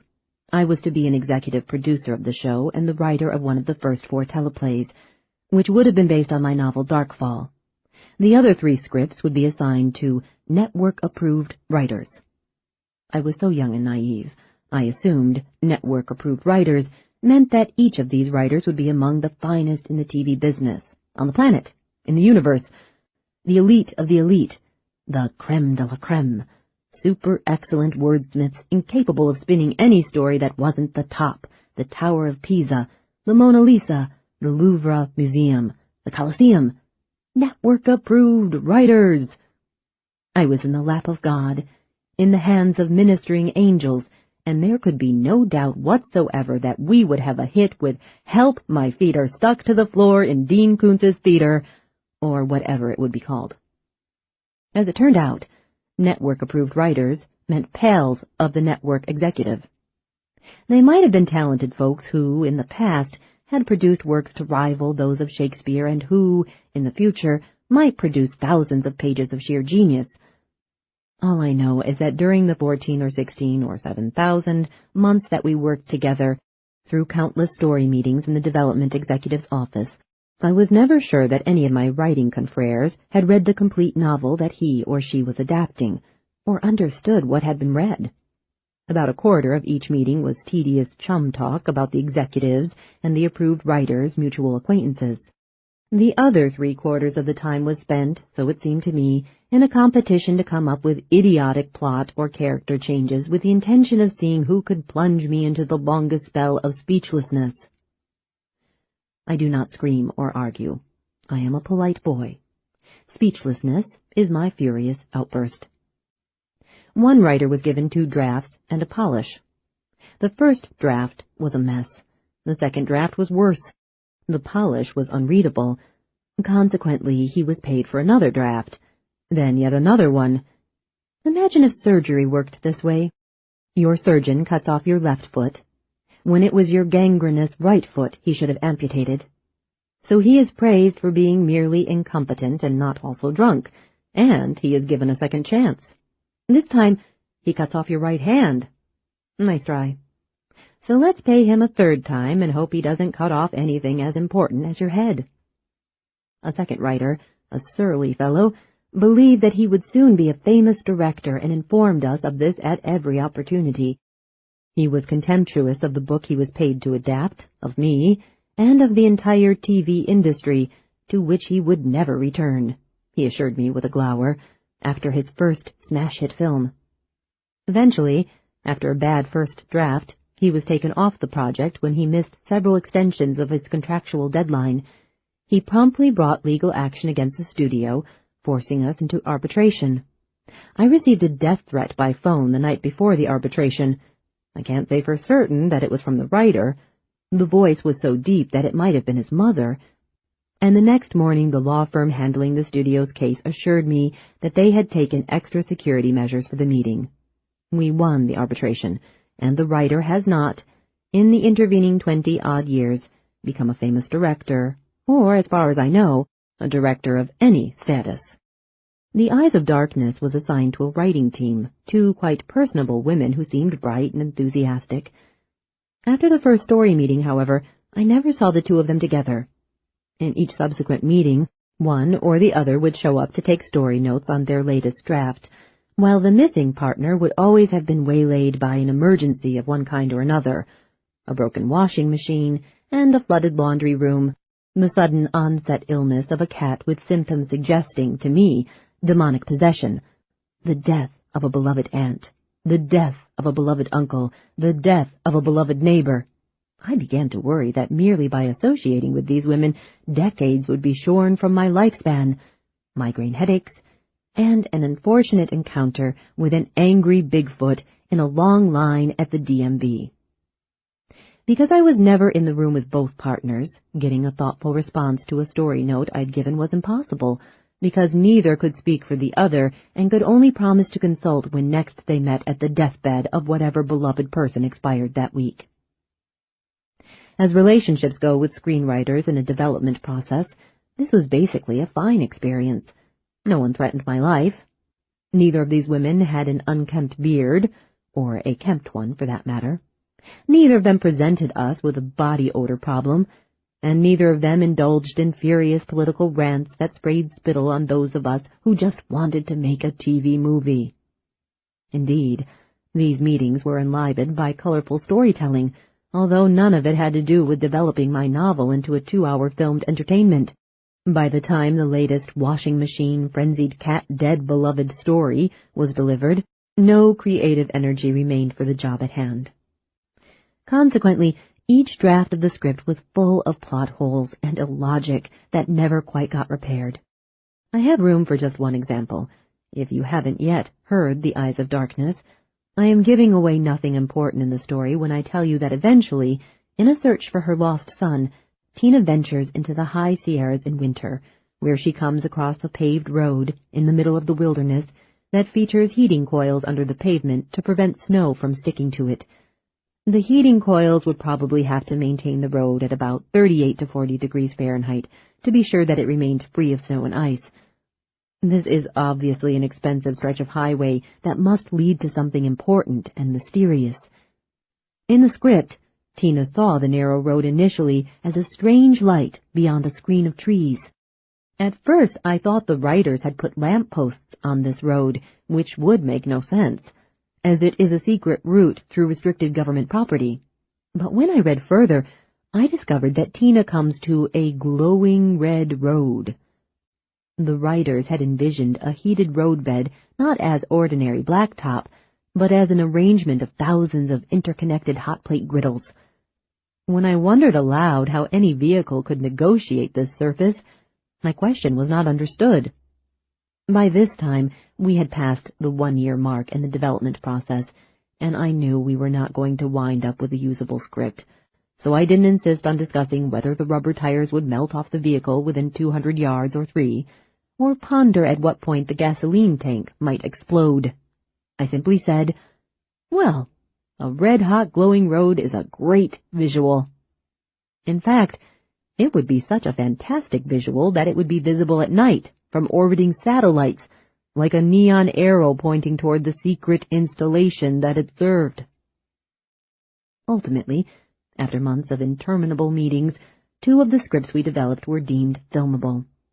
The first was my script based on Darkfall, which I had written in 2 weeks.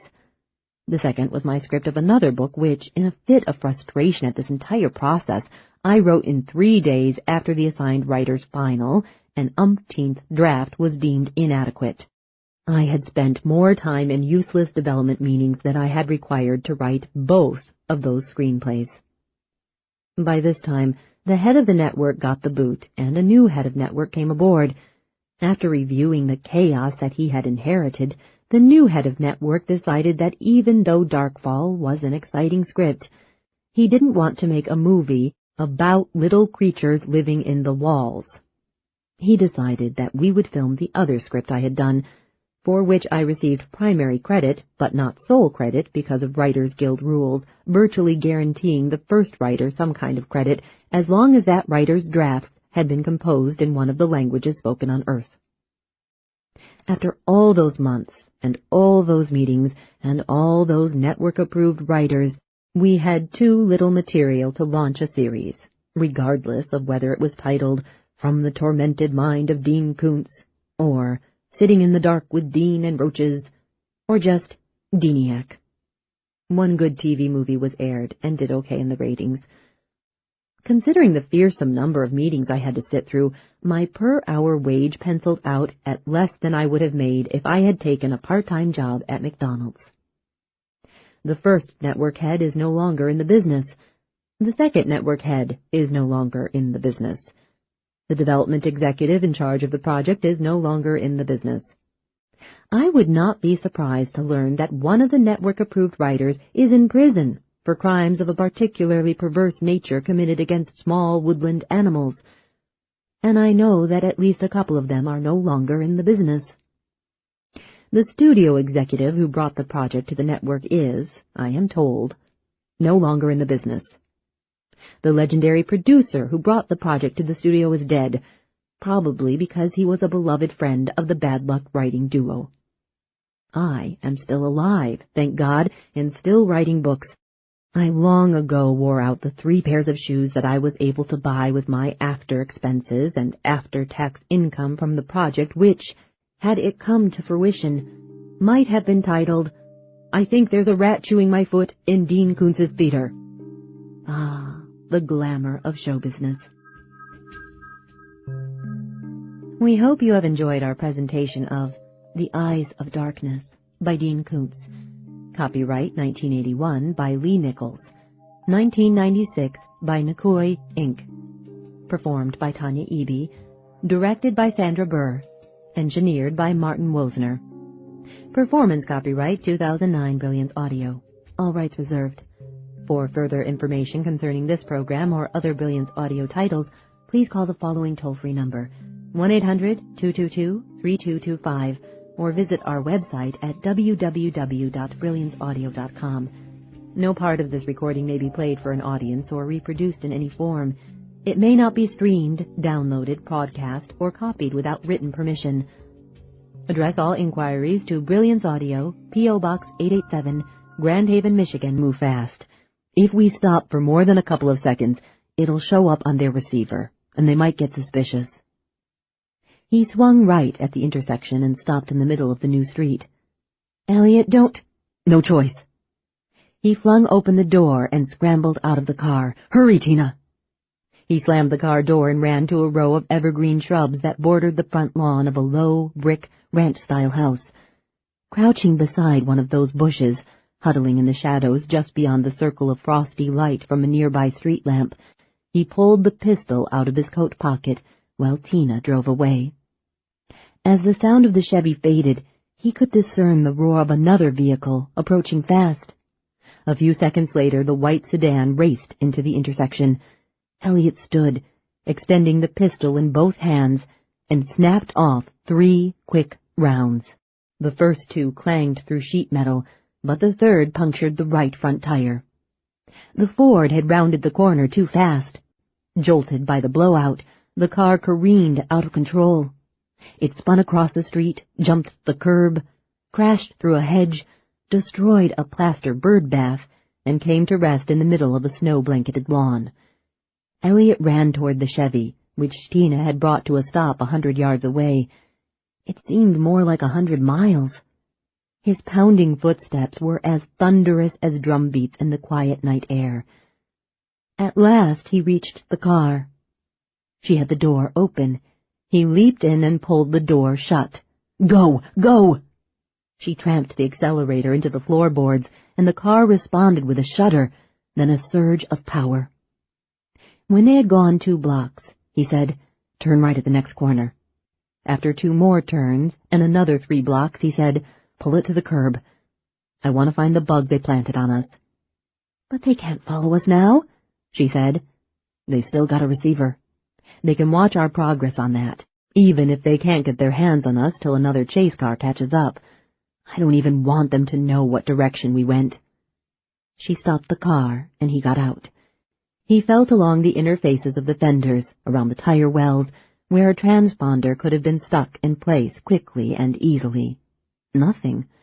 The front bumper was clean, too. Finally, he located the electronics package. The size of a pack of cigarettes, it was fixed magnetically to the underside of the rear bumper.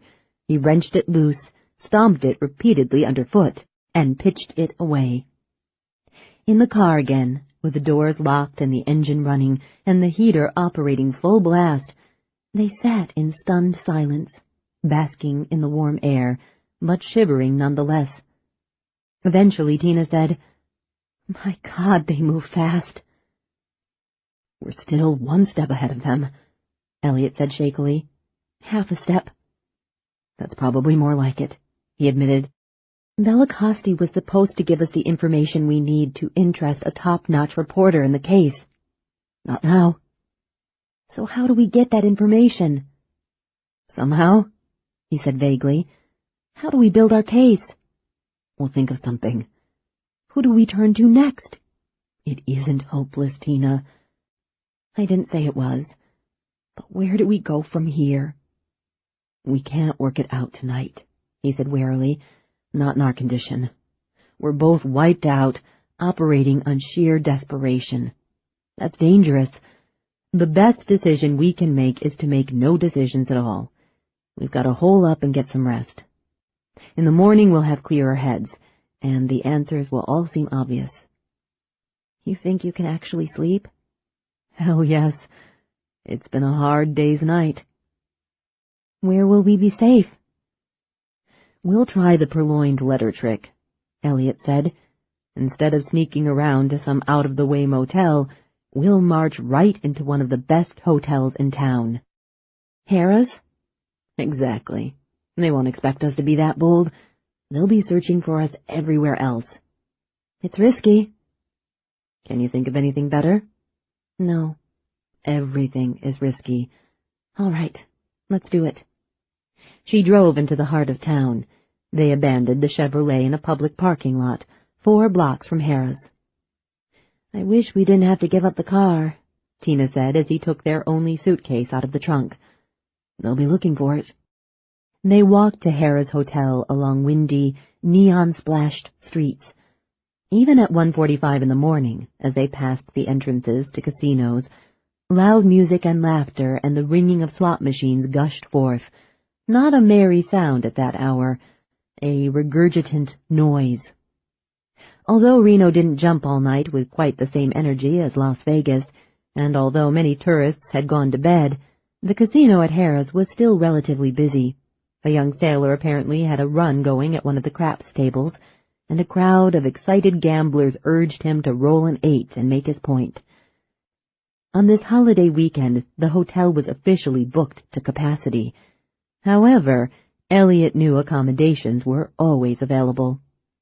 At the request of its casino manager, every hotel held a handful of rooms off the market, just in case a few regular customers, high rollers of course, showed up by surprise, with no advance notice, but with fat bankrolls and no place to stay. In addition, some reservations were canceled at the last minute, and there were always a few no-shows. A neatly folded pair of $20 bills, placed without ostentation into the hand of a front desk clerk, was almost certain to result in the timely discovery of a forgotten vacancy. When Elliot was informed that a room was available after all, for 2 nights, he signed the registration card as Hank Thomas, a slight twist on the name of one of his favorite movie stars. He entered a phony Seattle address, too. The clerk requested ID or a major credit card, and Elliot told a sad story of being victimized by a pickpocket at the airport. Unable to prove his identity, he was required to pay for both nights in advance, which he did, taking the money from a wad of cash he'd stuck in his pocket, rather than from the wallet that supposedly had been stolen. He and Tina were given a spacious, pleasantly decorated room on the 9th floor. After the bellman left, Elliot engaged the deadbolt, hooked the security chain in place, and firmly wedged the heavy, straight-backed desk chair under the knob. "It's like a prison," Tina said, "except we're locked in, and the killers are running around loose on the outside." A short time later, in bed, they held each other close, but neither of them had sex in mind. They wanted nothing more than to touch and to be touched, to confirm for each other that they were still alive, to feel safe and protected and cherished. Theirs was an animal need for affection and companionship, a reaction to the death and destruction that had filled the day. After encountering so many people with so little respect for human life, they needed to convince themselves that they really were more than dust in the wind. After a few minutes, he said, "You were right." "About what?" "About what you said last night in Vegas." "Refresh my memory." "You said I was enjoying the chase." "A part of you, deep down inside. Yes, I think that's true." "I know it is," he said. "I can see it now. I didn't want to believe it at first." "Why not? I didn't mean it negatively." "I know you didn't. It's just that for more than 15 years, I've led a very ordinary life, a workaday life. I was convinced I no longer needed or wanted the kind of thrills that I thrived on when I was younger." "I don't think you do need or want them," Tina said. "But now that you're in real danger again for the first time in years, a part of you is responding to the challenge, like an old athlete back on the playing field after a long absence, testing his reflexes, taking pride in the fact that his old skills are still there." "It's more than that," Elliot said. "I think, deep down, I got a sick sort of thrill when I killed that man." "Don't be so hard on yourself." "I'm not. In fact, maybe the thrill wasn't so deep down. Maybe it was really pretty near the surface." "You should be glad you killed that bastard," she said softly, squeezing his hand. "Should I?" "Listen, if I could get my hands on the people who are trying to keep us from finding Danny, I wouldn't have any compunctions about killing them, none at all. I might even take a certain pleasure in it. I'm a mother lion and they've stolen my cub.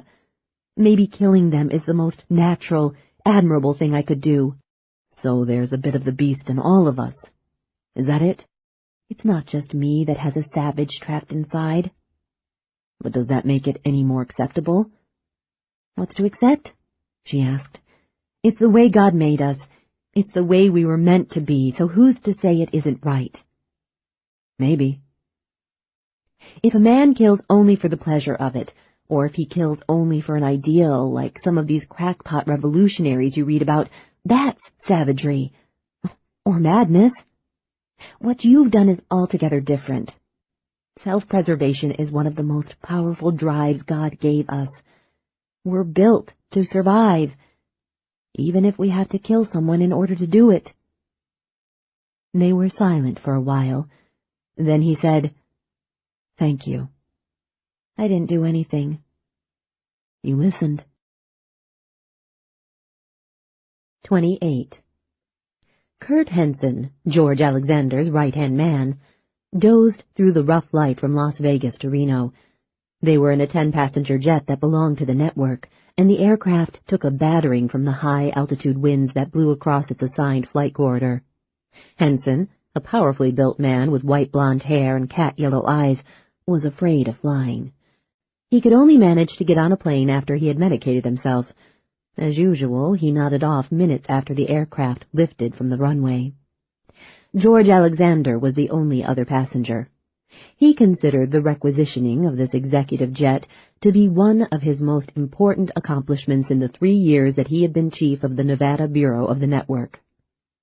Although he spent more than half his time working in his Las Vegas office, he often had reason to fly to far points at the spur of the moment, Reno, Elko, even out of the state to Texas, California, Arizona, New Mexico, Utah. During the first year, he'd taken commercial flights or rented the services of a trustworthy private pilot who could fly the conventional twin-engine craft that Alexander's predecessor had managed to pry out of the network's budget. But it had seemed absurd and short-sighted of the director to force a man of Alexander's position to travel by such relatively primitive means. His time was enormously valuable to the country. His work was sensitive and often required urgent decisions based upon first-hand examination of information to be found only in distant places. After long and arduous lobbying of the director, Alexander had at last been awarded this small jet, and immediately he put 2 full-time pilots, ex-military men, on the payroll of the Nevada Bureau. Sometimes the network pinched pennies to its disadvantage, and George Lincoln Stanhope Alexander, who was an heir to both the fortune of the Pennsylvania Alexanders and to the enormous wealth of the Delaware Stanhopes, had absolutely no patience with people who were penurious. It was true that every dollar had to count, for every dollar of the network's budget was difficult to come by. This is the end of disc number 6. Please insert disc number 7.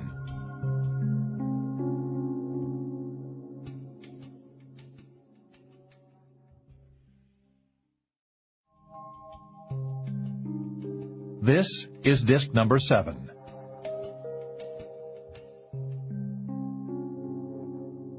Sometimes the network pinched pennies to its disadvantage, and George Lincoln Stanhope Alexander, who was an heir to both the fortune of the Pennsylvania Alexanders and to the enormous wealth of the Delaware Stanhopes, had absolutely no patience with people who were penurious. It was true that every dollar had to count, for every dollar of the network's budget was difficult to come by. Because its existence must be kept secret, the organization was funded out of misdirected appropriations meant for other government agencies. $3 billion, the largest single part of the network's yearly budget, came from the Department of Health and Welfare. The network had a deep-cover agent named Jacqueline in the highest policy-making ranks of the health bureaucracy. It was Jacqueline's job to conceive new welfare programs, convince the Secretary of Health and Welfare that those programs were needed, sell them to the Congress, and then establish convincing bureaucratic shells to conceal the fact that the programs were utterly phony. And as federal funds flowed to these false front operations, the money was diverted to the network. Chipping $3 billion out of health was the least risky of the network's funding operations, for health was so gigantic that it never missed such a petty sum. The Department of Defense, which was less flush than health and welfare these days, was nevertheless also guilty of waste, and it was good for at least another $1 billion a year. Lesser amounts, ranging from only $100 million to as much as $500 million, were secretly extracted from the Department of Energy, the Department of Education, and other government bodies on an annual basis. The network was financed with some difficulty, to be sure, but it was undeniably well-funded. An executive jet for the chief of the vital Nevada Bureau was not an extravagance, and Alexander believed his improved performance over the past year had convinced the old man in Washington that this was money well spent. Alexander was proud of the importance of his position, but he was also frustrated because so few people were aware of his great importance. At times he envied his father and his uncles. Most of them had served their country openly, in a supremely visible fashion, where everyone could see and admire their selfless public-spiritedness. Secretary of Defense, Secretary of State, the ambassador to France. In positions of that nature, a man was appreciated and respected. George, on the other hand, hadn't filled a post of genuine stature and authority until 6 years ago, when he was 36. During his 20s and early 30s, he had labored at a variety of lesser jobs for the government.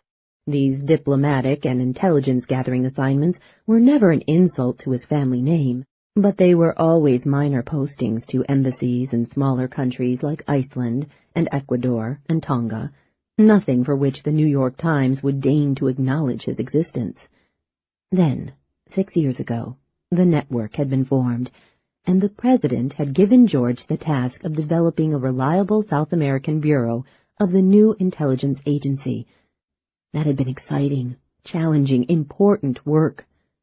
George had been directly responsible for the expenditure of tens of millions of dollars and, eventually, for the control of hundreds of agents in a dozen countries.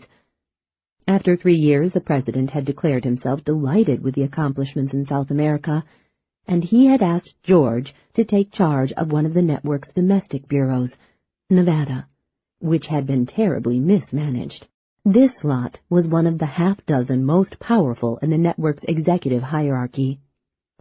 George was encouraged by the president to believe that eventually he would be promoted to the bureau chief of the entire western half of the country. And then all the way to the top, if only he could get the floundering Western Division functioning as smoothly as the South American and Nevada offices. In time, he would take the director's chair in Washington and would bear full responsibility for all domestic and foreign intelligence operations. With that title, he would be one of the most powerful men in the United States, more of a force to be reckoned with than any mere Secretary of State or Secretary of Defense could hope to be. But he couldn't tell anyone about his achievements. He could never hope to receive the public acclaim and honor that had been heaped upon other men in his family. The network was clandestine, and must remain clandestine if it was to have any value. At least half of the people who worked for it did not even realize it existed. Some thought they were employed by the FBI. Others were sure they worked for the CIA, and still others believed that they were in the hire of various branches of the Treasury Department, including the Secret Service. None of those people could compromise the network. Only bureau chiefs, their immediate staffs, station chiefs in major cities, and senior field officers who had proved themselves and their loyalty, only those people knew the true nature of their employers and their work. The moment that the news media became aware of the network's existence, all was lost. As he sat in the dimly lighted cabin of the fan jet and watched the clouds racing below, Alexander wondered what his father and his uncles would say if they knew that his service to his country had often required him to issue kill orders. More shocking still to the sensibilities of patrician Easterners like them, on 3 occasions, in South America, Alexander had been in a position where it had been necessary for him to pull the assassin's trigger himself. He had enjoyed those murders so immensely, had been so profoundly thrilled by them, that he had, by choice, performed the executioner's role on half a dozen other assignments. What would the elder Alexanders, the famous statesmen, think if they knew he'd soiled his hands with blood? As for the fact that it was sometimes his job to order other men to kill, he supposed his family would understand. The Alexanders were all idealists when they were discussing the way things ought to be, but they were also hard-headed pragmatists when dealing with the way things actually were. They knew that the worlds of domestic military security and international espionage were not children's playgrounds. George liked to believe that they might even find it in their hearts to forgive him for having pulled the trigger himself. After all, he had never killed an ordinary citizen or a person of real worth. His targets had always been spies, traitors. More than a few of them had been cold-blooded killers themselves. Scum. He had only killed scum. It wasn't a pretty job, but it also wasn't without a measure of real dignity and heroism. At least that was the way George saw it. He thought of himself as heroic. Yes, he was sure that his father and uncles would give him their blessings, if only he were permitted to tell them. The jet hit an especially bad patch of turbulence. It yawed, bounced, shuddered. Kurt Henson snorted in his sleep, but didn't wake. When the plane settled down once more, Alexander looked out the window at the milky white, moonlit, feminine roundness of the clouds below, and he thought of the Evans woman. She was quite lovely. Her file folder was on the seat beside him. He picked it up, opened it, and stared at her photograph. Quite lovely indeed. He decided he would kill her himself when the time came, and that thought gave him an instant erection. He enjoyed killing. He didn't try to pretend otherwise with himself, no matter what face he had to present to the world. All of his life, for reasons he had never been able to fully ascertain, he had been fascinated by death, intrigued by the form and nature and possibilities of it, enthralled by the study and theory of its meaning. He considered himself a messenger of death, a divinely appointed headsman. Murder was, in many ways, more thrilling to him than sex. His taste for violence would not have been tolerated for long in the old FBI, perhaps not even in the new, thoroughly politicized FBI, or in many other congressionally monitored police agencies. But in this unknown organization, in this secret and incomparably cozy place, he thrived. He closed his eyes and thought about Christina Evans. 29. In Tina's dream, Danny was at the far end of a long tunnel. He was in chains, sitting in the center of a small, well-lighted cavern, but the passageway that led to him was shadowy and reeked of danger. Danny called to her again and again, begging her to save him before the roof of his underground prison caved in and buried him alive. She started down the tunnel toward him, determined to get him out of there, and something reached for her from a narrow cleft in the wall. She was peripherally aware of a soft, firelight glow from beyond the cleft, and of a mysterious figure silhouetted against that reddish backdrop. She turned, and she was looking into the grinning face of death, as if he were peering out at her from the bowels of hell. The crimson eyes, the shriveled flesh, the lacework of maggots on his cheek. She cried out, but then she saw that death could not quite reach her. The hole in the wall was not wide enough for him to step through into her passageway. He could only thrust one arm at her, and his long, bony fingers were an inch or two short of her. Danny began calling again, and she continued down the dusky tunnel toward him. 12 times she passed chinks in the wall, and death glared out at her from every one of those apertures, screamed and cursed and raged at her, but none of the holes was large enough to allow him through. She reached Danny, and when she touched him, the chains fell magically away from his arms and legs. She said, "I was scared," and Danny said, "I made the holes in the wall smaller. I made sure he couldn't reach you, couldn't hurt you." At 8:30 Friday morning, Tina came awake, smiling and excited. She shook Elliot until she woke him. Blinking sleepily, he sat up. "What's wrong?" "Danny just sent me another dream." Taking in her broad smile, he said, "Obviously it wasn't the nightmare." "Not at all. Danny wants us to come to him. He wants us just to walk into the place where they're keeping him and take him out." "We'd be killed before we could reach him. We can't just charge in like the cavalry. We've got to use the media and the courts to free him." "I don't think so." "The two of us can't fight the entire organization that's behind Kennenbeck, plus the staff of some secret military research center." "Danny's going to make it safe for us," she said confidently. "He's going to use this power of his to help us get in there." "That isn't possible." "You said you believed." "I do," Elliot said, yawning and stretching elaborately. "I do believe. But how can he help us? How can he guarantee our safety?" "I don't know, but that's what he was telling me in the dream. I'm sure of it." She recounted the dream in detail, and Elliot admitted that her interpretation wasn't strained. "But even if Danny could somehow get us in," he said, "we don't know where they're keeping him.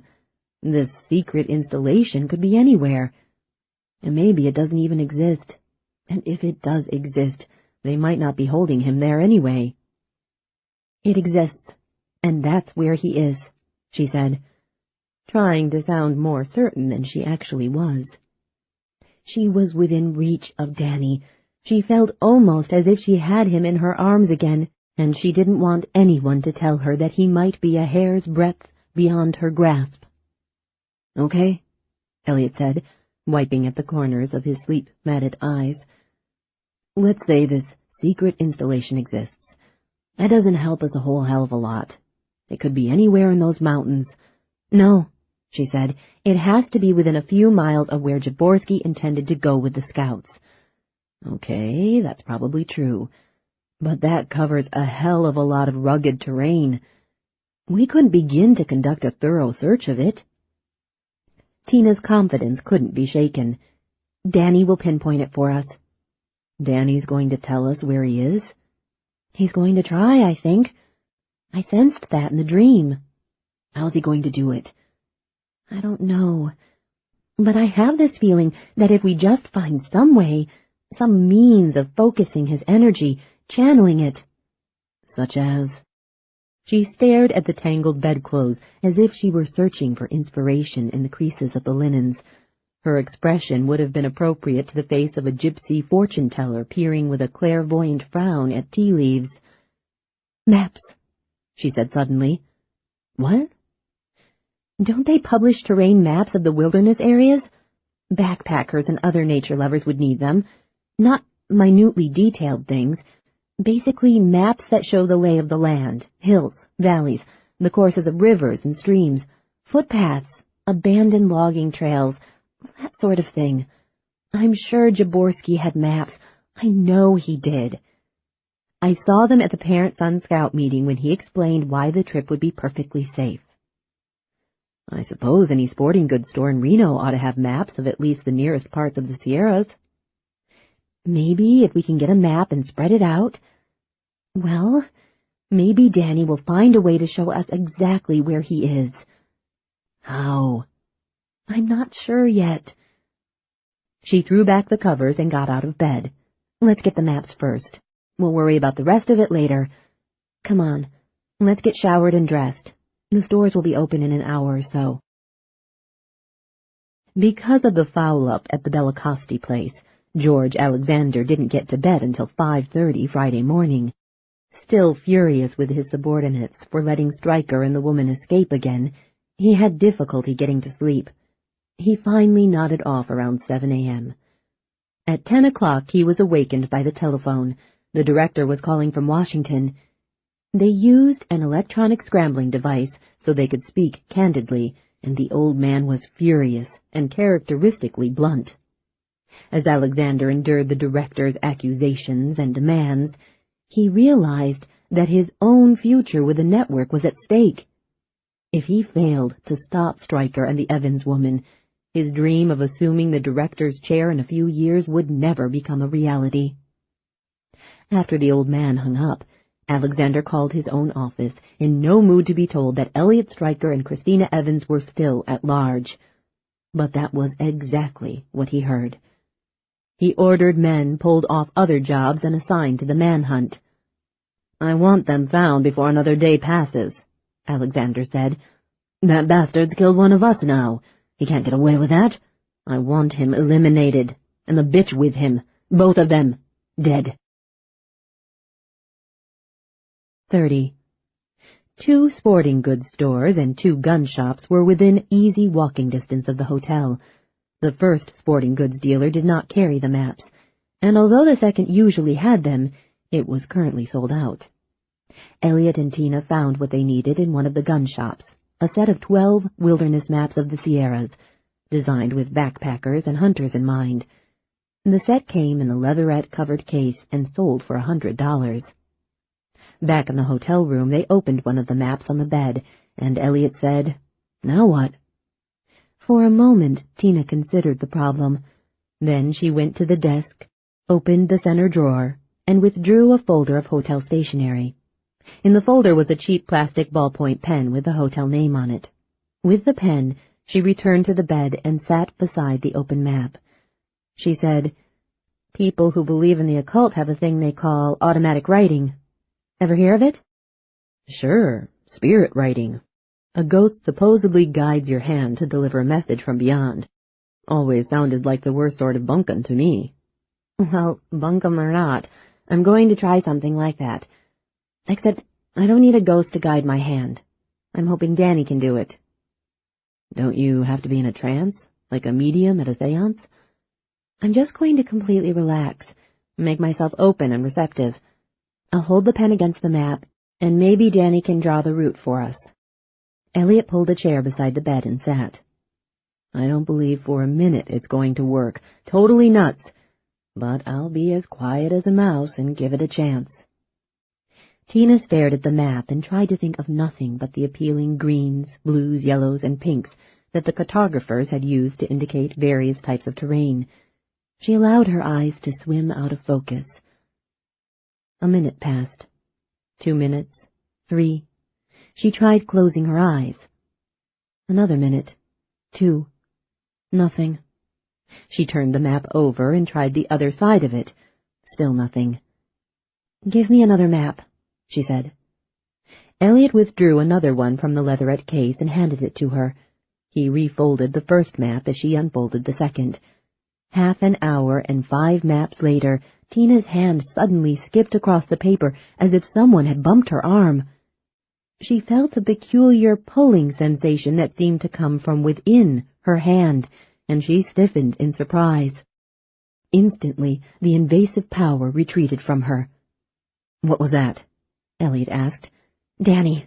He tried." "You're sure?" "Positive. But he startled me, and I guess even the little bit of resistance I offered was enough to push him away. At least we know this is the right map. Let me try again." She put the pen at the edge of the map once more, and she let her eyes drift out of focus. The air temperature plummeted. She tried not to think about the chill. She tried to banish all thoughts. Her right hand, in which she held the pen, grew rapidly colder than any other part of her. She felt the unpleasant inner pulling again. Her fingers ached with the cold. Abruptly, her hand swung across the map, then back, then described a series of circles. The pen made meaningless scrawls on the paper. After half a minute, she felt the power leave her hand again. "No good," she said. The map flew into the air as if someone had tossed it in anger or frustration. Elliot got out of his chair and reached for the map, but it spun into the air again. It flapped noisily to the other end of the room and then back again, finally falling like a dead bird onto the floor at Elliot's feet. "Jesus," he said softly. "The next time I read a story in the newspaper about some guy who says he was picked up in a flying saucer and taken on a tour of the universe, I won't be so quick to laugh. If I see many more inanimate objects dancing around, I'm going to start believing in everything, no matter how freaky." Tina got up from the bed, massaging her cold right hand. "I guess I'm offering too much resistance. But it feels so weird when he takes control.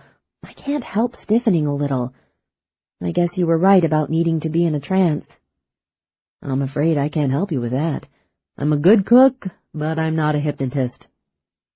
She blinked. "Hypnosis, of course.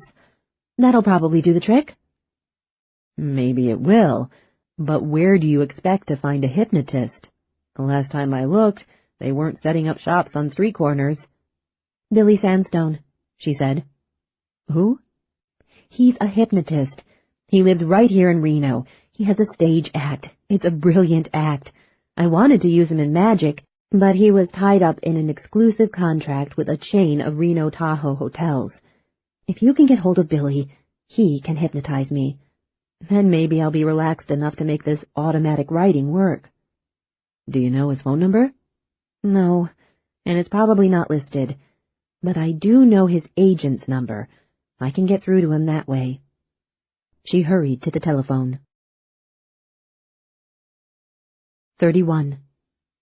Billy Sandstone was in his late 30s, as small and lean as a jockey, and his watchword seemed to be neatness. His shoes shone like black mirrors, the creases in his slacks were as sharp as blades, and his blue sport shirt was starched, crisp. His hair was razor-cut, and he groomed his mustache so meticulously that it almost appeared to have been painted on his upper lip. Billy's dining room was neat too. The table, the chairs, the credenza, and the hutch all glowed warmly because of the prodigious amount of furniture polish that had been buffed into the wood with even more vigor than he had employed when shining his dazzling shoes. Fresh roses were arranged in a cut crystal vase in the center of the table, and clean lines of light gleamed in the exquisite glass. The draperies hung in perfectly measured folds. An entire battalion of nitpickers and fuss budgets would be hard-pressed to find a speck of dust in this room. Elliot and Tina spread the map on the table and sat down across from each other. Billy said, "Automatic writing is bunk, Christina. You must know that." "I do, Billy, I know that." "Well then?" "But I want you to hypnotize me anyway." "You're a level-headed person, Tina," Billy said. "This really doesn't seem like you." "I know," she said. "If you just tell me why, if you tell me what this is all about, maybe I could help you better." "Billy," she said, "if I tried to explain, we would be here all afternoon." "Longer," Elliot said. "And we don't have much time," Tina said. "A lot's at stake here, Billy. More than you can imagine." They hadn't told him anything about Danny. Sandstone didn't have the faintest idea why they were in Reno or what they were seeking in the mountains. Elliot said, "I'm sure this seems ridiculous, Billy. You're probably wondering if I'm some sort of lunatic. You're wondering if maybe I've messed with Tina's mind." "Which definitely isn't the case," Tina said. "Right," Elliot said. "Her mind was messed up before I ever met her." The joke seemed to relax Sandstone, as Elliot had hoped it would. Lunatics and just plain irrational people didn't intentionally try to amuse. Elliot said, "I assure you, Billy, we haven't lost our marbles, and this is a matter of life and death." "It really is," Tina said. "Okay," Billy said.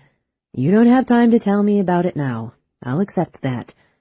But will you tell me one day when you aren't in such a damn rush?" "Absolutely," Tina said. "I'll tell you everything. Just please put me in a trance."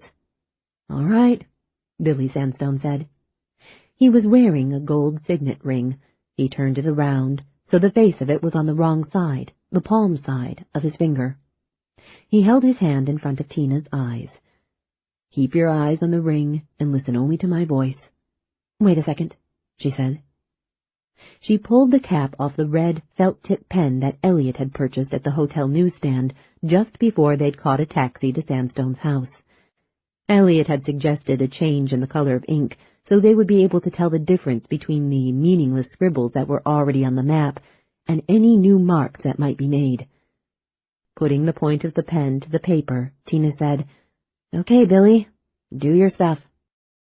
Elliot was not sure when Tina slipped under the hypnotist's spell, and he had no idea how this smooth mesmerism was accomplished. All Sandstone did was move one hand slowly back and forth in front of Tina's face, simultaneously speaking to her in a quiet, rhythmic voice, frequently using her name. Elliot almost fell into a trance himself. He blinked his eyes and tuned out Sandstone's melodious voice when he realized that he was succumbing to it. Tina stared vacantly into space. The hypnotist lowered his hand and turned his ring around as it belonged. "You are in a deep sleep, Tina." "Yes." "Your eyes are open, but you are in a deep, deep sleep." "Yes." "You will stay in that deep sleep until I tell you to wake up. Do you understand?" "Yes." "You will remain relaxed and receptive." "Yes." "Nothing will startle you." "No." "You aren't really involved in this. You're just the method of transmission, like a telephone." "Telephone," she said thickly. "You will remain totally passive until you feel the urge to use the pen in your hand." "All right."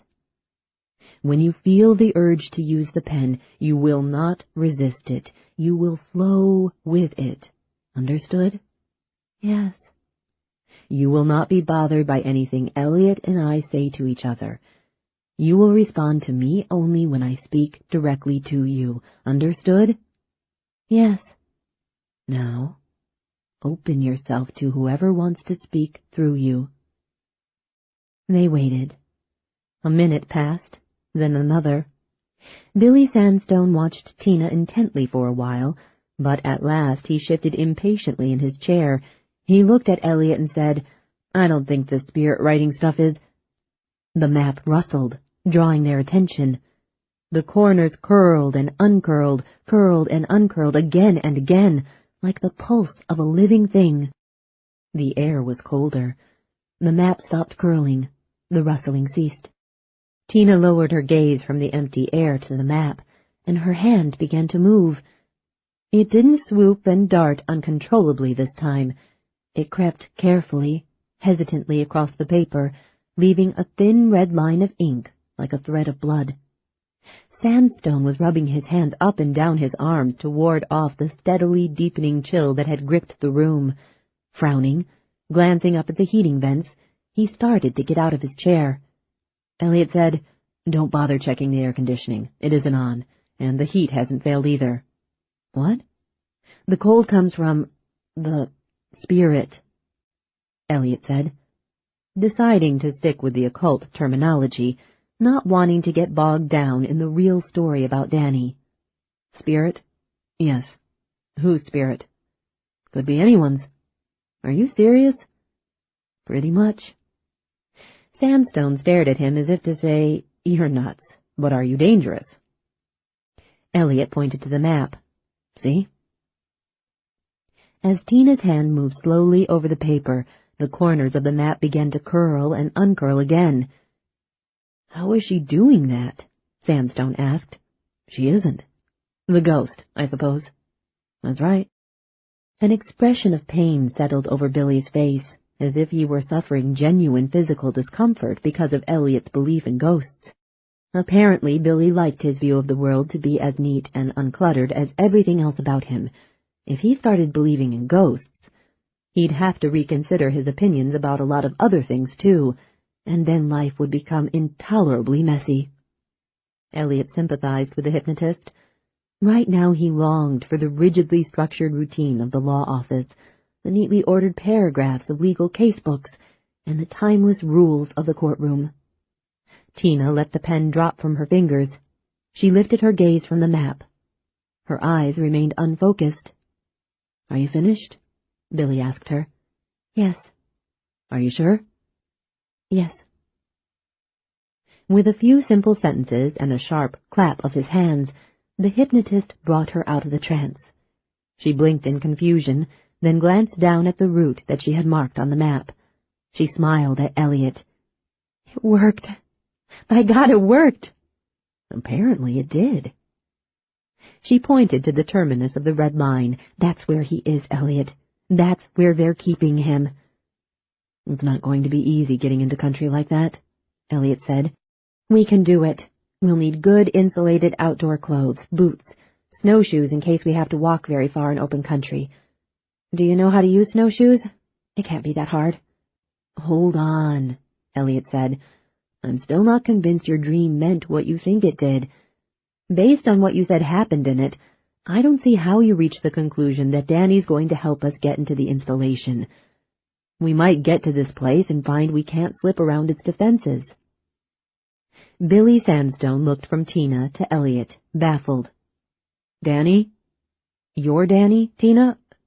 But isn't he—" Tina said, "Elliot, it wasn't only what happened in the dream that led me to this conclusion. What I felt in it was far more important. I can't explain that part of it. The only way you could understand is if you had the dream yourself. I'm sure he was telling me that he could help us get to him." Elliot turned the map to be able to study it more closely. From the head of the table, Billy said, "But isn't Danny—" Tina said, "Elliot, listen. I told you he would show us where he's being kept, and he drew that route for us. So far, I'm batting 1,000. I also feel he's going to help us get into the place, and I don't see any reason why I should strike out on that one. It's just, we'd be walking into their arms," Elliot said. "Whose arms?" Billy Sandstone asked. Tina said, Elliot, what happens if we stay here, hiding out until we can think of an alternative? How much time do we have? Not much. They're going to find us sooner or later, and when they get their hands on us, they'll kill us. Kill? Billy Sandstone asked. There's a word I don't like. It's right up there on the bad word list beside broccoli. We've gotten this far because we've kept moving and we've been aggressive, Tina said. If we change our approach, if we suddenly get too cautious, that'll be our downfall, not our salvation. You two sound like you're in a war, Billy Sandstone said uneasily. You're probably right, Elliot told Tina. One thing I learned in the military was you have to stop and regroup your forces once in a while, but if you stop too long, the tide will turn and wash right over you. Should I maybe go listen to the news? Billy Sandstone asked. Is there a war on? Have we invaded France? To Tina, Elliot said, what else will we need besides thermal clothing, boots, and snowshoes? A jeep, she said. That's a tall order. What about a tank? Billy Sandstone asked. Going to war, you might prefer a tank. Tina said, Don't be silly, Billy. A jeep is all we need. Just trying to be helpful, love. And thanks for remembering I exist. A jeep or an Explorer, anything with four-wheel drive, Tina told Elliot. We don't want to walk farther than necessary. We don't want to walk at all if we can help it. There must be some sort of road into the place, even if it's well concealed. If we're lucky, we'll have Danny when we come out, and he probably won't be in any condition to trek through the Sierras in the dead of winter. I have an Explorer, Billy said. I guess I could have some money transferred from my Vegas bank, Elliot said. But what if they're watching my accounts down there? That would lead them to us fast, and since the banks are closed for the holiday, we couldn't do anything until next week. They might find us by then. What about your American Express card? She asked. You mean charge a jeep? There's no limit on the card, is there? No, but I read a newspaper story once about a guy who bought a Rolls-Royce with his card. You can do that sort of thing, as long as they know for sure you're capable of paying the entire bill when it comes due a month later. It sounds crazy, Elliot said, but I guess we can try. I have an Explorer, Billy Sandstone said. Let's get the address of the local dealership, Tina said. We'll see if they'll accept the card. I have an Explorer, Billy said. They turned to him, startled. I take my act to Lake Tahoe a few weeks every winter, Billy said. You know what it's like down there this time of year? Snow up to your ass. I hate flying the Tahoe-Reno shuttle. The plane's so damn small. And you know what a ticky-tacky airport they have at Tahoe? So I usually just drive down the day before I open. An Explorer's the only thing I want to take through the mountains on a bad day. Are you going to Tahoe soon? Tina asked. No, I don't open until the end of the month. Will you be needing the Explorer in the next couple of days? Elliot asked. No. Can we borrow it? Well, I guess so.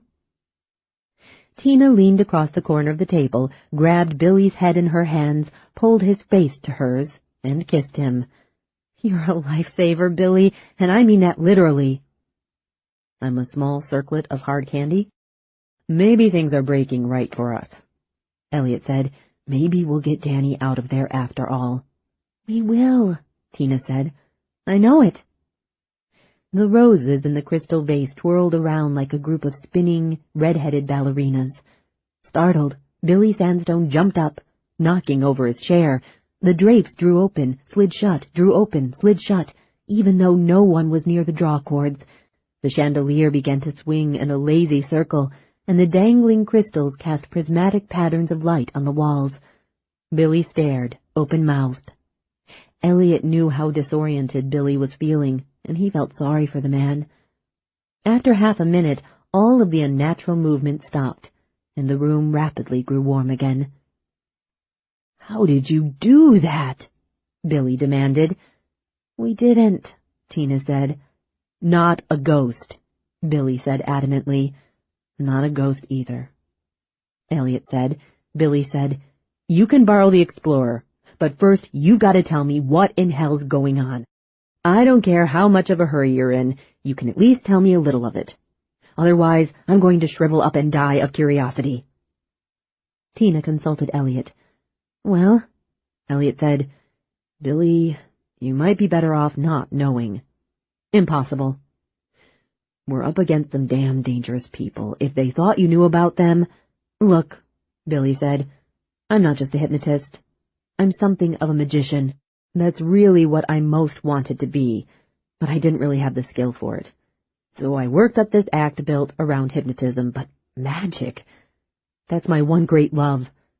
I just have to know how you did that trick with the drapes, the roses, and the corners of the map. I just have to know. Earlier this morning, it had occurred to Elliot that he and Tina were the only people who knew that the official story of the Sierra's accident was a lie. If they were killed, the truth would die with them, and the cover-up would continue. Considering the high price that they had paid for the pathetically insufficient information they had obtained, he couldn't tolerate the prospect of all their pain and fear and anxiety having been for naught. Elliot said, Billy, do you have a tape recorder? Sure, it's nothing fancy. It's a little one I carry with me. I do some comedy lines in the act, and I use the recorder to develop new material, correct problems with my timing. It doesn't have to be fancy, Elliot said, just so it works. We'll give you a condensed version of the story behind all of this, and we'll record it as we go. Then I'll mail the tape to one of my law partners. He shrugged. Not much insurance, but better than nothing. I'll get the recorder, Billy said, hurrying out of the dining room. Tina folded the map. It's nice to see you smiling again, Elliot said. I must be crazy, she said. We still have dangerous work ahead of us. We're still up against this bunch of cutthroats. We don't know what we'll walk into in those mountains. So why do I feel terrific all of a sudden? You feel good, Elliot said, because we're not running anymore. We're going on the offensive. And foolhardy as that might be, it does a lot for a person's self-respect. Can a couple of people like us really have a chance of winning when we're up against something as big as the government itself? Well, Elliot said, I happen to believe that individuals are more apt to act responsibly and morally than institutions ever do, which at least puts us on the side of justice. And I also believe individuals are always smarter and better adapted to survival, at least in the long run, than any institution. Let's just hope my philosophy doesn't turn out to be half-baked. At 1:30, Kurt Henson came into George Alexander's office in downtown Reno. They found the car that Stryker rented. It's in a public lot about 3 blocks from here. Used recently? Alexander asked. No, the engine's cold. There's thick frost on the windows. It's been parked there overnight. He's not stupid, Alexander said. He's probably abandoned the damn thing. You want to put a watch on it anyway? Better do that, Alexander said. Sooner or later they'll make a mistake. Coming back to the car might be it. I don't think so, but it might. Henson left the room. Alexander took a Valium out of a tin that he carried in his jacket pocket, and he washed it down with a swallow of hot coffee, which he poured from the silver pot on his desk. This was his second pill since he'd gotten out of bed just 3.5 hours ago, but he still felt edgy. Stryker and the woman were proving to be worthy of a hard day's night. Where will we be safe? We'll try the purloined letter trick, Elliot said. Instead of sneaking around to some out-of-the-way motel, we'll march right into one of the best hotels in town. Harrah's? Exactly. They won't expect us to be that bold. They'll be searching for us everywhere else. It's risky. Can you think of anything better? No. Everything is risky. All right, let's do it. She drove into the heart of town. They abandoned the Chevrolet in a public parking lot, 4 blocks from Harrah's. I wish we didn't have to give up the car, Tina said as he took their only suitcase out of the trunk. They'll be looking for it.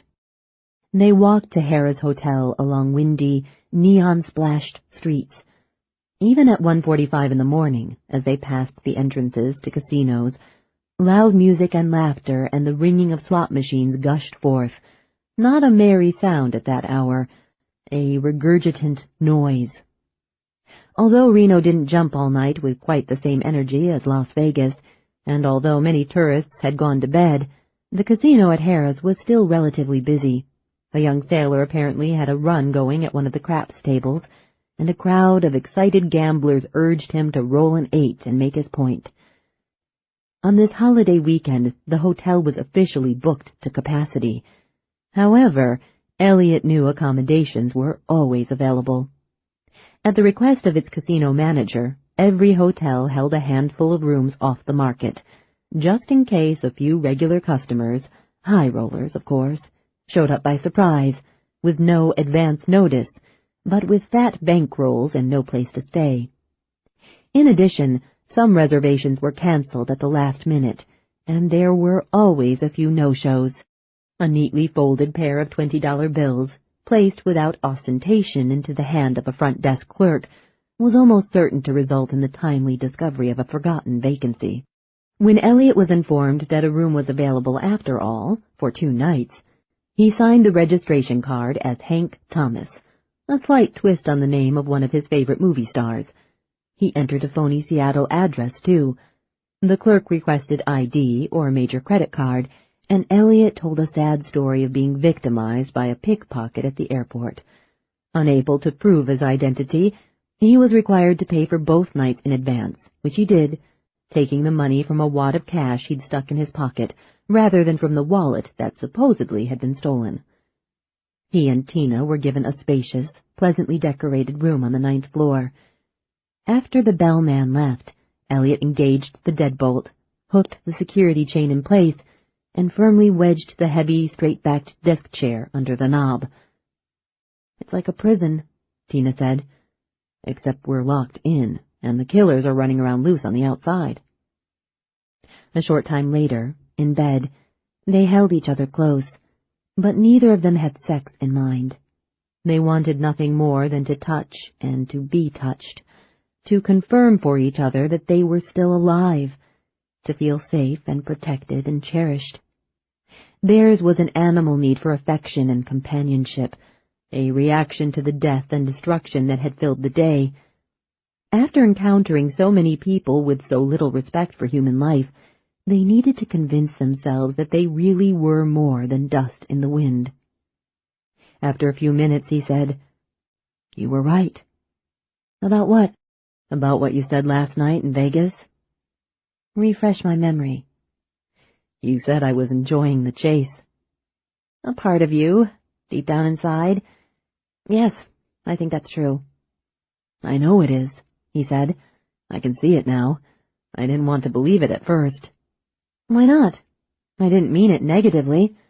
"I know you didn't. It's just that for more than 15 years, I've led a very ordinary life, a workaday life. I was convinced I no longer needed or wanted the kind of thrills that I thrived on when I was younger." "I don't think you do need or want them," Tina said. "But now that you're in real danger again for the first time in years, a part of you is responding to the challenge, like an old athlete back on the playing field after a long absence, testing his reflexes, taking pride in the fact that his old skills are still there." "It's more than that," Elliot said. "I think, deep down, I got a sick sort of thrill when I killed that man." "Don't be so hard on yourself." "I'm not. In fact, maybe the thrill wasn't so deep down. Maybe it was really pretty near the surface." "You should be glad you killed that bastard," she said softly, squeezing his hand.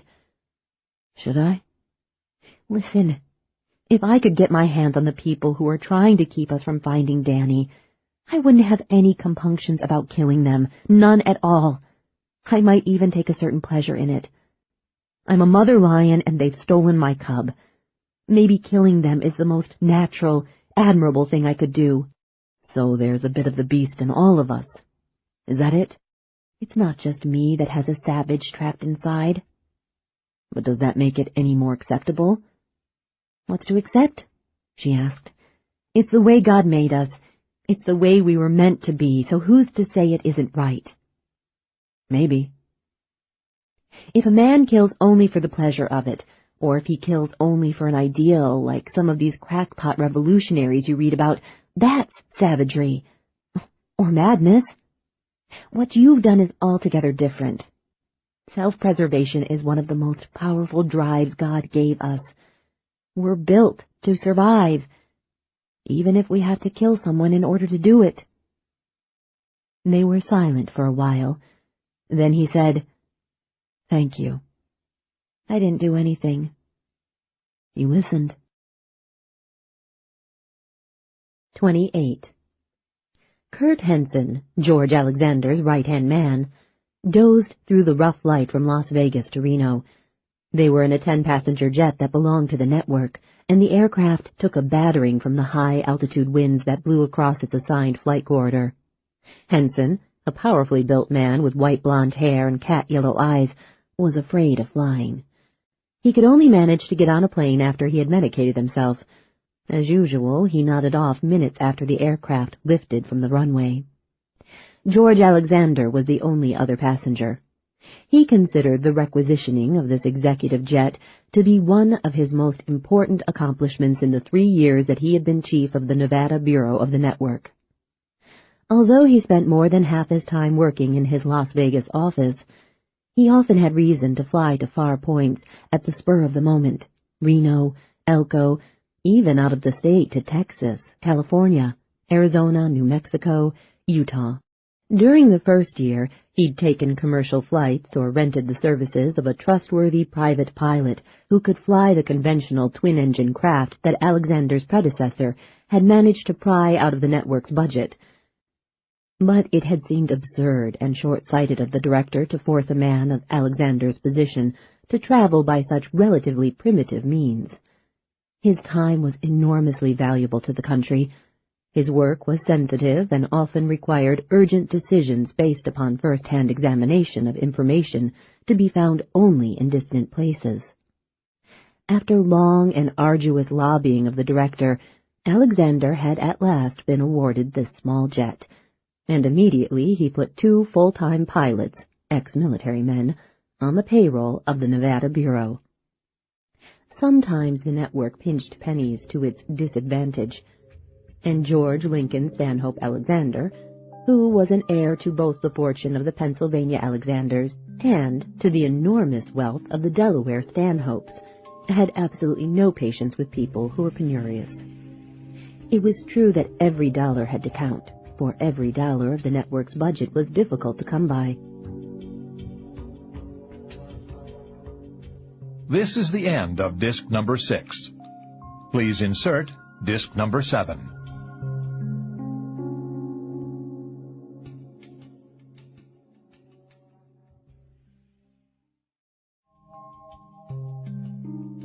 This is disc number 7.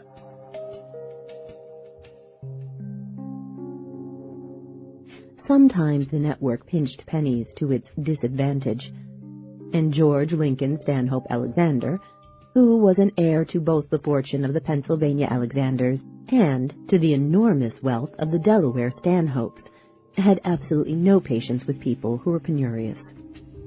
It was true that every dollar had to count, for every dollar of the network's budget was difficult to come by. Because its existence must be kept secret, the organization was funded out of misdirected appropriations meant for other government agencies. $3 billion, the largest single part of the network's yearly budget, came from the Department of Health and Welfare. The network had a deep-cover agent named Jacqueline in the highest policy-making ranks of the health bureaucracy. It was Jacqueline's job to conceive new welfare programs, convince the Secretary of Health and Welfare that those programs were needed, sell them to the Congress, and then establish convincing bureaucratic shells to conceal the fact that the programs were utterly phony. And as federal funds flowed to these false front operations, the money was diverted to the network. Chipping $3 billion out of health was the least risky of the network's funding operations, for health was so gigantic that it never missed such a petty sum. The Department of Defense, which was less flush than health and welfare these days, was nevertheless also guilty of waste, and it was good for at least another billion a year. Lesser amounts, ranging from only 100 million to as much as $500 million, were secretly extracted from the Department of Energy, the Department of Education, and other government bodies on an annual basis. The network was financed with some difficulty, to be sure, but it was undeniably well funded. An executive jet for the chief of the vital Nevada Bureau was not an extravagance, and Alexander believed his improved performance over the past year had convinced the old man in Washington that this was money well spent. Alexander was proud of the importance of his position, but he was also frustrated because so few people were aware of his great importance. At times he envied his father and his uncles. Most of them had served their country openly, in a supremely visible fashion, where everyone could see and admire their selfless public-spiritedness. Secretary of Defense, Secretary of State, the ambassador to France. In positions of that nature, a man was appreciated and respected. George, on the other hand, hadn't filled a post of genuine stature and authority until 6 years ago, when he was 36. During his 20s and early 30s, he had labored at a variety of lesser jobs for the government. These diplomatic and intelligence-gathering assignments were never an insult to his family name, but they were always minor postings to embassies in smaller countries like Iceland and Ecuador and Tonga, nothing for which the New York Times would deign to acknowledge his existence. Then, 6 years ago, the network had been formed, and the president had given George the task of developing a reliable South American bureau of the new intelligence agency. That had been exciting, challenging, important work. George had been directly responsible for the expenditure of tens of millions of dollars, and, eventually, for the control of hundreds of agents in a dozen countries. After 3 years, the president had declared himself delighted with the accomplishments in South America, and he had asked George to take charge of one of the network's domestic bureaus, Nevada, which had been terribly mismanaged. This lot was one of the half-dozen most powerful in the network's executive hierarchy. George was encouraged by the president to believe that eventually he would be promoted to the bureau chief of the entire western half of the country. And then all the way to the top, if only he could get the floundering Western Division functioning as smoothly as the South American and Nevada offices. In time, he would take the director's chair in Washington and would bear full responsibility for all domestic and foreign intelligence operations. With that title, he would be one of the most powerful men in the United States, more of a force to be reckoned with than any mere Secretary of State or Secretary of Defense could hope to be. But he couldn't tell anyone about his achievements. He could never hope to receive the public acclaim and honor that had been heaped upon other men in his family. The network was clandestine, and must remain clandestine if it was to have any value. At least half of the people who worked for it did not even realize it existed.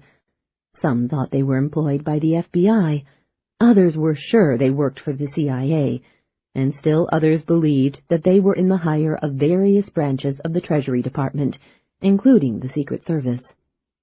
None of those people could compromise the network.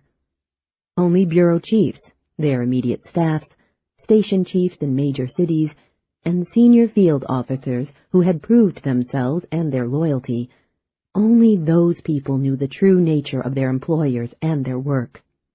The moment that the news media became aware of the network's existence, all was lost.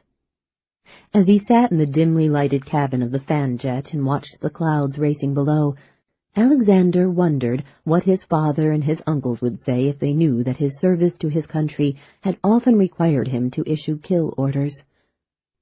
More shocking still to the sensibilities of patrician Easterners like them, on 3 occasions, in South America, Alexander had been in a position where it had been necessary for him to pull the assassin's trigger himself. He had enjoyed those murders so immensely, had been so profoundly thrilled by them, that he had, by choice, performed the executioner's role on half a dozen other assignments. What would the elder Alexanders, the famous statesman, think if they knew he'd soiled his hands with blood? As for the fact that it was sometimes his job to order other men to kill, he supposed his family would understand. The Alexanders were all idealists when they were discussing the way things ought to be, but they were also hard-headed pragmatists when dealing with the way things actually were. They knew that the worlds of domestic military security and international espionage were not children's playgrounds. George liked to believe that they might even find it in their hearts to forgive him for having pulled the trigger himself. After all, he had never killed an ordinary citizen or a person of real worth. His targets had always been spies, traitors. More than a few of them had been cold-blooded killers themselves. Scum. He had only killed scum. It wasn't a pretty job, but it also wasn't without a measure of real dignity and heroism. At least that was the way George saw it. He thought of himself as heroic. Yes, he was sure that his father and uncles would give him their blessings, if only he were permitted to tell them. The jet hit an especially bad patch of turbulence. It yawed, bounced, shuddered. Kurt Henson snorted in his sleep, but didn't wake. When the plane settled down once more, Alexander looked out the window at the milky white, moonlit, feminine roundness of the clouds below, and he thought of the Evans woman. She was quite lovely. Her file folder was on the seat beside him. He picked it up, opened it, and stared at her photograph. Quite lovely indeed. He decided he would kill her himself when the time came, and that thought gave him an instant erection. He enjoyed killing. He didn't try to pretend otherwise with himself, no matter what face he had to present to the world. All of his life, for reasons he had never been able to fully ascertain, he had been fascinated by death, intrigued by the form and nature and possibilities of it, enthralled by the study and theory of its meaning. He considered himself a messenger of death, a divinely appointed headsman. Murder was, in many ways, more thrilling to him than sex. His taste for violence would not have been tolerated for long in the old FBI, perhaps not even in the new, thoroughly politicized FBI, or in many other congressionally monitored police agencies. But in this unknown organization, in this secret and incomparably cozy place, he thrived. He closed his eyes and thought about Christina Evans. 29. In Tina's dream, Danny was at the far end of a long tunnel. He was in chains, sitting in the center of a small, well-lighted cavern, but the passageway that led to him was shadowy and reeked of danger. Danny called to her again and again, begging her to save him before the roof of his underground prison caved in and buried him alive. She started down the tunnel.